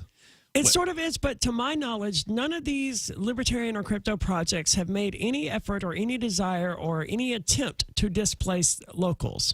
I don't think that's what they want to do. No. They go to places where there aren't locals, where they're going to be left alone because according to this, there's 100 people in Roatan. This is no. Roatan's got like 20,000. This is like a village or something. Oh. They're called Crawfish Rock. But they're not trying to displace those people. They're not trying to kick them out. No, I think a lot of them want to hire them. How many people are on the island? 20,000. About 20,000. So how are a couple crypto nuts going to displace that many people? If you got enough money? I mean, I think a lot of them, the supposed plan is to hire the natives. I suspect it is, yeah. I think it's incorrect to say they want to displace the natives. But there are obviously going to be people who don't feel good about invaders, right, that are upset about the colonizers in the same way that the Democrats are mad about the Free Staters here in New Hampshire. Or anyone who attacks your sacred schools. The left hates when it comes to school choice. But that's the thing. It's the same kind of argument. You have these people who are trying to take the money from the system and put their kids in church school. But the difference here is this isn't a movement. The Prospera thing isn't a movement to change the system. The Prospera thing seems to be a movement of leaving the system, of getting out from under it. Let the people have their system, basically. The idea of the ZA is you guys have your system over there and just leave us alone here on this plot of land and we'll do good things and hire people. That seems to be the pitch, but of course some people don't like it. So Webster, the man they're interviewing, says he has a message for the ones who moved in next door. Go home.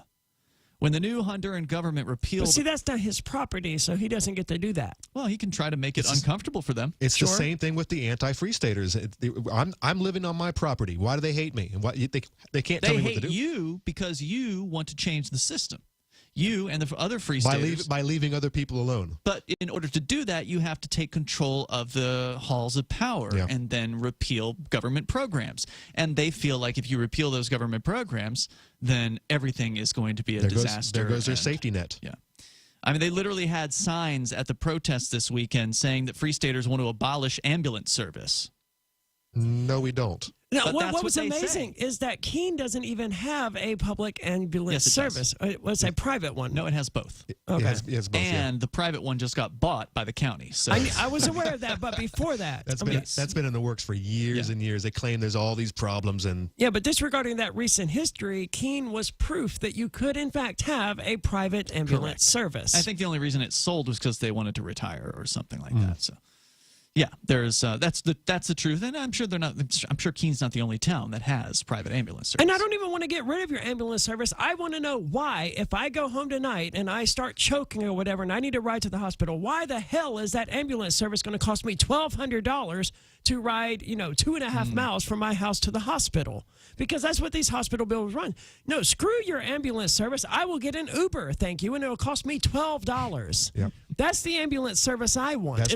But that's not just Keene. And it'll probably get there faster. Probably. That is the medical. I know, and that's what they're trying to save. They want to save those $1,200 ambulance bills or whatever. I'm like, no, screw that. Get an Uber. Allow your people. You know what the county should do? The county should hire Uber to act as their ambulance guys. The only issue with that is that then you don't have the siren and all of that. And really, what we just need to have a little bit of understanding. If someone's flying down the road at 90 miles per hour and they've got their hazards on and everything, you should just assume on a human level that there's probably something urgent going on. Well, if we actually had a free market in healthcare, then we'd probably have multiple private services, and the price of ambulance service would go down as a result of that. But, same thing with the fire department. Same thing with the police. Back to Honduras. So when the new Honduran government repealed a pair of laws in late April that had allowed for the creation of semi-autonomous zones called a ZA. It sent a similar message, but investors in the ZA on Roatan, known as Honduras Prospera, have challenged the move. When investing in Honduras, Honduras Prospera Incorporated relied on specific legal stability guarantees from Honduras' government that the rights and authorities provided by the ZA legal framework would remain in effect as to Prospera for many decades, wrote investors in a statement published in May, adding that they expect, quote, Honduras to respect its commitments under legal stability agreements and international treaties, unquote. Yeah, I've heard that before. The idea was that, oh, well, they have to hold it or they're going to have to take it before the international court. Okay, you're going to sue the state and get other states to be the judges on this. Good job. Good luck with that. And I've heard this claim as well, and I understand there's probably some lawyer who says that to these people, but judging by my brief, research into the international court, the only people who can bring cases to the international court are states. And those states have to be members of the international court. And Honduras is one of them, but you can't take Honduras to the international court. Only other states, other nations can take Honduras to the courts. I don't know how they're going to pull this thing off. There's more coming up here, though, on Hour 3 on the way. Are you tired of governments around the world killing innocent people? Stop using their money. There is an alternative. Bitcoin is a stateless, free market, non-political currency. Bitcoin is money that cannot be inflated or controlled by any state. By continuing to use their money, you're perpetuating the killing. Stop doing it. You have an incredible alternative available to you now. Learn it, use it, spread it. Get started with Bitcoin at Bitcoin.com. It's Bitcoin.com. If you want to know the latest about Free Talk Live before we go on the air, all you need to decide is how you want it delivered. It's your choice. Visit news.freetalklive.com to receive our usually weekly news updates by email. Plus, we have a Twitter account at twitter.freetalklive.com, and you can follow us on the decentralized Mastodon platform at toot.freetalklive.com. So please follow us at toot.freetalklive.com and sign up for our emails at news.freetalklive.com. Securing America. What is the biggest threat to America's security? Some top U.S. officials making it clear over the last several days what their opinion is. FBI Director Chris Wray made this comment while visiting MI5 headquarters in London. We consistently see that it's the Chinese government that poses the biggest long-term threat to our economic and national security. Over the weekend, Secretary of State Antony Blinken met with the Chinese foreign minister for 5 hours in Indonesia as tensions between the two countries rise over issues including trade and tariffs, cybersecurity, Taiwan's independence, and the Russian invasion of Ukraine. The relationship between the United States and China is highly consequential for our countries, but also for the world. We're committed to managing this relationship, this competition, responsibly. Blinken added the U.S. is committed to leading with diplomacy. Kevin Uretsky, Fox News. The Point is KUSG, Hagåtña, Guam, 93.3 FM and 104.3 HD3. We won't wait forever. I'm Chris Foster, Fox News. President Biden taking questions in Jerusalem with Israeli Prime Minister Yair Lapid says his goal is for the United States to rejoin an agreement with Iran to stop developing nuclear weapons and that he's just waiting for Iran's government to respond to his conditions. I continue to believe that diplomacy is the best way to achieve this outcome, and we'll continue to work with Israel to counter other threats from Iran throughout the region. The President and Prime Minister Lapid announced a joint pledge to prevent Iran from having nuclear weapons. The president meets tomorrow in Saudi Arabia with that country's Crown Prince Mohammed bin Salman. Fox's Peter Ducey in Jerusalem. It's going to be the first time that President Biden has met with MBS since the U.S. intel community concluded in a now unclassified report that MBS was involved in the murder of this American journalist, Jamal Khashoggi. But nobody from the White House, president on down, will confirm that the president is going to specifically mention Khashoggi tomorrow. The president today saying the Saudis know his position on the Khashoggi murder. We got higher than expected consumer inflation numbers yesterday. Wholesale inflation is up to 11.3% annually, according to the Labor Department. The 1.1% jump from May to June is also the biggest increase since March, when the annual rate was a record 11.6. The actor Kevin Spacey, free on bail, allowed to travel freely after pleading not guilty in London. of sexually assaulting 3 men. The former House of Cards star who ran London's Old Vic Theatre between 2004 and 2015 is accused of incidents that happened in London between March 2005 and August 2008, as well as one in Western England in 2013. The victims are now in their 30s and 40s. Spacey's trial is set to start next June. Fox's Tanya J. Powers. American basketball star Brittany Griner is back in court in Russia asking for leniency after pleading guilty last week of marijuana possession. America's listening to Fox News. From the Fox News Podcasts Network, the Fox News Rundown, a contrast of perspectives you won't hear anywhere else. Your daily dose of news twice a day, going far beyond the headlines, tapping into the massive reporting resources of Fox News to provide a full picture of the news of the day. I'm Dana Perino. I'm Brett Baer. I'm Maria Bartiromo. I'm Brian Kilmeade, and this is the Fox News Rundown. Subscribe and listen now by going to foxnewspodcasts.com or wherever you get your podcasts. From the Fox News Podcasts Network. Hey, it's Will Kane, co-host of Fox and Friends Weekend. Join me as I share my thoughts on a wide range of topics, from sports and pop culture to politics and business. With the help of newsmakers and personalities, I will provide you my free, unfiltered, uncancelable opinion on the hottest topics in America. The Will Kane Podcast. Subscribe and listen now at foxnewspodcasts.com or wherever you get your podcasts. America is listening to Fox News. At least 20 people, including 3 children, are reported killed in Russian missile strikes on an office building in Vinnytsia, Ukraine. Ukraine's President Zelensky calls the strikes terrorism, saying there was no legitimate military target there. A convicted murderer in California, now in federal immigration and customs enforcement custody, is fighting deportation. 47-year-old Fo Yen Yu served a 25-year sentence for killing a 17-year-old in 1995 and is now slated to be deported back to Cambodia, despite the pleas of activists who say he's changed his life for the better.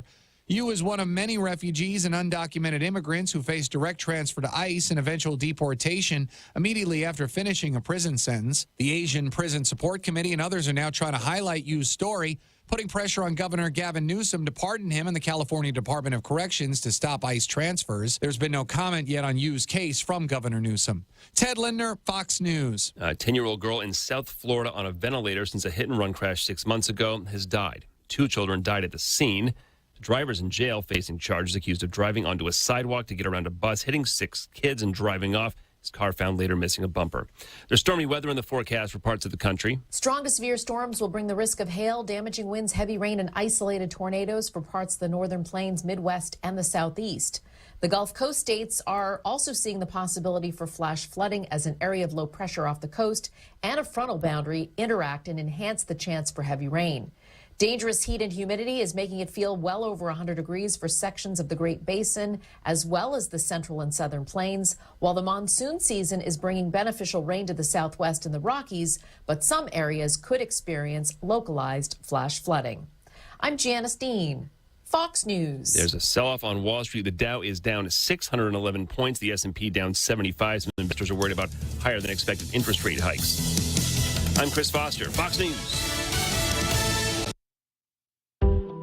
Listen to The Point anytime, anywhere on Odyssey. Odyssey is your new audio home for all the music, news, sports, and podcasts that matter to you. Find your favorite stations like The Point and discover more. Music stations, local and trusted news sources, sports talk and team coverage, plus today's biggest podcasts. Find it all on the Odyssey app. AUDACY. Securing America. RIMPAC 2022 is underway.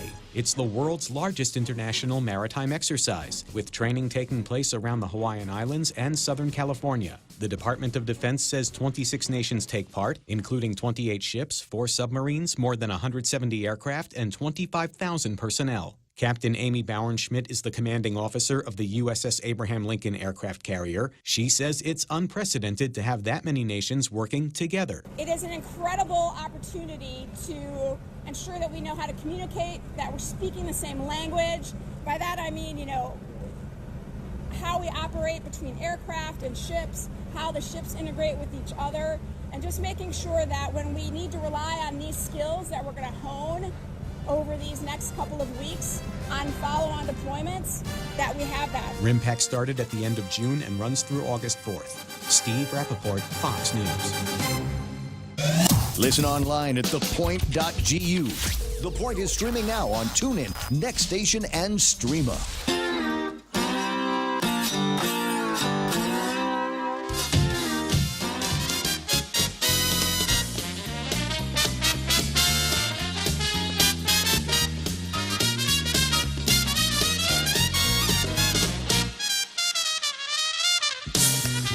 Hi there and good evening. Welcome to the Jim Bohannon Show from Westwood One Radio. The telephone number is 866-505-4626. 866-50-JIMBO is the phone number.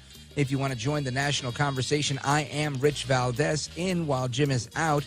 And that's Rich Valdez with an S at Rich Valdez on all of the social media if you want to chime in that way. Now, some of the things that we're talking about this evening were the inflation debacle, right? Biden thought that it had tapped out. Even other experts, including the one we had on, said he thought that the inflation had tapped out when Biden said, yes, we've hit the max. And sadly, it hasn't. And I tend to listen to some other experts. I think we're not there yet either. I think we're probably going to hit somewhere around 15, maybe 13. But hopefully I'm wrong. But that was the big news today. Inflation is at 9.1%. Let's see how that goes. Now, some other headlines. President Biden touched down where? In Israel. And he's playing nice with the Israelis so far, but he's going to continue his Middle East tour. And it's just interesting because up until now, I hadn't heard him take a really hardline stance against Iran.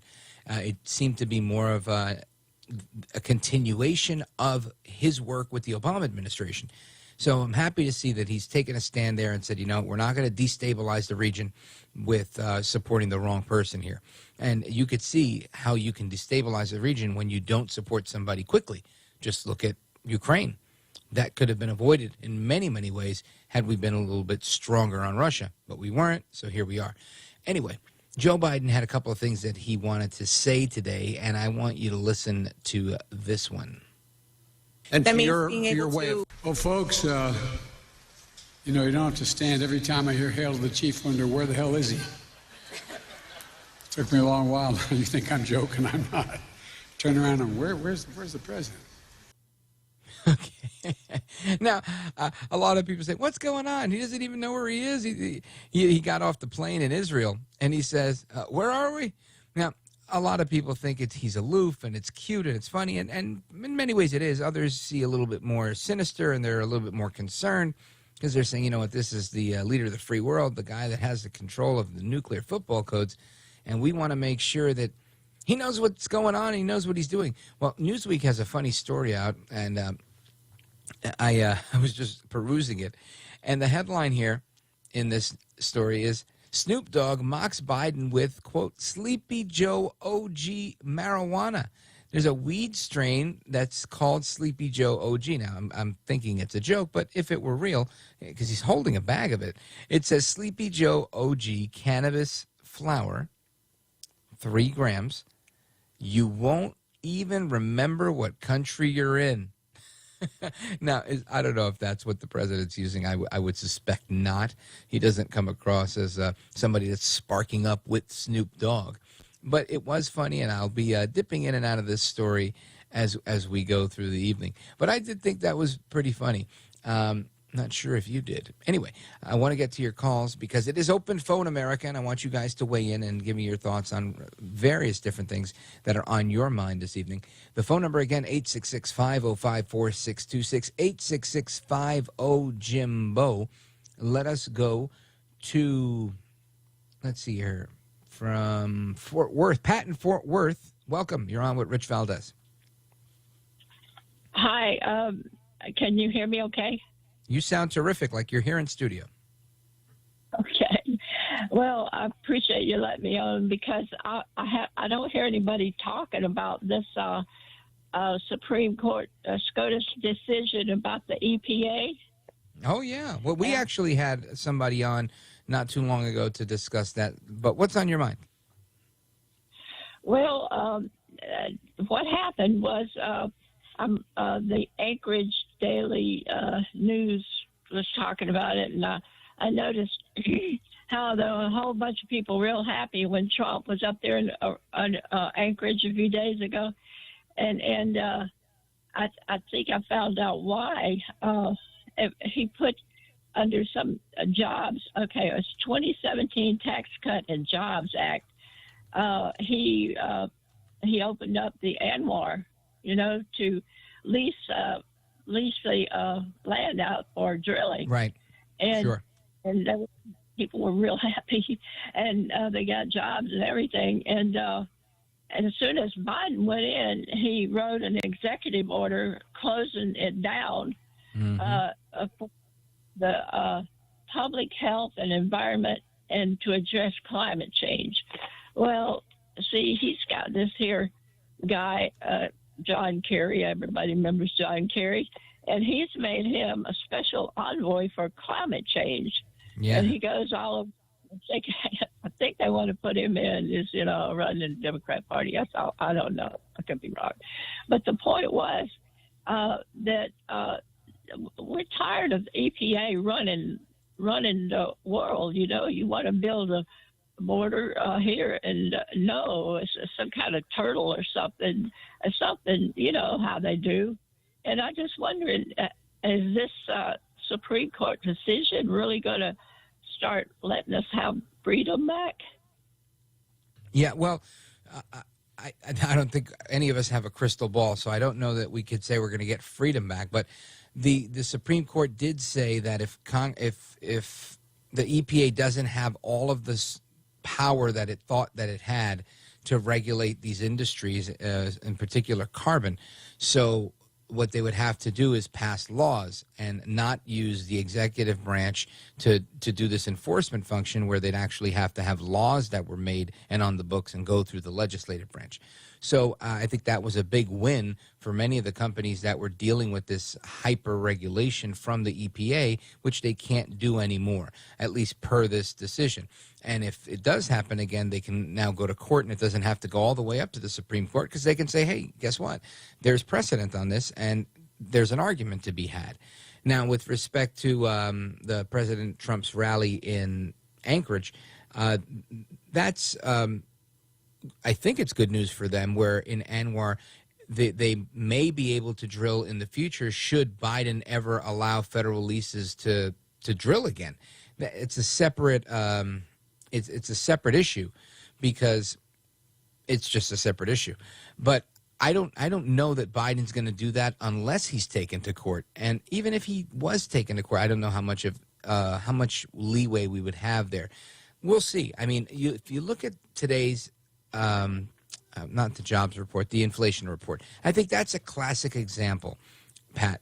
And the reason why is because we're facing this massive inflation, right? The highest in 40 years, really bad across a bunch of markers. And when you look at it, the biggest amongst all of the categories was energy. And the month by month on energy increase was very high. Not just gasoline. Gasoline, they were saying went down, and it did. It went down, 40 cents or so. But energy overall, people's energy with respect to air conditioning, Texas is facing brownouts. People all over the place are using more energy in the summertime. And with that going on, Biden still doesn't care. He doesn't care. He has the ability to say, let's crank this thing into overdrive, and he's not. And that's the sad part. This is a problem of his making in many ways. And he's not solving it because he's sticking to his guns, just like John Kerry is, on this green climate agenda. Now, he may bend. He's a politician, and I think politicians are known for bending, and maybe he will if he really wants a second term. But I don't think he's going to be able to earn a second term keeping this hardline approach saying, we're going to eliminate fossil fuels. Mark my words. I don't think that's not a winning strategy. He garnered the support of a handful of very progressive climate change activists, but by and large, most Americans drive cars, and they use fossil fuels, and they use the electricity even in their electric car that goes by fossil fuel, whether it's nuclear or coal. So this is tough for Biden, but he seems to be doubling down and not wanting to drill in Anwar or anywhere else. So I don't know that we're going to fix our energy problem anytime soon. And that's the sad part, which means we're not going to fix our economic problem anytime soon. I hope that made sense, Pat. Obama, he didn't, Obama's the president and Biden's sitting right next to him planning the communist destruction of America. It could seem that way at times, honestly. I know people tend to look at it that way. I don't know that that's the case. I do know that Biden seems to have taken advice from Obama. He does seem to be heading in the direction like FHA would say, the road to serfdom. All systems are go, right? You're breaking a lot of industries. We're really tribalizing groups of people, and it doesn't have to be that way. And I think the American people are better, smarter, and stronger than those that embrace, socialism or communist sympathizers. I think we're smarter and stronger than they think we are, and we should get a little bit more credit, at least in my opinion. But that's all I've got on that one. Thank you for the call, Pat. We're going to get to the rest of your calls and more straight ahead. The phone number is 866-505-4626. Let's go to Becky in Illinois. Becky, you're on with Rich Valdez. Welcome. Oh, I'm going to tell you, Rich, I love it when you're on. I don't Thank miss you. you. Every night I listen to you. Thank you. And you're not going to be happy with me, and the people out there listening to me aren't going to be happy either, unless they know better. I hate it when they make fun of Joe Biden. He cannot help it. No, you know what? You're right, and let me take a moment to apologize for being an obnoxious jerk. I happen to have been an obnoxious jerk most of my life, but I will say this. You're right, and I happen to have some firsthand experience, and you'll have plenty of time to talk. But I'm aware that he had like open brain surgery, and I had a family member that had a traumatic brain injury, and I see so many similarities. So while I do make fun every now and again, I do realize it is a serious thing. Becky. Yeah, he can't help it. And I do not think that he is the one that's running this country. I think there's someone behind the scenes that are telling him, or those, what do you call it? Like Dr. Jill, who says that I'm a taco? Maybe. I don't know. That was ignorant on her part, but what are you going to do? But the thing of it is that he reads off of papers or that teleprompter, and I mean, it's really sad. It's pathetic, and I don't think he'll be able to finish his term, but God, I hope so, because we don't want Kamala Harris, because she don't even know where she's going. But anyhow, now, to get to what I was saying, I feel so bad about the people that live down along the border, because they're all coming in, and they say that they're coming from other countries, and they're getting in here, our country, illegally, and they've talked to I don't listen to TV or nothing. I listen to the radio all the time. Yeah. So I get a lot of this stuff off the radio and your show. And so anyway, they say they go out and they'll find dead people laying out there in the field. Yeah. Now, that's really sad. I don't know why they're there. And children are being raped. Women are being raped. And that's pathetic, too. And that's Joe Biden's fault with him and his friends. They let him come in. And I worry about this because I got grandchildren and great-grandchildren that's going to grow up in this mess. You're right. Hold on right there, Becky. I'm going to come right back to you. We're going to take a quick pause right here. I want to address the issue at the border because I think you bring up a really good point. It's the Bohannon Show. It's Rich Valdez, 866-505-4626. More to come straight ahead. Hey, Mike, what are you doing way up on that ladder? You're going to hurt yourself. Oh, I'm trying to unclog these gutters. That's smart. I had water damage from my gutters last year. It cost me $10,000. Wait, $10,000? Yeah, and from over here, it looks like water's been pouring over your clogged gutters, and it's probably doing real damage to your foundation. You need to do what I did. Get off the ladder and call Leaf Filter. Yeah, but I need to get these gutters flowing now. That's why you need to call Leaf Filter. They'll clean and realign your gutters and install their exclusive micro mesh screen system so nothing gets in your gutters except water. So Leaf Filter protects my house from damage and means no more gutter cleaning for me? Bingo! Plus, Leaf Filter has an industry-leading lifetime warranty, so your gutters are covered for life. Thanks, Frank. I'm calling Leaf Filter today. Don't go another day with your home unprotected. Call 1-844-300-LEAF or go to tryleaffilter.com for your free gutter inspection. Call 1-844-300-LEAF or go to tryleaffilter.com right now for an extra 15% savings. Call 1-844-300-LEAF or go to tryleaffilter.com. That's 1-844-300-LEAF. Looking good, Mrs. Dubs. The head groundskeeper at Thad's Golf Course just retired. We need to find someone in the next 2 weeks. Someone with botany and management experience. He needs a replacement because the greens are already looking a little rough. Aeration. They need to know it all. Indeed can help him hire great people fast. I need Indeed. Indeed you do. You can schedule and conduct virtual interviews all from your employer dashboard. Earn up to $500 in sponsored job credits by interviewing on Indeed. Visit Indeed.com/credit. Terms and conditions apply. Dirty exterior? Don't scrub it. Wet it and forget it. Wet and Forget, the easy outdoor cleaner. Wet and Forget works overtime with Mother Nature to eliminate unsightly black and green stains on the exterior of your home with no scrubbing, power washing, or bleach. Use Wet and Forget on all your outdoor surfaces, including decks, siding, roofs, and patios. Wet and Forget is available as a concentrate or extreme reach hose end. Purchase Wet and Forget in-store or online at Lowe's, Menards, Ace, or Walmart. My heart was racing just making spaghetti. I could have waited to tell my doctor, but I didn't wait. I was short of breath just reading a book. I could have delayed telling my doctor, but I didn't wait. They told their doctors and found out they have atrial fibrillation, a condition which makes it about 5 times more likely to have a stroke. If you have one or more of these symptoms, irregular heartbeat, heart racing, chest pain, shortness of breath, fatigue, or lightheadedness, this is no time to wait. Contact your doctor. Brought to you by Bristol-Myers Squibb and Pfizer.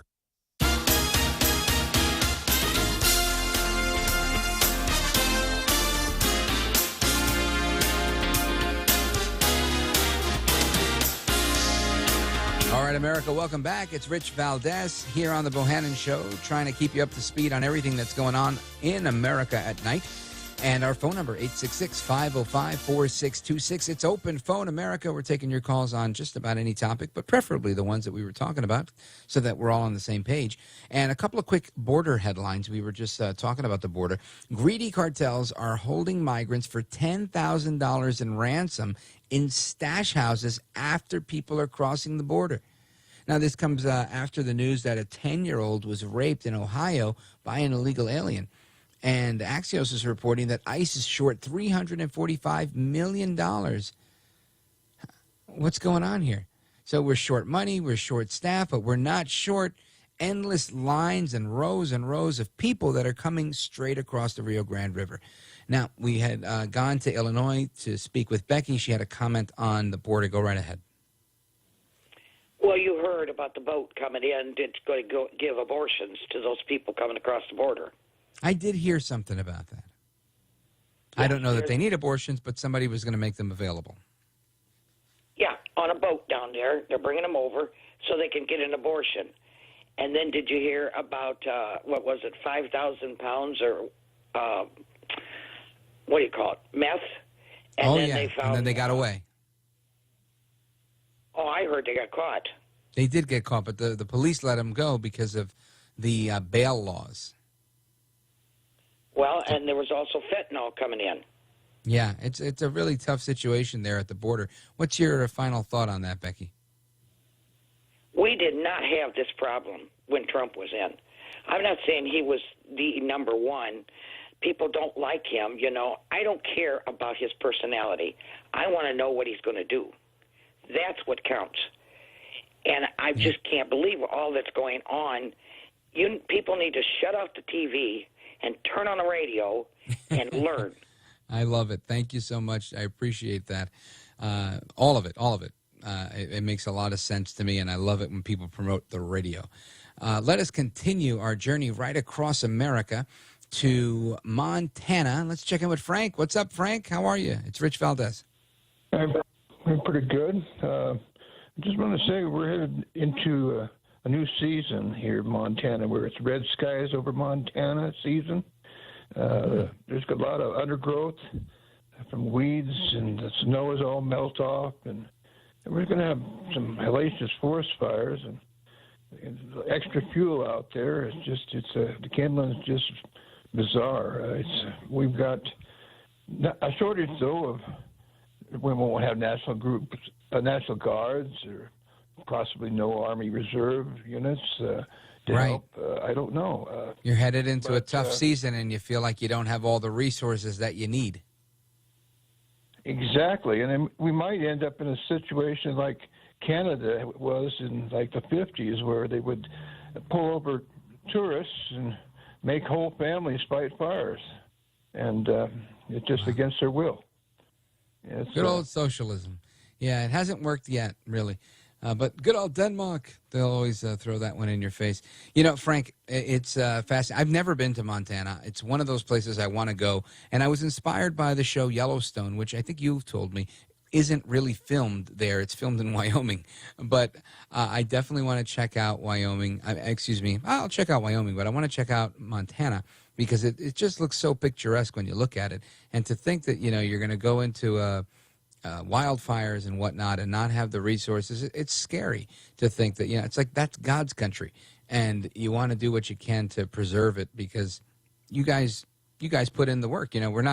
We're not cattle farming in New York or New Jersey, but I know you guys do plenty of that in Montana. So thank you for that, Frank. Thank you for the call. I appreciate your admonition, and I hope the president or somebody from his team is listening, so that they're aware that we need to do that, Frank.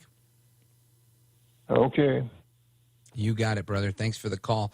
And more on your calls coming up. I see there's a few people holding on. We're going to get to you. We have the bottom of the hour break, so we're going to do that. I have some audio I want to play for you, but we're going to get to your calls. And let me give you that number one more time, 866-505-4626. We're live. We're national. Looking forward to speaking with you tonight. 866-50-JIMBO is the phone number. I'm Rich Valdez, at Rich Valdez on all of the social media. You can chime in that way as well. And we're coming straight back to you. Give me about 3 minutes.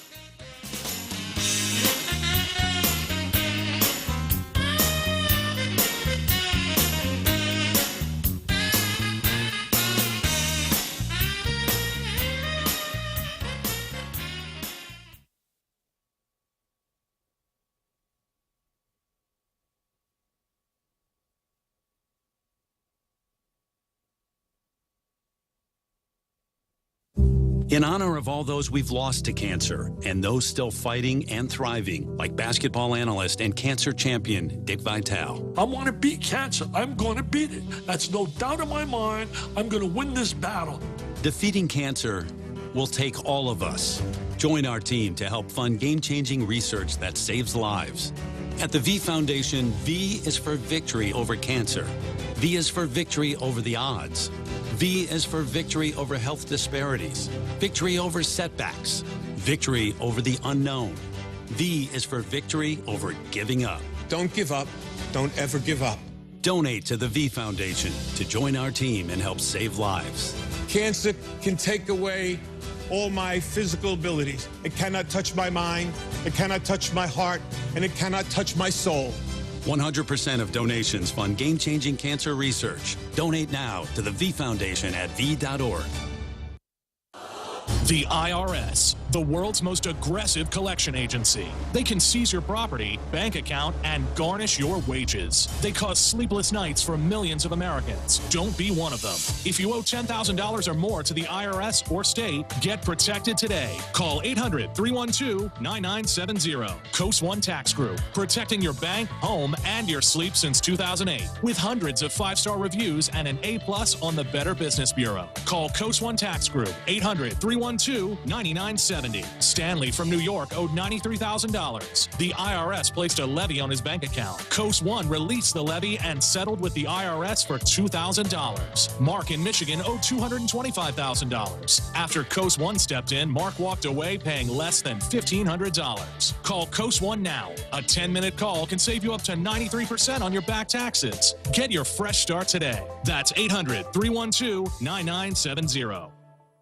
Backyard grill-outs are better this summer with the Omaha Steaks All-American Assortment. Visit omahasteaks.com, enter Sizzle in the search bar, and fill your freezer with 16 mouth-watering entrees like butcher's cut filet mignons, pork chops, boneless chicken breasts, and more. Plus, 8 ultra-juicy Omaha Steaks burgers free. Go to omahasteaks.com, type Sizzle into the search bar for a special price on the All-American Assortment, and get 8 Omaha Steaks burgers free. That's omahasteaks.com, keyword Sizzle.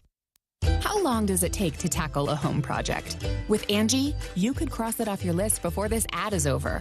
Just tell us what you need, indoor or outdoor, repair or redesign, and we handle the rest, sending a top pro to get it done. You don't have to lift a finger, except to tap the screen or click the mouse. Plus, Angie is free to use. So bring us your next home project, and we'll bring it home. Download the app or go to Angie.com, that's ANGI.com, to get started.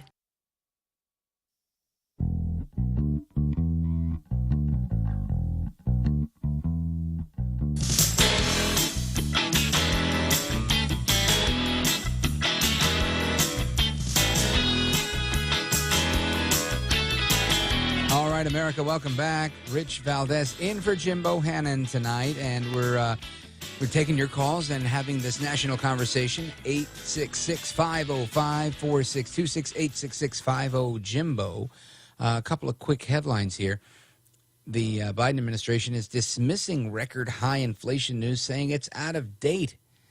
And again, I mentioned that there was an illegal alien arrested for raping a 10-year-old girl in Ohio. Special counsel John Durham, he's requesting 30 subpoenas for testimony in a trial against the source of the infamous Steele dossier, a guy named Igor Danchenko. And the Senate has confirmed Biden's nominee to be the head of the Alcohol, Tobacco, and Firearms, and he's never owned a gun. That's pretty interesting. So we're going to get into a couple of those things as well. I also wanted to play some audio, but about this woman and her interaction with Senator Josh Hawley in the Senate. Listen to this real quick. And to your way of thinking, that happens when more black babies are aborted. I believe, I trust, I love black people with the capacity for pregnancy. I think they have agency, they have intelligence, they know what is best for themselves, and I would love to create the conditions under which they can live lives that are filled with dignity and humanity. And do you think a baby that is delivered alive has value? Yes. Do you think that a baby that is not yet born has value? I believe that a person with a capacity for pregnancy has value. They have intelligence. They have agency. They have I'm talking dignity. about the baby. And I'm talking about the person with the capacity for pregnancy. You're not answering the question. I'm asking. I'm answering a more interesting question to me. Do you think that a baby that is not yet born, let's say the day before this mother delivers, do you think that baby has value? I think that the person with the capacity for pregnancy has value, and they should have the ability to control what happens to their lives. Well, and I just note you refused to answer the question. All right, and forgive me, that was not Senator Josh Hawley. I'll get you an update on which senator that was. Sounded like Senator Kennedy, but the premise doesn't change. The woman, her name is Professor Bridges. She's a law professor from UC Berkeley, and she was testifying about abortion and similar. And she has made famous, at least for me, because I'm some say I'm well read, but when it comes to terms like this that are inventions, concoctions of the left within academia, I'm not up to speed on individuals with the capacity for pregnancy. And there's another clip with Senator Hawley where he kind of goes into that. And I want you to listen to this one also. It's real quick. Listen. Before I want to visit with you, Ms. Maskey, but before I do, I just want to clear one thing up. Professor Bridges, you said several times, you've used a phrase, I want to make sure I understand what you mean by it. You've referred to people with a capacity for pregnancy. Would that be women? many women, cis women, have the capacity for pregnancy. Many cis women do not have the capacity for pregnancy. There are also trans men who are capable of pregnancy, as well as non-binary people who are capable of pregnancy. So this isn't really a women's rights issue. We can recognize that this impacts women while also recognizing that it impacts other groups. Those things are not mutually exclusive, Senator Hawley. Oh, so your view is that the core of this right then is about what? So I want to recognize that your line of questioning is transphobic, and it opens up trans people to violence by not recognizing that. Wow, you're saying that I'm opening up people to violence by asking whether or not women are the folks who can have pregnancies? So I want to note that 1 out of 5 transgender persons have attempted suicide. So I think it's important. Because of my line of questioning? So we can't talk about it? Because denying that trans people exist and pretending not to know that they exist. I'm denying that trans people exist by asking you if you're talking about women having pregnancies? Do you believe that men can get pregnant? No, I don't think women can get So pregnant. you're denying that trans people exist? And that leads to violence? Is this how you run your classroom? Are students allowed to question you? Absolutely. Or are they also treated like this, where No, they're told that they're opening up people to violence? We have a good by time in my questioning? class. You should join. I bet. You might learn a lot. Wow, I would learn a lot. I've learned a lot just in this exchange. Absolutely. Extraordinary. Okay. Now, he asked the question that, so you would say that the core of this is, and he's waiting for her to say, if it's not about women's rights, what's it about? And she goes on to citing suicide statistics and ridiculing him. And the whole thing is comical to me because it's clear that this is a game. This isn't about what she's talking about because she's not even taking it seriously, in my opinion. She's there to grandstand. But it is important that I guess we put this out there. I am a man, and I do not have the capacity for pregnancy, and I'm not pregnant. I just wanted to put that out there as a matter of fact on the record. But I do want to check in with Josh in California, on the northern side of California. Welcome to the program. Hey, thanks for taking my call. So I was having a debate with my wife. She regarding the abortion laws. She seems to think that many states are not allowing abortions like right from the moment of conception, whereas I was more thinking it was after 15 weeks. Once the baby could feel pain. So I was wondering what, I know it's not like that in California right now, but I was wondering what states are denying abortions from, week 1 or whatever. As far as I know, I only know of Oklahoma, I think, that's got a law like that. And even there, they have these exceptions for, for the life of the mother, the health of the mother, if it's ectopic pregnancy or whatnot. That's not necessarily part of their law. So I couldn't tell you off the top of my head, but I'm sure Google would do a better job than I would. But it to me, is a bigger issue of how the narrative has shifted and how this has become so incredibly prevalent in the media, where I think I've not heard the term ectopic pregnancy in many, many years, and other than like speaking with family members and whatnot, if that had happened to them. And in the last, 2 weeks, 3 weeks, it seems like every abortion that's ever been conducted was, because of ectopic pregnancy. And I just, and I say that, and I'm not saying it, I don't think it's a laughing matter, but I laugh at the way the rhetoric is just spewed in so many ways where, the conversation has now shifted to you're killing women. This is, an abomination on health care. And it's really not. I mean, anybody could go. Look, there's a doctor that I want to go to one day. If I ever, get any dental work done, I already have my dentist picked out to have my $1 million smile. And it's a guy that's in Hollywood. And he doesn't have offices in Park Avenue in New York or anywhere else. He's only like in Beverly Hills. So I'm willing to go there if I want to pay him to get this dental work done. And I do that. Now, if somebody else wants this procedure and they want to do it up to the 9th month, guess what? You could do that in New Jersey. It's totally legal. It's been legal for a long time. I think up to 8.5 months. So knock your socks off if that's what you want to do. And again, I don't encourage anybody to do that, but it's available. And And I think there's going to be a handful of states that will make an attempt to block it in large part, but it's not going to block it from those that are medically necessary, as best as I understand it. And that's the extent of what I know, Josh. But thank you. I appreciate the call. All right, folks, more to come straight ahead. We're going to get to Oregon. We're going to go to Oregon. We're going to go to Wilmington, Delaware. Let's see. Yeah. We'll do that on the other side of this because I don't want to cut you off. I want to make sure you have enough time to get your thought out. It's Rich Valdez. The phone number, 866-505-4626, 866-50-JIMBO. Keep the calls coming in. I'm enjoying the conversation. This is the Bohannon Show here on Westwood One.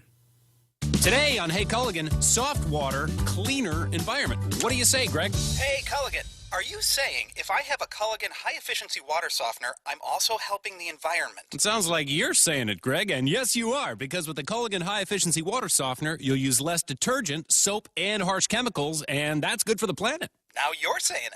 You bet I am, Greg. Soft water and a cleaner environment is already on the way. Let us help you out with a free in-home water test from a local Culligan water expert at Culligan.com. My heart was racing just making spaghetti. I could have waited to tell my doctor, but I didn't wait. I was short of breath just reading a book. I could have delayed telling my doctor, but I didn't wait.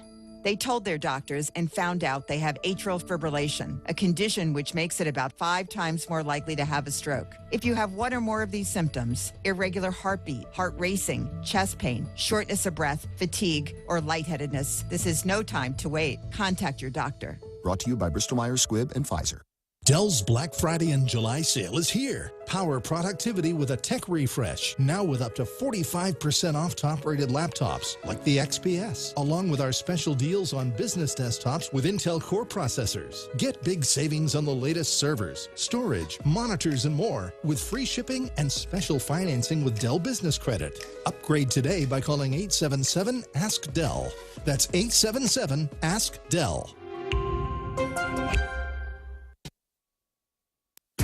Are you drowning in IRS tax debt? I owe the IRS $37,000. Get ready for a toll-free hotline. Take advantage of new IRS tax forgiveness programs that may protect you from IRS collection agencies. They have the power to garnish your wages, put liens on your property, and levy your bank account. Civic Tax Relief can help protect you from the IRS. Civic Tax Relief basically represented me against the IRS, and by the time everything was completed, I didn't owe the IRS anything. Find out about the Fresh Start program that is now available through Civic Tax Relief. Civic Tax Relief's special tax hotline can help you discover all the relief programs available for free. I would recommend anyone who has a tax problem to contact Civic Tax Relief. Just call 800-841-0908. 800-841-0908. Don't wait. Call now. 800-841-0908. 800-841-0908.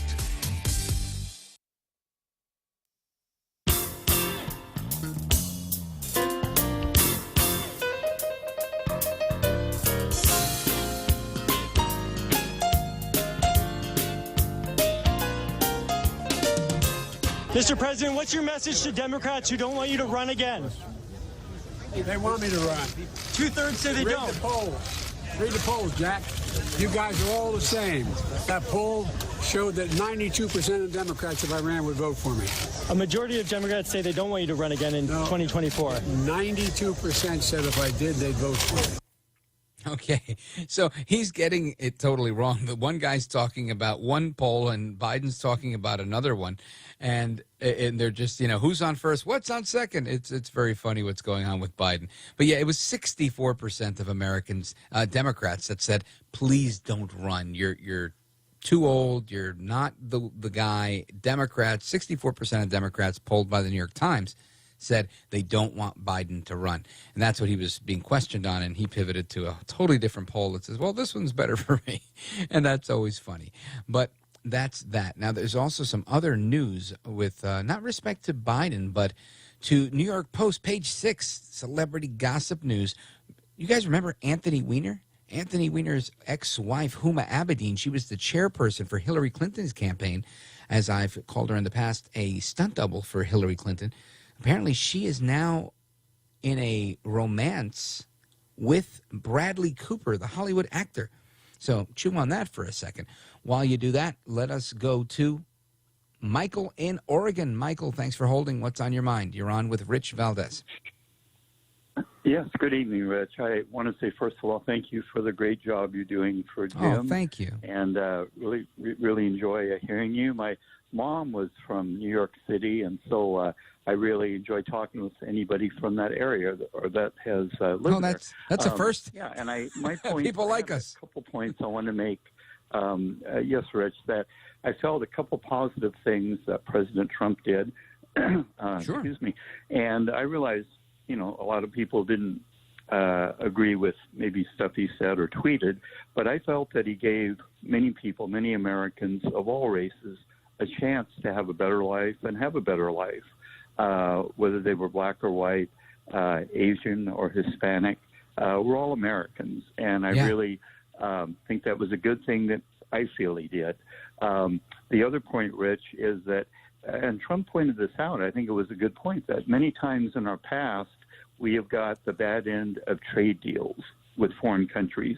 Mm-hmm. And he said, why don't we deserve a fair shake, a fair trade deal like any other country? And I think Trump tried to see that we got that. And so I really appreciated that about him. All excellent points. I totally agree with that. I think that the idea of really bringing someone that had never been tainted by the political swamp into the White House, to me, was advantageous for America.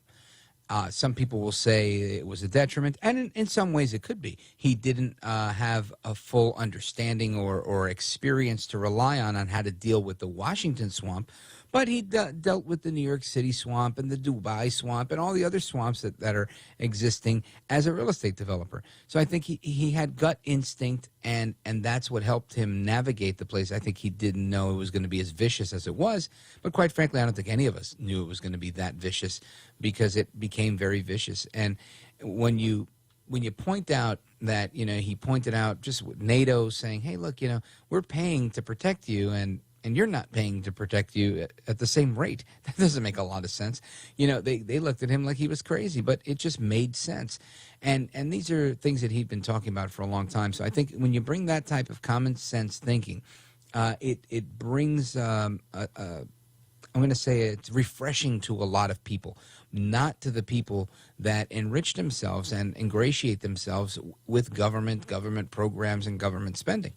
So, of course, they were very upset. And when you really put the microscope to it, there's a lot of people that make their living off of the government. And when you start talking about cutting taxes and rolling things back, it becomes a threat to a lot of people, and I think they reacted as such. So I think you're spot on your commentary. I really do appreciate that. Very thoughtful analysis, in my opinion. So thanks, Michael. I also want to go to Dave in Florida. Dave, welcome. What's on your mind? It's Rich Valdez. Yeah, thank you. Yes, thank you. I'm an old coot. I guess you could call me an old guy. I remember the 1959-1960 election between Kennedy and Nixon, and how good old Mayor Daley delivered of Chicago, delivered Cook County to Kennedy. And the Nixon people later found out about it and told Nixon, and he said, "No, I'm not gonna put America through that." Nancy Pelosi probably remembers that election too. I'm sure she does, because she took good notes, and she ran those scams in 2020. And I know I listened to Sean Hannity, and he thinks, oh, everybody's got to get out and vote, and the Republicans can take all these seats. Nancy Pelosi's just got to tweak her system a little bit now, because she made it. She knows it works.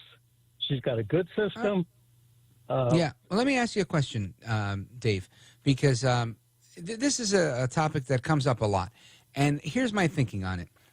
New York City, and I just went to New York City over the weekend, and I had an excellent time, and I didn't get robbed, and I didn't see one incident of crime. Now, I did go to a nice neighborhood, and I didn't go that far into Midtown, but my point is, I know that Manhattan is a cesspool for violence, especially once the sun goes down, and especially on the weekends. So there are times where you could go in and avoid things. So the point I'm making is, some people would read the news headlines and think, man, if you set foot into New York City, you're getting robbed. They're shooting people left and right. There's this, that, and the other thing. And I'm living proof that that's not the case. You know, I've never been stuck up or robbed or anything like that. That doesn't mean that the crime doesn't exist. It just means that you can go to New York City and not get robbed, and you can have an election and not get robbed. I think that even if that were the case, we don't have to sit here and think that that's going to be the case every single time. Because to me, that's the best way to win, is to make sure that you or anybody else is apathetic. And you're saying, you know what, I'm never going to vote again. It doesn't matter. My vote doesn't count. So what's it worth? It's almost like saying, why shower again? Because I'm going to get dirty again. It just doesn't make sense. We shower because we're dirty and we got to get clean, and we get dirty again and we get clean again. So we have problems in an election. We have lawsuits. There was a huge Supreme Court thing in what state was that? Jeez, I'm slipping my mind right now. But my point is, we don't have to believe that everything is going to be a travesty. So I'm curious to see what happens in November, and I think you're going to be surprised. Anyway, there's more to come straight ahead. I'm Rich Valdez. This is the Jim Bohannon Show. Geico presents Daily Affirmations. Repeat after me. Our thoughts are like the ocean. Our thoughts are like the ocean. Our thoughts create our reality. Our thoughts create our reality. We're thinking Geico offers claim service 24/7 with personalised attention from an assigned team. Geico offers claim service? I wasn't thinking that. We think it and it becomes our reality. So, what about washboard abs? Let's give it a go. Think really hard. Okay, abs. Yep, keep thinking. To manifest more Geico in your life, go to geico.com. At the United States Postal Service, we deliver with advanced technology and equipment so we can reach over 160 million addresses across the country. We're delivering for thinkers, doers, movers, shakers, groundbreakers, future makers, innovators, trailblazers, disruptors, streamers, dreamers. So no matter what business you're in, we'll always be delivering for you. USPS, delivering for America. Learn more at usps.com/delivering.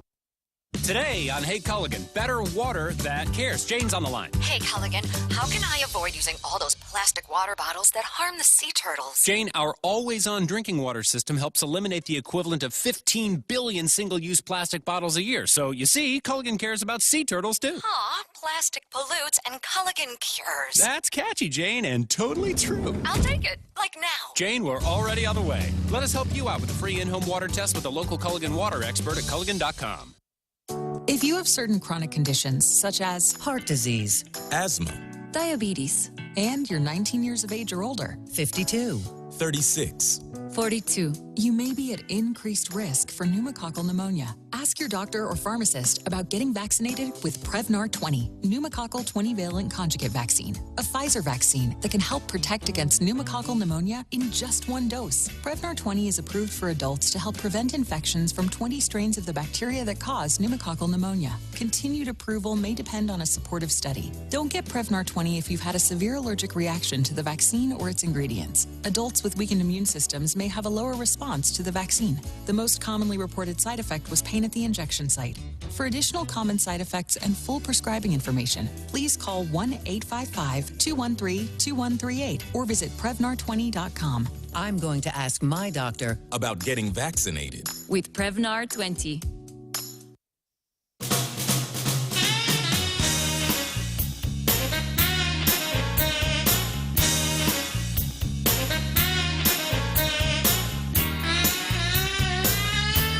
Welcome back, America. It's Rich Valdez, as always, trying to keep you up to speed on what's going on in America at night here on the Jim Bohannon Show. Let us go to our friend Doc in Wilmington, Delaware, as we conclude our Open Phone America. Doc, we've got about a minute. Go right ahead. Rich, I'd like to talk to national security of the border for a second. Yeah. About 15, 20 years ago at the University of Delaware, I heard a lecture from a man who was an assistant director at CIA. I asked him if there was a capability of Hezbollah in this country, if they had cells in this country and in Mexico. He said they did, sleeper cells. I said, could they take a dirty bomb across the border? This is what he said to me. That's a nightmare quote that the FBI and the CIA worry about all the time. That was almost 20 years ago. Rich, America's only going to wake up when a dirty bomb is carried across the border into this country, is detonated in a major American city. That's the final thought I have for you tonight. Man, you know, I'm glad you brought that up, because these are the things that I think the utopian pursuers in life forget. They forget when they're like, oh, but they're poor and they deserve a chance at the American dream, and they don't realize that it's not always somebody looking to break their back and follow the American dream that's coming across that border. Half the times from a border agent who's told me this, when they say that there are Haitians coming in, they're not Haitians. These are people coming from Northern Africa, lying and saying they're coming from Haiti because they might get some sort of asylum, but they're not. And you're right. We have a number of enemies that want to exploit whatever weakness they can find in our country. It's incumbent upon all Americans to do what's right, to protect all of us collectively. And that nightmare scenario is a reality.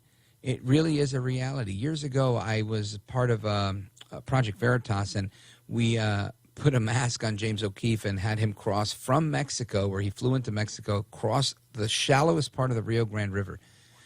And he walked right into Mexico, where a sheriff from that county was standing to expose how weak the security was. And it came up in a congressional hearing. And at the time, one of the undersecretaries of Homeland Security was asked by then Senator McCain, why didn't you do anything about this? If you saw a guy, he was dressed like Osama bin Laden. And they said, well, we saw it, but we thought, it wasn't a big deal, so we didn't do anything about it. And this is problematic.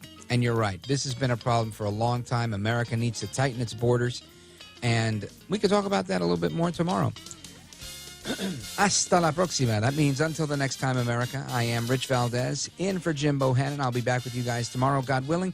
Until then, take care. Have a good night. God bless.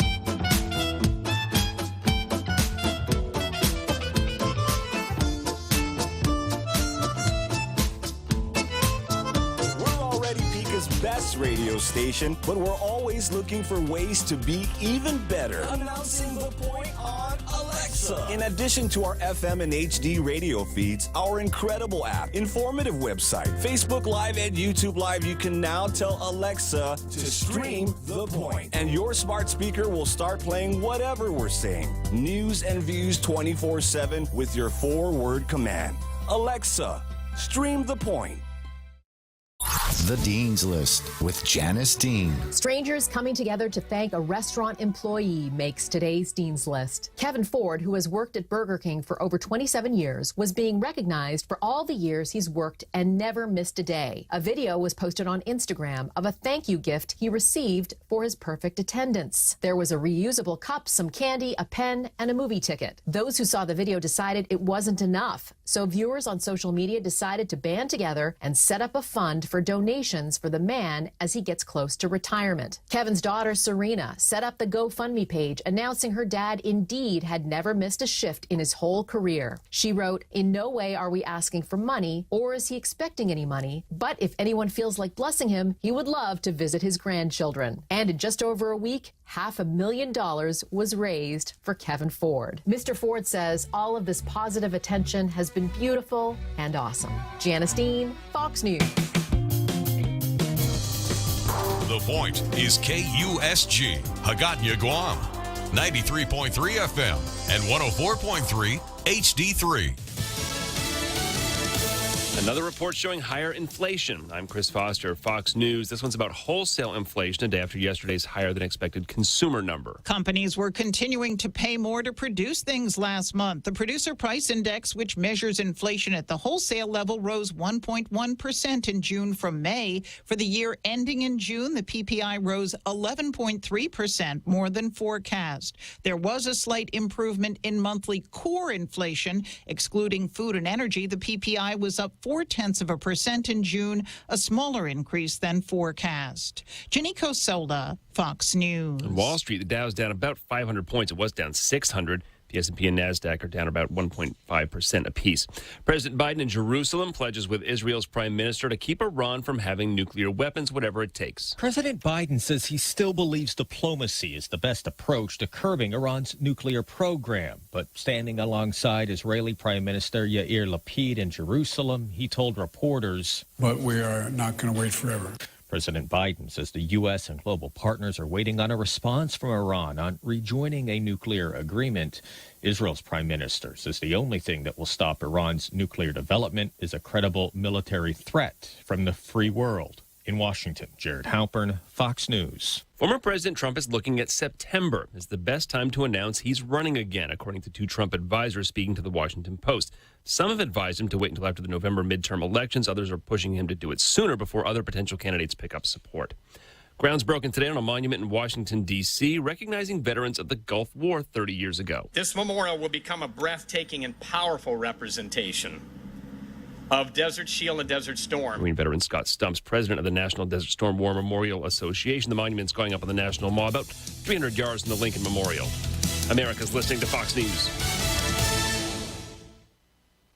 Stay on top of the latest forecast with America's Weather Team in the palm of your hands. Here's the latest from America's Weather Center. It's Fox weather updates throughout your busy day, every day. 5 inches of rain by tomorrow. Temperatures being 30 degrees above average. Put the power of over 100 meteorologists and the worldwide resources of Fox in your hands with the Fox Weather Podcast. Precise, personal, powerful. Subscribe and listen now at foxnewspodcasts.com. Connect to Fox News Audio on the Fox News app. Listen to hear your favorite hosts like Brian Kilmeade, Jimmy Fallon, and Guy Benson standing up for what's right, live and via podcast. Just click listen, then swipe right and hear the latest news updates on your time. And scroll down to hear the latest podcasts from Fox News. And it's even easier to listen in the car with Apple CarPlay and Android Auto. Get programming alerts and notifications. Fox News Audio is on the Fox News app. The voices America trusts. Download it now. We're not hearing about any progress in the search for a missing woman in Texas. Investigators in San Antonio have found no sign of 39-year-old Christina Powell. She was last seen the morning of July 5th racing out of the door to get to work. She had called her job to say she was running late. There is video from her doorbell camera showing her rushing out of the house. Neither she nor her car have been seen since. The mother of two didn't take her cell phone or her smartwatch and is without needed medication. Eben Brown, Fox News. It'll be tested in Lockwood, California later this year. An airborne package delivery could be coming to a few people in Texas. The City Council of College Station, Texas, is set to hear a proposal to allow Amazon to bring its drone delivery service there. The matter is up for discussion and vote at this evening's council meeting. It follows a presentation heard last month by the city's Planning and Zoning Commission. If it's approved, the small aerial distribution center could be constructed in College Station, home to Texas A&M University.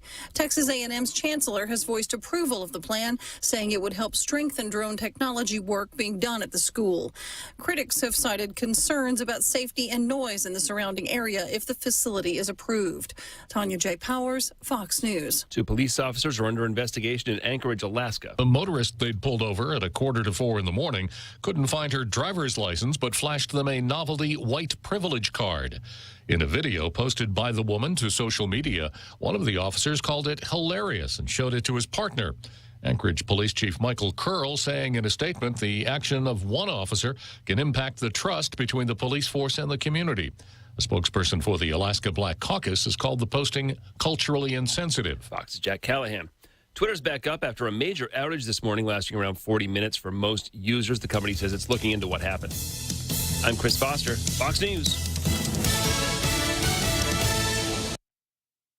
Saving you money, I'm Hillary Barsky. As prices on goods and services continue to rise, credit cards can help you fend off the pain of inflation. Some feature valuable perks for new applicants, whether your goal is to pay off debt or save on cost. Even if you already have a card, you may be sitting on offers, rewards, or benefits. And if you have good credit and a big expense coming up, consider financing it with a credit card that offers a 0% intro annual percentage rate on purchases and a sign-up bonus. As long as you pay off the balance, you'll save on interest charges and potentially recoup some of the cost of the purchase. Also, some major issuers have built-in buy now, pay later options that let you pay off eligible purchases in installments for a fixed fee or interest rate. And consider a credit card that offers a rewards rate of 2% back on all purchases or 3% back in specific categories, which can lessen the pain of rising prices. And some major credit card issuers offer discounts or rebates when you use a credit card to shop with specific merchants. Saving you money, Hillary Barsky, Fox News.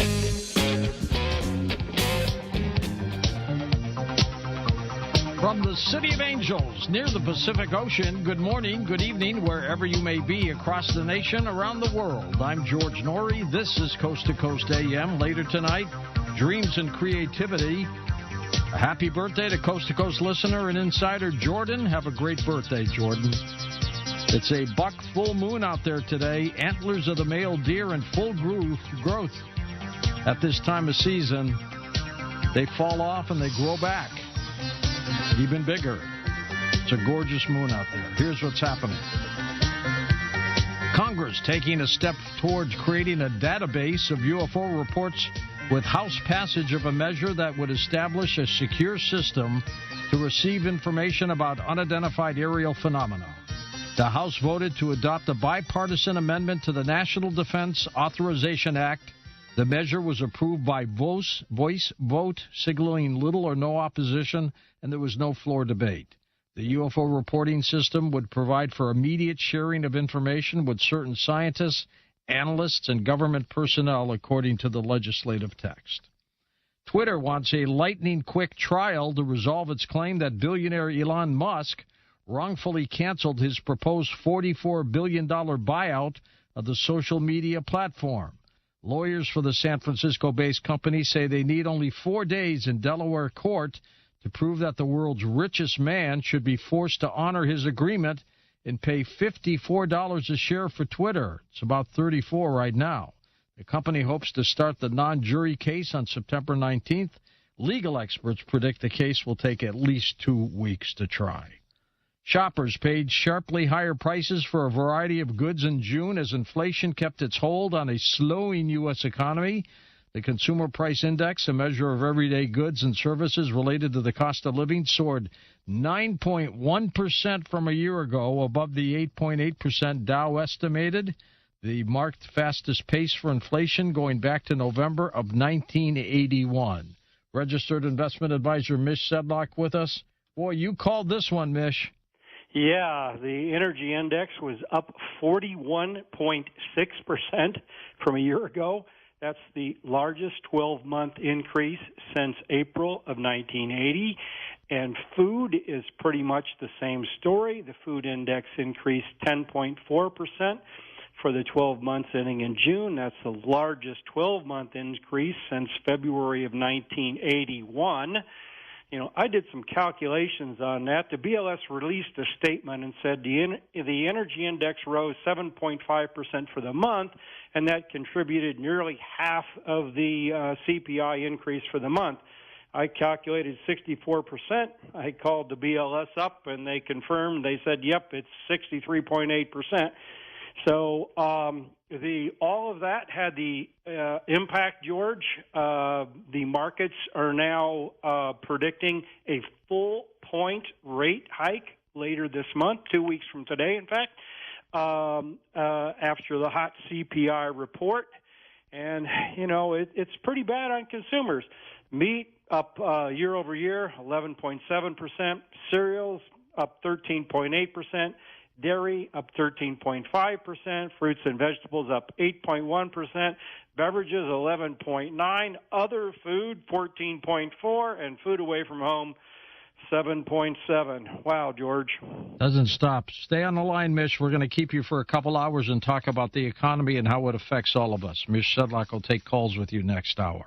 The FDA authorized Novavax vaccine for emergency use, giving Americans another option and an alternative to the mRNA vaccines that have predominantly been used so far in the pandemic.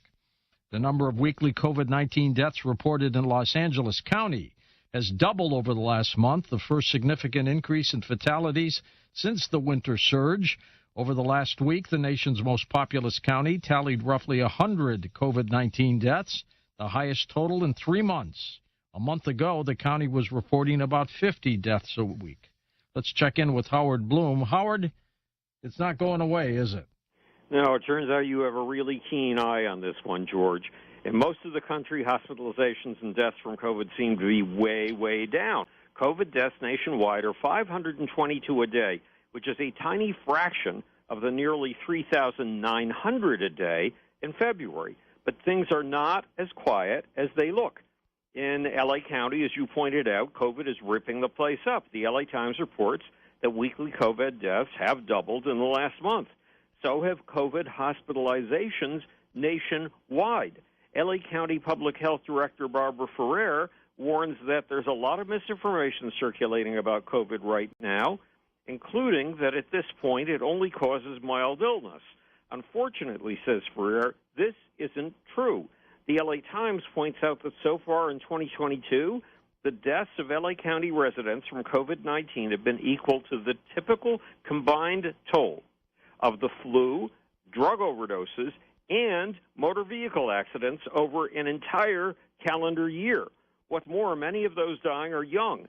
Yesterday, one of the L.A. County residents killed by the new COVID variant was in her 30s or 40s, and 4 were between 50 and 64. Now, why is L.A. County being hit so hard? Says the L.A. Times, partly because of the plight of the working poor, the low-wage workers who are vital to L.A.'s economic engine, preparing food, delivering it, and working in hospitality and tourism. L.A. has vast numbers of these workers living in overcrowded housing, and overcrowded housing is a paradise for an infectious virus. So even when the poor are fully vaccinated, they are 10 times more likely to be hospitalized with COVID than the wealthy. But there's more than poverty at work here. The world is under assault from a new mutation of the COVID virus called BA5. BA5 has rocketed from a mere 17% of cases in the country a month ago to 65% last week. Says Dr. Eric Topol of the Scripps Research, BA5 is the worst version of the virus that we've seen, and it's the most viciously infectious. If you had caught the first version of COVID back in 2020, you'd have infected 2 or 3 other people. But if you catch the new BE5 variant, you are likely to infect almost 8. Why is BA5 so good at spreading? BA5 has 2 clever mutations in its spike protein, the spike that allows it to grab, penetrate, and infect one of your cells, then to use your cell to manically mass-produce copies of itself, to explode your infected cell like an overfilled balloon, and to shoot new copies of itself, new copies of the BA5 virus into your bloodstream. The new spike protein innovations are called L452R and F486V. And with them, BA5 is 4 times more capable of what Nature magazine calls immune escape than earlier COVID viruses.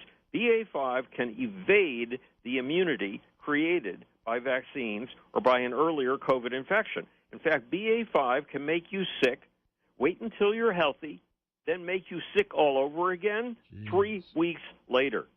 The symptoms of BA5 appear to be the symptoms of a cold, with one new twist, back pain. But don't let the mildness of the symptoms fool you. BA5 can give you long COVID, a condition that can exhaust you and give you brain fog for the rest of your life. What can we expect from COVID in the future? Says the queen of the science journals, Nature magazine, like a Hollywood franchise that churns out sequel after mind-numbing sequel, COVID will be back. Other spike protein mutations are already in the wings. David Montefiore, a virologist at Duke University, believes that COVID will be something we live with for a very long time, maybe forever. Adds Montefiore, we're periodically going to see it evolve and burst forth again. Adds Kristen Althos, a computational epidemiologist at the University of Bern in Switzerland, one possible future for SARS-CoV-2 is that it will become like the other 4 seasonal coronaviruses, the levels of which ebb and flow with the seasons, usually peaking in winter and typically reinfecting people every 3 years or so. Alpha says the big question is whether symptoms will become milder and milder and whether issues with long COVID will slowly disappear. Now, your best defense against BE5 remains vaccines. They don't keep you from being infected, but they do protect you from hospitalization and death. Why? Says Dr. David Montefiore, a virologist at Duke University. Thanks to the vaccine, your killer cells work together with your antibodies, and combined, they're able to control the virus and eliminate it from your body before you get seriously ill. The White House Coronavirus Response Team Coordinator, Dr. Ashish Jha, explains there will be a new vaccine in the fall designed specifically to keep BA5 and new variants yet to come at bay. But until then, Dr. Jha recommends getting boosted now, then getting the new vaccine when it arrives in a few months. And experts like L.A. County Public Health Director Barbara Ferrer and Dr. David Wohl, a professor of medicine and infectious disease at the University of North Carolina at Chapel Hill, strongly recommend that in indoor public places you wear your mask. All right, Howard, thanks. Excellent report. Up next, Ms. Shedlock joins us for a little bit as we talk about the economy, inflation soaring out of control.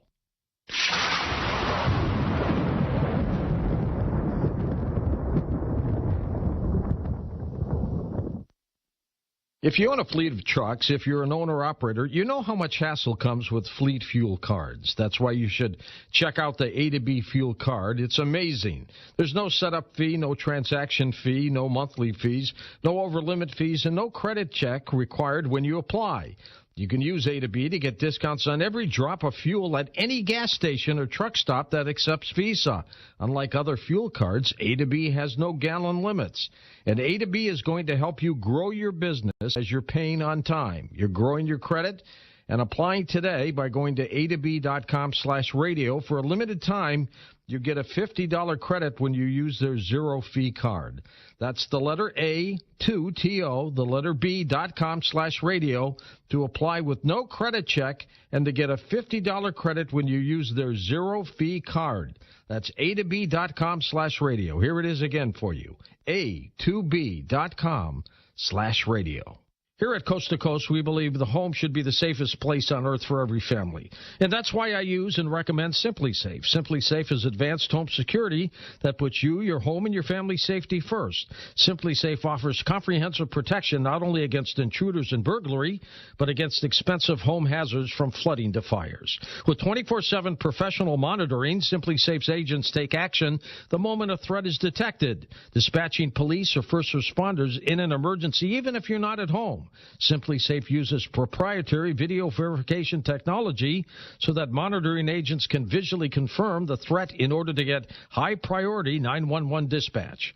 Monitoring plans are affordably priced at $1 a day with no long-term contract or hidden fees. You can customize the perfect system for your home in just a few minutes at simplysafenori.com. Go today and claim a free indoor security camera plus 20% off with interactive monitoring. Go to simplysafenori.com.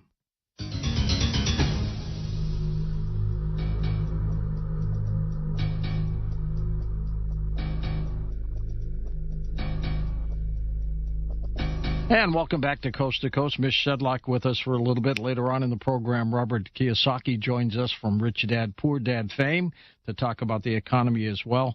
Mish says 9% inflation. I mean, it's out of control. And only about 18% of the Democrats want President Biden to run for re-election. That's quite something. That's a pretty amazing stat. it's pretty clear that, he's lost, control of the confidence. I think it's fair to say, though, George, if let's say Trump would have won and he would have been in there now, maybe inflation would be a little less, but I think we'd still be in war. I mean, we wouldn't have had that last huge stimulus package. But if you recall, Trump was very angry at the Republicans for not making the second one under his term larger than what it was. I mean, it was just all the free money response to stimulus and the supply chain disruptions on top of it. And the third component is inept policy by the Fed. So it's really three parties here to blame for this. And, two presidents, the Fed and then supply chain disruptions. And, of course, then we have the war on top of it. Right. I'm not so sure Putin would have gone into Ukraine had Trump been around. I have a feeling they had a different kind of relationship, and they might have been able to negotiate this thing out. That's hard to say. Of course, you're speculating. I'm speculating on that point. Trump brags and says, well, Russia never would have done this if I was in office. But if you look at some of the things that he said, I'm just trying to be fair here because I don't know. We try to balance everything. And he said he was going to get out of Afghanistan, and then he didn't. He left it on Biden, and of course Biden muddled it. I'm quite certain Trump would have done a better job if he would have done it, but he didn't do it. So but I just look at what was in that package that Biden wanted to pass. And it's a very, very good thing that Senator Joe Manchin did not pass that because it would have added incredible inflationary pressures, free education, free child care, billions and billions of dollars for renewable energy, and we're just not ready. The battery technology is there, but where are we going to get the nickel, the lithium, the rare earth, minerals? I don't think anyone's thought this through of Biden's plan to say, okay, we're going to do all of this by 2030. I just don't think we could do that without causing massive, massive inflation. So my take is it's a very, very good thing that bill, Build Back Better, did not pass, George. What do you think with COVID? How would you adjust COVID with inflation? How much do you think COVID was responsible for the mess we're in right now economically? Certainly, and it's still doing it, George. The supply chain disruptions were really fragile. And if you look at what China's doing, I mean, just even a couple of weeks ago, total lockdowns. They're the most aggressive on the planet in terms of locking things down. What's sort of weird about that is those lockdowns contributed greatly to all the retailers in the U.S. being unable to get the merchandise that they wanted to sell. Now those shipments are coming in, and because of recession fears, I think we're in one, and rate hikes, now this merchandise is finally coming in. China's ended most of their lockdowns. Merchandise comes in, and the retailers don't even have a place to store it. So they've gone to Target. Other places have gone to liquidators. I read a report the other day that's kind of interesting that Amazon is saying, don't even return the items, just keep it. I mean, if you're ordering a computer or something, they're going to want it back. But the restocking fees alone and handling on that is now actually cost them more than the item is worth for them to get it back. Nish, that's where we are. The leader of Sri Lanka fled his country yesterday. He was going to be ousted anyway, and they're blaming primarily the economy and everything else, but he just took off. Should we have a different system in this country where if we lose faith of our leaders, we don't have to keep them around for 4 years, but they simply resign and call it quits? Well, there's speculation right now that Biden will resign. Of course, they will blame that on medical reasons, and there's a case. Some people think he's got dementia. It's debatable. He botches speeches all the time. Oh, he has a history of that, but it's worse than ever. He can't even.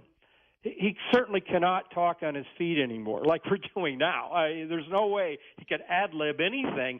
And in fact, the press has an image of him holding a paperclip. They zoomed in on it, and it was readable, telling him, okay, pause after 10 seconds, do this, do that, There was one section where he read that part. Yep. Out loud. Yes. Mm-hmm. Exactly. Like he'd be talking about the economies of this, that, but pause for a second. Yes. Yes. Oh my. It's crazy. But returning to the economy, I read an interesting report, and I wasn't even aware of this firm. It's called LinkUp. They post, and I posted this chart on my blog. New job openings are down in 47 states, down an average of 17% nationally. Now, the BLS, that's who produces the CPI report that we talked about earlier when I was on at the top of the hour.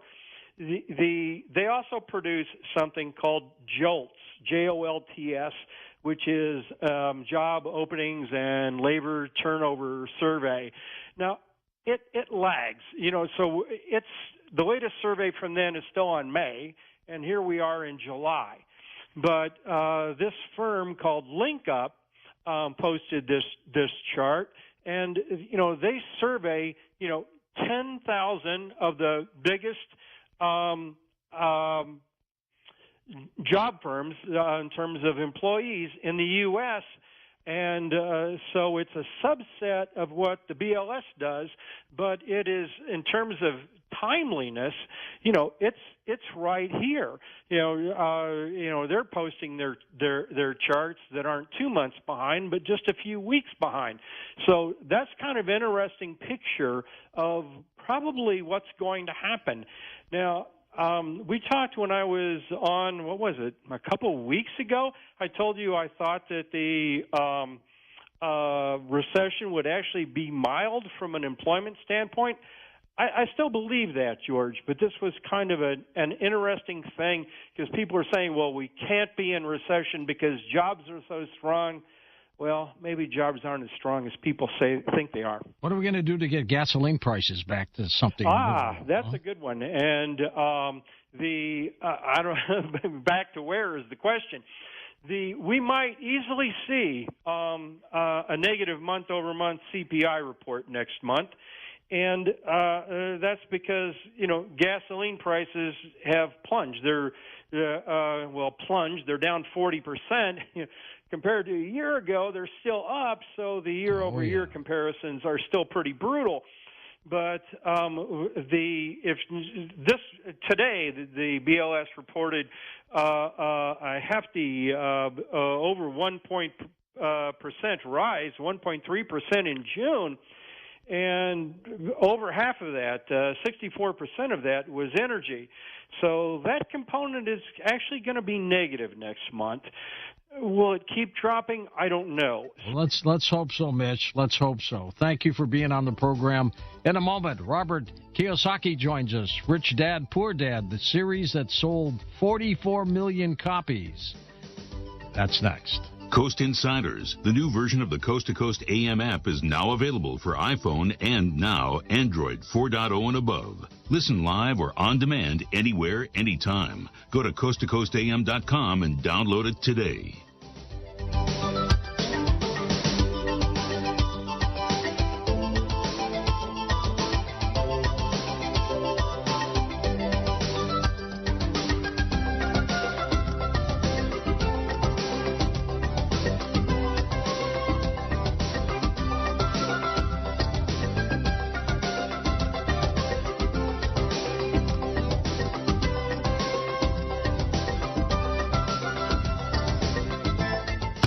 Explore your universe with Coast to Coast AM. Now, we've been talking about 100 years of paranormal study, but things are still in flux. When are we ever going to get the answers we really want? I got to be honest with you, George. I think we really are close. Here in the United States, the vast majority of the population is not going to believe in UFOs until we have something on radar. Well, the fact is, not only do we have something on radar, but we have Navy cockpit videos, among other things, that have been validated by the Department of Defense. What do you think is changing the perception? Is it obvious that's why they have to come forward with this information now? The fact is, no serious person can say UFOs don't exist. I mean, that position does not exist anymore. The answers may be very elusive, but the existence and the evidence is as plain as any we've got. And it's an exciting time to be alive. We know that life is not exclusive to Earth, and that's an extraordinary thing. Classic Cuts.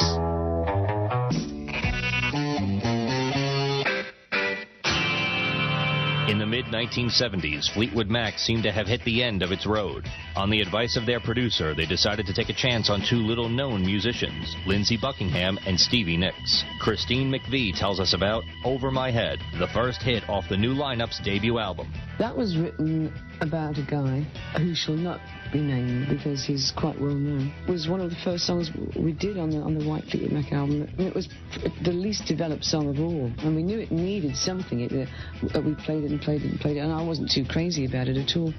Until a brainstorm happened, and I said, why don't we get in like a cheap Farfisa or a Vox Continental or something? Lo and behold, that's exactly what it needed. It just tied all the other parts together, and we started adding to it, and then I re-sung it, and it ended up being one of the first singles, I think.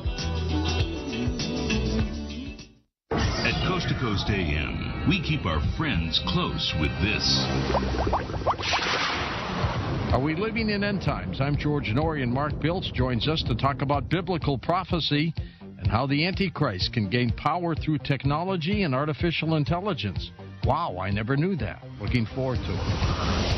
And we keep our enemies closer at Coast to Coast AM.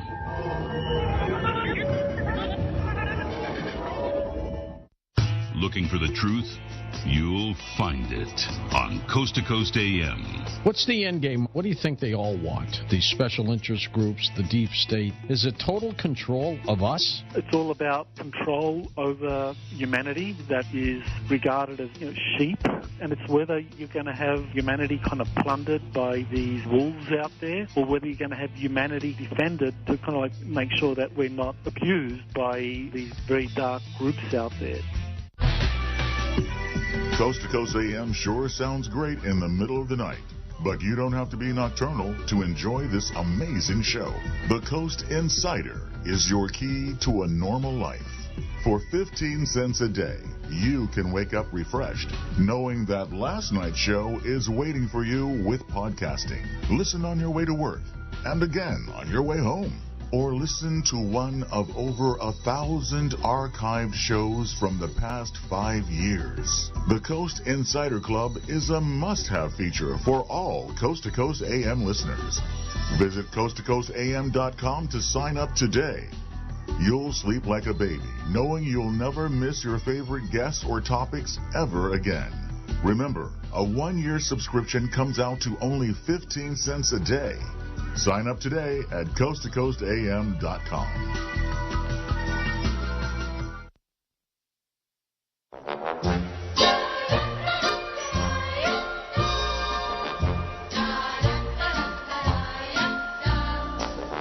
Practicality, D doesn't interest me.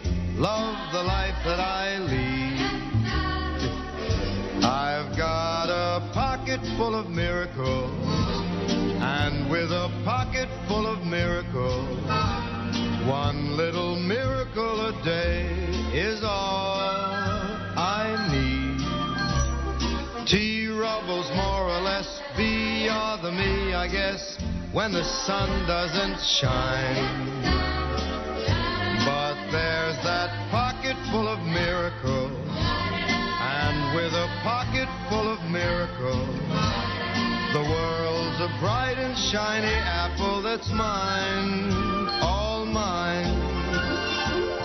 Premier Networks presents Coast to Coast AM with George Norrie. Up next, Robert Kiyosaki back with us as we talk about how we're headed for the economy. He's got a lot of input. His book is, of course, Rich Dad, Poor Dad, and the series has sold over 44 million copies already. Truly remarkable. Beyond Belief, that's our television show, and, of course, we invite you to sign up at BeyondBelief.com. Yes, sir. All we need to do is go to BeyondBelief.com right now. We've got 3 free episodes, absolutely free. Just log on, watch them, have some fun. They're ad-free and free for you. Then check out that free 7-day trial. Now, that'll get you access to all the shows that we've done in our catalog. So check it out. It's BeyondBelief.com. Less than 3 months to go, and we'll be in Everett, Washington at our October 8th live stage show. And time is going by. Radio to Stage is what we call it. We have 3 guests on stage: astronomer and space researcher Dr. Sky, Stephen Cates, afterlife expert Daniel Brinkley, and rogue scholar John Hogue. We're going to pack the place. It's a very interactive show. We've got monitors up. We've got microphones. You can walk up. You can talk to everybody on stage. We'll do a live Q&A at the end of the show, and, of course, our salute to veterans. And we'll bring in a live band. We don't want to forget about that. George, you're going to sing a few songs? I sure will. Looking forward to it. We're going to have a lot of fun. So if you're interested, which you should be, just go up to the coasttocoastam.com website. All the info is right there. It's our only live stage show this year. We'll have many more next year, but this year it's Everett, Washington, so take advantage of that. Now, here's something for you to build up your immune system. HealthyLooking.com and Dr. Alan Millay bring 4 decades of experience in natural products for the exclusive Stem Cell Wellness Kit that works with your body's stem cells to assist your immune system. Here's Dr. Millay with more. Whether it's physical activity, obesity, diet, smoking, low on hormones, stress, sleep disorders, or your age can be supported by reducing inflammation and aiding the body to heal itself appropriately. A stem cell is a cell waiting to be told what it needs to be. If there is inflammation, that inflammation needs to be stopped. High blood pressure, high cholesterol, kidney disease, various types of cancer, depression, Alzheimer's disease, autoimmune disorders, osteoporosis, even fatty liver are chronic signs of inflammation and can be aided by supporting the body's ability to protect those cells that it needs. And that is the purpose of ImmuStem and AdaptoStem together, supporting the body to be the best it can be. Dr. Millay, how will I feel after taking AdaptoStem and ImmuStem? The ImmuStem is going to have an immediate effect, but I guarantee you that your immune system is starting to function better after 24 hours. You put AdaptoStem along with it, you will feel it in 30 minutes. Order now at HealthyLooking.com. The Stem Cell Wellness Kit from Dr. Millay protects your body's stem cells and will make you feel better, faster. The Stem Cell Wellness Kit with AdaptoStem and ImmuStem and your free gift Relaxol is only available at HealthyLooking.com or toll free at 800-563-3980. That's 800-563-3980. Don't forget to enter promo code George for free shipping. George's Stem Cell Wellness Kit at HealthyLooking.com. That's HealthyLooking.com.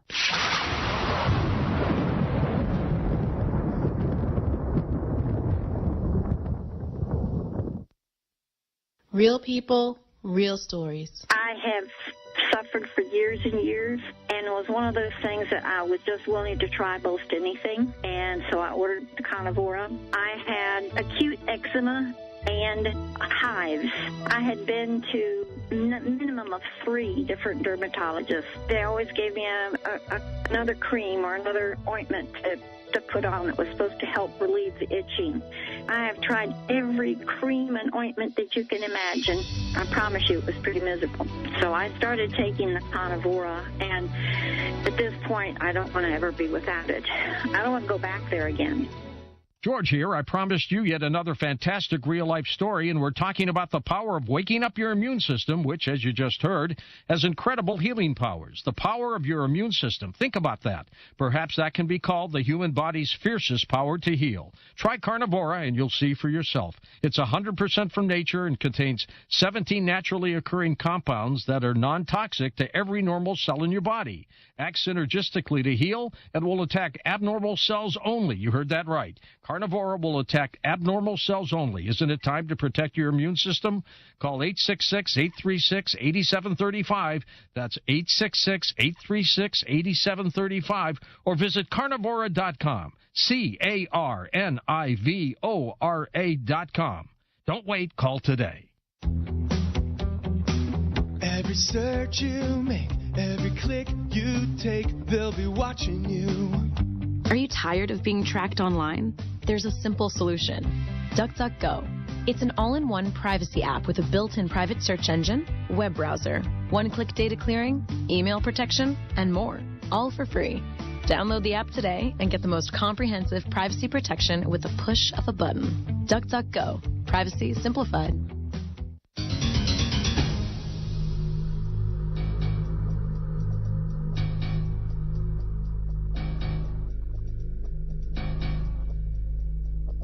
And welcome back to Coast. George Norrie back with you. Robert Kiyosaki back with us, best known as the author of Rich Dad, Poor Dad, the #1 personal finance book of all time. He has challenged and changed the way tens of millions of people around the world think about money. He is an entrepreneur, educator, and investor who believes that each of us has the power to make changes in our lives, take control of our financial future, and live the rich life we deserve, with perspectives on money and investing that often contradict conventional wisdom. His website is linked up at coasttocoastam.com. Robert, welcome back, my friend. How are you? Thank you. Looking and to all forward your to listeners out there, I want you to know this is the 25th anniversary of Rich Dad, Poor Dad. And George Norrie, years and years ago, nearly 25 years ago, had me on his program before everybody ever heard of Rich Dad, Poor Dad. So I thank you, George. Well, you deserved it, and welcome. I can't believe 25 years have gone by already. No kidding. Wow. Yeah. And they continue selling. The series itself, Rich Dad, Poor Dad, 44 million copies. That's amazing. Yeah, and those are the legal copies, you know. That's right. They're bootlegged all over the place. I'm in book signings going, I didn't print this book, you know. Now it started off as a board game idea, didn't it? Yeah, we started with the board game Cash Flow. And the reason for that was, you know, Maria Montessori, the great educational entrepreneur, says, what the hand does, the mind remembers. So I learned to invest playing Monopoly with my rich dad when I was 10 years old. And we all know the formula for great wealth: 4 green houses, 1 red hotel. So today I own thousands of little red houses and green and red hotels. I love it. Did anything happen in your personal life to get you to do what you've done so successfully today? Well, it's concern for my fellow human beings. You know, I mean, we have no financial education in our schools. The gap between rich and poor is now dangerous. It frightens me. So that's why years and years ago, you know, when I first met you, we have to do something. Again, I asked, what does school teach us about money? Nothing. Tell us about your story with your buddy Mike. Well, we were kids growing up in Hilo, Hawaii, a little sugar plantation town. And my poor dad was the head of education for the island of Hawaii, a very smart guy. He went to Stanford, University of Chicago, Northwestern. But as you know, school teachers know nothing about money, even though he was the boss. And when I was 9 years old, I kept asking him, I said, what am I going to learn about money? And he says, well, we don't teach money in school. I said, well, why not? And he says, because the government won't let me. So you know how kids are. You go, wonder why that is. We all go to school. We all work hard. We all use money. Why don't they teach it? And that's kind of where the wheels in my head started to turn. And then my poor dad says, why don't you so tell me about money? He says, I can't teach you anything about money. I don't know anything about it. I'm a professor. And then he says, why don't you ask your best friend, Mike? And Mike's dad, he said, why Mike's dad? He says, because he's an entrepreneur. And I said, what are you, Dad? He said, I'm an employee. And that's where the road started to split, you know what I mean? And so I'm 9 years old. I have to go work for my rich dad for free. So I'll teach you about money, but you have to work for free, because if I pay you, you'll think like an employee. So we played Monopoly, and he'd teach me all kinds of stuff. I had to pick up rubbish and chewing gum, and he owned hotels and restaurants, and so I was just working as a little 10-year-old laborer. But I tell you, George, you know when the lights really went on was when he said to me one day, he said, now I'm going to give you the graduate course. I'm 10 years old. He says, go collect rent. Oh, God. So I'm 10 years old going to his little slum dwellings, you know. Try doing it now. Oh, my gosh. And I'm knocking on doors. I heard more BS than you could shake a stick at. And these are adults. I'm 10 years old going, how can these people be so incompetent? You know, and they were renting from my rich dad. And that was kind of the lights went on. And then years later, you know, Donald Trump knocking on doors. Rob, can't say those words. Anyway, that was my start as a kid in Hawaii. I just turned 75 this year, and I still remember knocking on doors asking for the rent. Well, you got a new book out called Capitalist Manifesto. Tell me about that. Tell me about the title. Well, in 1965, I graduated from high school. I got congressional nominations to the U.S. Naval Academy and U.S. Merchant Marine Academy. I took Merchant Marine Academy in New York because honestly, my background is oil. So I went to Kings Point in New York, and I became a tanker officer, so I understand oil. And so I began sailing tankers up and down the West Coast for Standard Oil. You know, Valdez, Alaska was one of my first calls. Oh, my God, yeah. Little junior officer in 1969. And then... So in 1965, I go to school in New York, and my economics teacher, instead of having us read, you know, like Malthus and Adam Smith and Ricardo, he had us read Communist Manifesto by Marx, Mein Kampf by Hitler, and Mao's Little Red Book. And I said, why are we studying these guys? It's the military school in New York. He says, you must know your enemy. So that was 1965, I read Communist Manifesto, and then I realized that most of my family were communists. They're not bad people, don't get me wrong. Right. There's just, economics is kind of a religion. You know, it's like Christians and Jews and Muslims. It's just a religion. So I realized my poor dad had Marx's ideas. And I went, this is really interesting. So in 1965 and 1966, as a midshipman from the academy, I sailed into Cam Ranh Bay, Vietnam, and I saw the Communist Manifesto in real life in Vietnam. So it was kind of a wake-up call.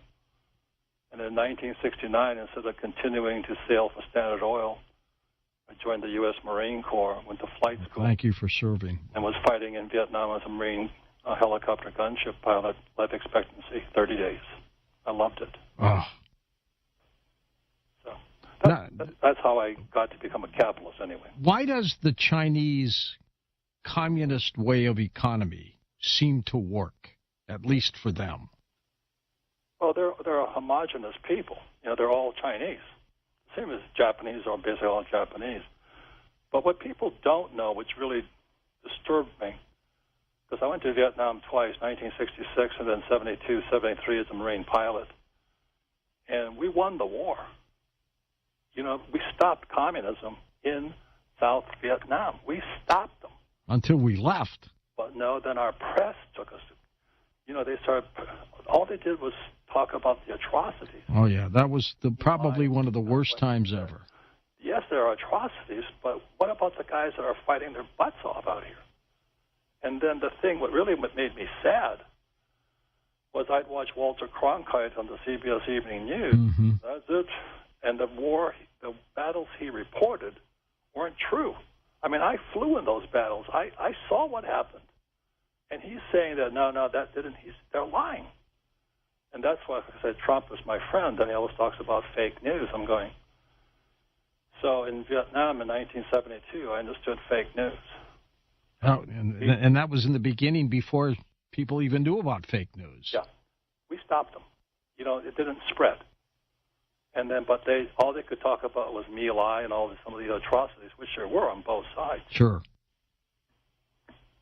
Now, the Fed is raising interest rates. Housing seems to be slowing. Inflation report came out today, 9.1%.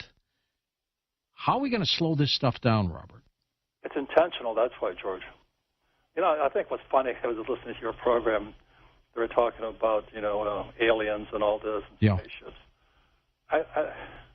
We have a bunch of aliens in the White House. They're called the Bidens. I just can't believe it. You have Hunter and Jill and Joe and Kamala going, my God. I try to stay non-political, but I'll let my guests say what they want to say. Yeah, just so I'm watching this stuff, and then Jill gets up there and calls Latinos tacos. I'm going, oh, my God. Oh, my God. They don't know what's coming out of their mouth. They're not thinking. I can't believe it. I can't believe it. So anyway, I don't want to be political. Trump's my friend. I stand for the freedom of choice. You can vote for. Is he going to run for re-election? What do you think? What's that? Is he going to run for office again? I would vote for him if he did. That's all I can say. But I think he's a good friend. His sons and I are even better friends. I'm hearing he's going to make the announcement. And, Dick Morris is saying that he's going to. He's polarizing. That's the not so good part. Yeah, exactly. I had wished that he had stopped tweeting when he did, and even this January 6th fiasco, if he had stopped doing that stuff, I think he would have gotten reelected in November.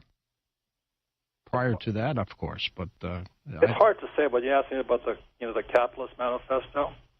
If you read the Communist Manifesto, which is only about 50 pages, written in 1848, everything that Marx wrote in 1848 came true in 2020. That's true. That's true. He was very right, spot on. Yep. So there's something else going on, George. That's what's disgusting. Do you think whatever is going on is intentional to pull us down? Let me just say one more time, okay? I'm an oil man. I own oil wells. And so when Biden, as soon as he got elected, took the Keystone XL pipeline and shut it down, I never made so much money in my life because I was selling. I don't own oil stocks. I own oil wells. You own the wells. How many barrels do they pump out? Well, not the barrels. It's the price per barrel. So when Trump was in office, oil was about $30 a barrel. As soon as Biden took the Keystone XL pipeline offline, oil went from $30 a barrel to $130 a barrel. Now, I got really rich. My God. And he must have known that was going to happen. No, I just couldn't believe this guy. Because what happens when he raised the price of oil, he destroyed the middle class. I mean, the poor are already in trouble. They're already in trouble. But he wiped out the middle class because they can't afford. Inflation's killing them. And it's killing the retailers. The retailers, everything's on sale now because the middle class doesn't go shopping. Are we going to have a 2008 housing mess again, Robert? I don't go there. I'm just sick of what I said. We have an abduction in the White House. It's sick. I'm an oil guy. It makes me sick. Are you confident in the future or not? No. You're not? No. George, I cannot believe what's happening. I have 2 tours to Vietnam. I fought for our freedom. Let me say this. In Capitalist Manifesto, if you read what Marx said and Stalin said and Mao... Is this book out yet? I haven't been able to find it. Is it out yet? I didn't hear you, George. Capitalist Manifesto. Is it out? Well, just listen to what these guys said, okay? What Stalin said, voters decide nothing. Vote counters decide everything. Joseph Stalin. That sound familiar? Yeah. Capitalist Manifesto. Where do we get the book? It's out. It's been out for about 6 months now. Okay. All right. And your website, I still have your website is richdad.com? Right. May I read you one more statement from Nikita Khrushchev? Sure. 1959, Nikita says, your children's children will live under communism. You Americans are so gullible. No, you won't accept communism outright, but we will keep feeding you small doses of socialism until you find you already have communism. We will not have to fight you. We will so weaken your economy until you fall like overripe fruit into our hands. 1959, Nikita Khrushchev. It took 60-some years for that to happen, but it's clicking along, isn't it? You can see it happening. So I'm a U.S. Marine. I'm fourth-generation Japanese American. I had 5 uncles fight in World War II. 3 fought in Europe against Italy and Germany, and 2 fought against the Japanese. 1 was captured. This tragic shooting of Abe this week was horrible, wasn't it? I'm very much red, white, and blue American, although Japanese. He was a good guy. He was a good guy. Robert, we're going to take calls with you next hour, but leave us before the break with something hopeful here. Tell us something hopeful. Well, the way out is financial education. You know, what I say in Capitalist Manifesto is the way to be communism taught in our schools is by teaching capitalism in our homes. And so that's why I thank you. Early days of Rich Dad, Poor Dad, 20-something years ago, you let me speak about capitalism and how we teach capitalism in our homes. I believed in your ideas. Yeah, thank you. It That's worked. How we fight back. We fight back with education. What do you think of Elon Musk pulling out of Twitter, and now they're suing him? I think it's entertainment. He's a smart boy. I really don't know. I mean, what I'm concerned about is the number of people that are losing their jobs. Yeah. That's what I'm watching. That's sad. I had said when this deal was announced that it would never go through, that it was $44 billion that he didn't want to spend, and now that the stock has dropped, he definitely doesn't want to spend $44 billion. It might be a good time to pick it back up, though. Yeah, I mean, he probably could, but I don't know what grounds the company has to sue him, to compel him. Yeah, I would guess he's got a lot of outs, you know, talking about the subscribers and members and stuff like that. He may have some justification there. I wish he would buy it, you know. We need to straighten this socialist media up, Silicon Valley. We need to straighten that out. It's a lot of money, But stay with us, Robert. We're going to take a quick break. Robert Kiyosaki with us, author of Rich Dad, Poor Dad. You know about that book. We're going to take your calls when we come back in a moment. His website, richdad.com, linked up at coasttocoastam.com, and his new book, which is out about 6 months now, Capitalist Manifesto. So we'll be back in a moment on Coast to Coast AM. The official website of Coast to Coast AM is coasttocoastam.com. Log on now.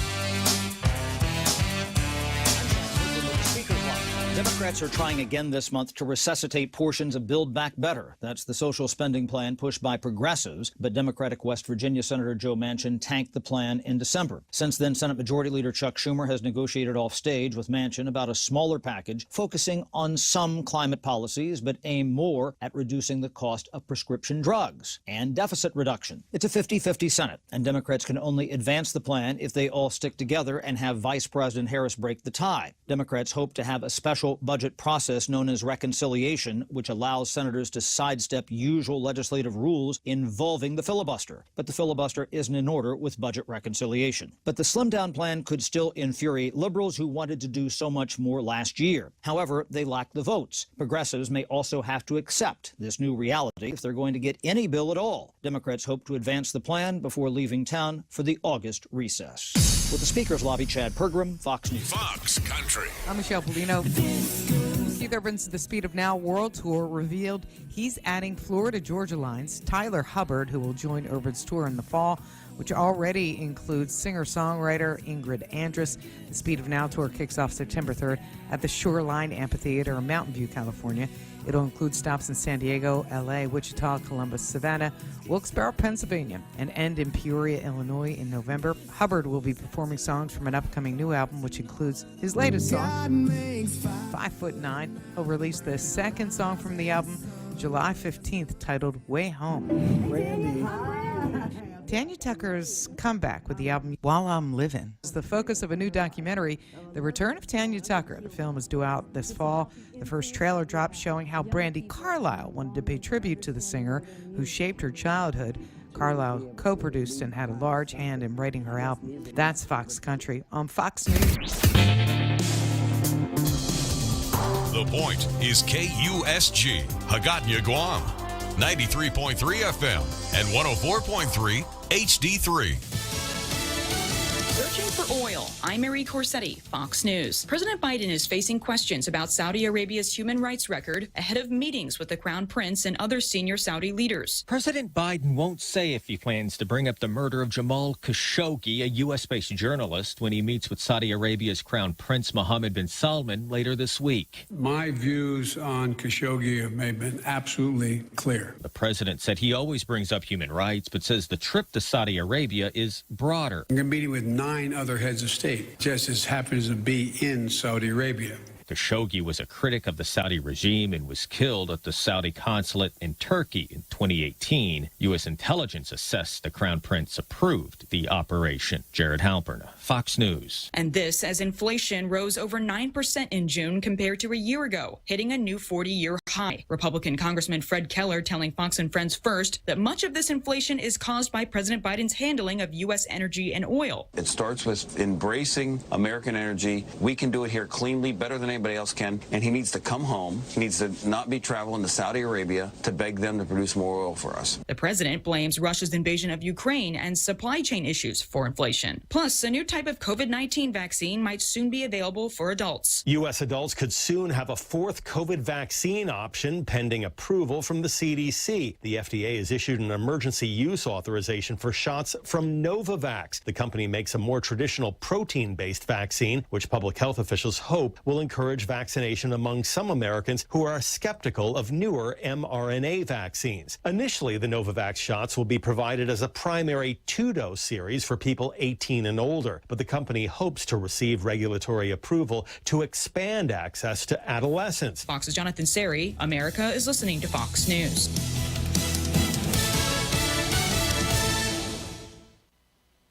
Get all of your favorite Fox News podcasts ad-free on Apple Podcasts with Fox News Podcasts Plus. From Trey Gowdy, the Fox News Rundown, Will Kane, Brian Kilmeade, and so much more. Go to foxnewspodcasts.com for all the details. The Fox News Rundown, a contrast of perspectives you won't hear anywhere else. Your daily dose of news twice a day, featuring insight from top newsmakers, reporters, and Fox News contributors. Listen and subscribe now by going to foxnewspodcasts.com. New from the Fox News Podcasts Network, Dana Perino, co-host of the 5 and America's Newsroom on Fox News Channel, returns to the world of audio with a new limited-time podcast, Everything Will Be Okay with Dana Perino. Building off the success of her best-selling book of the same name, Dana provides an unequaled brand of advice built on real-life experience and interviews experts and individuals that make a difference in the lives of others. Subscribe and listen now by going to foxnewspodcasts.com or wherever you get your podcasts. Firefighters in California continue the race to protect giant sequoia trees at Yosemite National Park from a wildfire that's grown to over 4,000 acres. Planes are back in the air, dropping fire retardant over the Washburn fire that's moving eastward, crossing into the Sierra National Forest. With road closures, evacuations, and a priority of protecting Yosemite National Park's famed Mariposa Grove, home to the oldest and tallest trees in the world. It's an emotional type of situation to be in because these trees have just really stood the test of time. Yosemite Park spokeswoman Robbie Johnson, as sprinkler systems continue being used to protect the giant sequoia trees. Over 1,000 firefighters are battling that blaze. The cause of the fire still under investigation. Fox's Jeff Manasso. Meanwhile, as many as 40 people unaccounted for after storms pounded Buchanan County and southern Virginia. Rescuers are struggling to get in after flooding and debris closed off roadways and blocked access to bridges. It's really sad because, you know, people's lost everything. Governor Glenn Youngkin has declared a state of emergency. Meanwhile, in New York, multiple Long Island beaches are warning visitors to be cautious after the 5th shark attack in 2 weeks. There were 2 separate reported shark attacks on Wednesday that happened within 20 miles of one another within a couple of hours, actually. Authorities say around 6 p.m. on Long Island, a 49-year-old man was standing in waist-deep water when he was bitten. Now, earlier in the day, around 7:30, another man, Sean Donnelly, says he was knocked off his paddleboard and then got a 4-inch gash in his leg from a shark bite. Now, Donnelly said he does believe it was a sand tiger shark. Sand tiger sharks are typically no threat to humans, according to wildlife officials. Ultimately, they opened the beaches back up later in the day. Fox's Ashley Strohmeyer reporting from Smith Point Beach on Long Island. I'm Marie Corsetti, and this is Fox News. Securing America.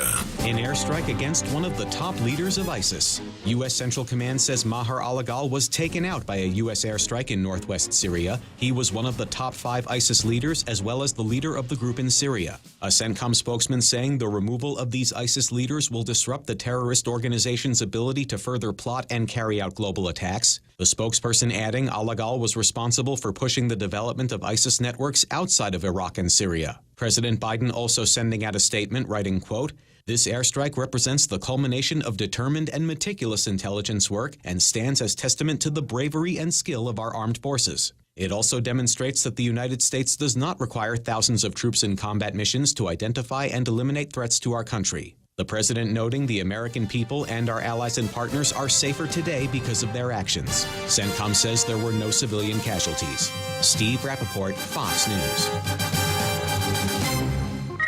That's what I want.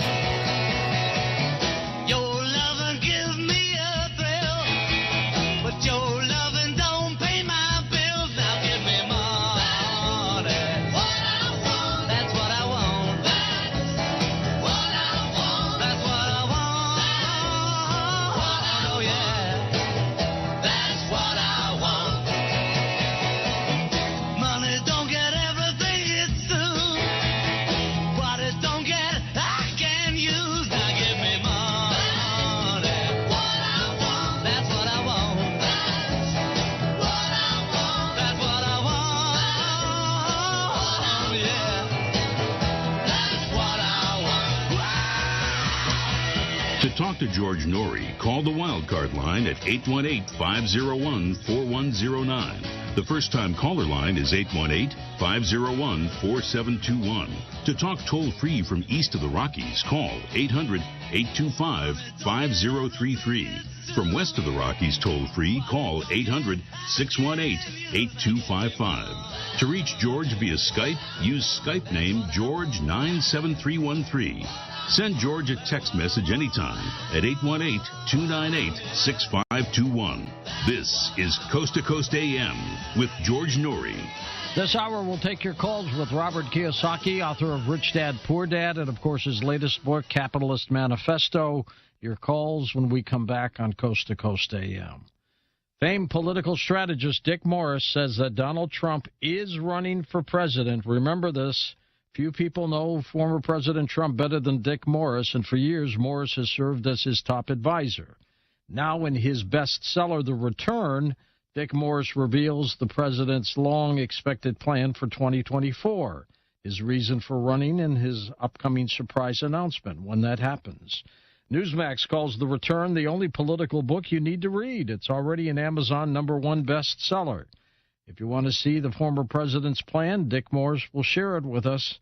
So he says you've got to read this book. Get Dick Morris's The Return in bookstores everywhere, or see the free offer from Newsmax. Free offer from Newsmax. Go there.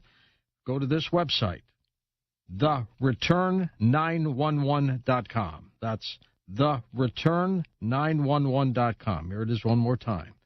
TheReturn911.com.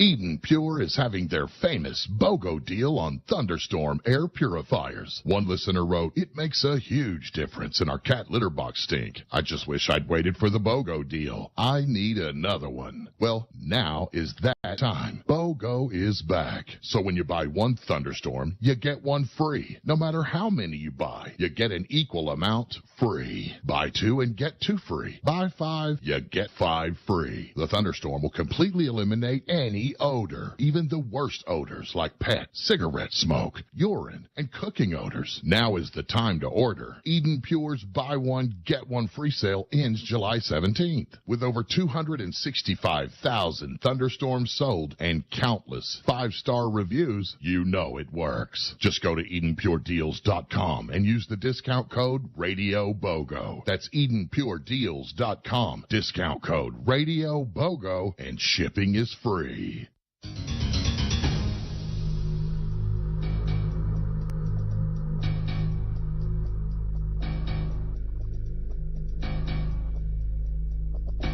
And welcome back to Coast.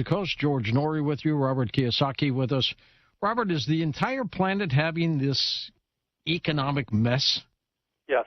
They are.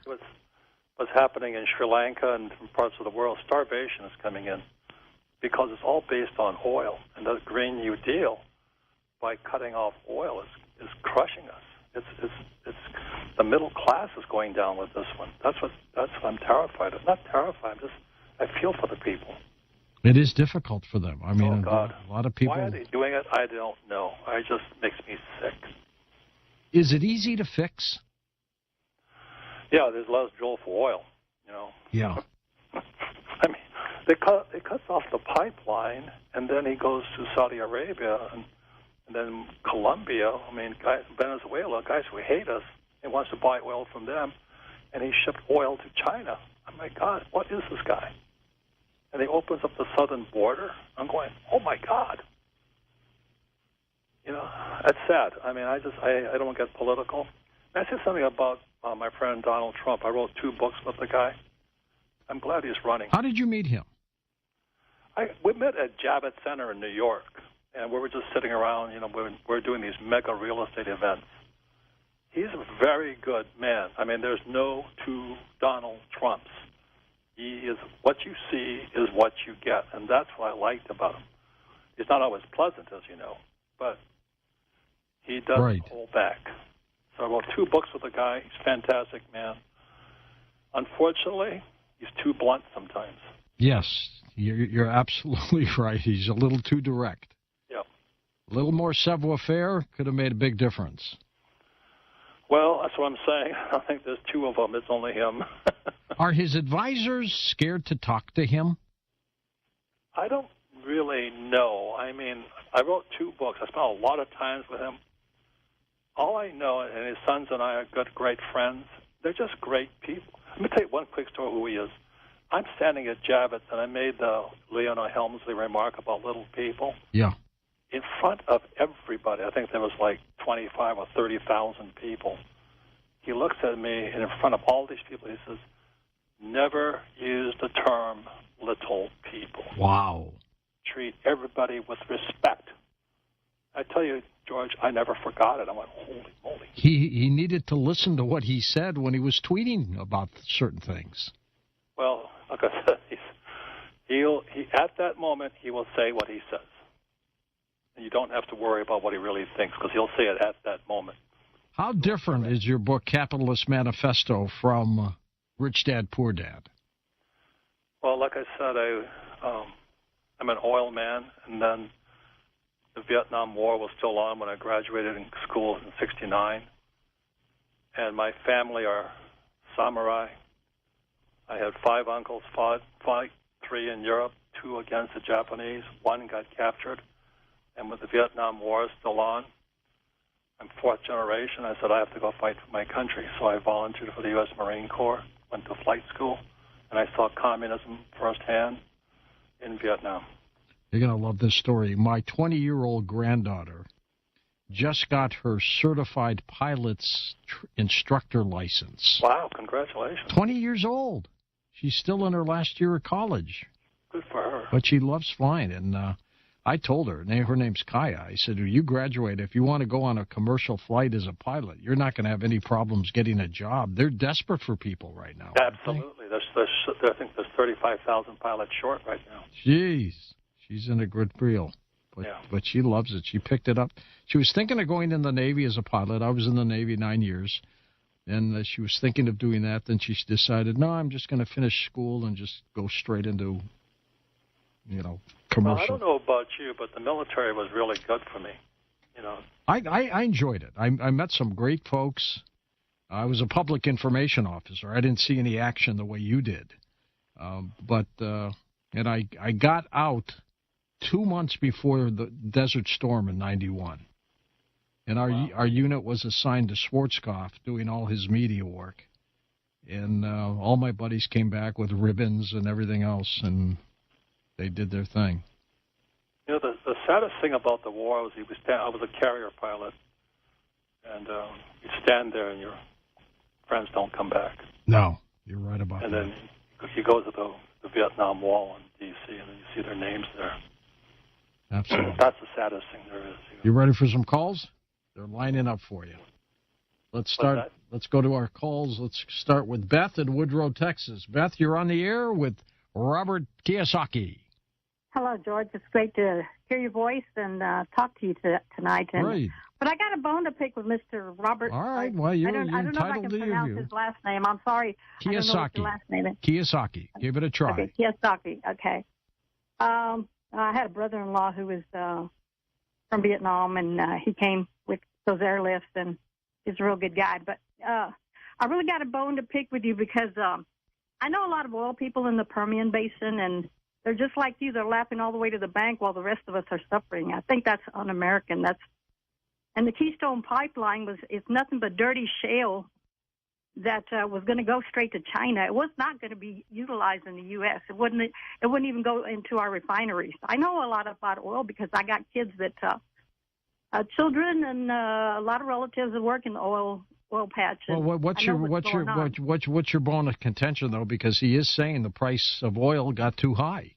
Well, I think it's inflated. I think that they're using Putin, the war in Ukraine, and everything else in order to inflate the price of oil and keep it high. And we're the ones that are paying for it. And as far as Donald Trump is concerned, I think the man is pure evil. He's nothing but a wannabe dictator. And the reason that his buddy invaded Ukraine is payback because Zelensky would not do the dirty deed for him when he was running for president in 2020. I'll let you address the oil first, Robert. I really have no comment. I don't answer opinions. Okay. Fair enough. All right, Beth, you're entitled to your opinions, and you have said them. Cornelius in Alexandria, Louisiana, welcome to the show. Go ahead, Corny. Hey there, George. And you're the host with the most on Coast to Coast. So I got it right this time, George. I like that. Yeah, not the other one. Robert, I'm glad I'm following behind Miss Beth. I know you don't know me or anything. My name is Cornelius White. I served as a military police officer from 1979 to 1994. I had a secret to top secret clearance to fight against the Russians and stuff. This plandemic, I call it, the Communist Chinese release to destroy Trump and the middle class. You're right on. This poor lady, Beth, doesn't know what she's talking about. Trump isn't evil. I'm going to tell you something, Beth, what Trump did for my dad, who was a Korean War vet. He wrote a letter to my dad before he died. So don't say Trump's evil. He's not evil. He was the best president we've had in years. And I'm an African-American, Beth, so you need to look and see what you're talking about, President Trump. But like I said, George and Robert, and I salute your service too, Robert, and your family service to our country. When I grew up, Robert, we were taught the prayer, the pledge, the Negro national anthem, and the national anthem because we went to segregated schools. But after integration, we just did the prayer, the pledge, and the national anthem. And then, too, in the 70s and 60s, the Supreme Court took prayer, the pledge, the Ten Commandments, and all that stuff out of the school system, so the devil stepped right in. And you're right, this is all going by the Communist Manifesto. Our young people are learning nothing about civics, which is government, how government works. We were teaching economics in school, too. But when I left in 79, they stopped teaching all that stuff. I can remember, Robert, we had guns and gun racks. You know what we were doing? We were hunting deers, does, and ducks. We weren't hunting humans. So all this gun control and all like that, we need every gun we have. The cops and the pilots are quitting because they don't want to take this vaccine. They know it's no good. I won't take it. My dad said, look, if they force people to take it, don't take it. So all of this has been planned out. They're destroying America, and you're right, they're destroying the middle class. So we don't stand a chance. So this woman, Beth, she doesn't know nothing about you. So thank you, George.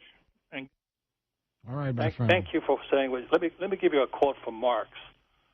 It said, this is 1848. My object in life is to dethrone God and destroy capitalism. Karl Marx. Well, it's happening. It's happening. It's happening faster than we ever thought it would, Robert, isn't it?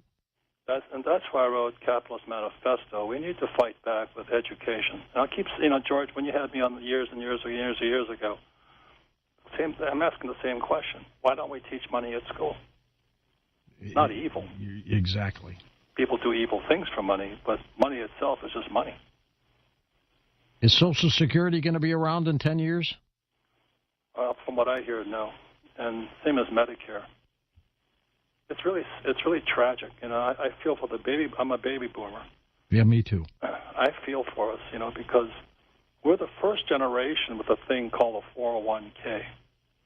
And as the stock market crashes, so goes their retirement. And you're not into any of that, are you? No. I took my first, I've taken 3 companies public, so I own my own companies. I took a company public in New York last week on July 8th, 2022. Did you? What kind of a business was it? It's a gold mine in Provo, Utah. I'm not Mormon, but I sure, it's the richest gold mine in the world. A quick plug on it. What worked is a 140-year-old gold mine, and these young guys applied new technology to it, and they found the richest gold mine in the world, but it's been there for 140 years. How big is it? What's it worth? What do you think? It's probably in the billions, but I took a gold mine public in Toronto, in China, and we had like 10 ounces per ton. That was considered good. This one we took public July 8th this year. It's something like 700 ounces per ton. How far in does that mine go, distance-wise? It's 140 years old. The point here is this. Wow. They took new technology, and then they took 140 years of data and I forget to call it, but they did something to it, and they found whole new deposits of gold. That's new. That's what's happening today. That's amazing. So it's not doom and gloom, but you've got to think differently today. That is amazing. What'd you go public at? I'm just curious. What was that? How much did you go public at, the shares? I don't even pay attention to that stuff. I just like the game. Okay. Gino in St. Louis, welcome to the show. Hey, Gino, go ahead. Hey, thank you. First of all, thank you both for your service, Robert and George. Thank you. I appreciate it very much, and I hope everybody in the United States appreciates how much that your service to the United States is and how important it is to each and every one of us. I wanted to bring up 2 things. First of all, I want to talk about dollar versus the euro. What's going on with the dollar versus the euro? Because the dollar is so debased, how can we be even with the euro right now? And secondly, I just bought a bunch of silver, and it's going down again. But it's at the 2.5-year low. Figured it's a good time to buy, and it'll bounce back. Why is gold and silver so low? Who's holding it back? I have one comment.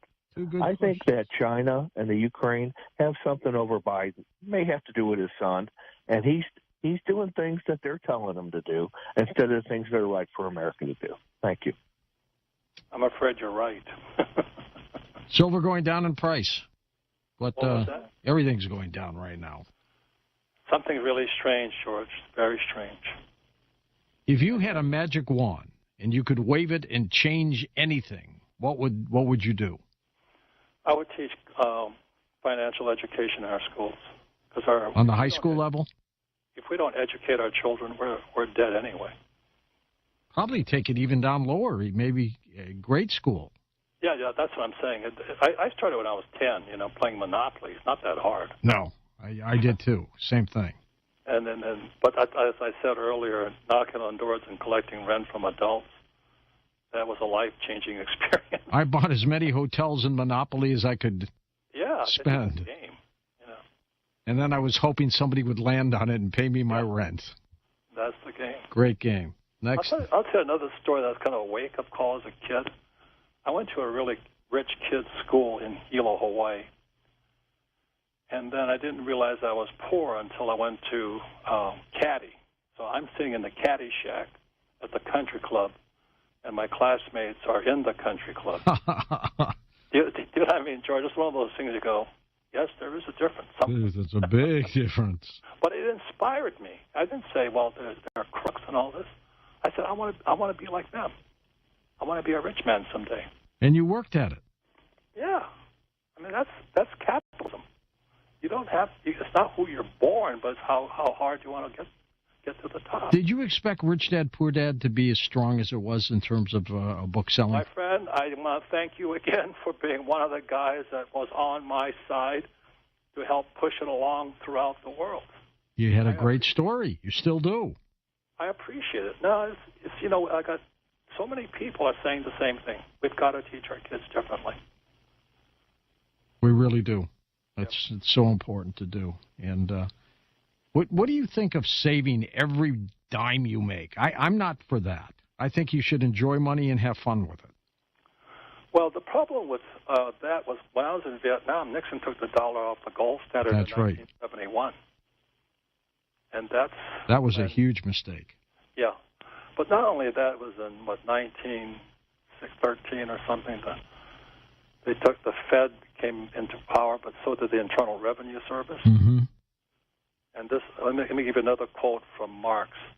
A heavy or progressive income tax is necessary for the proper development of communism. And the reason that's important is America was actually founded in 1773 as a tax-free nation. It was called the Boston Tea Party. That's right. And we're a tax-free nation, and these guys keep on, like Ocasio-Cortez still says tax the rich. Well, we all know the rich don't pay taxes. No, they write everything off. Jeez. Let's go to Rick in New Jersey, first-time caller. Hi, Rick. Thanks for calling. Yeah, when your guest was asked a question about the financial future, and all he did was, it was going to be good, all he did was answer no. Can he elaborate on that a little bit? I mean, are we in for another 2008 situation where everything's going to drop out of the bottom and stuff? Should we be getting out of the stock market if you do have stocks in it? You're not in stocks, are you, Robert? No. But I don't give advice anyway. One of the guys I respect the most is a guy named Ray Dalio. He's Bridgewater. And this is what he says, this is a depression, and it's a continuation of a depression that started in 2007. Those are powerful words. They never stopped the depression. They just kept printing money. We're going to take a quick break and come back and take final calls with Robert Kiyosaki in just a moment. A couple of his books include Who Stole My Pension?, Rich Dad, Poor Dad. He's got a series out there. He sold 44 million copies. And his latest book is called Capitalist Manifesto. It's truly remarkable. And take some time and go to his website, richdad.com. You'll find some fascinating information there. And he's right. They need to talk about financial information way down into I would take it down to the elementary level. Teach kids things about, allowances and money and things like that, and let them save and build and things like that. So we'll be back in a moment. We'll take final calls. Those of you on hold, just hang where you are. We'll do our best to get to you on Coast to Coast AM. Sign up now for Coast Zone, our free email newsletter. Get it today at coasttocoastam.com.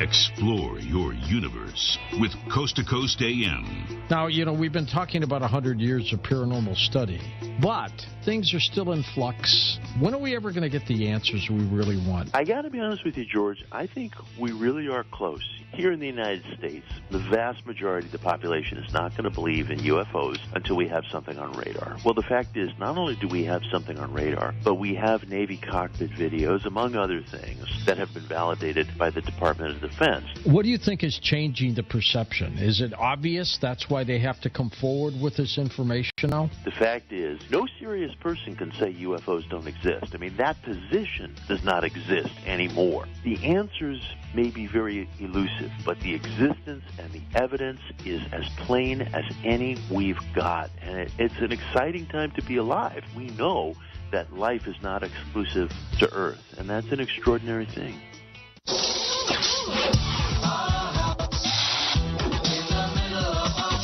Hi, I'm Ty Pennington, and this is another one of Ty's tips. So floors take their share of abuse. Kicked, scuffed, spilled on, and sorry to say it, peed on. Look, dogs are man's best friend, and cats, well, I'm sure they've got friends somewhere. But when it comes to potty training, let's just say that very few pets are always perfect. Thing is, those pet stains can be a problem for you because, well, they smell. And they can be a problem for resale because they're ugly.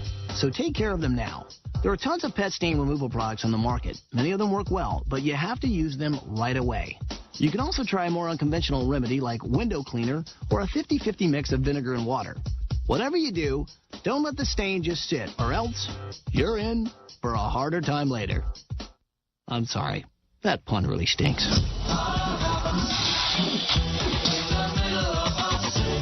At Coast to Coast AM, we keep our friends close with this.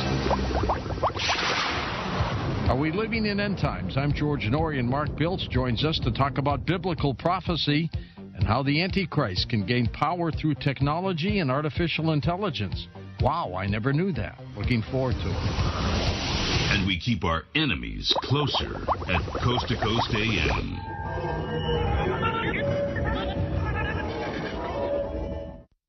Looking for the truth? You'll find it on Coast to Coast AM. What's the end game? What do you think they all want? These special interest groups, the deep state. Is it total control of us? It's all about control over humanity that is regarded as sheep. And it's whether you're going to have humanity kind of plundered by these wolves out there, or whether you're going to have humanity defended to kind of make sure that we're not abused by these very dark groups out there. Coast to Coast AM sure sounds great in the middle of the night, but you don't have to be nocturnal to enjoy this amazing show. The Coast Insider is your key to a normal life. For 15 cents a day, you can wake up refreshed, knowing that last night's show is waiting for you with podcasting. Listen on your way to work, and again on your way home. Or listen to one of over 1,000 archived shows from the past 5 years. The Coast Insider Club is a must-have feature for all Coast to Coast AM listeners. Visit coasttocoastam.com to sign up today. You'll sleep like a baby, knowing you'll never miss your favorite guests or topics ever again. Remember, a 1-year subscription comes out to only 15 cents a day. Sign up today at coasttocoastam.com.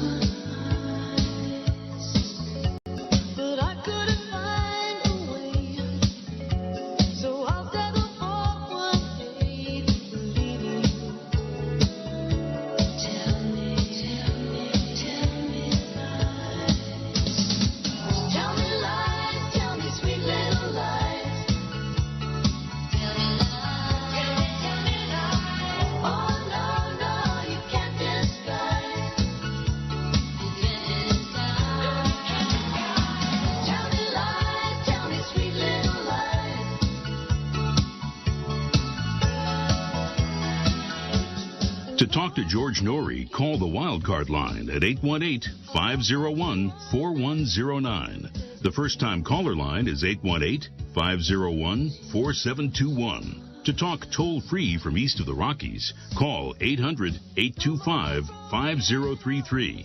From west of the Rockies toll-free, call 800-618-8255. To reach George via Skype, use Skype name George 97313. Send George a text message anytime at 818-298-6521.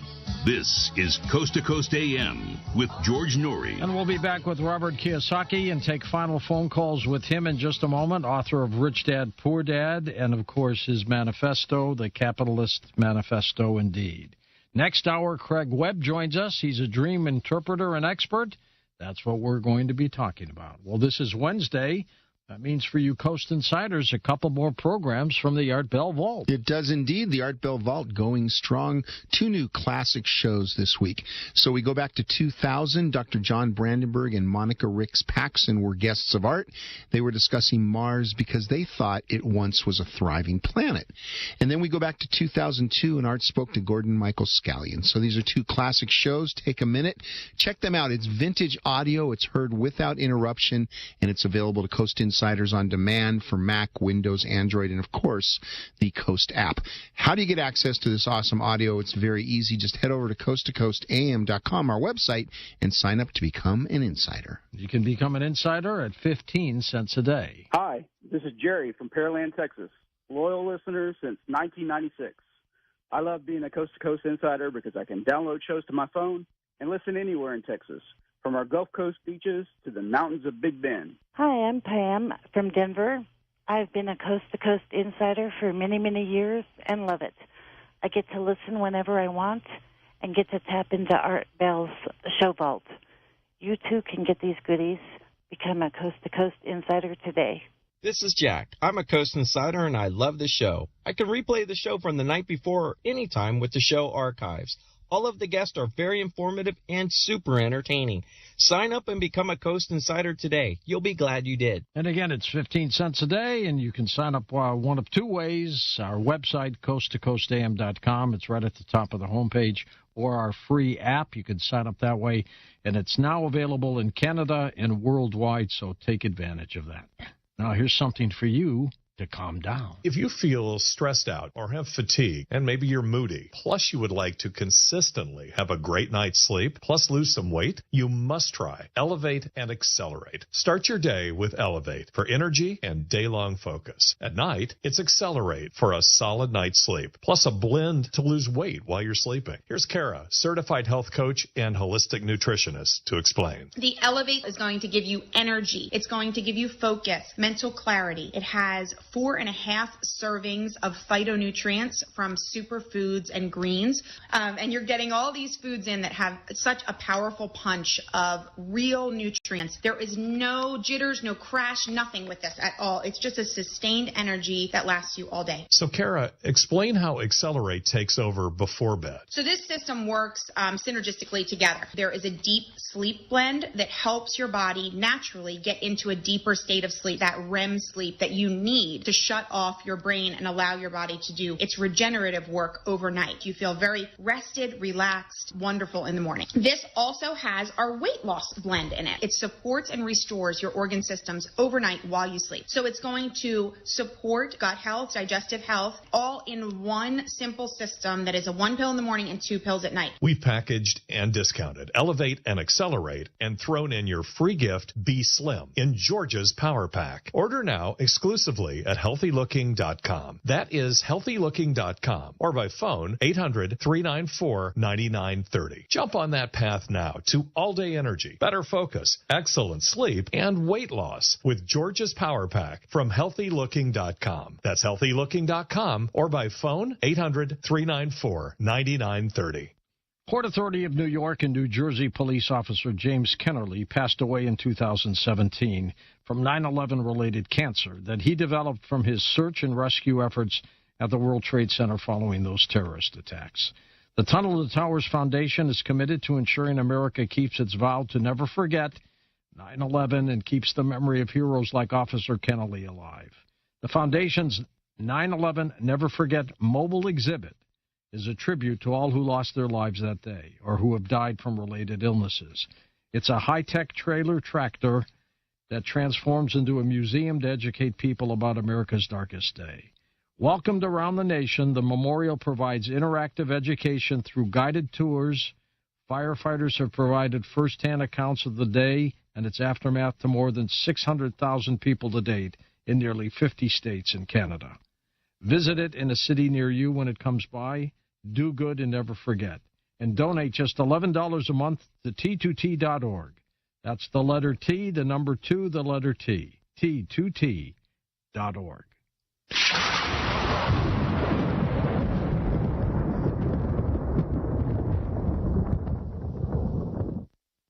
Hi, Dave Michaels here. For generations, my family and I lived in the poorhouse, but not anymore. I found a way out, and on the way, I've proved a few things. People who are struggling, people who don't have enough money to enjoy life, don't want to be like that. They don't want to live that way. We just never had anyone to show us how to stop thinking like a poor person. Stop slaving away for a paycheck and take control of your own life. Become your own boss. We don't have to be poor. Get out of debt, repair your credit, plan for your future. It doesn't matter what age you are. I'm teaching my daughter to build her own business. She just bought a car for her mom, and she's only 8 years old. Leave the poorhouse in the rearview mirror. Thank you for listening, and have a fantastic day. Are you tired of being poor? Do what Dave Michaels did. Change your life for the better and help a lot of people along the way. Check out criticalhealthnews.com for a really good business opportunity. We don't have to be poor. Join our business team and let us show you our path to independence and well-being. New at criticalhealthnews.com. That's criticalhealthnews.com.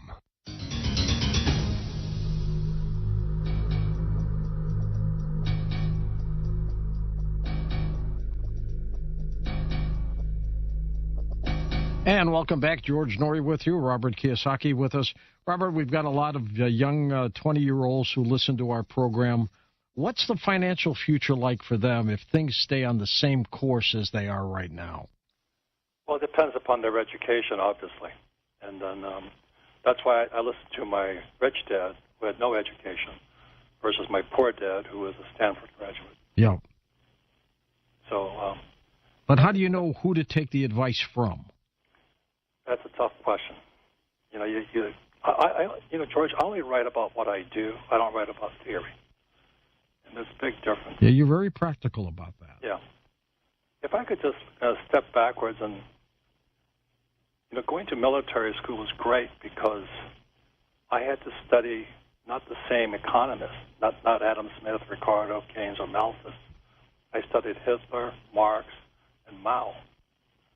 And then let me talk about what Hitler said and what's happening today is let me control the textbooks and I will control the state. That's what scares me. That is scary. You know, and that's what he did. We were warned, but we don't teach that in school. No, we don't. Let's take final calls here for you, Robert. Let's go to Triple C in Carson, California. Hello, Triple C. Welcome to the show. Yes, I'm Carlos from Carson. Hi. Hi there. Anyway, Robert, greetings from another Vietnam vet. That was a real tragedy over there. The politicians got involved, and the whole thing really turned into a mess. But anyway, look, my question is this. The communists have always been financed by the super capitalists. Karl Marx was financed by the Rothschilds, you know, underneath the whole thing. The Bolshevik Communist Revolution was financed from the international bankers on Wall Street. It's always been under the control of the super capitalists. Now, are they using the revolutionary activities of the communists as a way to destabilize societies so that the super capitalists then will have a total monopoly control over the world? Is that the scheme behind it? It sure seems that way. I think you're correct, you know. There's that Soros and that Klaus Schwab of World Economic Forum. There's something really strange going on. And, again, you know, what Klaus Schwab says is someday you'll own nothing and you'll be happy. And Marx says the object of communism is the abolition of private property. It rings, it rhymes. It's been writing Capitalist Manifesto is pretty easy because I just made quotes. We're always warned. Nobody pays attention to the warnings. That was Carlos from Carson, California. That's why he calls himself Triple C. I think Jeff Bezos, by the way, is a genius. Here's a guy who started in his garage, and look at him now. I agree. America's blessed with a lot of geniuses, but we have a free market capitalist system which allows the genius to come out. Yes. Fantastic. Let me repeat Marx one more time. My object in life is to dethrone God and destroy capitalism. That's what's happening. It makes me sick. That was his wish, and he must be jumping for joy wherever he is now. And let me quote Mao, okay? All political power comes from the barrel of a gun. The Communist Party must control all the guns. That way, no guns can be used against the Communist Party. And just yesterday, I think Gavin Newsom of California wants to hold all gun manufacturers accountable for all the damage. They're going to get rid of the Second Amendment. They should blame the person who does the shooting. Yep. What happened to that? We can see it. I mean, we can see it, and I just want us to go do something. Carl in Goldsboro, North Carolina. Welcome to the show. First-time caller. Hi, Carl. Hello, George, and hello, Mr. Kiyosaki. I hope I pronounced it correctly. Yeah, very good. Thank you. I want to thank you for everything you're saying, and I want to just chime in with what you're saying about education being extraordinarily important, civics and the Constitution and so forth. And among the many things that I've been involved in to try to rescue this republic from the godless commies, there's a growing organization called PAN, whose goal it is to have the Constitution taught all the way throughout school rather than maybe just 1 week, 1 year or something like that. And that way children will grow up grateful for the blessing of living in this republic and knowing what the Constitution says, how it came about, and how to defend it. And if I could just put in a little plug, it's PAN, Papa Alpha November, Preserve America Now. And the website is panforall.org, PANFORALL.org. And I'm the North Carolina director for the organization, and it has great potential to be one of the solutions for saving the country. Well, you keep doing what you're doing, Carl. Man, thank you for fighting back. We need more fighters, Robert, don't we? And as a Marine would say to him, Semper Fi, forever faithful. Let's fight back. Carol in Los Angeles, welcome to the show. Hi, Carol. Oh, my gosh. Hello? Hi there. Oh, hi. I'm very honored to be on, and it's a great show, and I really appreciate your guest information, Robert, and I agree and resonate with everything you say. I just wanted to make a few comments. When you mentioned about the aliens in the White House, it's like I kind of feel like it almost seems like it's a covert, hostile takeover. And then I remember before they quote-unquote won, I remember them saying, you know, we're going to move really fast. And I remember just having a horrible feeling when I heard them say that. It didn't, you know, it wasn't like fast to help us. It was like, uh-oh, here we go. And just seemed to be destroying and dismantling. And so they did that right away with the Keystone Pipeline. So I just wanted to mention that. And, did I get hung up on? Nope, you're still here. Oh, okay. I just also want to say, you know, like, I mean, from everything I've seen about Donald Trump, his whole history in life, from politician to businessman, he has a diverse group of people that he works with. He doesn't seem to care what color, what gender, what sexuality. He cares about the ethics of the person. And if anybody took a time to look at that, all these things they say about it's just the slander is outrageous. So I just get frustrated with, you know, I just wish more people would wake up, because everything you say, I think, is what's happening. And I don't understand how they're able to justify choking off all our oil and then buying it somewhere else where we have to pay for it to be imported and everything like that. So for whatever that's worth, I'm making those comments. Thank you very much. It's called inflating prices, isn't it, Robert? Let me just repeat what Nikita Khrushchev said in 1959. We were warned, your children's children will live under communism. You Americans are so gullible. No, you won't accept communism outright. But we will keep feeding you small doses of socialism until you find you already have communism. We will not have to fight you. We will so weaken your economy until you fall like overripe fruit into our hands. 1959. And that's what's happening today. Was he a Sooth? How did he know this? What was that? Was he a Sooth? How did he know this? Well, the whole book on Capitalist Manifesto, like I said, was actually pretty easy to write. All the stuff is right there. Nobody pays attention to it. You know, voters, you know, Stalin, voters decide nothing. Vote counters decide everything. Does that sound familiar, like 2020? If you believe that part. Yeah, I'm going, we were warned. That was the whole Capitalist Manifesto. We were warned. Melissa's with us in Hilton Head, South Carolina, east of the Rockies. Hi, Melissa. Melissa, you with us? Nope, she hung up. Let's go to Steve in Seattle, Washington. Stephen, go ahead. Yeah, I'd like to quote a South American dude. Who's that? What he said was, you can keep the gold, Cortez, but we're taking the jade, and that was Montezuma.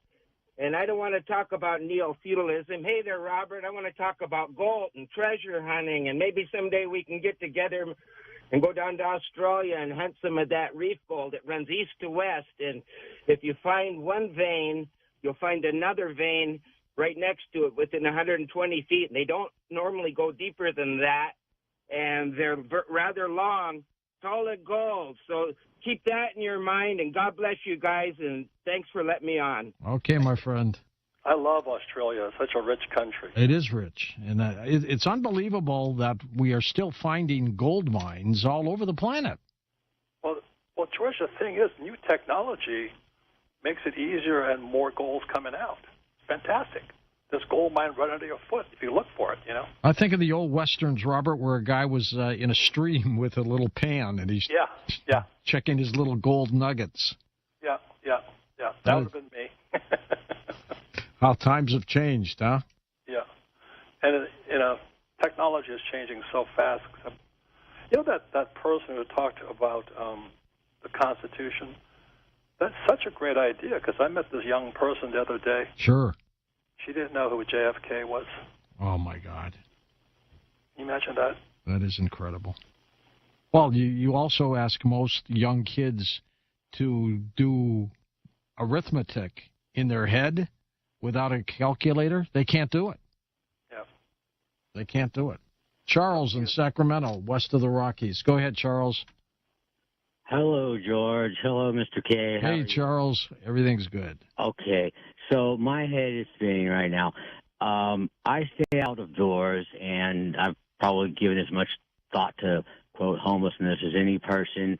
I've read your literature, and I just absolutely love the message. And rather than speaking about what's around the corner, talking about the character of the people, you know, and your quote from your new book, How Can We Fight Communism in Our Schools by Teaching Capitalism at Home, is very powerful. And so I look forward to getting the book. So my question about capitalism, though, and teaching it is that right now with homes, it needs improvement. And giving so much thought to homelessness, I've kind of crystallized it down to a principle. And I really feel like, to give you something about, we need a principle of something like the separation of home and marketplace.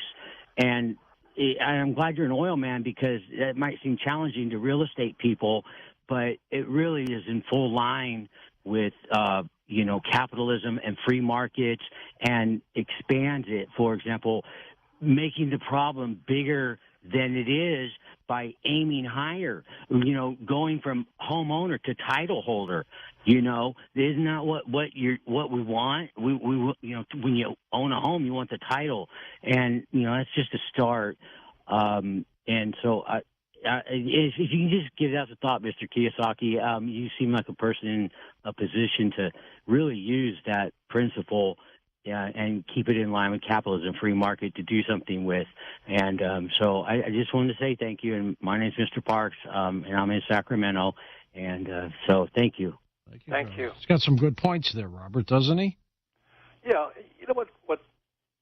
In the old country, even in Japan and in Europe, if you weren't born into royalty, you were stuck. And the beauty of America is that you could be born into nothing and climb to the top. Absolutely. That's free market capitalism, and Yeah. that's what I support. I just give everybody that chance. And that's what we want to defend, Robert. Right, but you can't do it without financial education. You have to have all of it. It's just tragic. It's tragic. It takes an effort, and it takes a national effort, and it's doable.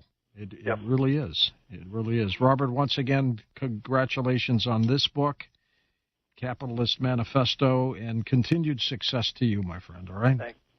And the last thing I want to say is I can't believe these guys called parents who protested terrorists. You've got to be kidding me. You've got to be kidding me. Don't parents have the right to take an interest in what their kids are learning? All the time. All the time. Robert, thanks again for being on the program. Up next on Coast to Coast, we're going to talk about your dreams. Don't go away. To find out where George Norrie's speaking, go to the coasttocoastam.com website, scroll down to the bottom, and click George's calendar.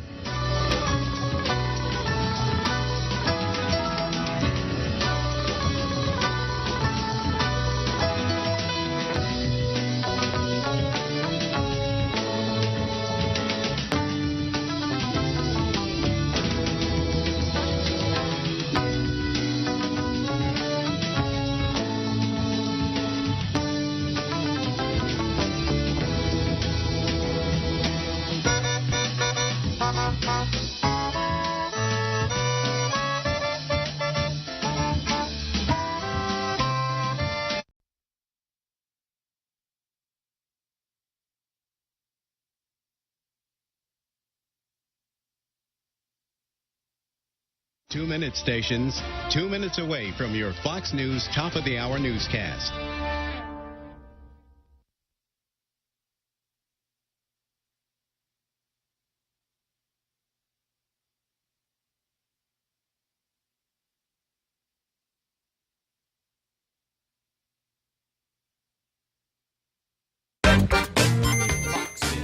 insider's cheat code to gaming. I'm Eamon Dignam. Nintendo customer service issuing a warning to those in hot areas. Their Japanese customer service Twitter page releasing guidelines to keep the Nintendo Switch console from overheating. Nintendo recommending you use the Switch in temperatures around 41 to 95 degrees Fahrenheit, while also making sure to keep the intake and exhaust ports clear so air can flow better. Heat waves are hitting Japan, the UK, and parts of the United States currently. And with the death of former Japanese Prime Minister Shinzo Abe last week, one name was speculated as the shooter, Hideo Kojima. Kojima-san was not the shooter behind Abe's death. He is the main brain behind Konami's Metal Gear series, and that has been running since the original Nintendo Entertainment System in 1987. Kojima Productions has said in a tweet that it is considering legal actions for misidentifying their head of the company as the shooter. That's Fox Bits for Fox News.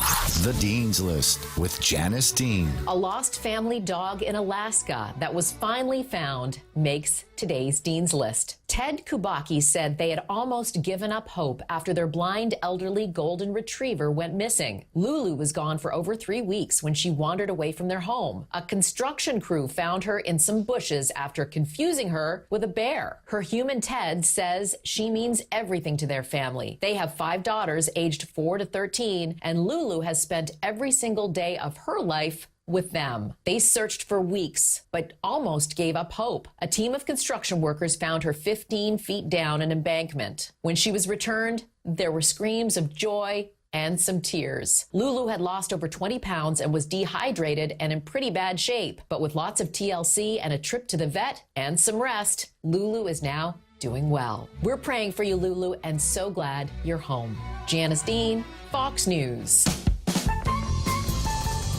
The Point is KUSG, Hagåtña, Guam, 93.3 FM and 104.3 HD3. Nuclear discussions. I'm Marie Corsetti, Fox News. Iran and nuclear safety, a main point of discussions as President Biden meets with the Israeli Prime Minister in Jerusalem. Fox's Jared Halpern reports. President Biden says he still believes diplomacy is the best approach to curbing Iran's nuclear program. But standing alongside Israeli Prime Minister Yair Lapid in Jerusalem, he told reporters, "But we are not going to wait forever." President Biden says the U.S. and global partners are waiting on a response from Iran on rejoining a nuclear agreement. Israel's prime minister says the only thing that will stop Iran's nuclear development is a credible military threat from the free world. In Washington, Jared Halpern, Fox News. Meanwhile, after 13 months of investigation, disgraced South Carolina attorney Alex Murdaugh was charged with murder today and the deaths of his wife and younger son, who were fatally shot outside their home more than a year ago. The indictments handed up by a grand jury in Culloden County, where the shootings happened, contend Murdaugh killed his wife with a rifle and his son with a shotgun. Murdaugh has repeatedly denied any role in the deaths, saying he was visiting his parents and discovered his wife and son dead when he returned home. And we've learned the consumer price index in the U.S. has risen over 9% compared to last year, marking a new 40-year high. But now even more problems with inflation are coming to light, this time at the wholesale level. Companies were continuing to pay more to produce things last month. The Producer Price Index, which measures inflation at the wholesale level, rose 1.1% in June from May. For the year ending in June, the PPI rose 11.3%, more than forecast. There was a slight improvement in monthly core inflation. Excluding food and energy, the PPI was up 0.4% in June, a smaller increase than forecast. That's Fox's Jenny Cosola reporting. America is listening to Fox News.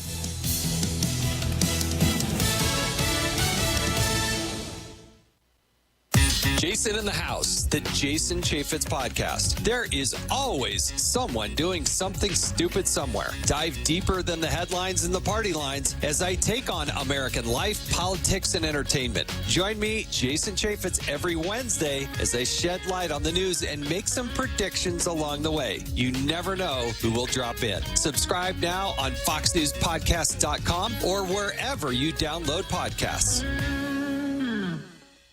Connect to Fox News Audio on the Fox News app. Listen to hear your favorite hosts like Brian Kilmeade, Jimmy Fallon, and Guy Benson standing up for what's right, live and via podcast. Just click listen, then swipe right and hear the latest news updates on your time. And scroll down to hear the latest podcasts from Fox News. And it's even easier to listen in the car with Apple CarPlay and Android Auto. Get programming alerts and notifications. Fox News Audio is on the Fox News app. The Voices America trusts. Download it now.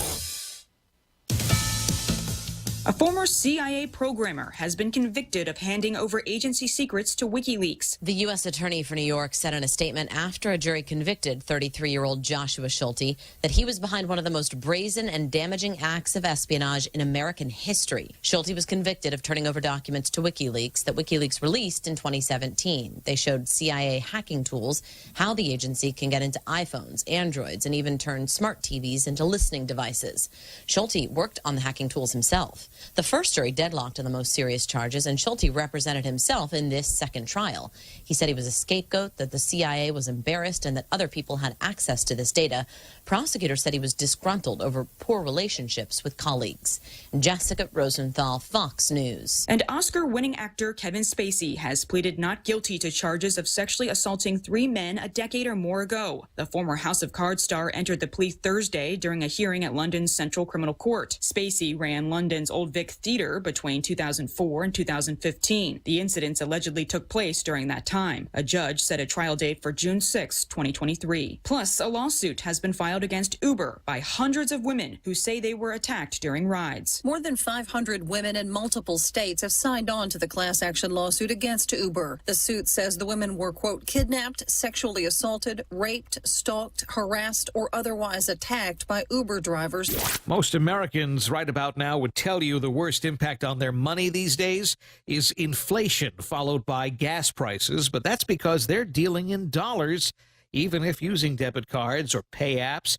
If you're dealing in crypto, however, you're also worried about the weather, especially in Texas, where temperatures are dancing above 100 and putting intense pressure on the state's electric grid. It's forcing Bitcoin miners in Texas to shut down because the power demand to keep the technical facilities cool is too darn high. Crypto miners have set up shop in Texas over the past year after China banned mining, saying it uses up too much power from their grids. Bitcoin alone in its computing and HVAC needs uses more juice than the country of Belgium. Now, the Texas Blockchain Council, which represents miners, says shutting down right now to help the state keep cool is the right thing to do. With Fox on Tech, I'm Eben Brown, Fox News.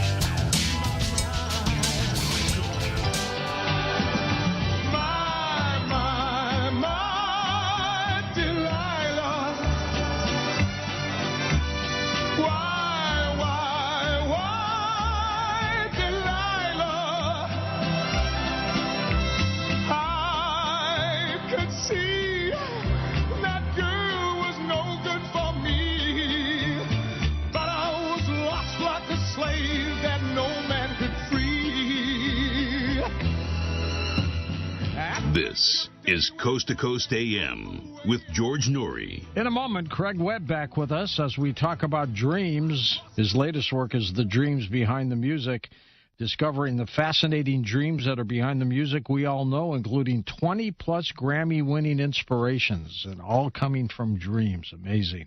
But we're going to talk about his work, also Dreams and Dying, the benefits of dreams in relation with death. And that's one of his CDs as well. We'll be back with Craig in a moment on Coast to Coast AM.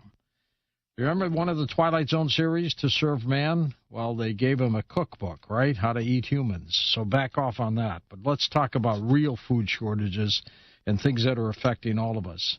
That's why you need to build up your own stockpile of emergency food. And where do you find that? You find that with our friends at My Patriot Supply. Go to this website, preparewithgeorge.com, and you'll save $150 on a 3-month emergency food kit from our friends at My Patriot Supply, where the food stores for up to 25 years. They're the largest preparedness company in America. And right now, My Patriot Supply is knocking off $150 off of every 3-month emergency food kit you need. You can pick one up each for members of your family.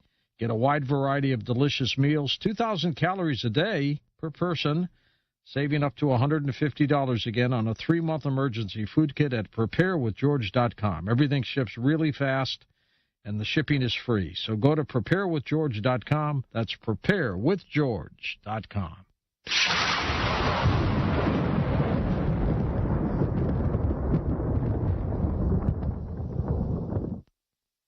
Real people, real stories. I coughed until I choked 24 hours a day. I couldn't even walk across my floor without literally coughing until I would gasp. So I saw 3 different pulmonologists, and they could do nothing. Someone had mentioned to me about a product that President Reagan had taken. I ordered it within 1 week. 1 week. My coughing had stopped since I've taken the Carnivora. Everyone that would come into our store would say, "What happened? Why are you not coughing?" I told them. Coach George Norrie with you. Craig Webb back with us. Craig is a dream and consciousness author, researcher, and inventor, a professional educator and performing artist and award-winning filmmaker. His life path was set in motion 3 decades ago when he nearly drowned on a whitewater rafting trip and suddenly began recalling up to 10 dreams a day. Can you imagine that? And having lucid dreams and verifiable visions of the future. Since then, he's graduated from McGill University, participated in pioneering dream and consciousness research at Stanford University, a hospital in Montreal. He has also designed electronic mind development and biofeedback tools, helped founded and produced Making Contact, which was a radio show airing on up to 250 stations for more than 2 decades internationally. His books include The Dreams Behind the Music, a CD, Dreams and Dying. Craig, welcome back. How are you, sir? Hi, George. Great to be back. Doing pretty well, thanks. Great. I love these dream stories. I know. Last time I was on, I think you guys closed with Louis Armstrong music. I don't know if you remember. I do. But dream-inspired artist, Armstrong. It is amazing. We're going to get into your latest work, The Dreams Behind the Music, because that has inspired so many different artists. But dreams are amazing. But let's talk about, for new people, talk about this episode of that happened 3 decades ago where you nearly drowned. What happened? Yeah, well, I guess that was kind of my watershed experience. I was a good little physicist, very science-minded, objective world, provability, research. And then pretty suddenly everything changed very shortly after I had this near drowning. So I was on a whitewater raft in a river in Quebec City, actually, Jacques Cartier River. And, I wasn't too afraid of water. I was a big swimmer, kayaker, but sat near the back of the raft because the bumps were better. Yeah. But then surprise submersion, kind of imagine cold fall water with silt, so I couldn't see anything.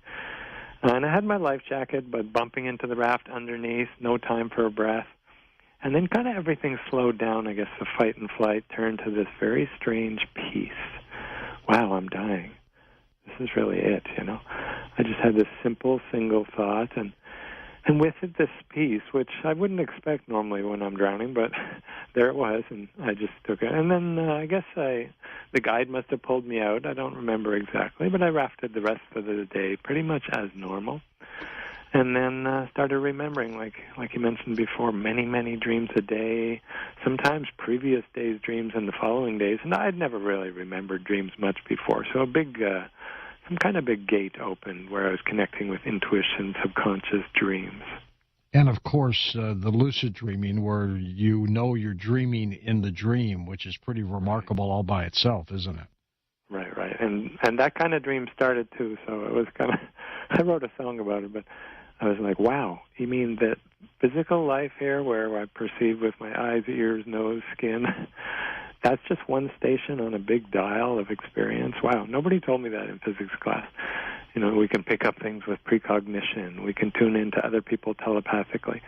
And then we can get pretty interesting info, maybe creativity, sometimes very practical daily career or relationship guidance. All these things I was finding out in my dreams and lucid dreams. I was kind of like, okay, I guess I'll explore and research this. And I guess at the end of 35 years now, you see the story as it played out. It's truly remarkable, the dream state. Now, are dreams originating from the brain or outside of the brain? Yeah, that's an interesting conundrum there. It is. I would say dreams itself is a word we should define a little bit, because a lot of people use it differently. Sure. For now and for tonight, I guess we'll use an experience that you have while, physically prone and usually asleep, eyes closed.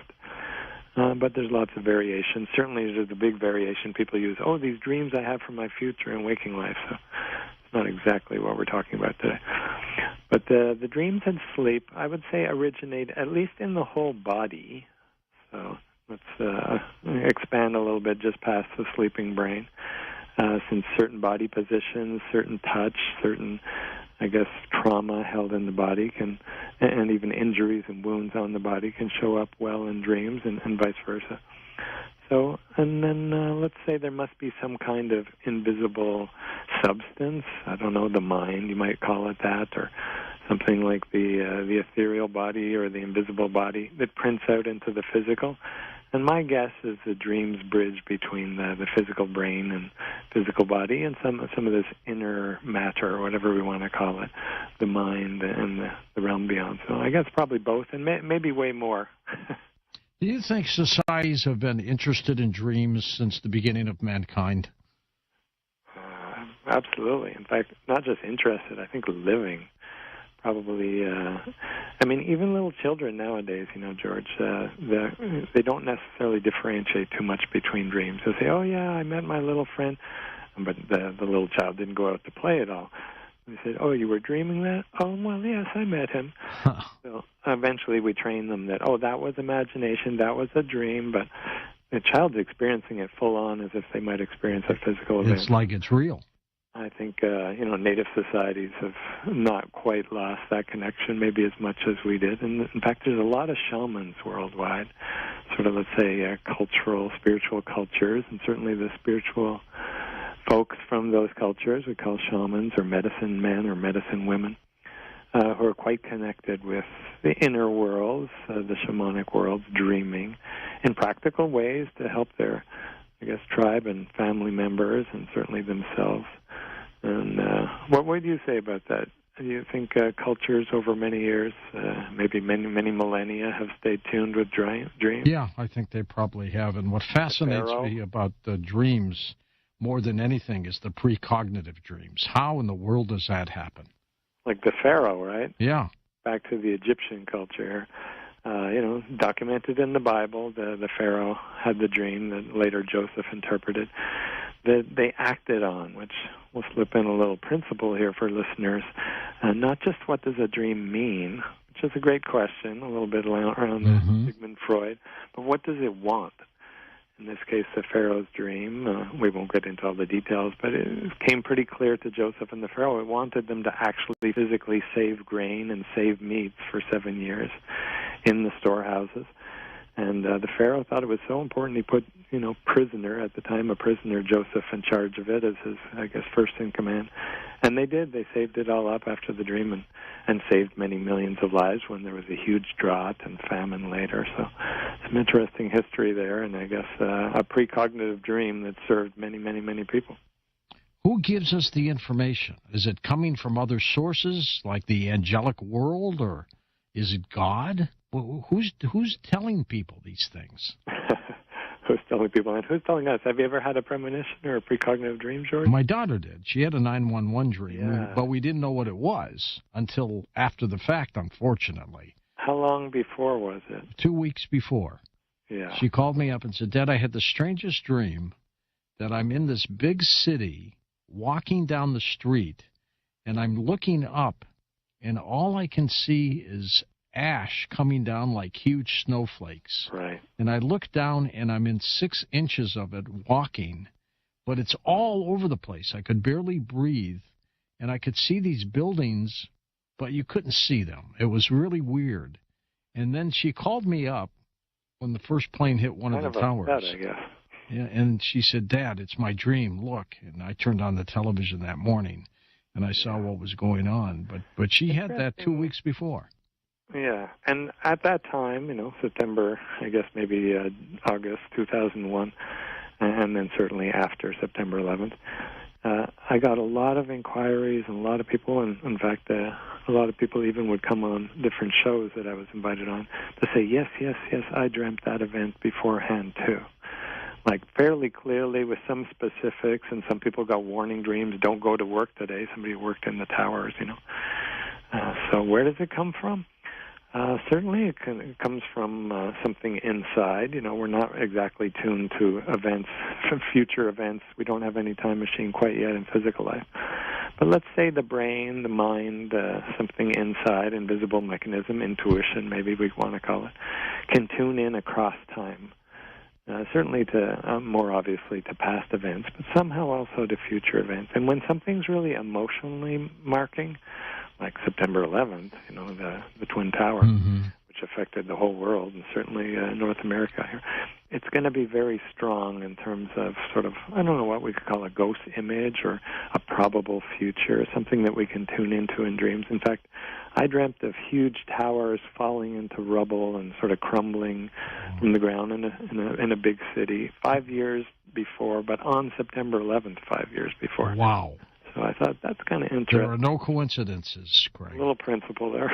These things happened, and they happen for a reason. But And again, though, the question is, what's doing it? I mean, what are we tapping into, all of us, when we have these precognitive events, whether it's telepathy, precognitive dreams, whatever it is, there's got to be something out there that we're, just like a wireless internet, getting in touch with.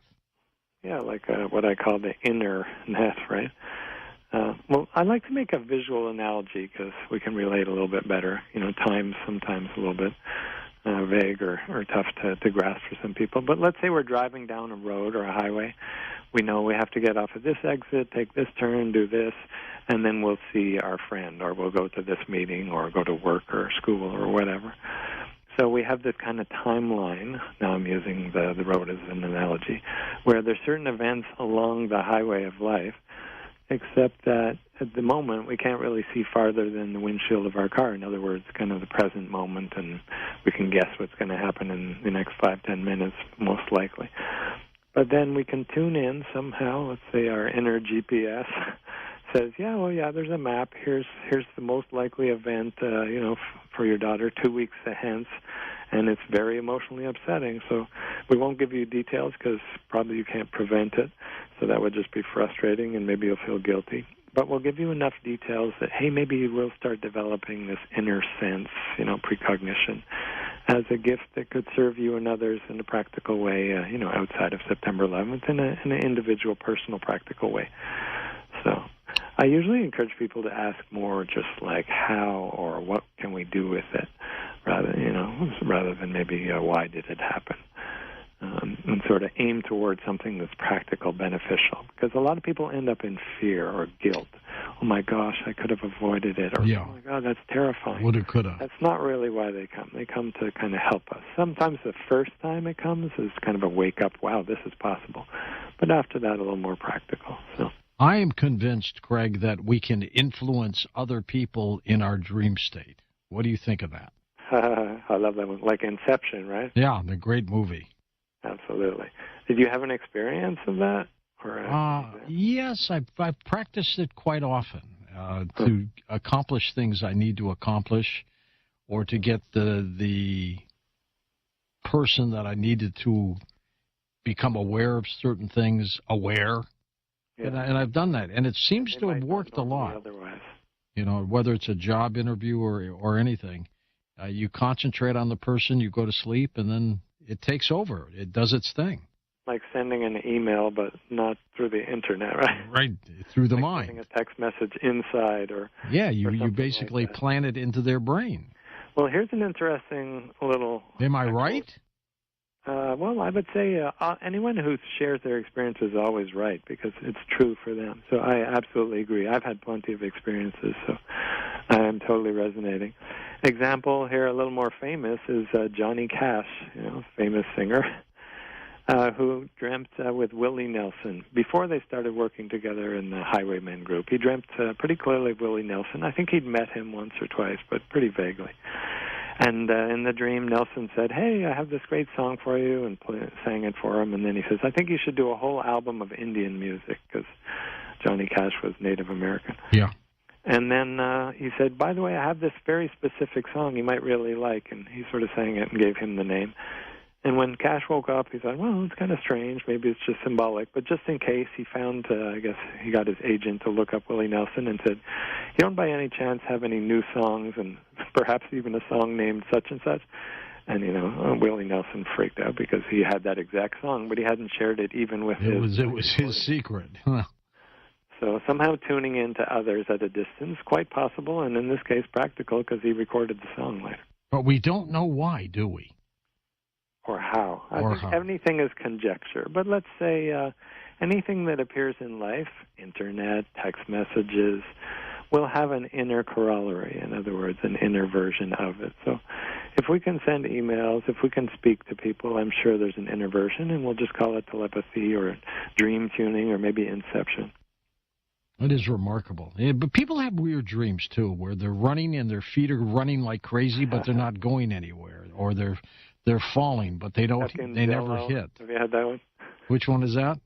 Stuck in Jell-O. No, I've never had a Jell-O dream yet.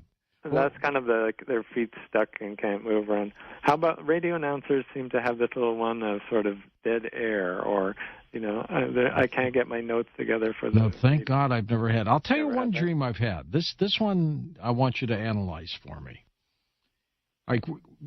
When I was in college, I got a full-time job at a television station. I was 19 years old. And in order to keep that full-time job, and it was at a television station. I was just a production assistant. I had to switch my major from daytime to nighttime. My dad was concerned that I wasn't going to get my degree in 4 years, and I promised him I would. I said, "Dad, I'm going to do it. I'm just going to go to school at night, and I'm going to go right to class after my job." And he said, "You promise?" And I said, I will. Anyways, I did all that. Now here comes the dream. You needed 128 credit hours to graduate. I went to the University of Detroit. I would have this recurring dream that I had 127 credits. I would wake up, Craig, in a sweat, thinking I never graduated. I got to the point where I had to go to bed with my diploma by my stand, so I would see it in the morning when I had one of those dreams. What the heck why was I dreaming that in the first place, that I was a credit hour short? Yeah, well, I got to give you credit for sharing a nightmare here. So maybe that's your 128th credit there. Yeah. Bad little joke. But I would say that's pretty close to the variation a lot of people have of not finishing the exam or unprepared for the exam, or like some radio announcers, the notes aren't ready, or there's dead air on the mic, or there's lots of variations, at work. People, I didn't prepare the presentation, etc. So there's a concern in waking life. The mind has this concern, I got to really, keep my commitment and my promise to Dad and make sure that I get the diploma and it's still working. And that feeling becomes pretty entrenched. Dreams are very tied to feelings. So later on, after the diploma that you keep under your pillow to prove to yourself, you might still have the feeling, though, of stress. Maybe there's an upcoming deadline. Maybe there's something you want to make sure that you really ace it and complete well.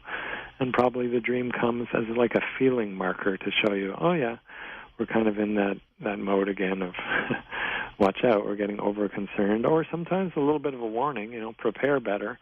The late for an exam or unprepared is sometimes a pretty clear warning. Make sure that we do prepare for the show, the operation, some doctors have it, or whatever it is. So it can be both. A little bit of a stress guidance, how to manage stress, because life is going to have stress. And then also sometimes a bit of a warning. So does any of that resonate? Yeah, it does. It does. We're going to take a quick break and come back and talk about your latest work, the dreams behind the music. Learn creative dreaming as 100-plus top artists reveal their breakthrough inspirations. Tell us about how you put this book together as well. We're going to play a few little music clips with you, Craig, when we come back, and you can explain just what they are. There's separate little, you call them your direct from dream music clips, and we'll discuss these and what they all mean as well. So that's next on Coast to Coast, and then in our final hour, we'll take phone calls with Craig Webb about dreams on Coast to Coast AM.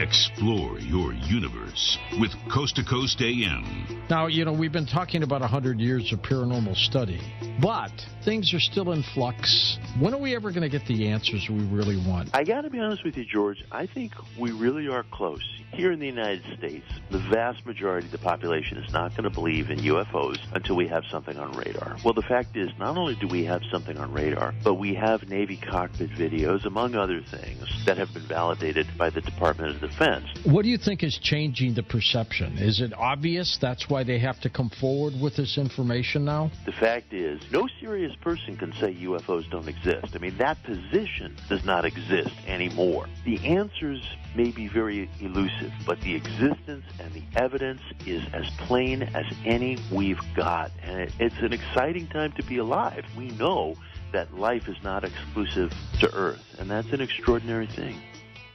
Hello, everybody. I'm Tony Tanto, your fresh grocer, and today we're going to do a tip on cluster tomatoes. Okay, backyard tomatoes are all about done, but cluster tomatoes are fantastic. Now, we've talked about these tomatoes before.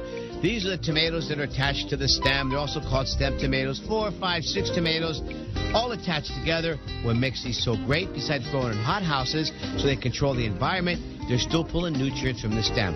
So the greener that stem is and the redder those tomatoes are, the better it's going to taste. Don't buy them green anyway, and don't buy them with the brown stem. Forget about it. Now what you want to do when you buy your tomatoes like that, one more thing, make sure they have that wonderful aroma. Simply bring them home and store them on the counter, and that's what you want to do. You do not want to store any tomatoes in the refrigerator at any time. Cluster tomatoes. If you want a great recipe of cluster tomato sauce, log on to TonyTantolo.com.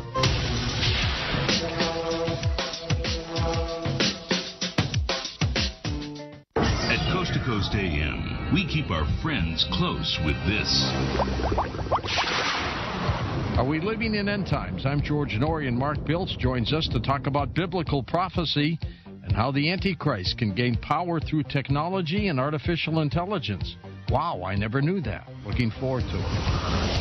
And we keep our enemies closer at Coast to Coast AM.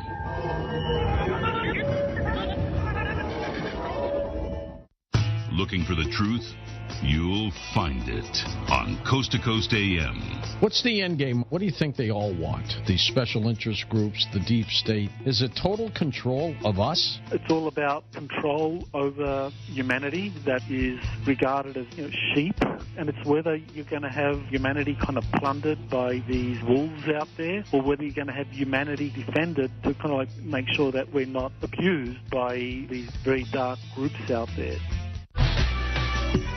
Coast to Coast AM sure sounds great in the middle of the night, but you don't have to be nocturnal to enjoy this amazing show. The Coast Insider is your key to a normal life. For 15 cents a day, you can wake up refreshed, knowing that last night's show is waiting for you with podcasting. Listen on your way to work, and again on your way home. Or listen to one of over 1,000 archived shows from the past 5 years. The Coast Insider Club is a must-have feature for all Coast to Coast AM listeners. Visit coasttocoastam.com to sign up today. You'll sleep like a baby, knowing you'll never miss your favorite guests or topics ever again. Remember, a 1-year subscription comes out to only 15 cents a day. Sign up today at coasttocoastam.com.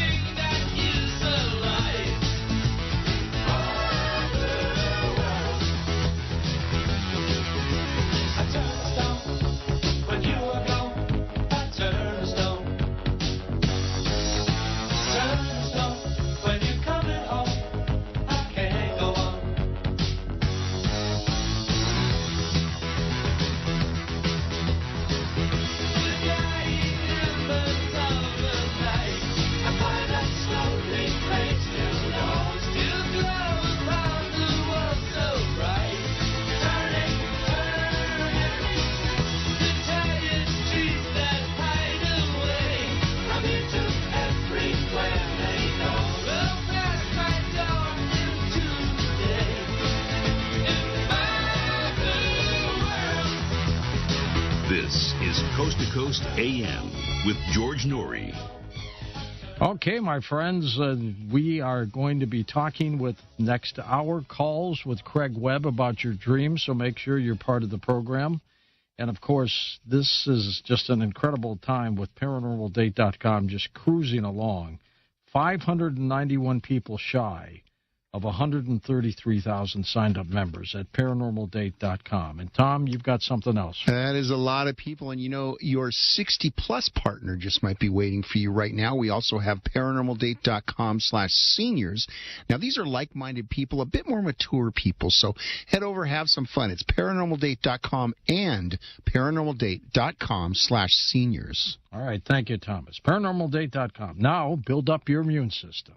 HealthyLooking.com and Dr. Alan Millay bring 4 decades of experience in natural products for the exclusive stem cell wellness kit that works with your body's stem cells to assist your immune system. Here's Dr. Millay with more. Whether it's physical activity, obesity, diet, smoking, low on hormones, stress, sleep disorders, or your age can be supported by reducing inflammation and aiding the body to heal itself appropriately. A stem cell is a cell waiting to be told what it needs to be. If there is inflammation, that inflammation needs to be stopped. High blood pressure, high cholesterol, kidney disease, various types of cancer, depression, Alzheimer's disease, autoimmune disorders, osteoporosis, even fatty liver are chronic signs of inflammation and can be aided by supporting the body's ability to protect those cells that it needs. And that is the purpose of ImmuStem and Adaptostem together, supporting the body to be the best it can be. Dr. Millay, how will I feel after taking Adaptostem and ImmuStem? The ImmuStem is going to have an immediate effect, but I guarantee you that your immune system is starting to function better after 24 hours. You put Adaptostem along with it, you will feel it in 30 minutes. Order now at HealthyLooking.com. The Stem Cell Wellness Kit from Dr. Millay protects your body's stem cells and will make you feel better, faster. The Stem Cell Wellness Kit with Adaptostem and ImmuStem and your free gift Relaxol is only available at HealthyLooking.com or toll free at 800-563-3980. That's 800-563-3980. Don't forget to enter promo code GEORGE for free shipping. George's Stem Cell Wellness Kit at HealthyLooking.com. That's HealthyLooking.com. If you own a fleet of trucks or cars, if you're an owner-operator of these fleets, you need a fleet fuel card, and the best one we recommend is A to B. It's a great fuel card. It's easy to use, no setup fee, no transaction fees, no monthly fees, no over-limit fees, no credit check required when you apply. And you can use A to B to get discounts on every drop of fuel you use at any gas station or truck stop that accepts Visa. And unlike other fuel cards that will cap you on how much discounted fuel you can use, A to B doesn't have any gallon limits. Take as much as you want. A to B is going to help you grow your business. As you pay on time, you're growing your credit. and they've got a courteous 24/7 customer service team always available. Apply today for the A to B fuel card by going to a2b.com/radio. There's no credit check required, and right now, for a limited time, you get a $50 credit when you use their zero-fee card.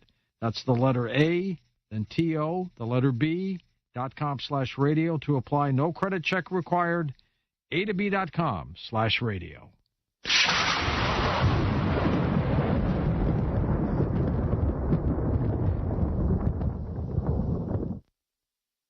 Have you ever thought you'd like to buy and sell houses but didn't know how or where to get the money?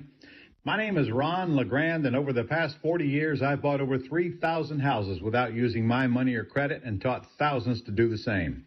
Today, even in a virtual environment, we buy nice houses in nice neighborhoods using no banks, realtors, contractors, or other costly entanglements, and build huge cash flow and wealth without the hassle of tenants, all without credit and little or no money. You don't need a license or experience, and I'll show you exactly how it's done.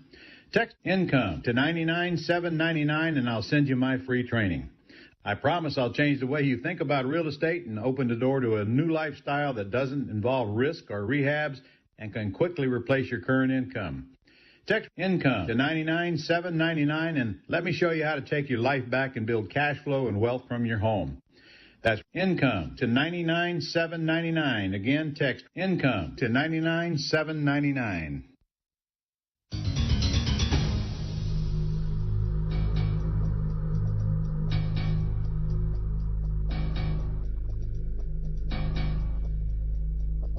And welcome back to Coast. George Norrie with you, Craig Webb with us. His latest book is called The Dreams Behind the Music. Craig, tell us about this book. Thanks, George. Well, I guess it was the bridging of two of my biggest life passions. I think two of yours, perhaps, too. Music and dreams. Yes, exactly. Right? By the way, have the live performances have started up again for you? They start up in October in Everett, Washington again. Okay, good. I know. I'm just starting actually in a week. I'm doing live. Excellent. And presentations, too. Safely. Still keeping safe. So bringing together these two passions in the book, and also bringing out some amazing, true stories, a few that we've shared and shared before other times, that are very little known, or some of them unknown, because I interview or meet the artists and try to get them out there. They can really empower people, certainly inspire, and hopefully maybe entertain also. An interesting one I just learned about, which I thought might be a really good fit for Coast to Coast here, is Bob Weir. Do you recognize that name, George? I do not. The name isn't super known, but the band is very well known, the Grateful Dead. Aha, that name we've heard of. Yeah, and most folks know Jerry Garcia. That's right. The founder, and brought many of the other members together. But Bob and Jerry were very tight, and apparently still are, because Bob says he sometimes dreams of Jerry. And not so long ago, Jerry came and brought him a song, but it looked a bit like a creature. So he started with befriending the creature, and maybe the creature was nipping at it a little bit like some big sheepdog. But eventually he kind of accepted, tamed it a little bit, and started sort of writing a song. So a collaboration between a living and someone on the other side. I guess it gives a new meaning to the word Grateful Dead, right? Exactly. So how many artists did you check in with for your book? Well, now it's coming on, I think, 300 plus. Wow, and they've all had special dreams tied into their music? Yeah, absolutely. Sometimes they're a little bit different than just creative inspiration. Many are certainly creative inspiration, 20 plus Grammys here. And if you count albums and things, more like 50 to 100. But sometimes it's actually skill rehearsal, which particularly fascinates me. Example, Horowitz, Vladimir Horowitz, very famous pianist, 25 Grammys here. I guess maybe that's all? But dreamt his piano fingerings and learned how to do very complicated fingerings in dreams. So skill rehearsal, and then sometimes career decisions, life path. Do you think these artists were at their most creative point in their dreams? Certainly connected. I like what Sting says. Our Gordon Sumner, I guess pretty well-known member of the Police here. He says any artist who ignores their dreams is really throwing away at least half their potential. So I think that kind of sums up how I feel about it, and maybe even more than half, because waking life, in my view, might be more like the tip of the iceberg and the other 90% of our dreams subconscious underneath. McCartney and Lennon, they were dreamers, weren't they? McCartney and Lennon, absolutely. Two of the biggest Beatle hits, I guess Let It Be and Yesterday, dreamt up by Sir McCartney, and then a very little-known dream. This one I found really interesting during my research, that Paul used to always have this dream of digging up a little tin can in his backyard with kind of just rusty old metal. And then when he met and started working with John Lennon, in very early days, they were just like almost teenagers. John had the same dream or something very close to it, digging up a can in his backyard, except they included gold coins. And Paul said, well, that's kind of crazy because I had the same dream the same day. And so maybe there's a link there with us working together. And he says, yeah, later it looks like we actually did dig up plenty of gold, a few $100 million net worth. So interesting, maybe career or a hint that this is a really golden collaboration. So some unknown Beatles hints behind the scenes. Now, when they dreamt, did they dream the soundtrack or do they dream about the words or both? Yeah, well, it depends on the dreamer. Some are very lyric-oriented, like our David Crosby here, Crosby, Stills and Nash. He's almost exclusively lyrics and words, as far as I can tell. I didn't get a chance to interview him directly, but from the research. And then many others, like Sir Billy Joel, who I appeared on the Discovery Channel Worldwide Special with, he says actually every song he's ever dreamt, he always dreams the music. Most of the time the music, occasionally the words. And then he adds the music creatively. And some artists get both, song complete, more or less as is. Beyonce said she dreamt her whole album. I think certainly her visual album, she dreams sort of visually. And she says, yes, I sort of see the music. So it varies a little bit artist to artist. And, what got you to even write the book on that? How would you even think about an artist dreaming about songs? That's amazing. I guess stories just started coming to me more and more. I met artists. I actually dream music plenty. I certainly dreamt it a bit, a very clear soundtrack kind of to the dream before. And then as I started writing, I think like anything, once you get interested and start focusing on it, I was having musical dreams, multiple ones every night, and now kind of less on demand. So I think it's there. And didn't you mention to me once you dream lyrics, right, when you're practicing for your shows? No, I don't think so. I thought you said sometimes you're practicing in dreams of the different the words and the lyrics for songs you sing. So not in my sometimes people are sort of rehearsing in dreamland before the actual physical performance so that they get it right, either the voice or the skills or sometimes just the lyrics. We're going to play some music that you call your direct from dream music clips. I'll tell you what it is. Tell us a little bit about it. We'll play it for a little bit and then come back and talk more about it. I've cut down the list you gave me, but the first is Lucid. So tell us about this one. We're going to play the whole song of Lucid. What is that? Oh, okay, great, thanks. So I guess that was an early on dream I had, and it's got an interesting principle behind it. So I dreamt, you'll see the little opening, I guess they call it the hook, wherever I've been in my life. And I just woke up with that little hook line and said, wow. So you developed this one? Yeah. Developed and recorded. But once I started working on it a few months later, I toyed with it like you might date somebody a little bit before you go steady. Then when I went steady, or let's say started working and producing it, I dreamt more like the arrangement, electric guitar, distortion. And it's kind of like once you commit to something, then you get the next installment, and that seemed to happen. All right, let's play Lucid a little bit, then you can tell us about it, who's singing it. I guess it's you, isn't it? Yeah, it's me singing and producing it. Here's Lucid. Wherever I've been in my life, I've never felt as good as when I'm with you.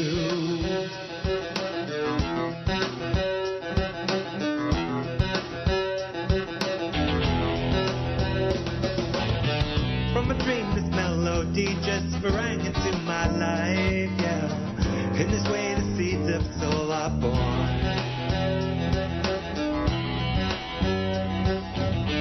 Well, my friends and family and lover, they're very dear to me. That's pretty fascinating.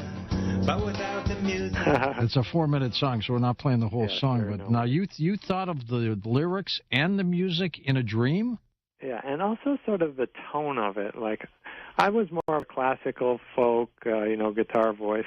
And then this really strong distortion guitar came through, and I was like, okay, I guess I'm going to my That's rocker. amazing. Electric, and tried to put it together. But like Billy Joel says, I can never really recreate what I hear in the dream. I just kind of do my best as an artist there. Didn't Beethoven and Mozart dream their music? Big dreamer. And even after he was deaf, Beethoven was getting tunes still. So some kind of inner hearing was still working great.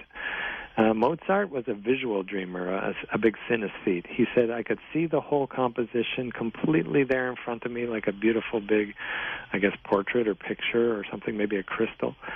But he knew that, yes, later I'll have to write out the parts separately and record it and teach all the musicians. So he could see it all visually at one shot, which is kind of interesting. A master. My next clip is called Morpheo-N. What is that? Morpheon. Yeah. There's a little hint there because the word neo is backwards at the end of that, Morpheon. And that was actually for the soundtrack of The Matrix 3 that I was submitting for that because it was opportune. But it shows a few dreams are included in that one and shows a trend that I always dream in descending sort of three-note sequences. So you'll hear that a whole bunch. All right, let's listen in on Morpheon.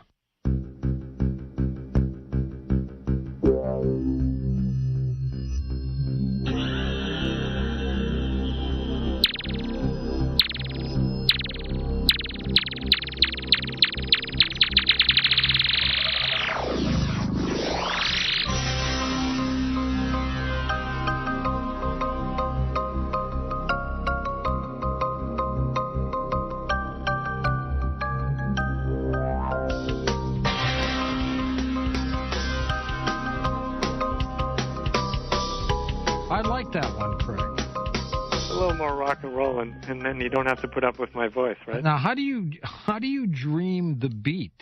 How does that happen? Do you wake up thinking of it?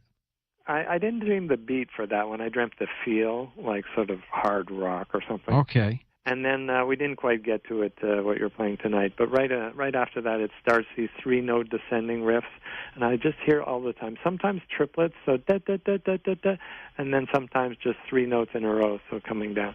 Which I think 3 is kind of the creativity number, 1 + 1 is 2 is stable opposites coming together, and then 3 comes from that. So maybe a creative. I mean, my name Craig here has the same word, the same sound as creative at the start. All right, the next one is polymers. Tell us about that. Okay, polymers.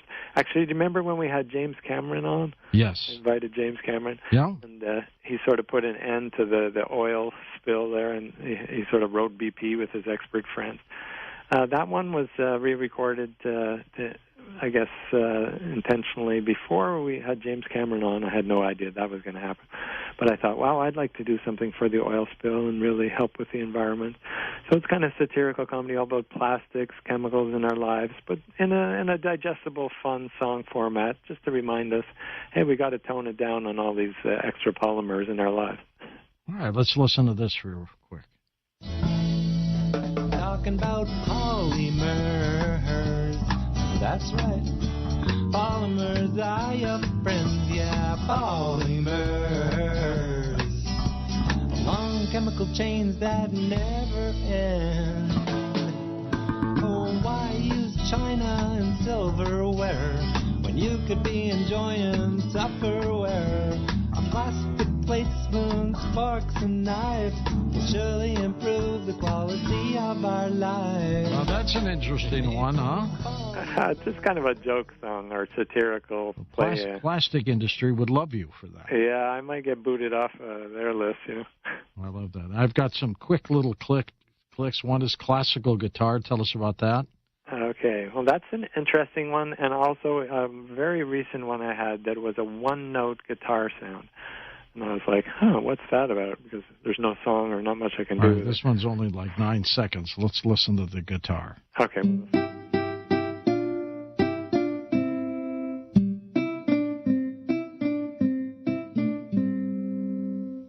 That's cool. Right. Oh, that's nice. And you can hear my little descending three-note sequence there. And it comes to me, I think, as a hint because there's an app that I got for my phone that actually teaches me how to increase my musical memory in waking life. Because I thought, wow, if I'm getting bigger songs or maybe longer melodies, I'd like to remember more of it.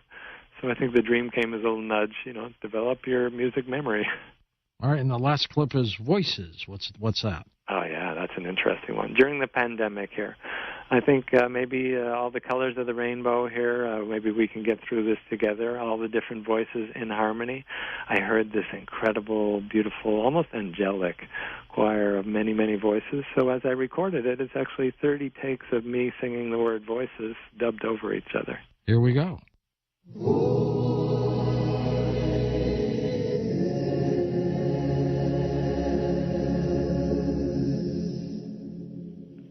It's kind of spooky.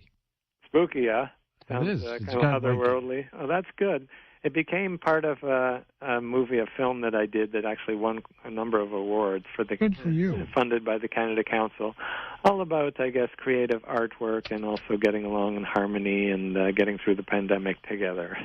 We're going to take calls with you next hour, Craig. And do you do dream interpretations as well if somebody calls you with a dream? Well, I love to interpret more a dreamer. In other words, many of their dreams together, their life, what's going on with them. But we can try. Sometimes we can get a few hits here in a few seconds on the radio. Okay, or we'll just take general questions with Craig Webb. Or both. We can see. We'll go for it. I don't want anybody to limit themselves, but I don't want to pretend to be some big psychic necessarily. Generally, is there a common denominator with all these musicians who talk to you about their dreams? Yeah, that's what I found very interesting. I'm glad you asked. There's something like what I would call metadata that sort of, when you see it statistically, that comes together. There seemed to be this trend of ownership uncertainty. Mm-hmm. A lot of musicians said, wow, I didn't create this. Where'd this come from? Who gave it to them? Yeah. Yeah, but later on they realized, oh, okay, I dreamt it. I guess it's mine. Bono, author Richard Bach, James Cameron had that about some of his ideas while he was dreaming them. There seems to be a very interesting trend, I guess a little more obvious, but if you record it or even start working on it right after the dream, some musicians, even in the middle of the night, like Lenny Kravitz, wake up and record it right there as best they can, at least do a few takes. Then you seem to get a more clear, accurate, version of what was in the dream. So another little trend. And then you start to see groupings of people who kind of run together. There's sort of, some inner teamwork that Jimi Hendrix seems to show up in a lot of living guitarists' dreams, helping them learn guitar skills. Really? Yeah. Stevie Ray Vaughan had Jimi Hendrix teach him secret chord changes, and his wife said in the same interview, yeah, I saw him lying there in bed, and he was scrunched up on his face, and he had his pick in hand and his, fret, his fingering hand all out there stretched as if he was playing. So maybe learning during sleep, taught by a master. We're friends with Billy Gibbons from ZZ Top, and the next time we talk to him, we're going to ask him about his dreams to see if he dreamt any of his songs. And you mentioned maybe John Fogerty. John Fogerty's a dear friend of ours, too. That'd be great to hear about their stories. And also any listeners who might know of artists. Obviously, there's many in the book that we haven't mentioned. But there might be some new ones that I'm not aware of because I'm having people contact me all the time. So I love to hear new stories and try to find a way to include them in Power. So something that people share. In fact, one of the Coast listeners from our first show we ever did about this was included in the book because she had. Oh, that's great. We're going to take a quick break, Craig, and come back and take these promised calls next on Coast to Coast AM. Now you can get show updates and connect with other Coast fans when you join the Coast to Coast AM Facebook page. Just go to facebook.com/Coast to Coast AM and click the like button. I'm a sleepwalker. I'm a night stalker. I'm a streetwalker. I'm a night walker. Everybody.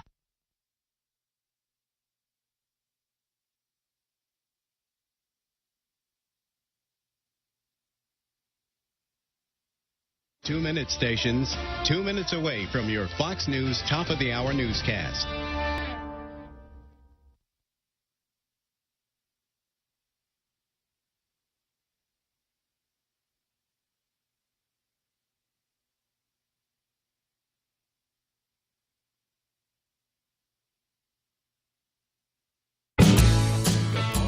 Make way for Beagles. The feds are shutting down the Envigo breeding facility in Virginia. They bred thousands of beagles for research, but were found in violation of the Animal Welfare Act. Dogs were neglected, many in bad shape. So now a federal judge is putting 4,000 beagles from Envigo into the care of the Humane Society of the U.S. Yep, that's 4,000 beagles, all in need of good homes. The Humane Society says they're preparing to take on the monumental process of securing placement for these dogs.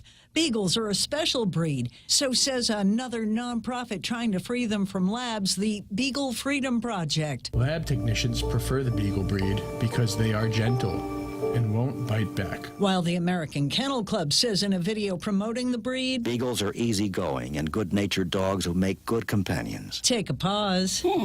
With a beagle. Jill Nato, Fox News. Fox on Tech. When you think of Uber, you think of getting an easy ride. You may not think of a company getting raided by government agents the world over. But it happened in many places over a number of years as governments, unhappy with Uber's upending their taxicab industries and making billions doing it, investigated the company's operations. But now a former lobbyist for Uber has spilled secrets to a group of journalists, including those from The Guardian and The Washington Post, revealing Uber had ways of disconnecting office computers in many countries from their main network so investigators could learn nothing, and that Uber rigged its ride-sharing apps to prevent suspected government agents from using the ride-sharing for investigation purposes. It's all part of Uber's alleged use of tech to thwart regulators who suspected Uber was skirting transportation law. With Fox on Tech, I'm Eben Brown, Fox News. The Point is KUSG, Hagåtña, Guam. 93.3 FM and 104.3 HD3. A token of appreciation. I'm Mary Corsetti, Fox News. Israeli President Isaac Herzog is giving the Israeli Presidential Medal of Honor to President Biden in Jerusalem. As a leader, I can say without hesitation that being known as a friend of Israel and receiving this award today is among the greatest honors of my career. Earlier today, the Israeli Prime Minister and President Biden signed a joint declaration that shows the U.S.'s commitment to support Israel's ability to protect its sovereignty. Biden heads to Saudi Arabia tomorrow. Meanwhile, a Medal of Honor recipient who served in World War II gets a final tribute from the country he served. Chief Warrant Officer Herschel Woody Williams was the last surviving Medal of Honor recipient from World War II when he died last month at 98 years old. Today, congressional leaders said goodbye as Williams lies in honor at the U.S. Capitol. We have lost a deeply selfless American and a vital link to our nation's greatest generation. House Speaker Nancy Pelosi says after heroics at the battle for Iwo Jima, Williams dedicated his life to helping veterans and Gold Star families. Always driven by his motto, "The cause is greater than I am." Only 6 others have lain in honor in the Capitol Rotunda. Jared Halpern, Fox News. And a federal judge has again denied a request from Steve Bannon to delay his criminal contempt trial. The former Trump advisor is charged with defying a subpoena from the House January 6 committee that sought his records and testimony. He was indicted in November on 2 counts of criminal contempt of Congress. A lawyer for Bannon told the committee that Bannon is now prepared to testify after Trump said he'd waive any claim of executive privilege. The trial is set to start Monday in Washington's federal court. Plus, all people have now been accounted for in more than 100